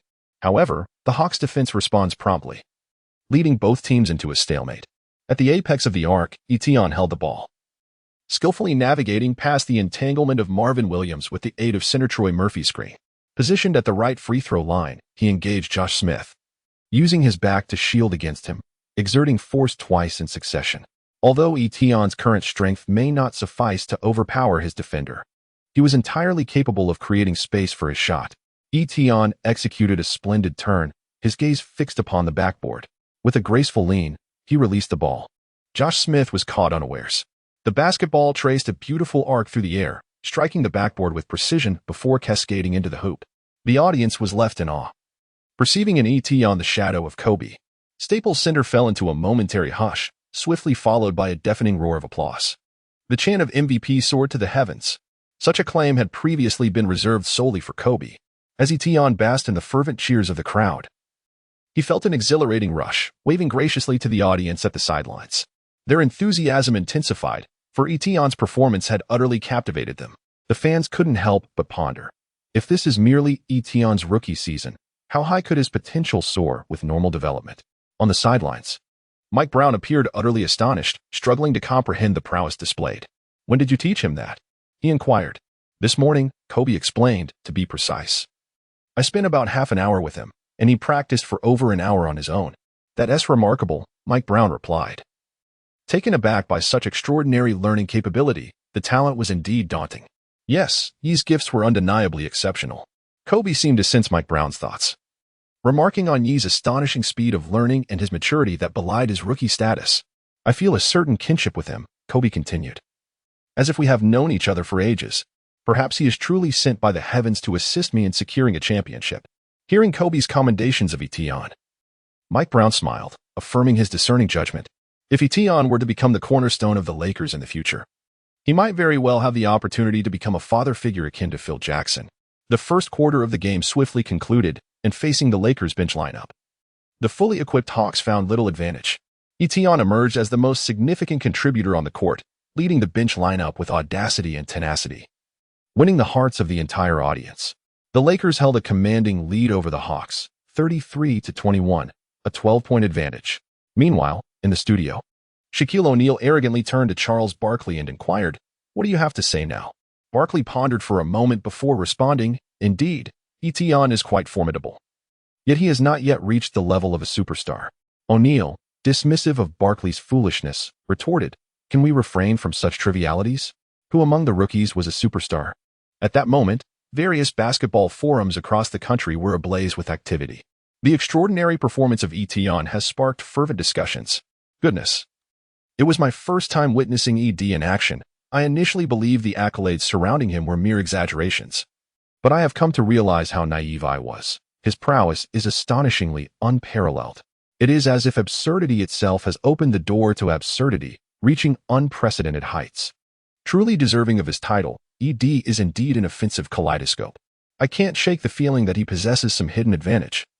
His repertoire seems to expand with each game. The advantage you speak of must be Kobe, for he has indeed imparted exceptional wisdom. Are you perhaps an envoy from Wei Ping, here to praise ED while extolling Kobe? Goodness, ED's dominance is undeniable. Even the girls at our school have begun to take an interest in the NBA. ED is mine. I wish to bear his children. As for your appearance, I cannot speak to that, but your aspirations are rather grand. The second quarter of the match is about to commence. Etienne sat on the sidelines, taking a breather.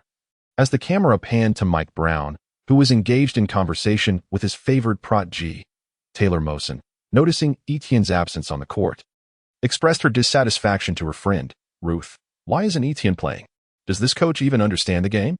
Ruth chuckled. Etienne played the entire first quarter. The coach probably just wants him to rest for a bit. He doesn't need it. His stamina is exceptional. He never tires, Taylor retorted, a blush creeping onto her cheeks. Taylor, I'd like to remind you, Ruth continued with a laugh. These are two different sports. Playing basketball is far more exhausting than discussing life with you at night. All right, perhaps you are right, Taylor conceded. This way, after the game, Etienne will undoubtedly still be brimming with energy. At this moment, the Lakers lineup consisted of point guard Derek Fisher, shooting guard Kobe Bryant, small forward Metta World Peace, power forward Pau Gasol, and center Andrew Bynum.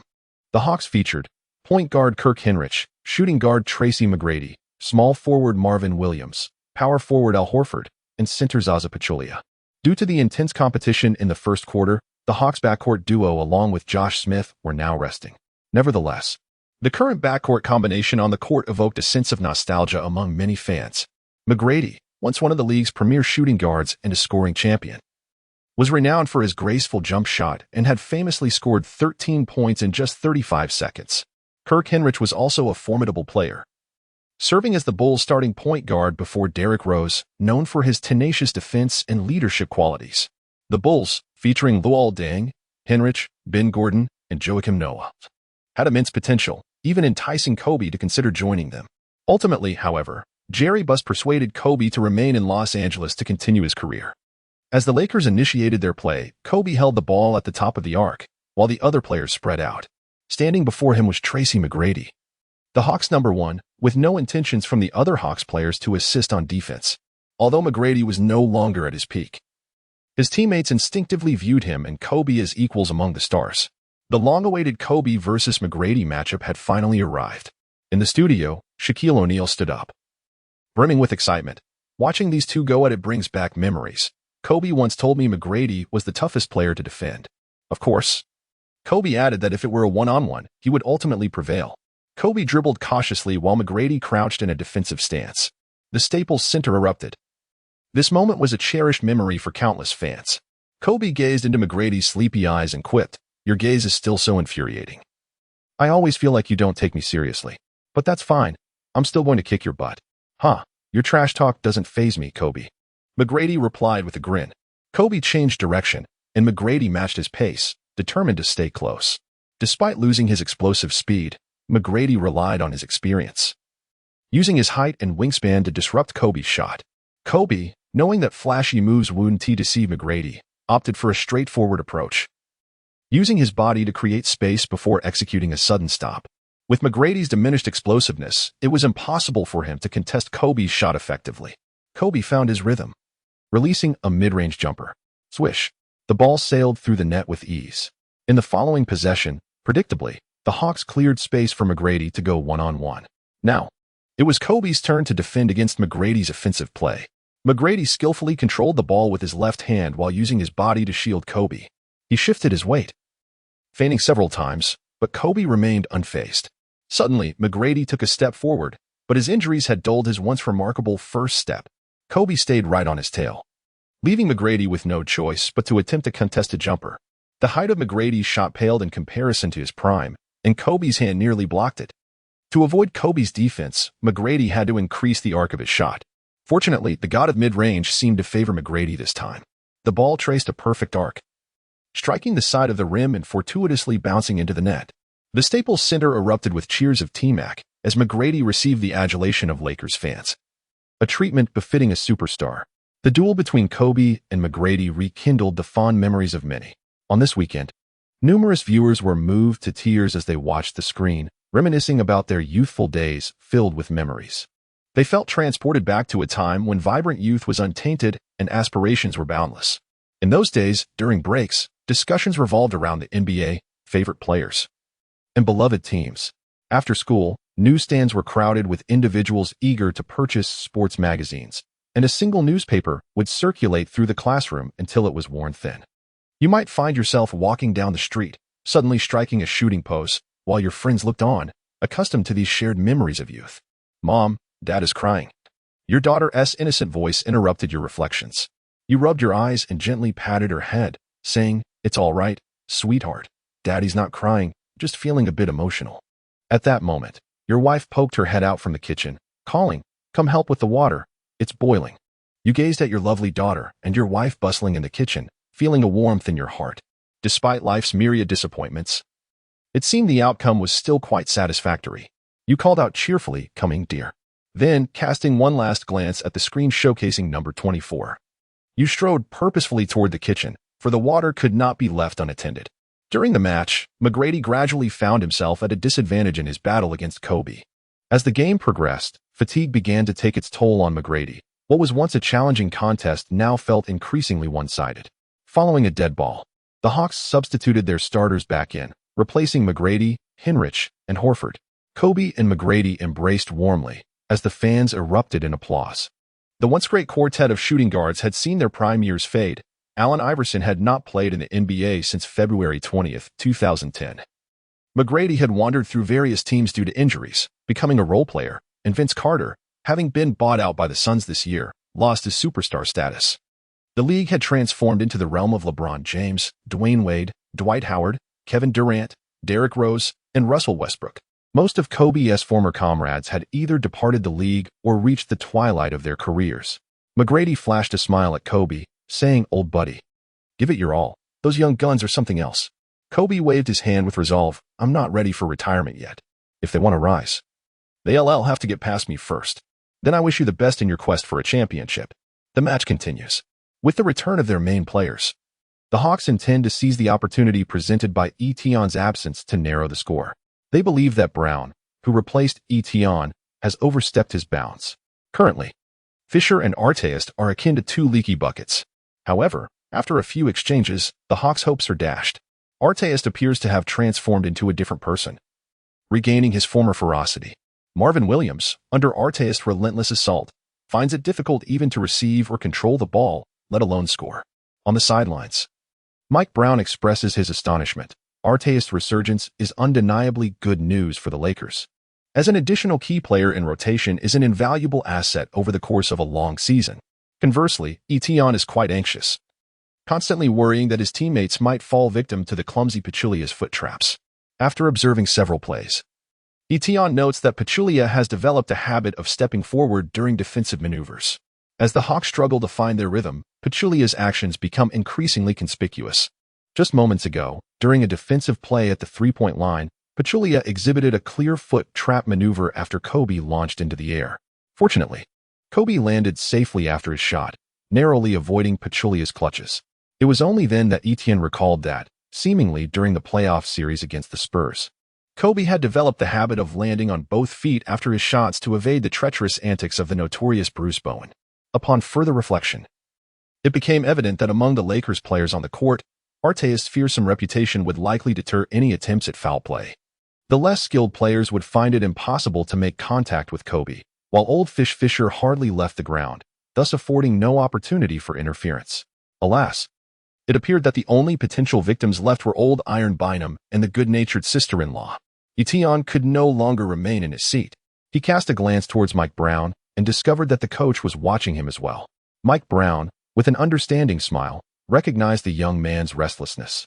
Consequently, he waved his hand, signaling for Etienne and Barnes to enter the court, replacing the seasoned veterans, Fisher and Artest. The moment arrived when Shun stepped onto the court. With old Fisher exiting, Kobe took on the role of the ball handler. This position was not unfamiliar to Kobe. Throughout the season, whenever the Lakers faced teams with elite point guards, he had seamlessly transitioned into Fisher's role as the emergency responder. Kobe passed the ball to Gasol while positioning himself on the weak side, holding off Joe Johnson. Gasol, understanding the unspoken cue, deftly flicked the ball back into Kobe's hands. With a subtle shoulder shimmy, Kobe executed a series of feints. At this juncture, Joe Johnson, feeling the strain, quickly called upon Jeff Teague to assist with a double team on Kobe from the side. Assessing the situation, Kobe recognized the opportunity to shoot, but deemed it unnecessary, instead transferring the ball to Shun at the top of the arc. Before stood the formidable defender, the notorious Zaza Pachulia. Although was eager to impart a lesson upon the infamous player, he felt it prudent to exercise a measure of restraint. To initiate conflict immediately was not the hallmark of a nation that values camaraderie. As initiated his dribble, the rather lackluster Pachulia retreated defensively, attempting to use his body to impede the not particularly robust Suddenly, came to a sudden halt, causing the off-balance Zaza to stumble forward, only to slip and fall to the ground. Witnessing this, Josh Smith swiftly emerged from the paint. Noticing the Hawks basket was unguarded, deftly lobbed the ball towards the rim.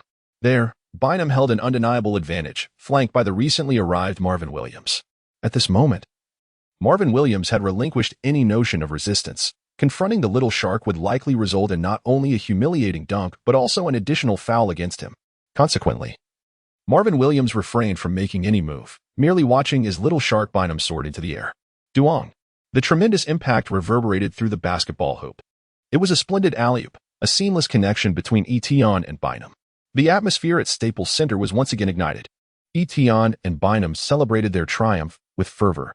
Not far away, the prone figure of Zaza Pachulia gleamed with a fierce determination. He resolved to teach the arrogant rookie a lesson. Confronted with the formidable Lakers, the visiting Hawks found themselves struggling.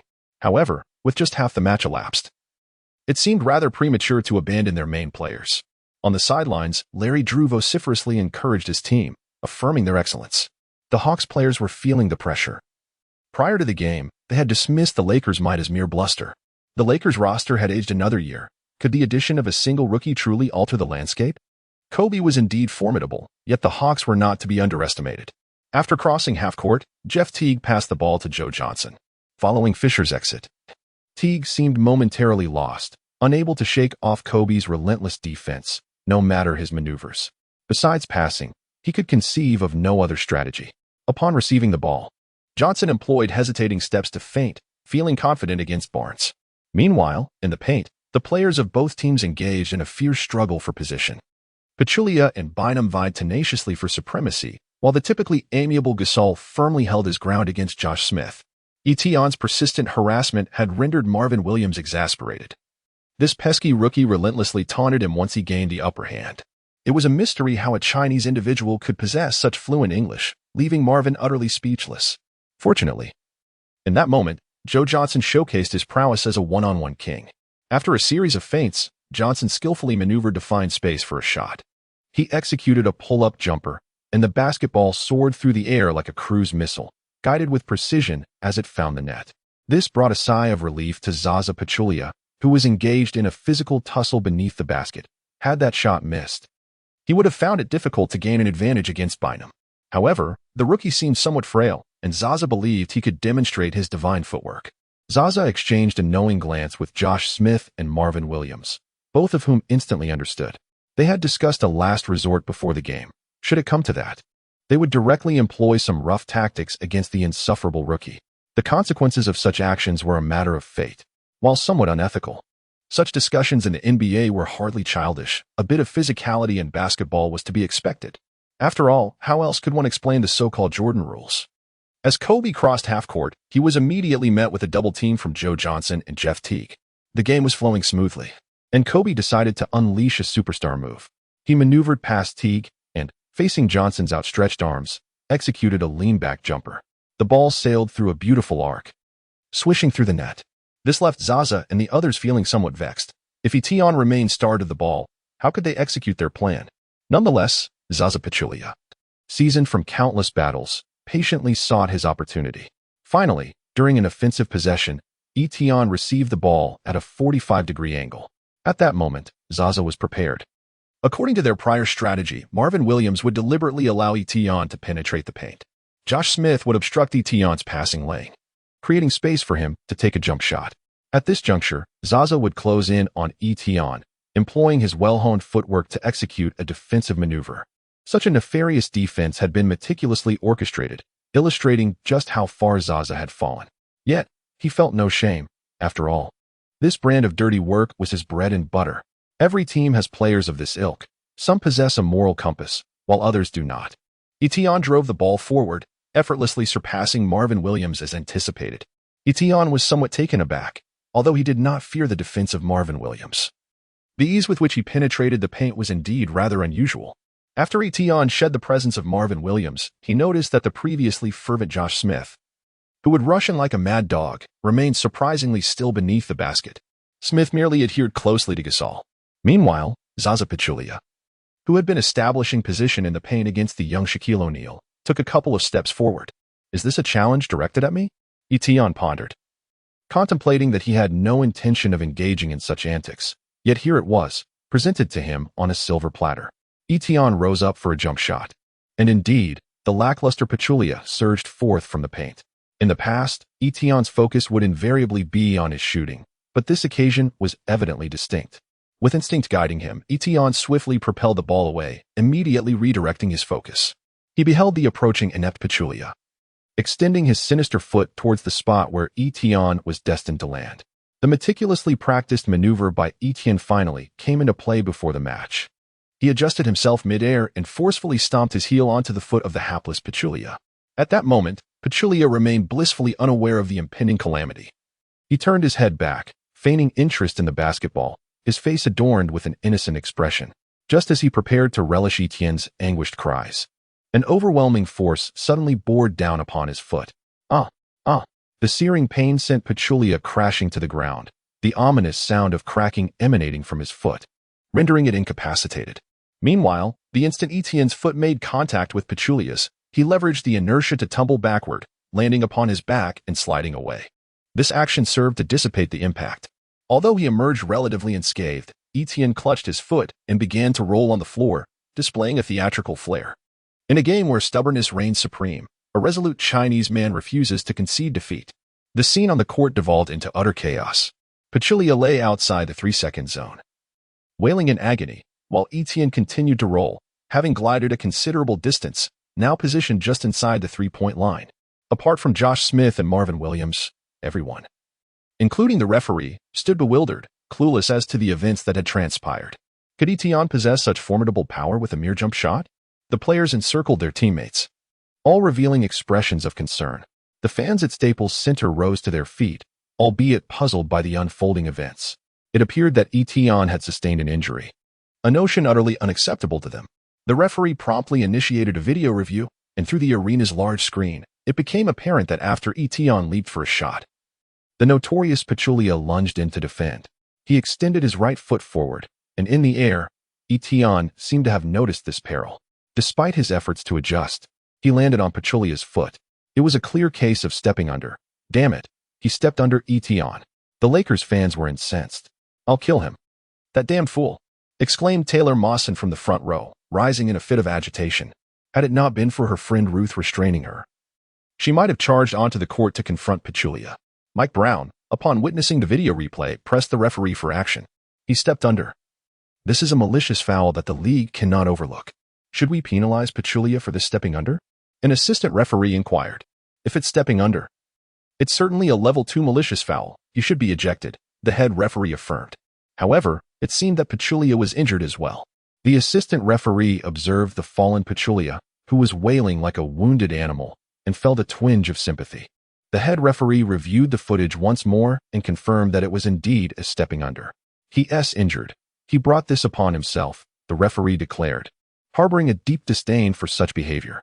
He raised his arms overhead, clenched his left fist, grasped his left wrist with his right hand, and then pointed towards the exit. Pachulia's stepping under was ruled a level 2 malicious foul, resulting in his ejection from the game. The chapter concluded this match, with McGrady present, 2 additional chapters were added. Albeit at the cost of pacing, my apologies. I extend my heartfelt gratitude for your unwavering support. Although the ratings have decreased, the encouragement I receive uplifts my spirits. I appreciate all the gifts and messages. I read nearly every comment, and feel free to engage more. You might even ascend the fan rankings. Josh Smith gazed at the writhing Pachulia on the ground, somewhat impressed by his theatrical performance. It was all too convincing.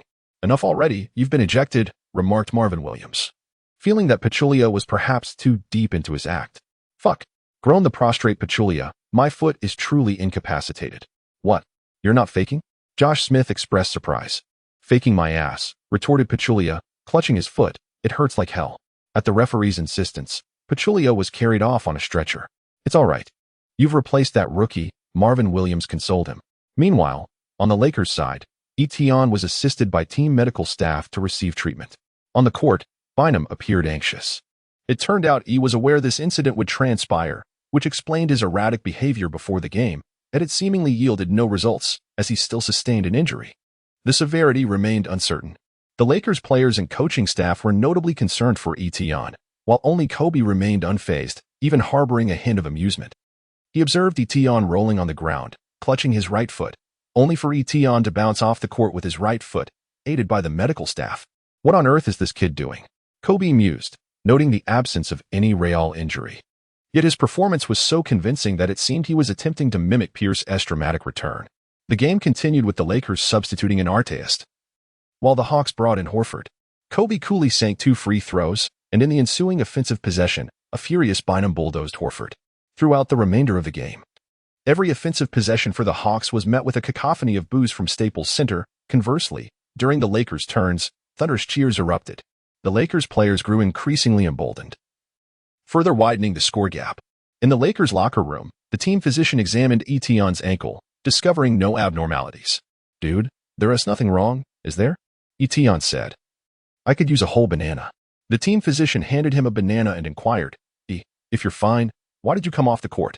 Etienne finished his banana and took a couple of sips of water, then comfortably leaned back in his chair and chuckled. How else could we compel the referee to expel that foul player?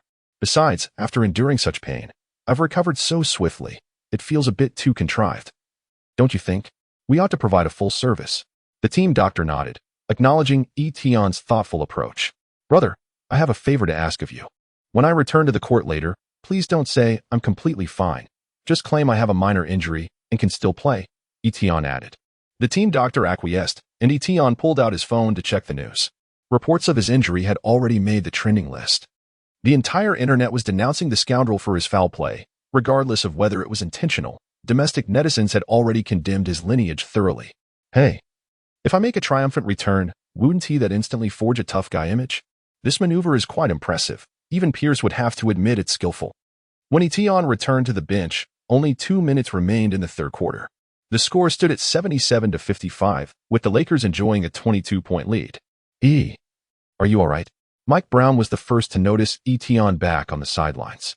The Lakers bench erupted in excitement. Etienne gently touched his head and explained, I had a minor sprain, but I am fully recovered now. That's great to hear, Mike Brown sighed in relief. You truly are in excellent condition. Coach, please allow me to take the court. Etienne reassured him. Rest assured, Lakers fans need not worry. Observing the sincerity in Etienne's demeanor, Mike Brown nodded in agreement. Considering that only a little over a minute remained in the third quarter. Consequently, following an out-of-bounds play, Etienne was substituted into the game. As Etienne appeared at the sideline, the entire Staples Center erupted in cheers, with fans rising to their feet in a rapturous applause, welcoming their hero back. Tyler Mawson at the sidelines, overwhelmed with emotion, wiped away tears and remarked, what a magnificent physique. He is utterly captivating. In the studio, Shaquille O'Neal was equally thrilled, exclaiming, the king has returned. Etienne is truly a tough warrior, just as I believed he would be. One by one, his fellow Lakers players approached Etienne, exchanging high fives and expressing their relief that he was unharmed. When it came to Kobe's turn, he chuckled, I was wondering how long you intended to rest. Timing was quite precise.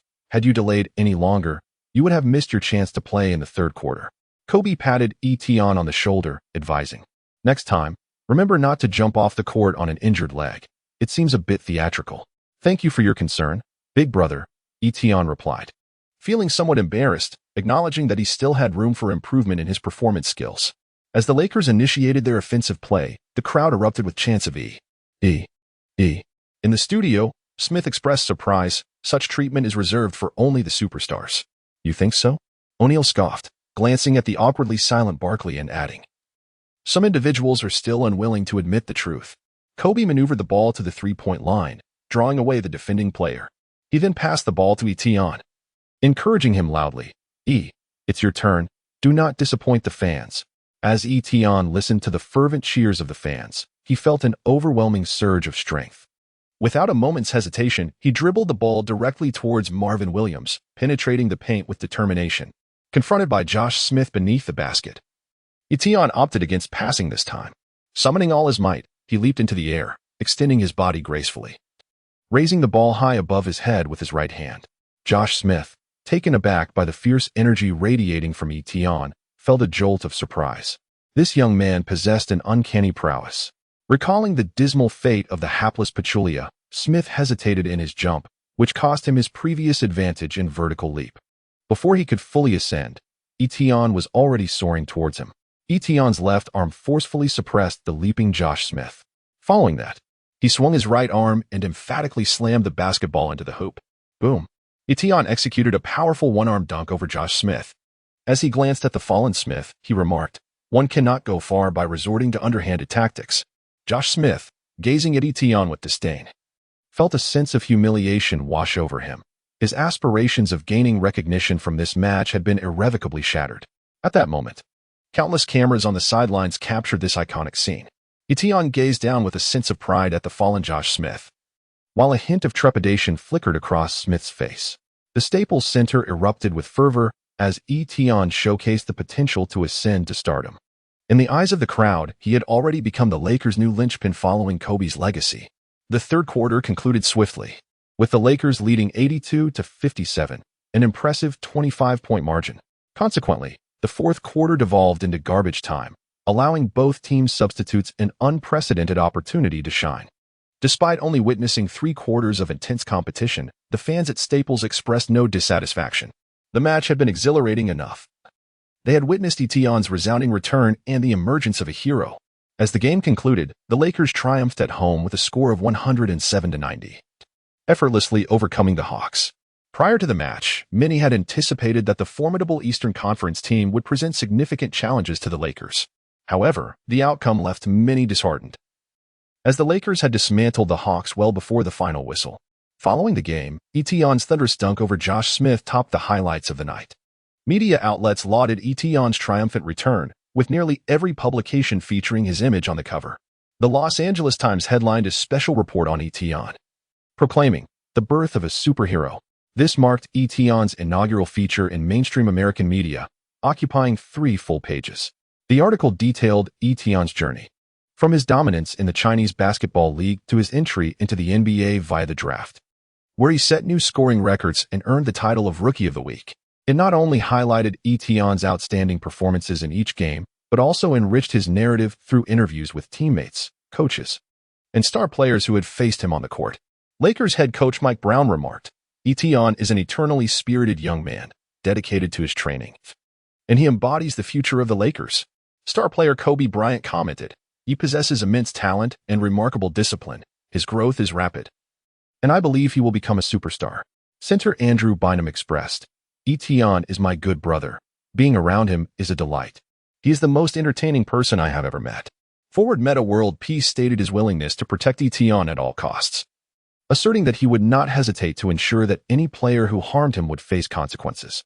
Celtics star Kevin Garnett acknowledged, Etion's athleticism and shooting prowess make him exceptionally difficult to defend. The most alarming aspect is his rapid improvement. He is a formidable talent. Through these interviews, it became evident that Etion was a near-perfect player, gifted, hardworking, a unifier among teammates, and possessing a charismatic demeanor. Moreover, he had no negative press or detrimental habits, an anomaly in the NBA. Little did Josh Smith realize he had become a stepping stone on Etion's path to greatness. Before this match, despite Etion's stellar statistics, American media had adopted a conservative stance regarding his future, primarily due to his Chinese heritage and a playing style that did not align with American aesthetics. In an era where three-point shooting had yet to be deemed a decisive weapon, audiences favored Kobe's picturesque fadeaways, LeBron's visually striking dunks, or the explosive drives of Wade and Rose. Many believed Etion was merely a benefactor of Kobe's prowess, asserting that without Kobe, Etion would revert to obscurity. Yet, this match served as a resounding rebuttal to such skepticism. Against the physically imposing Josh Smith and Marvin Williams, Etion displayed his extensive skill set, culminating in a final act of royal return that captivated the national media. In a nation enamored with individual heroism, this was an unequivocal triumph. The climactic dunk over Josh Smith epitomized Etion's heroic resurgence, executing a lethal strike against an elite defender. What a flawless script it was. Amplified by the NBA's branding, Etion had ascended to become a new icon in Los Angeles. In stark contrast to Etion's ascent, Zaza Pachulia faced an unfortunate turn of fate. Post-game, Pachulia was rushed to the hospital, where medical examinations revealed a fractured foot, sidelining him for the remainder of the season. As the news spread, few expressed concern for Pachulia's well-being. Instead, it only heightened Etion's popularity. In a poetic twist, Pachulia, who had sought to undermine Etion, suffered a fitting retribution. That evening, following the game, Etion, at the invitation of his close friend Bynum, engaged in an in-depth discussion with Taylor Morrison regarding the performance of off-road vehicles. After an extensive exchange lasting the entire night, the two exchanged contact information and reached a preliminary agreement to regularly maintain their vehicles, ensuring optimal performance without impacting Etion's game readiness or Morrison's schedule. The following day, Etion and Bynum headed to the airport to join their Lakers teammates as they prepared to fly to Miami to face the formidable Heat's trio. Currently, the NBA power rankings positioned the Heat, Lakers, Spurs, Bulls, Thunder, and Celtics in the top 6 as the leaders of their respective conferences. Both the Heat and Lakers boasted undefeated records this season. On the Lakers side, Kobe was in explosive form. Etion had delivered a historically remarkable rookie performance, and Bynum was producing the best basketball of his career, alongside seasoned veterans like Gasol maintaining steady form. Conversely, the Heat featured LeBron, Wade, and Bosh, all at their peak, forming a daunting super team. The previous season's finals defeat had not deterred the Heat. Instead, they emerged even more formidable. Under the guidance of head coach Erik Spoelstra, Miami established a tactical framework centered around LeBron. While Wade and Bosh made sacrifices, the collective fighting spirit of the Heat far exceeded that of the previous season. Since the commencement of the new NBA season, they had yet to face any substantial resistance. It was clear that American media perceived the Heat's strength to surpass that of the Lakers. However, basketball is an unpredictable game, and anything can occur. The Lakers' capabilities were closely matched with those of the Heat. This clash was viewed by the media as a monumental showdown, akin to a Mars colliding with Earth scenario, where only one of these undefeated teams could emerge victorious. On the bus en route to the arena, Etion and Bynum were fervently engaged in a discussion regarding the All-Star weekend. While for a superstar like Kobe, being selected as an All-Star is a commonplace occurrence, for the majority of NBA players, such an accolade represents the pinnacle of recognition. This not only serves as a psychological and reputational consolation, but also carries significant implications in terms of status and financial reward. Becoming an all-star signifies that within a formidable team, one is at least the second or third option. Conversely, in a weaker team, one assumes the role of the primary star. This entails that the contracts signed are either max deals or close to them, translating into substantial monetary gain. The voting for this year's All-Star Game has commenced, and the Lakers find themselves in a favorable position. Kobe's popularity is undeniably exceptional, though he remains indifferent to the voting process. For him, securing a spot in the starting lineup is as effortless as quenching one's thirst.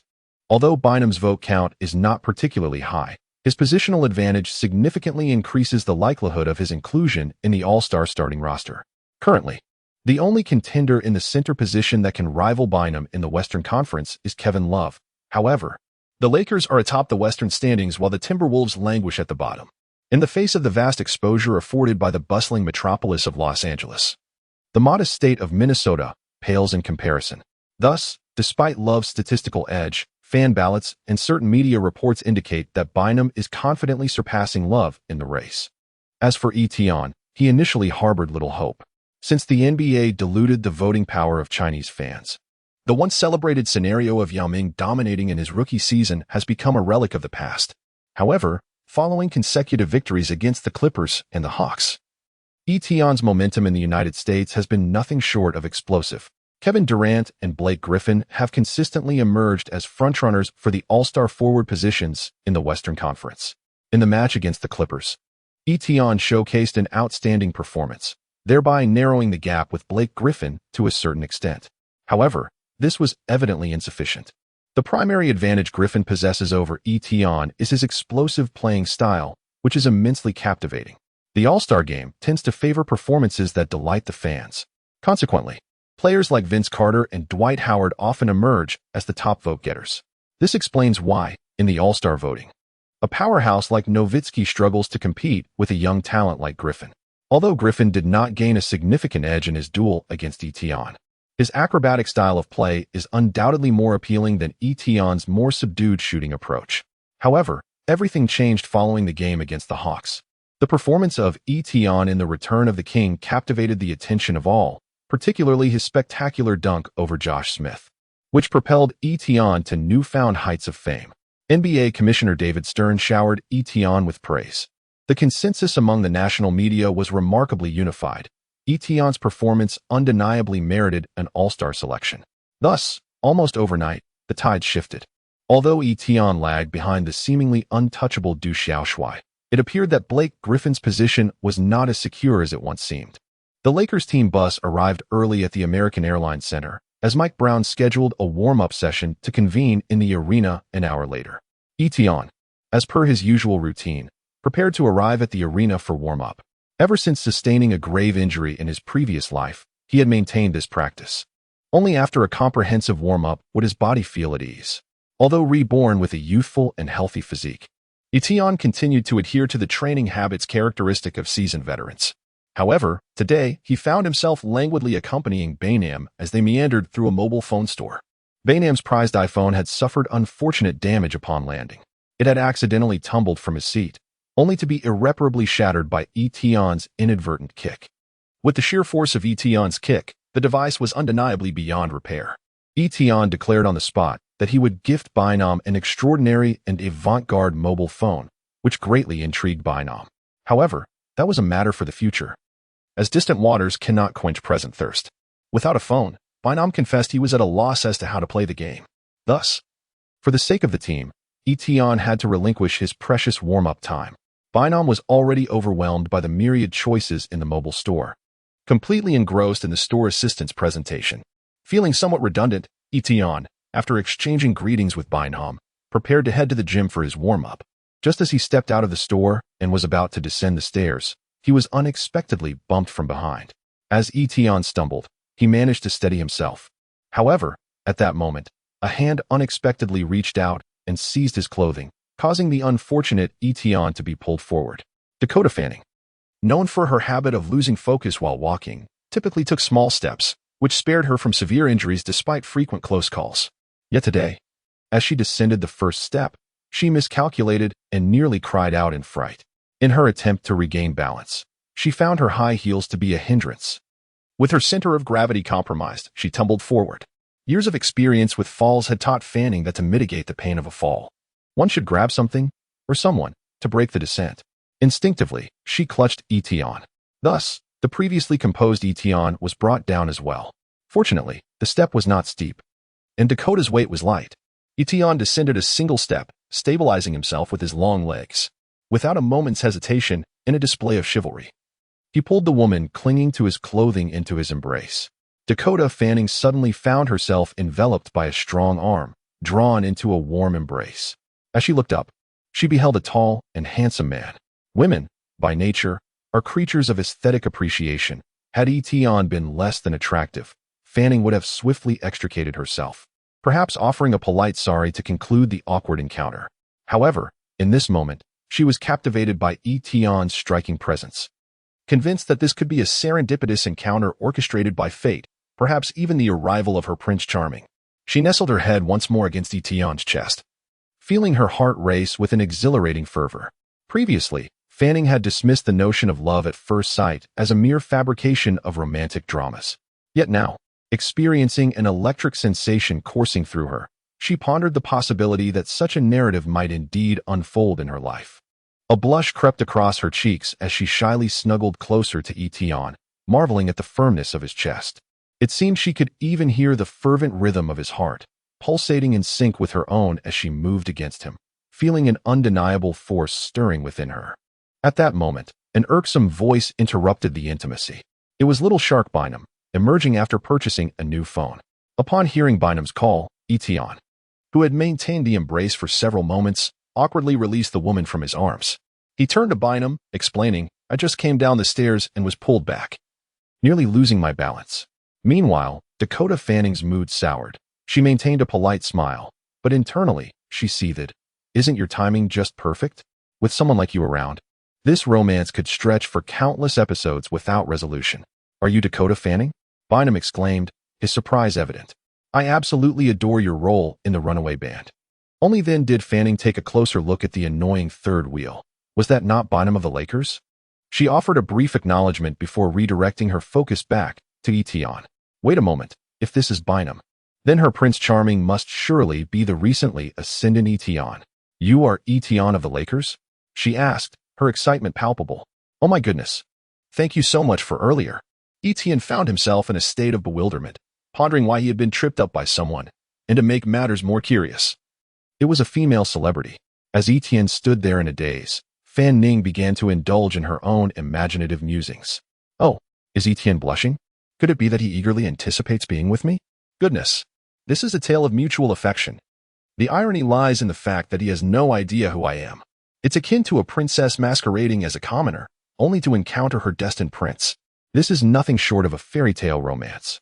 After immersing herself in countless love stories, Fan Ning became increasingly convinced that she and Etienne were the protagonists of a fairy tale, a match made in heaven. Etienne glanced at Fan Ning, who was intently focused on him, and felt a tinge of shyness as he spoke. "Hello, I must head to the American Airlines Center for warm-up now." Fan Ning, finally snapping back to reality, found herself seized by an unexpected surge of courage as she watched Etienne about to depart. She grasped the fabric of his clothing and inquired, "May we exchange contact information?" Noticing the astonishment on Etienne's face, Fan Ning summoned her boldness and continued, "Just now, I experienced an unprecedented sensation. May we become friends?" At this moment, Etienne earnestly gazed at the girl before him, whose beauty was breathtaking and whose demeanor was refreshingly elegant. Noticing the slight look of grievance on her face, he felt an unexpected pang of compassion. "Of course," Etienne said, pulling out his phone to add Fan Ning as a friend. With a smile, he remarked, "It is a pleasure to meet you. Shall we become friends?" Fan Ning, almost instinctively, posed another question. Although Etienne found her inquiry somewhat peculiar, there was something about her that intrigued him. He nodded and replied, "We are already friends. I welcome you to come see my competition. If you ever visit Los Angeles, do remember to call me." Fan Ning was overjoyed, feeling as if their meeting was truly fairy tale-like. At that moment, Bynum couldn't help but admire Etienne's charm with women. He seemed to encounter female celebrities for the most curious reasons. Last time, he met Taylor Momsen due to a rear-end collision, and now, simply by accompanying Bynum to purchase a phone, he had forged a friendship with Dakota Fanning. What extraordinary luck was this? Bynum pondered, perplexed as to why. Despite always being with Etienne, he could not cultivate friendships with these starlets. How do you manage this?" Bynum inquired. "How is it that you always cross paths with female celebrities?" Etienne found it somewhat amusing. "Andrew, this is a question for you. Every time I'm with you, we encounter these chaotic situations. Can you help me get in touch with a certain female celebrity next time?" Bynum's eyes sparkled with excitement. Someone like Taylor Momsen would be perfect. Upon arriving at the arena, Etienne and Bynum quickly got into the groove. Mike Brown was finalizing his strategies. The Miami Heat were the most formidable opponents the Lakers faced this season, with LeBron James, Dwayne Wade, and Chris Bosh, three of the league's top 10 players, uniting on a single team. This was a scenario previously only conceivable in 2K games. It is worth recalling how the trio of Paul Pierce, Kevin Garnett, and Ray Allen once astonished the league, let alone this enhanced version of the Heat's Big Three. Despite Brown's efforts to alleviate the pressure on his players, the locker room atmosphere remained somewhat tense. For the Lakers, this match felt akin to a preview of the finals. At that moment, Kobe suddenly spoke up, just play normally. "We've won 2 championships before. What do we have to fear from the Heat? Besides, the finals are a series. A single loss does not define our fate," he added. Maintain a balanced mindset. If we can learn and improve after each game, we will have fulfilled our purpose. This straightforward wisdom instantly lifted the burdens from the Lakers players' hearts. Perhaps this is the essence of leadership. Tonight, the American Airlines Arena was packed to capacity for the highly anticipated matchup between the Lakers and the Heat. Unlike the Celtics, the Heat and the Lakers did not share a rich history of rivalry. Although the NBA had longed to showcase a grand spectacle of 23 versus 24 in the finals, envisioning such a clash as unprecedented, James had been thwarted by the Celtics in previous finals appearances. By the time he brought his talents to the South Beach and formed an enhanced Big Three, the Lakers had begun to show signs of age. However, both teams were performing exceptionally well this season, presenting a prime opportunity for a historic showdown. Even before the game commenced, the atmosphere in the arena was ignited. The star's signature pregame rituals thrilled the audience. Flash Wade grasped the rim and hoisted himself up, extending his head into the basket before lowering himself back down. This was Wade's iconic pregame pull-up routine. Meanwhile, King James was engaged in his characteristic magnesium powder ritual, filling his hands with the powder before exuberantly scattering it into the crowd. The airborne magnesium shimmered against James's explosive physique, electrifying the entire American Airlines Arena. Etion stood by, observing the pregame ceremony of the two great stars of the Heat, and was instantly filled with a sense of grandeur. In contrast to the extravagant pregame rituals of the Heat's two kings, Etion realized that Kobe's broadcast gymnastics on their side seemed rather lackluster. "Boss, why not have a more impressive pregame ceremony?" Etion inquired. "It's entirely unnecessary," Kobe replied with a smile. "Isn't it better to save our energy for the game?" "All right. But I suspect it's simply because you're feeling a bit lazy." As Etion pondered, he unexpectedly executed a remarkable long-range three-pointer, stepping onto the logo with an almost supernatural precision. The basketball traced a beautiful arc, gracefully finding its way through the net. A chorus of astonished gasps erupted from the entire American Airlines Center. Such a display was truly astonishing, especially before Curry even began his own distant shooting spree. "Oh," Kobe exclaimed. You certainly have a flair for the dramatic." "Boss, do you believe me if I say I slipped?" Etion replied with a wry smile. "I couldn't care less, but the real issue is that Wade certainly doesn't believe you," Kobe remarked, gesturing towards Wade, who was glaring fiercely at Etion from a short distance away. The rookie had audaciously dared to act up in Wade's territory before the game. Etion helplessly covered his face, realizing the gravity of the situation. He had directly offended the venerable Wade. This match was bound to be challenging. Even before the game commenced, he had already attracted the ire of the Flash Wade, leaving Etion feeling somewhat exasperated. However, Kobe, standing nearby, suggested that this might actually be a fortuitous circumstance, as Etion did not find himself matched up against Wade. Should Wade's attention remain fixated on Etion, Kobe, who was more likely to be in direct confrontation with Wade, would consequently gain a significant advantage. Nevertheless, Kobe emphasized that this was not a pivotal concern. Regardless of the circumstances, Wade was not his rival. Today, the commentary team remained unchanged, featuring the trio of Shaquille O'Neal, Charles Barkley, and Smith. Ever since O'Neal joined the commentary team, there had been a subtle surge in viewership, edging out ESPN. This was largely attributed to O'Neal's humorous commentary style, which contrasted sharply with Barkley's acerbic wit, while Smith diligently maintained the commentary's rhythm to prevent the other two from leading the audience astray. As the game approached, Barkley and O'Neal engaged in their familiar team selection segment. O'Neal, naturally, was an ardent supporter of the Lakers, while Barkley championed the Heat. With a wager in play, there was bound to be some form of incentive. However, Barkley's antics had failed to captivate the audience. Thus, the playful O'Neal proposed that the loser don women's attire for the live broadcast. It must be said that O'Neal had a knack for entertainment. As soon as this suggestion was made, viewership began to soar. This prompted Barkley, who initially wished to reject such a crass proposal, to concede with surprising ease. After all, one must earn a living. There was no shame in making money. On the court, the Lakers' starting lineup comprised point guard, Derek Fisher; shooting guard, Kobe Bryant; small forward, Etion; power forward, Pau Gasol; center, Andrew Bynum.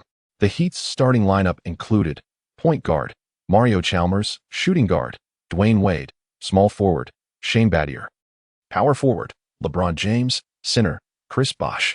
As the match commenced, Little Shark Bynum faced off against Chris Bosh for the opening tip-off. Surprisingly, the usually victorious Bynum lost the jump, allowing Bosch to claim the first possession. Mario Chalmers advanced the ball. His athleticism was not particularly explosive. And in the presence of the big three, Chalmers' role as the point guard was primarily to bring the ball past half-court before passing it off to Wade or James. This function mirrored that of the seasoned Fisher. After handing the ball to Wade, Chalmers immediately retreated to the perimeter, with Fisher dutifully following suit. This game would likely be the easiest for Fisher, as both teams' point guards were relegated to the role of facilitators. Wade confronted Kobe's defense. This time, the Flash did not overreach. He was acutely aware of Kobe's prowess. With a subtle glance, Wade communicated with James, who promptly set a screen for him. Wade dashed forward, momentarily obscured by James' imposing frame, evading Kobe's defensive grasp. Etienne swiftly moved to bolster the defense, as in Mike Brown's strategy. The expansive defensive duties fell upon him to assist in guarding the paint. Although Wade's knee had suffered significant injury, his speed and explosiveness remained among the elite in the league, complemented by his remarkable coordination. This allowed Wade to execute various astonishing maneuvers within the restricted area. He lowered his stance and soared forward like a jet, skimming the ground. Despite Etienne's commendable speed, he was unable to keep pace with Wade. After evading Etienne, Wade charged into the paint. Confronted by Bynum's defense, the superstar Wade showed no signs of retreat. He leaped high, decisively breaking through the little shark Bynum's defense. Following a beautiful up and under, Wade utilized his exceptional core strength to complete a spectacular air-folding dunk. The American Airlines arena erupted in fervor as their soul, the Flash Wade, single-handedly breached the Lakers' entire defense. Under DJ's influence, the crowd rose to chant Wade's name, the call for MVP crescendoing in waves. Perhaps spurred by the electrifying atmosphere, Wade boldly raised his right hand, proclaiming, "This is my house." Such fierce words, typically reserved for the closing moments, were audaciously declared at the very first round. He conveyed through his actions to the audacious rookie that this was his domain. Amidst the thunderous cheers, Wade turned to Etienne and said, "Kid, I don't know how you rack up your points, but today, on my turf, you stand no chance." On the sidelines, Mike Brown harbored some concern. Despite Etienne having evolved into an all-star caliber player, he was still at a distinct disadvantage against the superstar big three of the Heat. He had anticipated that Etienne might be provoked, yet he did not foresee such behavior manifesting in the opening round. However, he soon regained his composure, noting that Etienne's expression remained largely unchanged, as if Wade's words held no weight for him. This unexpected demeanor caught Wade off guard. He hadn't anticipated that the rookie would not display any fear in response to his taunts, instead regarding him with a knowing glint in his eyes. "You spoke too soon," Etienne remarked. "I cannot afford to lose this game, or else Kobe will be displeased." With that, Etienne disregarded Wade's reaction and sprinted toward the front court. Kobe, receiving a pass from Fisher, faced off against Shane Battier at the arc. It had become customary for the Lakers to entrust their opening shot to Kobe's isolation play. "Hey, Dwayne," Kobe called out. "Is that all you can do? Throw threats at our rookie?" Wade remained silent, exemplifying the adaptability of NBA players. "The man before you is me," Battier interjected. Battier was regarded as one of the league's most adept defenders against Kobe, having once discussed his blind defense technique in a program. However, this so-called excellence in defense was relative. Under Kobe's relentless offensive prowess, Battier had little chance of triumph. After a series of dribbles, Kobe pressured Battier's positioning with his footwork. Having studied Kobe's offensive tendencies, Battier recognized this as the precursor to a fadeaway jumper. Thus, he matched Kobe's pace, and as Kobe accelerated, Battier feigned a step back, then lunged forward. Indeed, Kobe executed the fadeaway, with Battier's long arms nearly contesting the shot. Yet, at the moment of release, Kobe elevated the arc of the basketball, allowing it to sail over Battier's hand and toward the hoop. Swish. It found nothing but net. Battier wore a wry smile, despite his diligent study of Kobe's game. He could not thwart him, leading him to doubt his own abilities. "You defended well," Kobe chuckled, "but you're facing me. No one in this league can single-handedly stop me." The game commenced with fervor, as both teams' superstars showcased their scoring prowess. The recent face-off between Dwayne Wade and Etienne sparked widespread discussion. Shaquille O'Neal and Charles Barkley represented two divergent viewpoints among the viewers. O'Neal opined that Wade's actions were unnecessary as a top 10 player in the league. He saw no reason to provoke a rookie in such a crucial match. He believed Wade should match up against Kobe instead of bullying a newcomer to assert his presence. Conversely, Barkley argued that Etienne had brought this upon himself by attempting a long three-pointer at the Heat's home court, which was inherently provocative towards Wade, who merely responded in kind.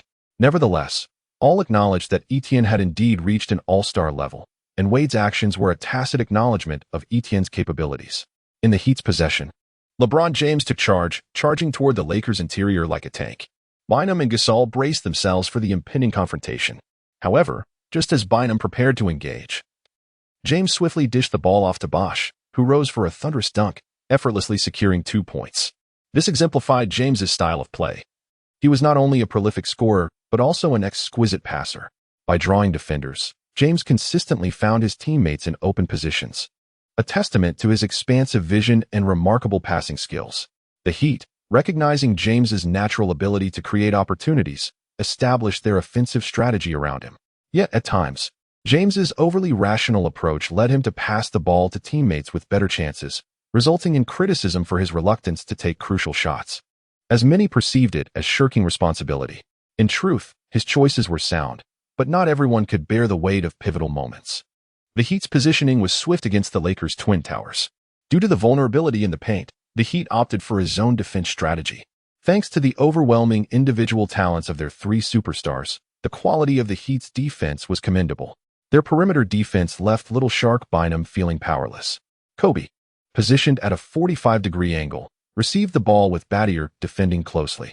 After 2 shoulder fakes, Kobe successfully created space for his shot, executing his signature bank shot. The basketball traced a beautiful arc before settling into the net. 4-4. From the onset, both teams exhibited high offensive efficiency, keeping the score tightly contested. However, it soon became evident that the Heat held an advantage.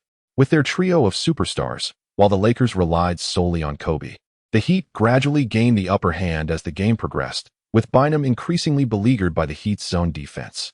Although his physique is more robust and imposing than Bosh's, Bosh possesses remarkable lateral quickness.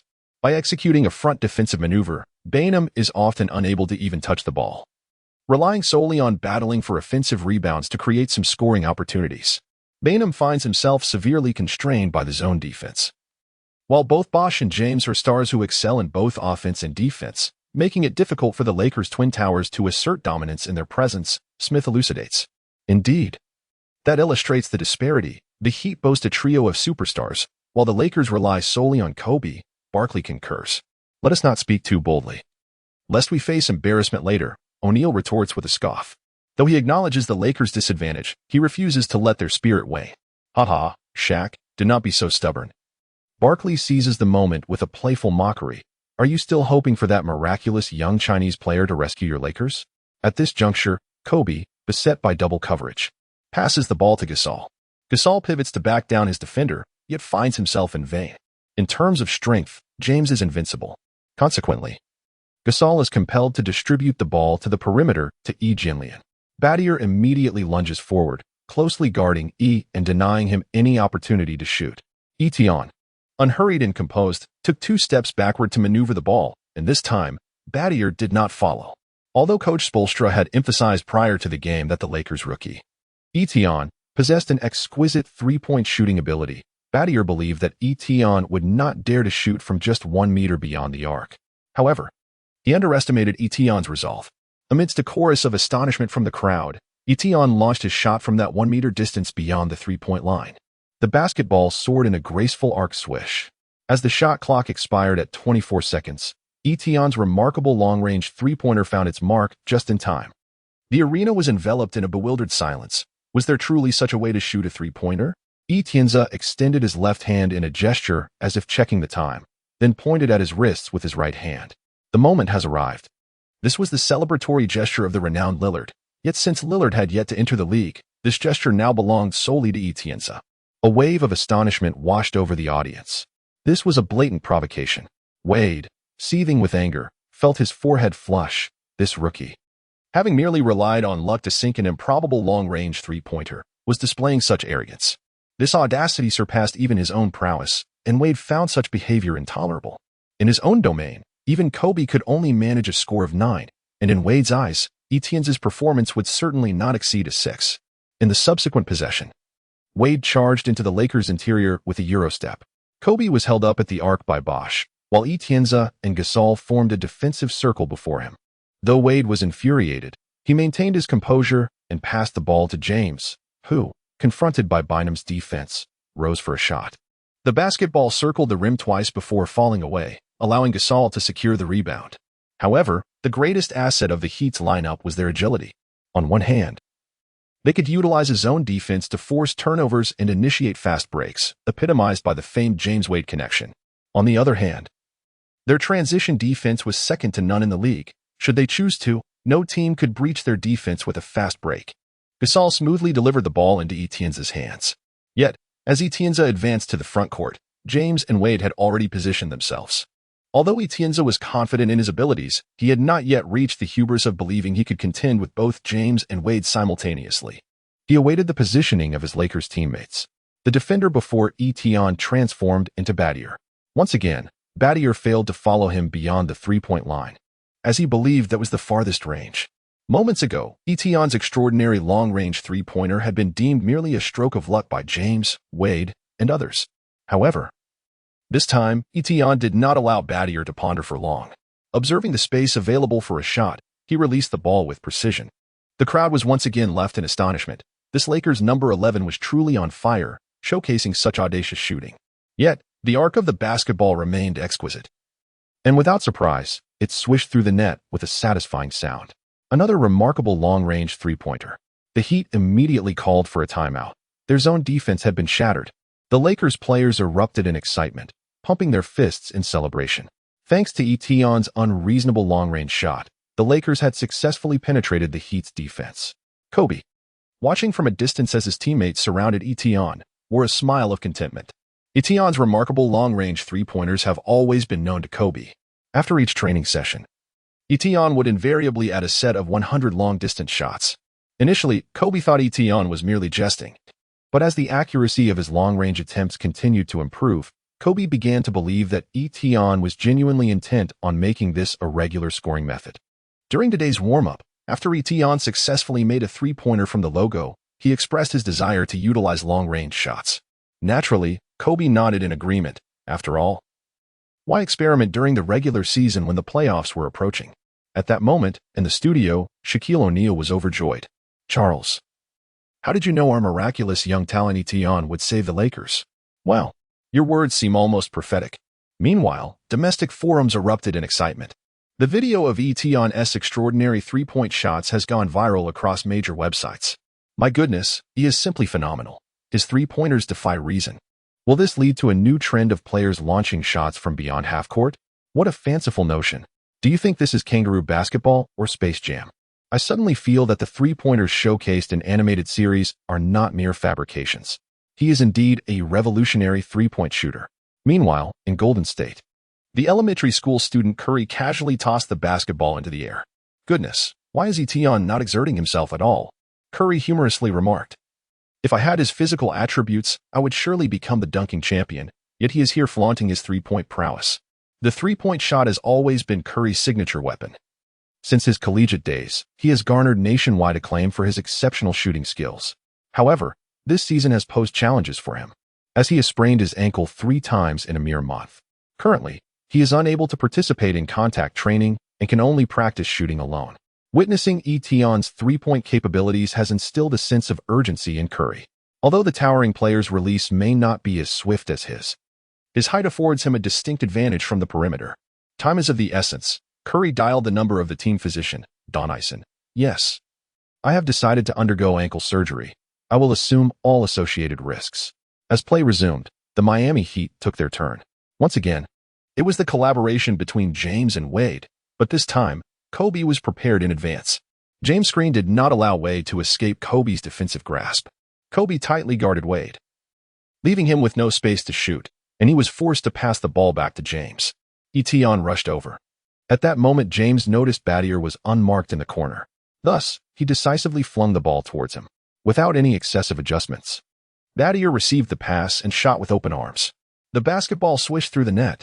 During the Lakers' possession, Kobe drew the defense and successfully passed the ball to Etienne beyond the three-point line. He was astonished to find himself face-to-face with the Little Emperor, James. The internet erupted with excitement. "Wow, they truly hold me. in such high regard. The Heat showed no sportsmanship, making it impossible to compete. He recognized the significance of this confrontation with the king, yet he pondered the futility of the match. Given that it was his inaugural year, and how could he possibly surpass LeBron? Etienne harbored few thoughts on the matter. Why concern himself? Regardless of who it may be, one must endeavor to try. Success, after all, offers no shortcuts. Etienne swiftly dribbled the ball down the left flank, and LeBron immediately closed in on him. Duong. Etienne felt as though he had collided with an impenetrable wall, forcing him to come to an abrupt halt. However, James instantly lunged at him, leaving Etienne with no room to maneuver. This was the overwhelming presence of a top-tier superstar, and Etienne found himself struggling to breathe. Unable to overpower him, Etienne chose to pass the ball instead of engaging further with James, delivering it to Kobe. Subsequently, Etienne began to move without the ball. Kobe, eager to assist Etienne, drew James's defensive attention before returning the ball to Etienne. Without a moment's hesitation, Etienne rose to take the shot, only to feel an immense force as the basketball was knocked from his grasp. Etienne turned around and was surprised to find that Wade had silently appeared behind him. Wade swatted the ball away with a flourish and taunted Etienne, saying, "Kid, you have a long way to go." Etienne said nothing. He cast a glance at Wade before darting towards the sideline. The play was not yet over. He had no time for banter with Wade. Fisher initiated the inbounds pass, and Kobe, utilizing Etienne's off-ball screen, received the basketball. Without a moment's hesitation, Kobe pivoted and executed a smooth jump shot. The ball seemed to possess a will of its own, soaring directly towards the hoop. Swish. It found nothing but net. This was a moment of brilliance from a superstar. Kobe turned to high-five Etienne in celebration. "Well done, E," Kobe encouraged. "Don't overthink it. When LeBron comes to guard you, remember, that's a privilege I alone enjoy." Etienne understood that Kobe was encouraging him. He nodded and said, "Boss, I know. I will give it my all." In the studio, O'Neal stood up with excitement, exclaiming, "Wow, Kobe remains as cold-blooded as ever, receiving the ball and shooting in the final second. Who else could do that?" Barkley shot a glance at O'Neal and quickly doused him with cold water, stating, "The Heat are currently in the lead. And your Chinese little buddy has been effectively neutralized by James. Being neutralized by James is not a disgrace."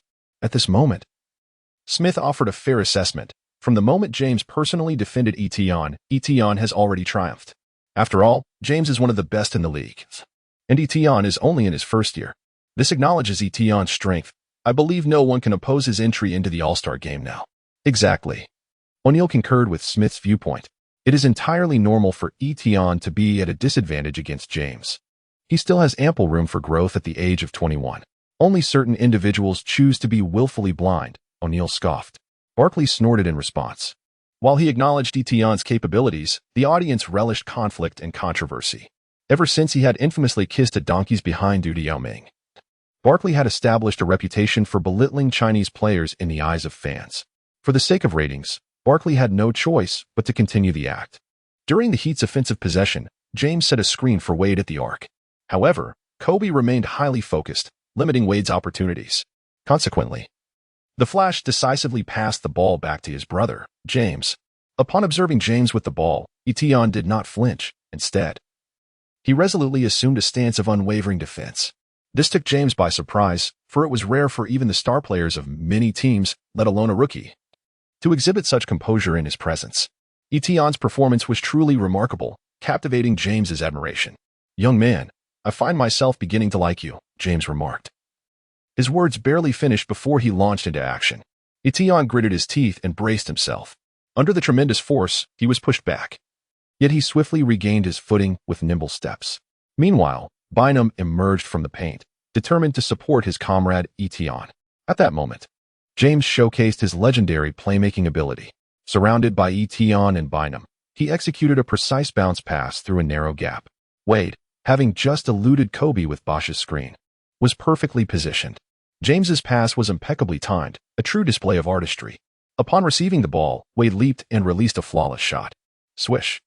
The basketball sailed through the net. The arena erupted once more with chants of MVP. Despite Etienne's audacious three-pointer momentarily disrupting the Heat's strategy, the star-studded team quickly regained control of the game. The Heat adeptly adjusted their defensive tactics against the Lakers. Eric Spoelstra deployed a combination of Battier and Bosch to contend with the Lakers' Twin Towers in the paint. James took it upon himself to closely guard the on-fire Etion, while Wade and Chalmers provided support for Kobe. Indeed, the Heat chose to leave old Fisher unguarded. Fisher possessed a commendable three-point shot, yet today his aim was off. After Fisher missed 3 consecutive open three-point attempts, the Heat had stretched their lead to 10 points. Mike Brown immediately called for a timeout. In response to the Heat's strategy, Brown made 2 adjustments. First, he altered the lineup, substituting Barnes for Bynum and Artest for Fisher. The Little Shark found himself effectively neutralized by Bosh. Bynum, who primarily relied on scoring in the paint, struggled to receive the ball due to Bosh's relentless defense. On the defensive end, Bosh's agility and expansive shooting range compelled Bynum to step out for help, diminishing the Little Shark's advantage in the paint. Fisher's substitution was solely due to his own shortcomings. Although he made no defensive errors, his shooting touch was woefully inadequate today. Multiple missed open three-pointers had drained Brown's patience. As Etion, the most accurate shooter from beyond the arc for the Lakers, faces relentless defense from James, it becomes imperative for other Lakers players to step up and provide external firepower. Both Barnes and Artest exhibit tenacious defensive skills, coupled with a commendable proficiency in three-point shooting. The second adjustment pertains to tactical considerations. The fulcrum of the team's offense and the primary scoring option remains Kobe. In this match, Kobe continues to bear the burden of dual responsibilities. Should he find a favorable shooting opportunity, he can opt for a direct shot. However, the Heat are likely to employ double-teaming strategies to curtail Kobe's effectiveness. At this juncture, the significance of the open player becomes paramount. In the first quarter, the Heat chose to leave old Fisher unguarded. Regrettably, Fisher failed to capitalize on this opportunity, missing even a wide-open three-pointer. This directly contributed to the Lakers' deficit. Etienne found himself thwarted, unable to seize any shooting opportunities, a rare occurrence indeed. This time, Mike Brown devised a strategy centered around off-ball screens for Etienne. He instructed Artest and Gasol to employ pick-and-roll tactics to contain James, allowing Etienne to navigate through off-ball movement to secure a chance to shoot. Although this tactic had not been practiced extensively beforehand, necessity compelled them to implement it without delay. Upon resuming play after the timeout, the Heat substituted Haslam for Battier. Kobe advanced the ball, and as he crossed into the front court, Wade lunged at him. Kobe, with a subtle feint, took a direct jumper. Durant. The basketball struck the front rim and soared upward. Gasol and Bosh leaped simultaneously, but the ball ultimately escaped their grasp amidst their contest. Artest seized the rebound and promptly returned the ball to Kobe. This time, Kobe refrained from forcefully shooting over Wade. Instead, he noticed Etienne maneuvering into position, as Etienne circled past Barnes. Meanwhile, James, overwhelmed by his own strength, was momentarily hindered by Barnes. Etienne successfully evaded James' defense, and Kobe passed the ball to him. Confronted by the approaching Chalmers, Etienne did not hesitate and took the shot. Despite Chalmers' desperate leap, he could not even reach Etienne's arm due to the significant height difference. Swish. The basketball sailed through the air and swished through the net. Etienne let out a furious roar, desperately needing to release his pent-up emotions. This was the first shot he made after being guarded by James. Etienne Chong saluted Bainam with a punch. Moments ago, when Bainam was substituted, Etienne had assured him that he would strive to carry forth his spirit. On the sidelines, an exhilarated Bainam rose to his feet, exclaiming, well done, keep pushing." The Heat's offense commenced. This time, James seized the ball and advanced, while Chalmers maneuvered to create space. Artest approached, yet James utilized Bosh's screen to penetrate from the left side. Etienne and Gasol swiftly converged to encircle James. At that moment, James effortlessly passed the ball to the descending Bosh. Upon receiving the ball, Bosh took 3 steps and smoothly executed a layup, scoring with ease. The synergy between James and Bosh exemplifies their remarkable individual prowess. Simple tactics, when executed in harmony by superstars, often yield even more favorable outcomes. Etienne observed the relaxed expression on James's face. Since his arrival in Miami, James no longer bore the burden of carrying the entire team alone. With Wade and Bosh by his side, he adeptly utilized his organizational skills to create opportunities for his teammates. This distinction sets James apart from other towering players. He possesses exceptional vision and remarkable passing prowess, enabling him to elevate his teammates' performance. In fact, when compared to Jordan, James bears a closer resemblance to another legend, Magic Johnson. During the Lakers' offensive possession, Kobe continued to draw a significant amount of defensive attention from the Heat. This time, James learned from past experiences and closely shadowed Etienne. Much to everyone's astonishment, Shaquille O'Neal articulated the collective sentiment: LeBron has truly humbled himself, which is no small feat as a superstar. LeBron is willing to sacrifice everything for victory. This also serves as a testament to Etienne's capabilities. Given the opportunity, he can deliver crucial shots, having emerged as one of the league's finest shooters. On this occasion, Gasol and Artest simultaneously referenced the high pick, executing a horn screen. Etienne maneuvered past Gasol, preparing to penetrate the paint. At that moment, Bosh decisively stepped in to provide defense, while James swiftly followed suit. The breakthrough route of Etienne has been entirely sealed off by them. However, this time Etienne made a strategic move, utilizing Artest's physique to retreat beyond the three-point line. James lunged forward, but due to Artest's brief obstruction, he was a step too late. Etienne released a three-point shot. Swish! It found the net cleanly. At a pivotal moment, Etienne executed a remarkable step-back three-pointer. On the sidelines, Mike Brown celebrated with a triumphant fist pump. His faith in Etienne vindicated. The Lakers now trailed by a mere 6 points, and the American Airlines Arena erupted in astonishment. Standing over 210 centimeters tall, Etienne's style of play clearly transcended their expectations. They had never witnessed such an audacious display of shooting prowess. Dear readers, it has been nearly 14 days since this book was first recommended. In the initial 3 days, the number of recommendations was substantial, nearing 20,000 daily. Currently, the readership stands at 60,000, indicating that the daily recommendations have dwindled to under 2,000. A turning point occurred on the 4th day, marked by a sudden drop in the rating from 9.1 to 7.1. Presently, approximately 3,000 dedicated readers are following the book daily. It is your unwavering support that fuels my desire to continue writing. Whenever I feel fatigued, I take solace in your comments, which motivate me to press on. Each of your messages, even a brief remark, is carefully considered, and I make it a point to respond and express my gratitude. Thank you all for your support. Rest assured, I will maintain my updates regardless of circumstances. As an employee within the system, I have always enjoyed watching the NBA, playing games, and indulging in novels and animations during my spare time. Since embarking on my writing journey, I have uninstalled games. Writing and engaging with your comments have become my primary sources of entertainment.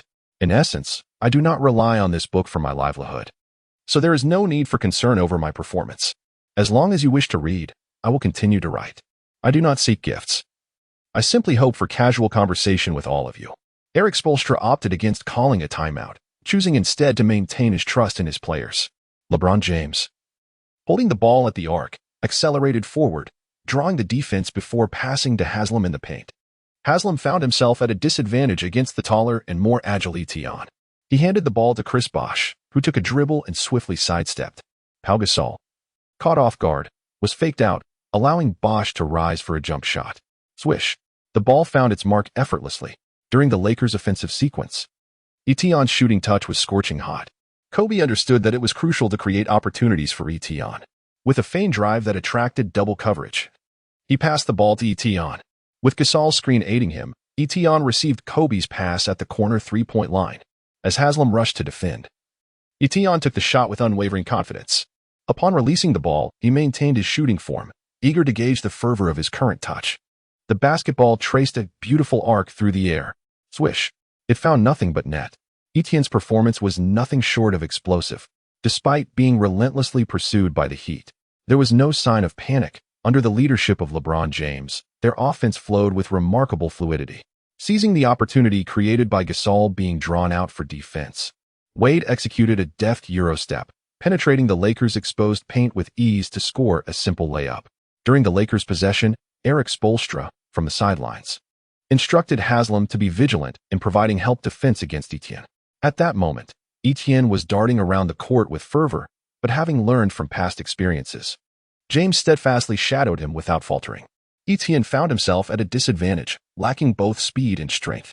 Observing Etienne in distress, Kobe swiftly sprinted to receive the pass. At that moment, Wade was obstructed on the perimeter by Artest, losing sight of Kobe. James immediately rushed to assist Kobe, but in a moment of brilliance, Kobe appeared to possess eyes in the back of his head as he deftly flicked the ball behind him. With James momentarily hindered by Kobe's presence, Etienne seized the opportunity and found space to take his shot. Etienne leapt into action. At that moment, Haslam, who had long been prepared, lunged forward. Having already established his defensive position, Etienne had not yet fully ascended, which promised a commendable block.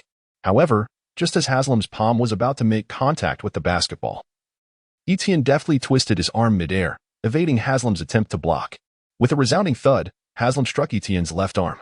In that fleeting moment of imbalance, Etienne skillfully launched the ball with his right hand. The basketball swished through the net with a perfect arc. As Etienne fell to the ground, he tightly clenched his fists. Haslam, in disbelief, covered his head, exclaiming, "That's a three-point play. My goodness, incredible!" On the sidelines, Bynum leapt to his feet in excitement. Mike Brown, unable to contain his joy, shook with laughter. If not for the camera's unyielding gaze, Brown would have longed to shout, "See that? This is my prodigy. I am utterly phenomenal." In stark contrast to the jubilant Lakers bench, the Heat appeared somewhat subdued. Erik Spoelstra's expression darkened, as this situation exceeded his expectations. The Heat's offense flowed seamlessly, and they executed their defensive strategies to the best of their abilities. Yet, the score continued to tighten. Following Etienne's successful free throw, the Heat's lead dwindled to a mere 3 points. In the live broadcast, the Heat's defense was impeccable. Etienne had no opportunity to shoot. Kobe received the ball and shielded LeBron. Etienne caught the pass, and Haslam lunged at him. In the air, there was contact, he shot, and lo and behold, the ball went in. "Damn, that was a three-point play," O'Neal shouted in excitement. Etienne was extraordinary. Who could possibly contest that? With that, O'Neal cast a glance at the awkward Barkley beside him. The audience was left in awe, as Etienne's astonishing shooting display introduced them to the terrifying prowess of the three-point shot. Despite the Heat's continuous scoring, the score gap relentlessly narrowed, a truly alarming phenomenon. Etienne demonstrated that 3 points are indeed more than 2 points by one. At this moment, Erik Spoelstra could no longer remain seated. He decisively called for a timeout. Etienne's touch was fervent, necessitating a moment to temper his exuberance. Upon returning to the bench, Etienne exchanged celebratory high-fives with Baynham, while Mike Brown affectionately patted the head of his proud protege in a gesture of consolation, provided Etienne continues to exhibit such formidable performance. The Lakers stand a substantial chance of victory. As the timeout concluded, the Miami Heat launched their offensive, with the trio of superstars exhibiting remarkable synergy. Leaving the Lakers with a sense of defensive disarray, Miami's offense remained efficient, particularly at the hands of LeBron James, whose prowess proved insurmountable for the Lakers. Much like Kobe Bryant, LeBron embodies a superstar whose one-on-one containment is nearly impossible, especially for the current Lakers squad. While Kobe might have been able to hold LeBron at bay individually, this would clearly not be an advisable strategy. The Lakers possess only one Kobe. Should a swap between Kobe and LeBron occur, the Lakers would find themselves in a state of utter dysfunction, while the Heat boast the talents of Wade and Bosh. In their defensive strategy, the Heat began to utilize Bosh to guard Etienne at the perimeter. With Bosh's height, long reach, and exceptional athleticism, Etienne's shooting percentage began to wane under his influence.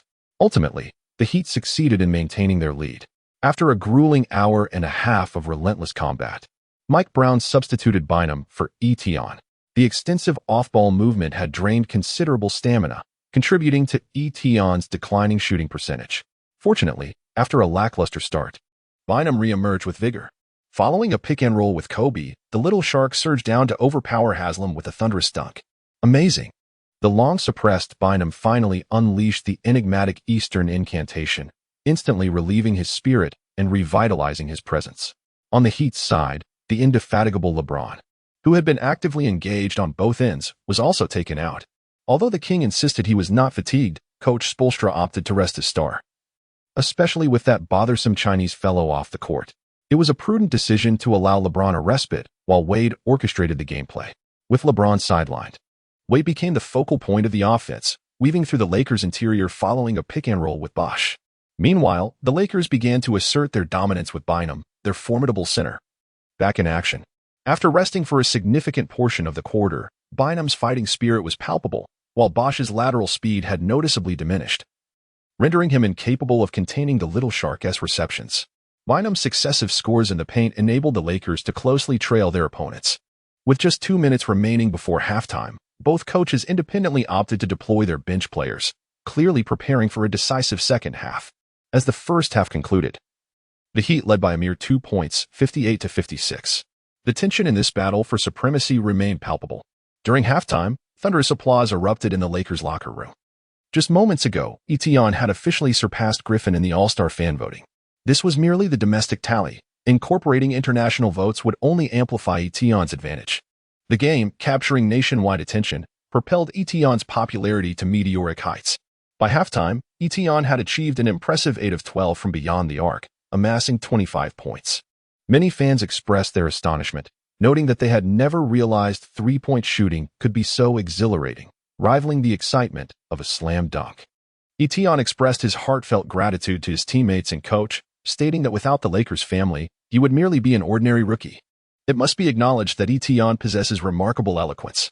He acknowledged the support from Kobe, the mentorship from Mike Brown, the deep brotherhood with Bynum, the loyalty of Artest, and even mentioned the team doctor who provided him with a banana.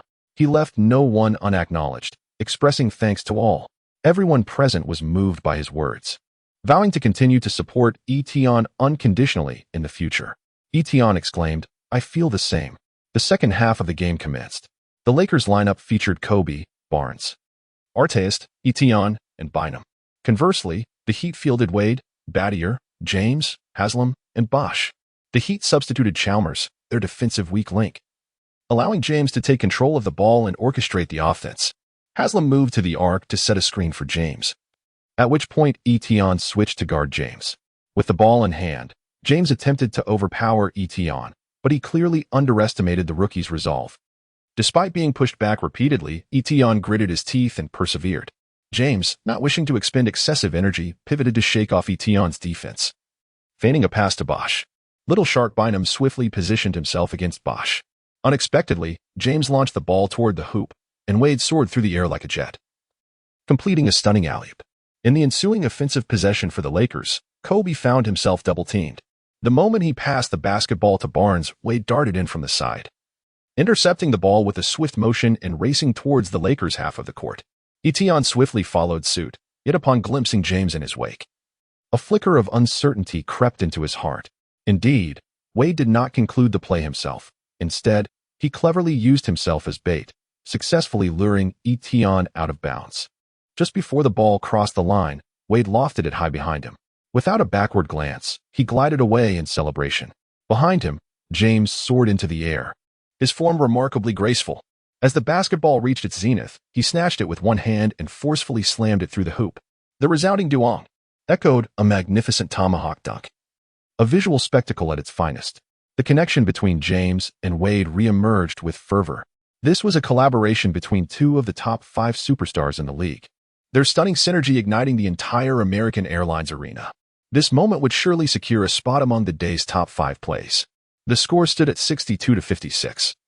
With the Heat leading by 6 points, James and Wade, both explosive athletes with a comprehensive scoring arsenal, could hold their own against Kobe when leading their respective teams.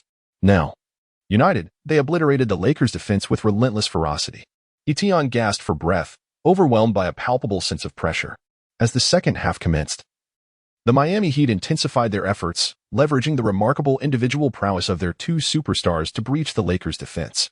Just as Mike Brown contemplated calling a timeout, Kobe stepped forward, gesturing to Brown that all was well. In the next play, the entire Lakers team spread out. Before Kobe stood LeBron James, heralding the much-anticipated showdown of 23 versus 24.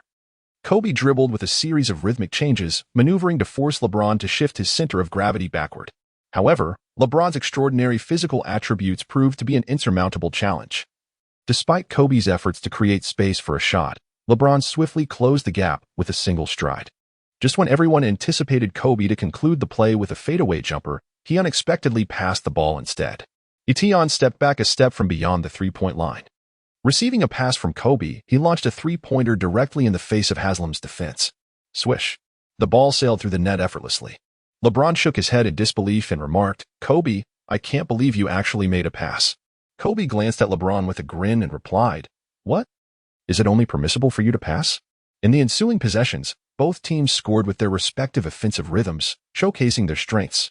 The presence of Etion rendered the Heat reluctant to aggressively double-team Kobe, for Etion's three-point shooting ability was astonishing. An open shot was tantamount to a guaranteed score. In one-on-one confrontations, no one could best Kobe. Meanwhile, on the Heat's side, LeBron James and Dwayne Wade continuously penetrated the paint to score. Little Shark Bynum found himself somewhat powerless in this scenario. Not only did he fail to protect his own basket, but he also accrued 4 fouls against the two of them. Consequently, Gasol had to re-enter the fray. With Gasol's orchestration, the Lakers' offensive prowess was further amplified. However, Gasol's defensive capabilities were evidently not on par with his offensive talents. After Bynum's exit, the Heat's assault on the Lakers' interior became increasingly unrestrained. The contest evolved into a fierce struggle. The Heat opted to assign Bosh to guard Etion while having Battier defend Gasol in the paint. One could not help but admire Battier's defensive acumen, as he managed to draw 2 offensive fouls from Gasol within mere minutes, causing Gasol to play cautiously. The reason for this was singular. That man stepped up. In the third quarter, Kobe scored 16 points, nearly equaling the combined total of James and Wade. Etion's performance remained steadfast, although he did not dominate as he did in the first half. His presence serves as the greatest support for Kobe. Due to Etion's threat on the weak side, Kobe rediscovered the sensation of his prime on the strong side. With the absence of double or triple teams, Kobe's offensive efficiency surged dramatically. The Heat tried every defensive player yet failed to find the optimal solution. Whenever the Heat opted to double-team Kobe, Etion would exploit off-ball screens to create open shooting opportunities, punishing the Heat's defense. The Heat seemed to be faced with 2 cups of poison. Regardless of which cup Erik Spoelstra chooses, it appears that a satisfactory outcome eludes him. During the intermission, both teams are finalizing their last strategies as this focal battle approaches its decisive moment. Etion sat on the bench, sipping a sports drink to replenish his hydration. He rubbed his chest, pondering whether this was the price of matching up against James. Etion felt as if his entire body were falling apart. He glanced at Atai beside him. This stalwart man was also discreetly moving his body. In that moment, Etion's heart felt considerably lighter. Realizing that everyone was in the same predicament, Mike Brown maintained the same lineup as before. Etion was assigned to defend Haslem. Although he was not particularly fond of engaging in physical confrontations in the paint. However, compared to James, Haslem was decidedly more amicable. The formidable task of guarding James fell upon Artest, whose physique was the most comparable to that of the Lakers star. Had this been a few years earlier, it would undoubtedly have been a fierce contest. Yet now, with Artest just beginning to regain his form against a peak-performing James, there was a palpable sense of foreboding. The Heat maintained their lineup, continuing to utilize James as the primary ball handler. Coach Spoelstra opted for James to single-handedly defend Kobe, while Bosh was tasked with contending with Etion. This arrangement allowed Wade to possess a significant advantage against any opponent he faced, exemplifying the influence of a superstar. Originally, the Lakers held a certain advantage in the paint, but under the relentless assault from James and Wade, Little Shark quickly accumulated 5 fouls. Now, Bynum could only sit on the sidelines, cheering for his teammates by waving a towel. Gasol, burdened by 3 fouls, was already not known for his aggressive playstyle, and now he appeared even more hesitant. The game progressed. As James brought the ball up court, a smile spread across his face upon seeing his defender. Spoelstra's prediction proved accurate. The Lakers were reluctant to let Kobe confront them head-on, as they boasted a more potent star combination. Wade effectively occupied the weak side, drawing the Lakers' defense, while James chose not to pass. Instead, he surged forward from just beyond the 3-point line, with Artest immediately closing in. Bang! Artest stumbled back from the collision. Yet James did not even reduce his speed, showcasing his remarkable power. Etion was astonished. Although Artest may no longer possess the vigor of his prime, he remains a formidable player. However, the silver lining is that when James penetrated Artest's defense, he had already gathered the ball, leaving him with limited distance to sprint. With determination, Etion braced himself and bolstered his defense. As expected, with a resounding thud, Etion was sent sprawling. James continued his relentless advance towards the paint, while Gasol, after a brief moment of hesitation, could only watch as James effortlessly deposited the ball into the hoop. Etion was profoundly astonished. This was the very essence of LeBron's dominance in the league. Although Etion had always believed that LeBron's skills were merely above average within the league, it was only when he faced him directly that he truly grasped the terror LeBron instilled. His robust physique surpassed that of most powerful centers in the league. Yet, his speed was astonishing, even outpacing that of guards. His leaping ability and explosiveness were in a league of their own. Once he launched himself, he resembled an armored vehicle, effortlessly bulldozing through defenders to secure points. Wait a moment, didn't he just take an extra step after the ball was in play? Etion seemed to have discovered something. He immediately called out to the referee, "LeBron, he just took an extra step." However, the referee did not even glance in his direction. At that moment, Kobe approached and patted Etion on the back, saying, "Stop shouting. The referee won't pay you any mind." "How can it be like this?" Etion complained. "Once you become a superstar, you can do the same," Kobe explained. "Boss, then why don't you do that?" Etion retorted. "Oh, you think your boss needs to take an extra step with this skill?" Kobe chuckled. Etion promptly expressed his disinterest, acknowledging the superiority of your skills over that of the venerable LeBron James. The Lakers commenced their possession. Kobe, with the ball in hand, found himself matched against James. This was a contest between the titans of the league, and the Heat offered no assistance in defense, while the Lakers showed no inclination to employ a pick-and-roll strategy. The atmosphere in the arena surged with excitement, as numerous voices called out the names of James and Kobe. Kobe, aware that mere hesitation would be insufficient against a player of LeBron James's caliber, swiftly executed his most refined footwork and pivot technique, a modification of Hakeem Olajuwon's dream shake. James, caught off guard, could only watch as Kobe created space and rose for the shot. However, leveraging his remarkable athleticism, James lunged towards him, making contact mid-air. This caused Kobe's form to distort, resulting in a shot with an excessively high arc. The ball clanged off the rim. Meanwhile, the referee's whistle remained silent. From the official's vantage point, it was implausible that he could have overlooked James's subtle infraction.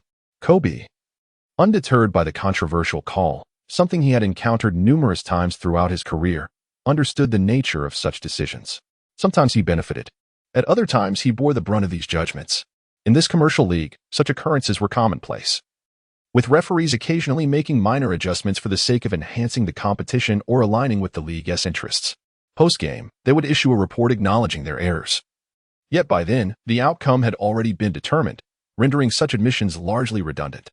The current officiating indicated to him that attempting to draw a foul for free throws was not a prudent strategy. In the subsequent possession, when James barreled into Etion, who was stationed just outside the restricted area, the referee decisively called a defensive foul on Etion. "This is a bit excessive, isn't it?" Shaquille O'Neal protested, rising to contest the call. "First, Kobe doesn't get free throws, and now you penalize Etion for a successful defensive play? What is going on here?" "Shaq, is this not the norm?" Charles Barkley retorted, referencing their previous playoff series with the Kings. O'Neal, now genuinely incensed, pointed an accusatory finger at Barkley. "Say that again? With this kind of officiating, could you ever hope to defeat Michael Jordan?" Barkley, realizing he had struck a nerve, softened his tone and shifted the subject. "But this is the Heat's home court, and after all, it's just a regular season game." O'Neal, acknowledging his own overreaction, chose to let the matter slide as Barkley deftly sidestepped the argument. James confidently sank his free throws, extending the Heat's lead to 97-91, a 6-point advantage. Kobe passed the ball to Etion and made his way toward the paint, positioning himself against James, signaling for the ball. With unwavering determination, Etion swiftly passed the ball. Kobe made no unnecessary movements. He backed into his opponent momentarily, only to realize that James remained utterly motionless. In an instant, he pivoted and executed a fadeaway jumper. James was clearly caught off guard by Kobe's straightforward decisiveness, perceiving it as an unwise choice. A fleeting hesitation resulted in a slight delay in his response. Swish. Kobe scored a crucial 2 points. As the game resumed, LeBron, drawing a double team, passed the ball to the open Battier in the corner, yet Battier's shot missed its mark. In a swift response, Kobe turned and, against LeBron's defense, executed a daring stop-and-pop three-pointer. The score stood at 96-97, with the Lakers trailing by a mere point. Kobe's succession of challenging shots posed a significant dilemma for the Heat. During the Heat's offensive possession, Coach Spoelstra opted not to call a timeout. Despite Kobe's relentless scoring, he remained confident in his team's capabilities, trusting that LeBron and Wade would swiftly recalibrate their game. Having learned from the previous play, LeBron refrained from passing to Haslam, who had momentarily shaken off his defender and instead directed the ball to Wade, whose opportunity was less favorable. Wade upheld LeBron's faith in him, deftly maneuvering past Barnes with a Euro step before executing a delicate floater over Gasol. After the graceful finish, Wade donned an expression of supreme confidence. Nearby, the exuberant Etion exclaimed in admiration, noting that while one should seek technical prowess from Kobe, for flair, Wade was unparalleled. A mere facial expression from Wade sent the home crowd into a frenzy, chanting his name, with MVP ringing throughout the arena. However, the electrifying atmosphere soon waned. In the subsequent play, Etion set a screen for Kobe at the top of the arc. Seizing the opportunity, Kobe broke free from LeBron's grasp. But upon encountering resistance during his drive, he passed the ball back to Etion at the arc. LeBron lunged forward, only to find Etion retreating a step before releasing his shot. Etion executed a remarkable step-back three-pointer, surprisingly infused with a subtle lean, rendering even LeBron James incapable of contesting the shot. The basketball soared through the air for a moment before precisely finding its mark in the hoop. The Lakers had leveled the score. The arena fell into a profound silence. Meanwhile, across the vast ocean in China, countless fans erupted in jubilation, as Etion's performance was simply phenomenal. Even Coach Zhang conceded in the studio that Etion had made a significant contribution with that shot. LeBron cast an envious glance at Etion, who was celebrating with Kobe. What extraordinary fortune had Kobe stumbled upon to have discovered such a gem? The Heat, who had maintained their lead throughout the game, found themselves equalized by the Lakers with just 5 minutes and 11 seconds remaining. Erik Spoelstra was compelled to call a timeout. "What are you doing?" Spoelstra questioned vehemently. "How many points do you intend to allow a rookie to score? I don't care what methods you employ. Do not let that rookie shoot threes with ease. If necessary, foul him to stop him," Spoelstra added. The game resumed. LeBron, after a successful drive, found Chris Bosh, who backed down Pau Gasol and scored. The Heat regained the lead. Once again attracting a double team, Kobe passed the ball to Barnes in the corner. Wade swiftly closed in, as Barnes lacked the capacity to attempt a contested three-pointer. He promptly shifted the ball to Etion. Etion took a sidestep and, with a fluid motion, attempted a jump shot. However, at that moment, Haslam unexpectedly surged forward, positioning himself in front of Etion and forcefully bringing him down to the ground. Poor Etion barely had time to release the ball before he found himself sprawled on the floor, both player and ball in a heap. Etion stood at the free throw line, and as anticipated, he successfully converted both shots, leveling the score for the Lakers. The Heat swiftly transitioned into their offensive strategy. Throughout the match, Wade's every drive to the basket yielded fruitful results. Despite the Lakers' crowded paint, Wade resolutely charged and once more, undeterred. Perhaps in an attempt to restore equilibrium for the Lakers, Barnes decisively toppled Wade, yet the officials remained silent. James rushed over to confront the referee. But this time the official remained steadfast, asserting that the call was sound. He warned that if James continued to complain, he would not hesitate to issue a technical foul. Recognizing the futility of the situation, James promptly assisted Wade, who was still on the ground, and vociferously urged his teammates to regroup on defense. Controlling the ball had drained Kobe of considerable energy. After an extended tussle with James, Kobe's body was signaling distress. Nevertheless, he persevered, driven by immense willpower. The Heat altered their defensive approach, assigning Wade to guard Kobe one-on-one, while James strategically positioned himself for support. This arrangement provided Kobe with an opportunity to shoot. Yet in the final moments of the game, the Heat took a gamble. Exhausted from the exertion, Kobe's shooting form faltered, causing the ball to ricochet off the front of the rim. Bosh secured the rebound and swiftly passed it to Wade. In a flash, Wade darted down the court. Unpursued by any Lakers player, the Flash effortlessly converted the fast break. Wade raised his hand to his ear, rallying the home crowd to amplify their cheers. The entire American Airlines arena erupted with chants of "Beat LA." Etion gazed at Kobe, who was panting heavily and leaning on his knees, and said, "Boss, please pass me the ball. I assure you I will make the shot." Etion spoke earnestly. Without uttering another word, Kobe nodded. His stamina had waned to the point where he could no longer ensure the quality of his movements. Indeed, Etion has emerged as the most formidable offensive option for the Lakers. As Kobe executed a feigned pick-and-roll at the top of the arc, he deftly passed the ball to Etion with a handoff, deceiving everyone in attendance. Without a moment's hesitation, Etion launched a three-pointer. The basketball arced gracefully through the air, and with a satisfying swish, it found the net.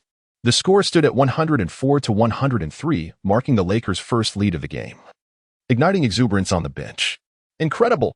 exclaimed Shaquille O'Neal, clutching his head in disbelief. "Etion's three-pointer is more accurate than my free throws. It's absolutely terrifying. How did he hone such skill?"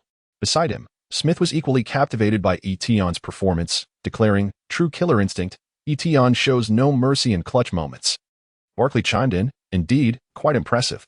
At this, O'Neal and Smith shot a disapproving glance at Barkley, as if to say, "Why are you praising Etion? You're straying from the script." Clearing his throat, Barkley quickly rectified himself, asserting, however, "LeBron is even more formidable. This Heat trio is exceptional. With 2 minutes remaining in the game, Heat coach Erik Spoelstra was compelled to call a timeout. Upon resuming play, the Heat continued their offensive strategy centered around James. After setting a screen for Dwayne Wade, James received Wade's return pass. "Bow and arrow," he proclaimed, sinking a long two-pointer to reclaim the lead for Miami. On the defensive end, as Andrew Bynum received the ball, the Heat executed a foul strategy against the freshly substituted Little Shark. Standing at the free throw line, Bynum, despite earnestly calling out newbie, missed one of his shots, bringing the teams back to an even score. Turning back to the action, James charged into the paint. Opting not to pass this time, he bulldozed through the Lakers' interior defense like a tank, delivering a thunderous axe-handle dunk to once again put the Heat ahead. Barkley wasted no time in boasting. "LeBron has stepped up in critical moments. It's the mark of a true superstar." O'Neal and Smith cast him appreciative glances, acknowledging the brilliance of the play. Inspired by the moment, Barkley seized the opportunity during the Lakers' timeout to embark on another round of praise for James. As the game resumed, only 26 seconds remained, and both teams had exhausted their timeouts. This offensive possession would likely determine the outcome of the match. The Lakers introduced the twin towers of Gasol and Bynum, both burdened with 5 fouls, a testament to the game's intensity. However, this mattered little, as Kobe's exhaustion led Mike Brown to abandon any hopes of overtime. Should the battle remain unresolved in regulation, the game would likely slip away. Hence, Brown devised a three-point play, utilizing Kobe as bait while entrusting Etienne with the crucial shot. Should he miss, the Twin Towers could enhance their margin for error by competing for the rebound. This was the most prudent strategy at hand. The Lakers' lineup consisted of Kobe, Barnes, Etienne, Gasol, and Bynum, while the Heat countered with Wade, Battier, James, Haslam, and Bosh, deploying their strongest ensemble. The Lakers orchestrated their frontcourt offense. Although Kobe appeared on the brink of collapse, the Heat dared not disregard him, for in the final moments of games, he possessed an uncanny ability to elevate his performance. The Heat neglected to contest Barnes' inbound pass, with Wade and Battier tightly guarding Kobe, while James focused on Etienne. At that moment, the American Airlines Arena fell silent. All held their breath, with many timid female fans covering their eyes in anticipation. Etienne perceived an eerie silence enveloping him, his heart pounding fiercely. Although he had previously executed a game-winning shot against the Celtics, he had merely played a secondary role in that instance. This time, however, as the primary executor of the tactical play, it was impossible to remain unperturbed. Nevertheless, having navigated similar pressures before, especially during crucial plays for the national team, he quickly steadied his nerves. With Gasol's screen providing the necessary cover, Etienne successfully received the inbound pass from Barnes. Without a moment's hesitation, fully aware that James was looming just behind him, he recognized that any delay could spell disaster. Upon catching the ball, he swiftly retreated, evading James's block, and unleashed a shot. The instant the ball soared into the air, a sense of foreboding washed over him. It felt as though he had applied too much force. Although the arc of the shot was perfect, it nonetheless struck the rear rim of the hoop and ricocheted upwards. Etienne did not succumb to despair. He eluded the watchful gaze of James and maneuvered to the 45-degree angle. Although effort does not always guarantee results, it invariably bestows an opportunity. "Damn it!" A thunderous exclamation reverberated as Bosh was momentarily caught off guard. Bynum ascended like a rocket, decisively seizing the rebound. He recalled his promise to his good brother Etienne. "I've got your back under the basket. Shoot with confidence." Bynum located Etienne's position and sent the ball soaring. Oh no. It was only then that James realized Etienne had stealthily shifted his position. Now, even the explosively athletic James could not impede Etienne's shot. After receiving the pass, Etienne leapt into the air, raised his hand, and deftly flicked the ball in one fluid motion. The basketball arced gracefully through the air, heading towards the hoop. Swish. It found nothing but net. The score stood at 108-107, with only 5 seconds remaining in the game. On the sidelines, Mike Brown erupted with excitement, embracing his companion, Artest, in a fervent hug. The Lakers bench was ablaze with enthusiasm. Etienne executed a near buzzer beater, allowing the Lakers to reclaim the lead. At this moment, the Heat initiated a fast break strategy, seeking to capitalize on the opportunity to counterattack the Lakers. LeBron James launched the ball from the backcourt, sending it soaring in a graceful arc over Etienne's head. "It's over," Etienne thought, startled to see Dwayne Wade already positioned in their frontcourt. However, a dark figure dashed forward with remarkable speed, rivaling that of the Flash himself. "Wade. Boss." Etion was astonished to realize that the shadow was none other than the exhausted Kobe Bryant, fervently pursuing Wade. Although Wade was swifter, he was obliged to catch James' long pass, which would inevitably consume precious time, granting Etion a glimmer of hope. Wade, acutely aware of Kobe's presence behind him, desperately wished that LeBron's pass could be a tad quicker, enabling him to distance himself from the relentless Kobe. The pressure mounted for Wade as he sensed Kobe was nearly on his heels. In unison, Wade and Kobe leaped to contest the pass. Bang! The two collided midair, and the basketball careened away from the intended target, soaring past the front court. In an instant, Etion helped Kobe up. As he released his grip, he noticed that Kobe nearly collapsed. Consequently, Etion had no choice but to support Kobe, allowing him to rest on the court. Kobe was gasping for breath, having truly given his all until the very end. All eyes were on the referee's decision. If a foul were called on Kobe, the Heat would have a chance to win with free throws. Conversely, if the foul was on Wade or if no fouls were called, the Heat's prospects would be grim. The referee, under immense pressure, wiped the sweat from his brow. Ultimately, he opted for a relatively safe call. No fouls were committed, and both teams were engaged in a fair contest for the ball, resulting in the Lakers gaining possession from the backcourt.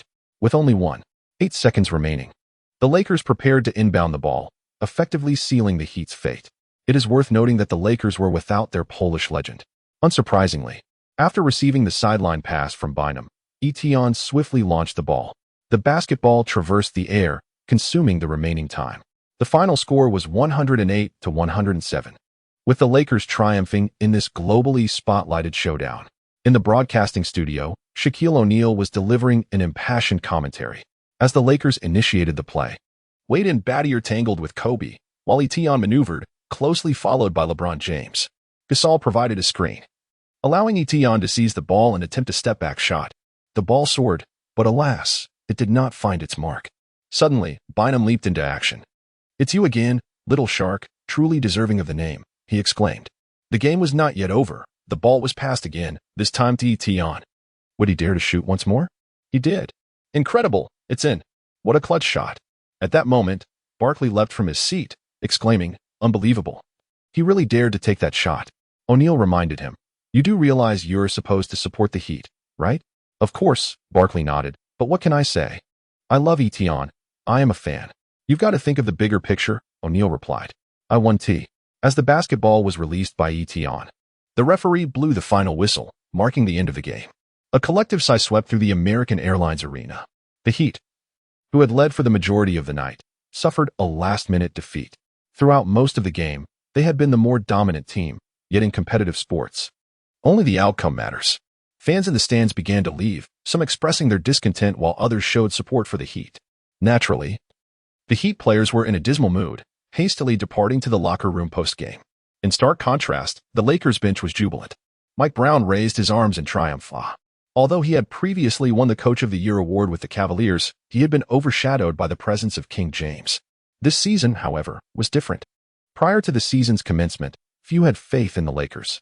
Now, they had emerged victorious over the Heat, standing as the league's only undefeated team. Thanks to Etion's stellar performances, Mike Brown garnered a reputation for nurturing young talent, and if he maintained this momentum, a second Coach of the Year trophy seemed almost assured. Kobe, resting on his knee, smiled broadly. The previous season's failure had weighed heavily on him. Though the Lakers had surged ahead since the season began, the Heat were still viewed as the favorites. This game was pivotal in shifting public opinion. Undoubtedly, the greatest beneficiary of this match was Etion. Since the season commenced, he had dominated headlines across major platforms. Initially, many believed he simply benefited from playing alongside Kobe, making routine shots. Reports characterized Etion as an athlete with exceptional athleticism and shooting prowess. Exceptional shooting? That merely marked him as a shooter. The legendary three-point sharpshooters, Reggie Miller and Ray Allen, held little weight against the likes of Jordan or Kobe. Moreover, as a rookie, few regarded proficient shooting as remarkable. However, as the games progressed, it became evident that superior shooting was indeed commendable. Now, many believed that Kobe's potential to showcase an unparalleled performance in the new season was inextricably linked to Etion's presence. Thanks to Etion's shooting ability, opponents could no longer afford to double-team Kobe with reckless abandon. In this monumental battle, Etion's performance was nothing short of explosive.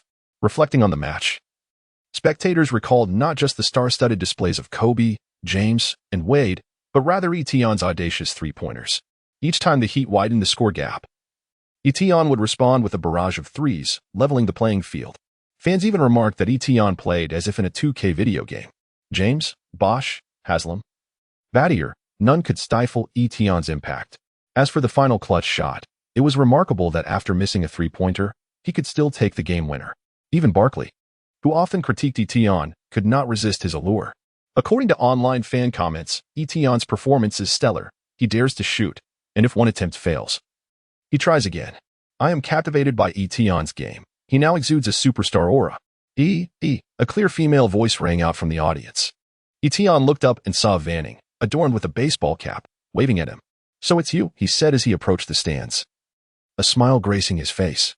I was wondering when I would have fans in Miami. Vanning chuckled. You ought to have a bit more confidence. You have numerous fans now. Does that include you? Vanning hesitated, uncertain whether Etion's words bore a deeper meaning. What else with the hesitation? Didn't we agree to be friends? Etion teased. Vanning's face lit up with joy, even if she was unsure whether Etion felt an immediate attraction to her. However, the very fact he could say such a thing indicated at least a degree of fondness. She promptly retrieved her Lakers jersey, number 11, and flashed him a radiant smile. Could you sign this for me, E? Oh, Etion replied, a hint of surprise in his voice. Did you just buy it? Of course not, Vanning retorted. Do you think so little of me? I am a true fan. If you don't like Wade in Miami, how could you possibly like me? Etion found himself puzzled. My fandom generally extends only to Los Angeles. Bingo, Vanning exclaimed, her laughter brightening the atmosphere. Congratulations. You got it right. I live in Los Angeles. What? Etion felt a twinge of anxiety as memories of his wild escapades with Taylor Morrison flooded his mind. As a relatively traditional Chinese man, it was essential for him to untangle this complicated web of relationships. There is an old Chinese saying that goes, behind every successful man stands a supportive woman. However, if the number of women becomes excessive, it may lead to disaster. Not to mention how Magic Johnson's tumultuous relationships led to his HIV diagnosis, forcing him into early retirement from the NBA. It was only after Kobe established a stable relationship with Vanessa that he reached his peak, which successful NBA stars like LeBron or Curry lack a reliable and stable family behind them. Etion even felt that Harden's and Durant's constant single status was somewhat related to them being perpetual bachelors. If there were a woman to offer restraint, perhaps Harden would refrain from reveling in nightclubs. What are you thinking? Vanning inquired, noticing Etion had paused mid-signature. Etion replied, snapping back to reality. I was pondering how coincidentally you appeared in Miami. I came for the film festival, Vanning chuckled. It is indeed quite fortuitous. We never had the chance to meet in Los Angeles. Yet here we are in Miami. Yes, your invitation was remarkably precise, Etion teased. When did they become acquainted? Kobe asked, observing the lively conversation between the two. Bynum scratched his head and replied, just before the game. I had just bought a phone when they embraced. Sometimes. I genuinely envy Etion, Bynum remarked. He always seems to meet some starlets. Come on, Andrew, Etion is not like you, Kobe interjected. You merely seek casual flings. Is he not seeking something casual? Bynum questioned, perplexed. Isn't this just a playful endeavor? At least not in this instance, Kobe analyzed. Look into Etion's eyes. I once gazed at Vanessa in the same manner. How could I not notice? Bynum replied, a hint of confusion in his tone. I speak from experience, Kobe laughed. Naturally. A bachelor like you would not comprehend. What significance does marriage hold? Bynum scoffed. Nonetheless, I prefer someone like Taylor Momsen. Transitioning, he added, please don't mind. We can't only play basketball. Rest assured, this is a fervent basketball narrative, not a youthful romance. As soon as the game between the Heat and the Lakers concluded, Etion's name surged to the top of the national trending list. The final three-pointer by Etion, which served as a near-game winner, has been replayed incessantly. With LeBron James relegated to the role of a mere backdrop to this dramatic moment, prior to the match, no one anticipated such an outcome. In David Stern's envisioned narrative, this contest was meant to be a showdown between Kobe Bryant and LeBron James, a face-off between the 23rd and 24th jerseys.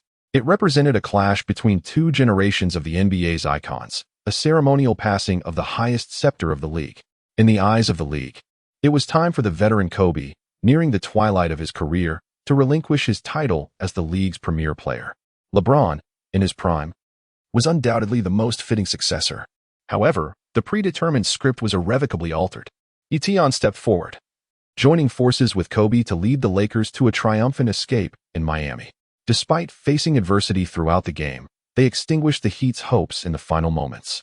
Kobe delivered an impressive performance, amassing 33 points and a substantial double-double with 15 assists. Etienne scored an impressive 45 points, making 13 out of 18 three-point attempts, thus shattering the NBA record for the most three-pointers made in a single game.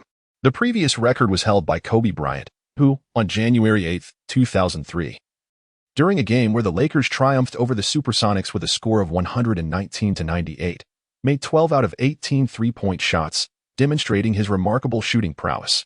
In contrast, the Miami Heat's LeBron James contributed 35 points along with 8 rebounds and 8 assists, while Dwayne Wade added 32 points, 5 rebounds, and 4 assists, which paled in comparison.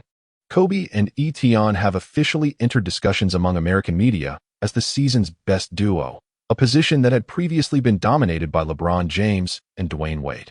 In his matchup against James, Kobe fiercely defended his title as the league's premier player, proving through his stellar performance that while even veterans may eventually fade, that day is certainly not today. At this juncture, Etienne's popularity has reached its zenith. The latest voting results reveal that Dwight Howard currently holds the leading position with 151 million votes. Kobe Bryant follows closely in second place with 147 million votes. In the Western Conference center position, Andrew Bynum surpasses Kevin Love with 820,000 votes to 710,000. Meanwhile, in the Western Conference forward position, Kevin Durant firmly secures a starting spot with 139 million votes. Currently, Etienne's vote count has reached an impressive 126 million, significantly surpassing Griffin's 112 million. Absent any unforeseen circumstances, the Lakers are poised to have 3 All-Star starters, which would set a new record. Historically, only one team has achieved such a feat, the Philadelphia 76ers during the 1982-83 season, now referred to as the 75ers, with Mo Cheeks excluded. At that time, Moses Malone, Dr. J. Julius Erving, and Maurice Cheeks were all selected to the All-Star starting lineup. Countless fans on the internet are fervently promoting Etienne, even claiming that his current game-winning shot success rate stands at an astonishing 100%. In response, the league has made a determination to invite Etienne to participate in both the three-point contest and the slam dunk contest. Ultimately, Etienne accepted the invitation to the three-point contest while declining the slam dunk contest. Etienne possesses a clear self-awareness, despite his dunks surpassing those of Golden State Levine. It seems he is yet to reach a level worthy of competition if he aspires to claim the championship. Etienne feels he may have to resort to a dimensionality reduction in Semida. Following the game, Mike Brown attended a press conference where he sang praises for Etienne's performance. He stated that Etienne possesses exceptional talents that extend far beyond mere three-point shooting. His arsenal is impressively vast, albeit not yet fully utilized. When questioned about the All-Star selection, Mike Brown confidently remarked that it was evident the best teams would feature the most representatives. And with 3 All-Star starters, it was hardly surprising. This was well-deserved for the Lakers. In stark contrast to Mike Brown's elation, the atmosphere surrounding the Miami Heat's interview was less than cheerful. Nevertheless, the Heat's overarching direction remained sound, with players willingly accepting responsibility. Bosh admitted that his performance was less than ideal and failed to provide sufficient support for the team. Wade acknowledged that he made poor offensive decisions at crucial moments. Otherwise, the Lakers would not have had a chance to endure until the final moments. LeBron took full responsibility, expressing that he had not adequately prepared before the game, failing to anticipate the challenges that ultimately allowed Etienne to seize numerous three-point opportunities. The Heat showcased the maturity expected of a seasoned team. In comparison, Rivers' blame-shifting comments following last year's playoffs now seem rather trivial. Meanwhile, the most heartbroken individual was Griffin, far away in Los Angeles. Prior to the game, he had led Etienne by 1.08 million votes to 920,000. He initially believed that after being thoroughly schooled by the Heat's trio, Etienne's stock would plummet. Little did he know how poorly the Heat would perform. By halftime, Etienne had surpassed him with 1 million to 1.09 million votes. At that moment, he felt the flicker of hope. If Etienne faltered in the second half, he might have a chance to reclaim the lead. However, the reality was that as Etienne executed the game-winning shot, The voting network was overwhelmed by enthusiastic fans. After a brief delay, Etion's votes skyrocketed to an astonishing 1.26 million, leaving Griffin with a sense of impending doom. His own visibility had paled in comparison to Etion's. And with Chris Paul in the picture, even his stellar performances would inevitably be attributed to Paul's influence. The all-star starter role transcends mere competition. It embodies a prestigious honor that brings players greater endorsements and visibility. Consequently, Griffin faced significant losses. "The Heat are truly inept," Griffin exclaimed. In contrast to Yao Ming's all-star selection years ago, the current voting from Chinese audiences has become almost negligible. This indicates that Etion's current votes are predominantly sourced from the American public, reflecting his soaring popularity. Previously, sponsors were cautious, aware that many players shine for a moment only to return to mediocrity. However, at this juncture, no one harbors such doubts. The reality of Etion's emergence as a star player has been universally accepted. Major sponsors began to flock to him, due to Etion's lack of an agent. All inquiries were directed to Lakers manager Kupchak. Engaged in the search for a point guard, Kupchak had little time to entertain these bothersome businessmen. He simply tossed the offers into Etion's inbox and advised him that it was time to secure representation. After facing the Heat, the Lakers' next opponent would be the Charlotte Hornets, a team widely recognized as a bottom feeder. In their brief history, the Hornets had only reached the playoffs once, in the 2009-10 season. However, perplexingly, in the second year after their playoff appearance, the team traded their leader, King Gerald Wallace, leading to a regression into a mere patsy. Since the beginning of the new season, the Hornets have yet to secure a victory, creating a stark contrast with the undefeated Lakers. Etion's impression of the Mountain team was primarily shaped by the presence of its formidable owner, the god of basketball, Michael Jordan. Nevertheless, despite his remarkable prowess on the court, Jordan's tenure as an owner has been far from successful. His selection of players has been particularly disconcerting, as he has seemingly managed to overlook all the star talents. Consequently, this match did not attract nationwide attention, with only the fans of the two teams showing any interest. Following a grueling contest, and with the upcoming opponent being rather lackluster, Mike Brown granted the players a reprieve after their flight to Charlotte. The following evening, they would simply board a bus from the hotel to the arena. Etion found himself with a rare moment of leisure. In his boredom, he picked up his phone and, upon seeing the 99 unread emails in his inbox, felt a twinge of frustration. Though not one to be overly swayed by monetary gain, no one could truly disregard the allure of wealth. Thus, Etion dialed his mother. "Xia Jinglan." "Ah, you still remember your mother?" Xia Jinglan's discontented voice came through. "After raising you all these years, the moment you went abroad, you took flight, growing wings and forgetting to call even once." Mom." Etion quickly played the sympathy card. "It's just that battling with these muscle-bound men every day is quite exhausting, leaving me too drained to make calls." "Nonsense. You have the energy to chase after young ladies, yet you can't muster the strength for a phone call," Xia Jinglan teased. "What about that Fan Ning? I looked her up, and she seems to be quite a renowned actress. What on earth? Just signing a name can lead to such gossip?" Etion explained. "Mom, let me remind you, young rascal, don't be reckless while you're out there." Xia Jinglan promptly shifted into educational mode.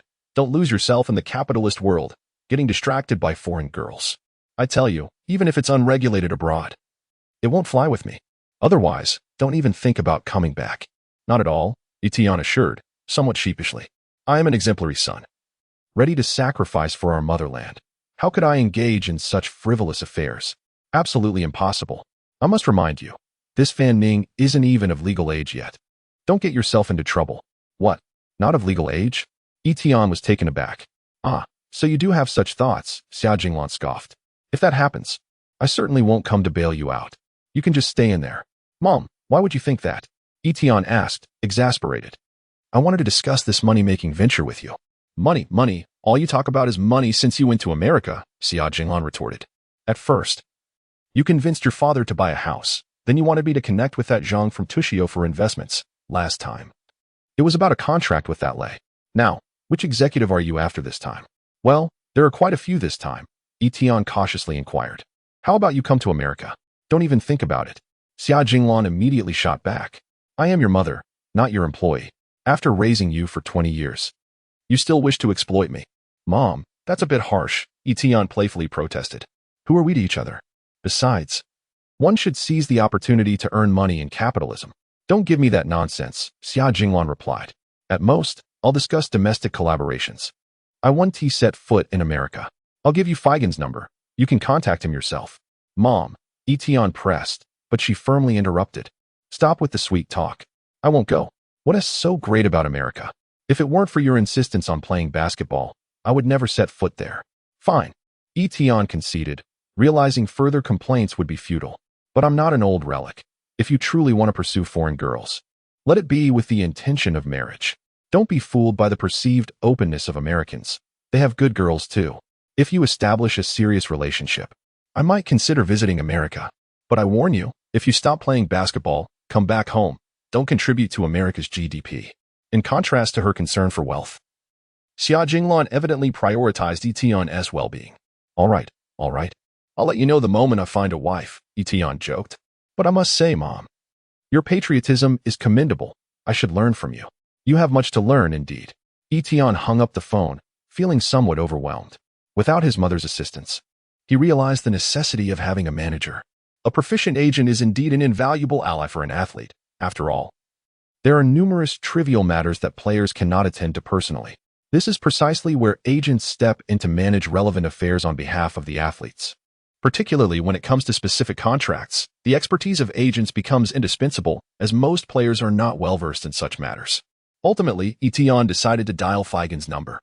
Feigen is an exceptionally talented professional agent, representing a multitude of prominent figures in the industry.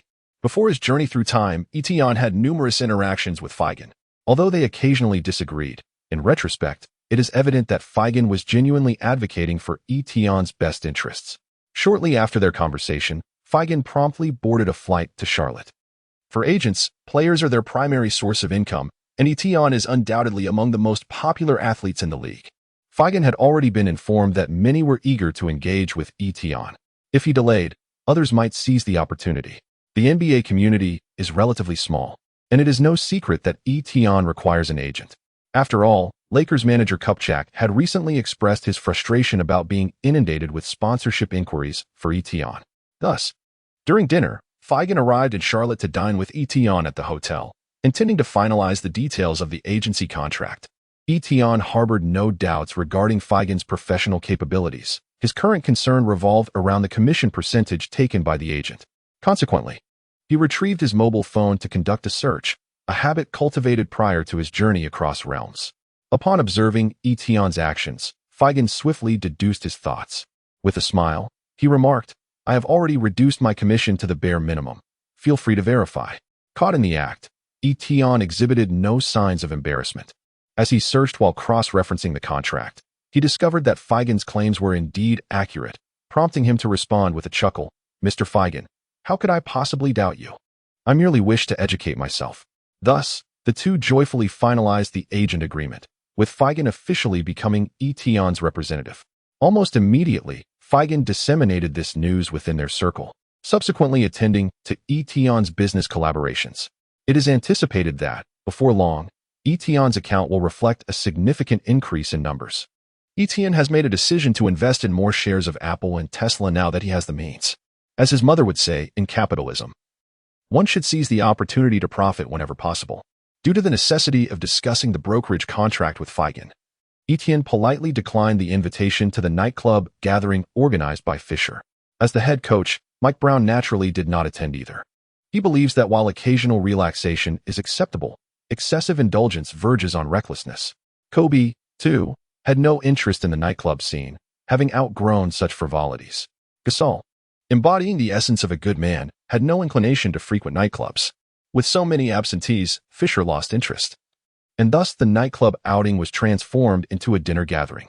Consequently, Mike Brown and Kobe felt no need to hold back their discontent towards old Fish, especially considering that this fellow had been enjoying an unreasonably comfortable salary of late. After concluding the contract, Etienne proceeded to the gym to commence his stretching routine, a commendable habit he has maintained since his significant injury.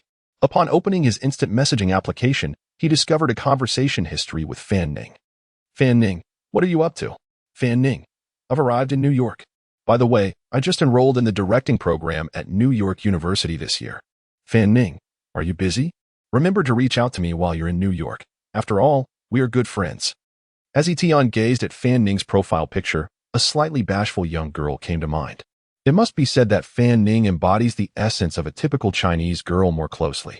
In comparison, Taylor Momsen appears rather too wild. Although being with Taylor is exhilarating, Etion invariably feels a sense of unease after each encounter. Etion pondered, an involuntary smile gracing his face. He replied, "I have been preoccupied with matters concerning the agent today, which is why I haven't checked my phone. Should you require any assistance, feel free to reach out to me. After all, we are friends." Just as he was about to set his phone aside, a message from Fan Ning arrived promptly. One must admit, Fan Ning's character is truly commendable. Etion currently has no desire to experience the feeling of waiting indefinitely for replies to his messages. The following day, the Lakers are set to face the Charlotte Hornets on their home court. For this match, Kobe has opted to rest. Ever since Etion persuaded him, Kobe has begun to embrace the concept of rest. He has come to realize that his energy should be reserved for crucial moments. Etion was scheduled to attend the pre-match press conference. Etion was, in fact, quite unfamiliar with the team from Mountain. Prior to the match, he took the liberty of searching for information and discovered that none of the players in the entire roster had contracts exceeding $10 million. This starkly illustrates the mediocrity of the team. Currently, the most renowned player is Corey Maggette, who reached the pinnacle of his career with the Clippers, boasting 3 seasons with an average of over 20 points per game. However, he has long since faded from his prime. Last season, he played 67 games with the Bucks, starting only 18, averaging 20 minutes per game. He managed to score 12 points and gather 3.6 rebounds, a performance that can only be deemed adequate for a rotation player. Of particular interest are Bismack Biyombo and Kemba Walker, both of whom are rookies, selected as lottery picks at the 7th and 9th positions, respectively. Yet, this is not particularly laudable, as numerous media outlets have mocked the god of basketball, Michael Jordan, for his consistent lack of foresight. They pointed out that the combined average points of these two players merely amount to half of Etion's scoring. What are your thoughts on this match? A reporter from Charlotte inquired. Etion's mind raced. Well, I believe Mountain is a team with great potential, and I eagerly anticipate this match. His response, though officially phrased, exhibited respect for his adversary. Which player from Mountain leaves the deepest impression on you? The reporter probed further. I have high hopes for Kemba Walker. He is destined to become an all-star, Etion asserted. Instantly, the reporters perked up. How can you be so certain? Are you quite familiar with Kemba Walker? Etion mused to himself. Shall I reveal that I have come from the future? Instead, he replied, I have watched videos of Kemba Walker, and I truly admire his style of play. His confidence was palpable. As Etion had set a high bar for himself, Kemba Walker, during his pre-game interview, naturally praised Etion in return. As the saying goes, one must reciprocate kindness. Thus, the match commenced in a remarkably relaxed atmosphere. The disparity between the two teams was substantial. The primary players from Mountain could only serve as substitutes for the Lakers, with some not even making it to the bench. Moreover, Mountain had suffered numerous defeats this season, and many spectators were present primarily to support the Lakers. Regardless, Etion found himself quite fond of the ambience here. After Etienne scored, he could even hear the cheers of the audience rallying behind him. Ultimately, the Lakers triumphed in this match with a score of 107-99.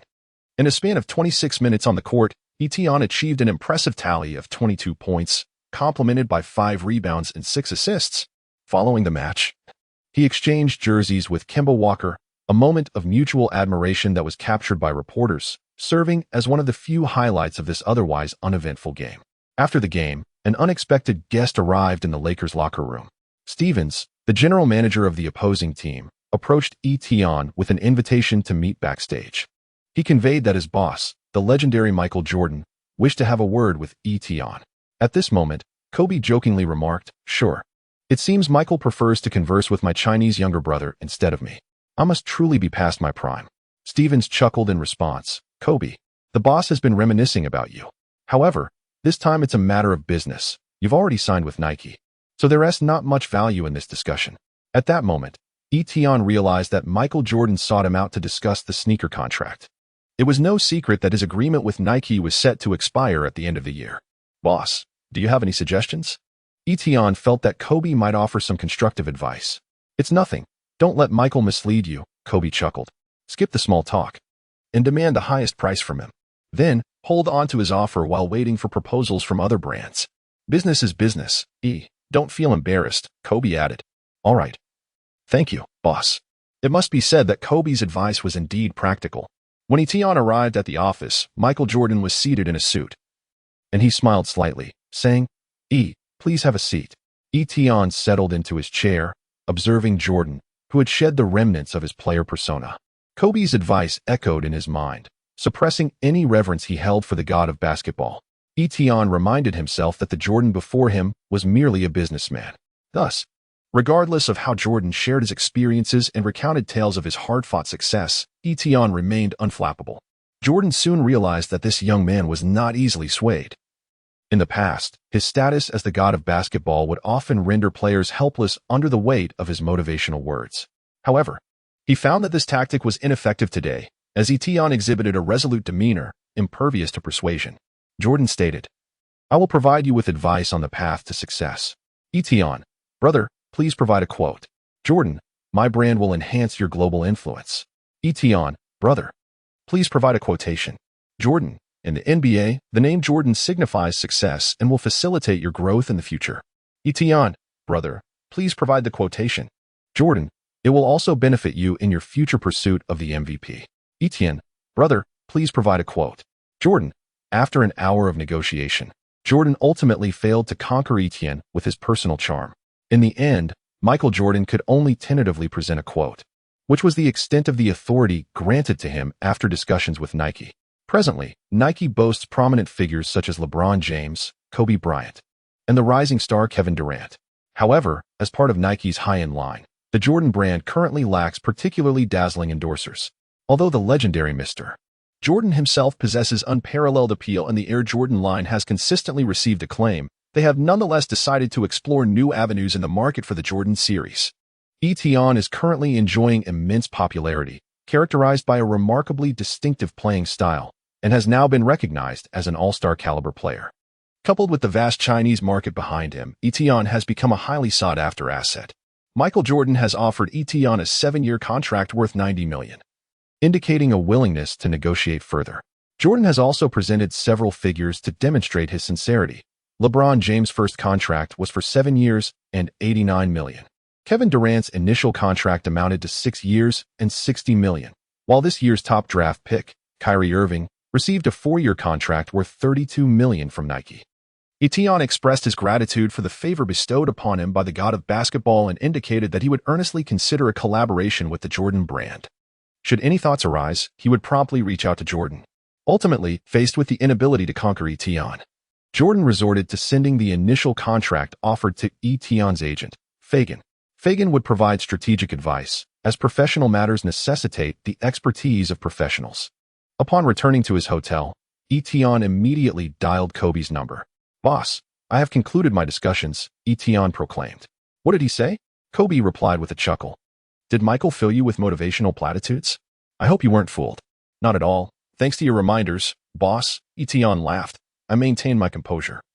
The old man is beginning to doubt his own charisma. I informed him that my idol is Kobe Bryant, Etienne added. Ha.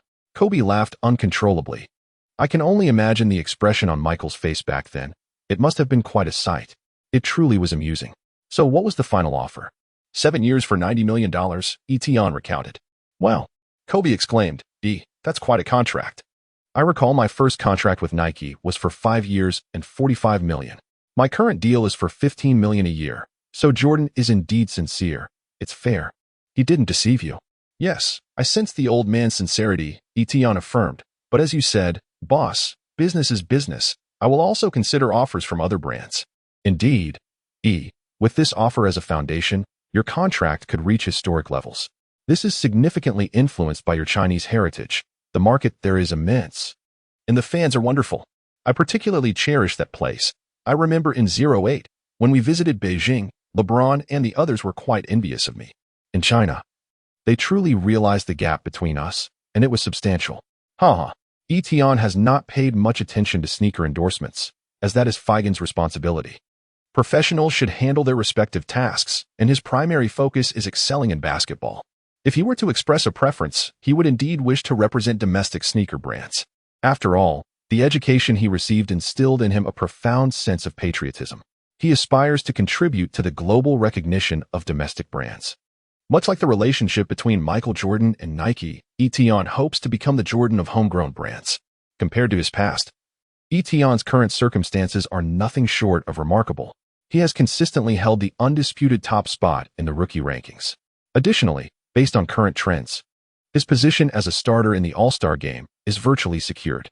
This season, the Lakers have been sailing smoothly, achieving victories in several high-stakes matchups. As the season progressed, teams with limited capabilities posed little threat to the Lakers. Their winning streak soared to an astonishing 25 games, surpassing the 2007 to 2008 Rockets and becoming the team with the second longest winning streak in history. This feat sparked considerable discussion, particularly in China, where the former Yao McGrady duo holds a special place in many hearts. Now, Kobe Bryant, once part of the four great shooting guards alongside Tracy McGrady and Etion, the leader of the Chinese national basketball team after Yao Ming, have broken the Yao McGrady record with the Lakers, elevating the team's popularity to unprecedented heights. The Lakers are now regarded as the unequivocal favorite among Chinese basketball fans. However, records can also serve as shackles, and honors can become constraints. Following their string of victories, the Lakers found themselves in a challenging situation. In pursuit of the record, Kobe sacrificed rest days. Gasol frequently played full games. Even Etion, known for his stamina, began to exhibit signs of fatigue. Ultimately, Mike Brown convened a meeting with the entire team, deeming the winning streak a noose that was constraining the team's performance. The Lakers have become widely recognized as championship contenders, and it is unnecessary to jeopardize their rotation for the sake of a winning streak. Gaining consensus from the players, Brown decided to rest all the starters in a game against the relatively weaker Golden State Warriors. They ultimately lost 102 to 105, thus concluding their epic 25-game winning streak, the second longest, only surpassed by the legendary 1971-72 Lakers, who achieved a staggering 33-game winning streak with icons like Jerry West, Wilt Chamberlain, and Elgin Baylor. Notably, that season, the Lakers clinched the championship. After the game, Kobe remarked in an interview, "We do not need to prove ourselves through winning streaks. And of course, we did not intend to lose this game. It was simply a busy period with many games, and the coach's adjustments were essential." Now, the first and second longest winning streaks belong to the Lakers, which is quite a remarkable achievement. We certainly aim for the championship, as long as we perform well. It will come naturally. Following the conclusion of their 25-game winning streak, the Lakers swiftly returned to their rightful path, although they did not maintain an unbroken string of victories. Mike Brown believes the Lakers are in excellent form. By rotating the lineup, he has allowed more players to take the court, thereby identifying the unique strengths of each individual. Based on these attributes, Brown aims to mold them into the pieces of a championship puzzle.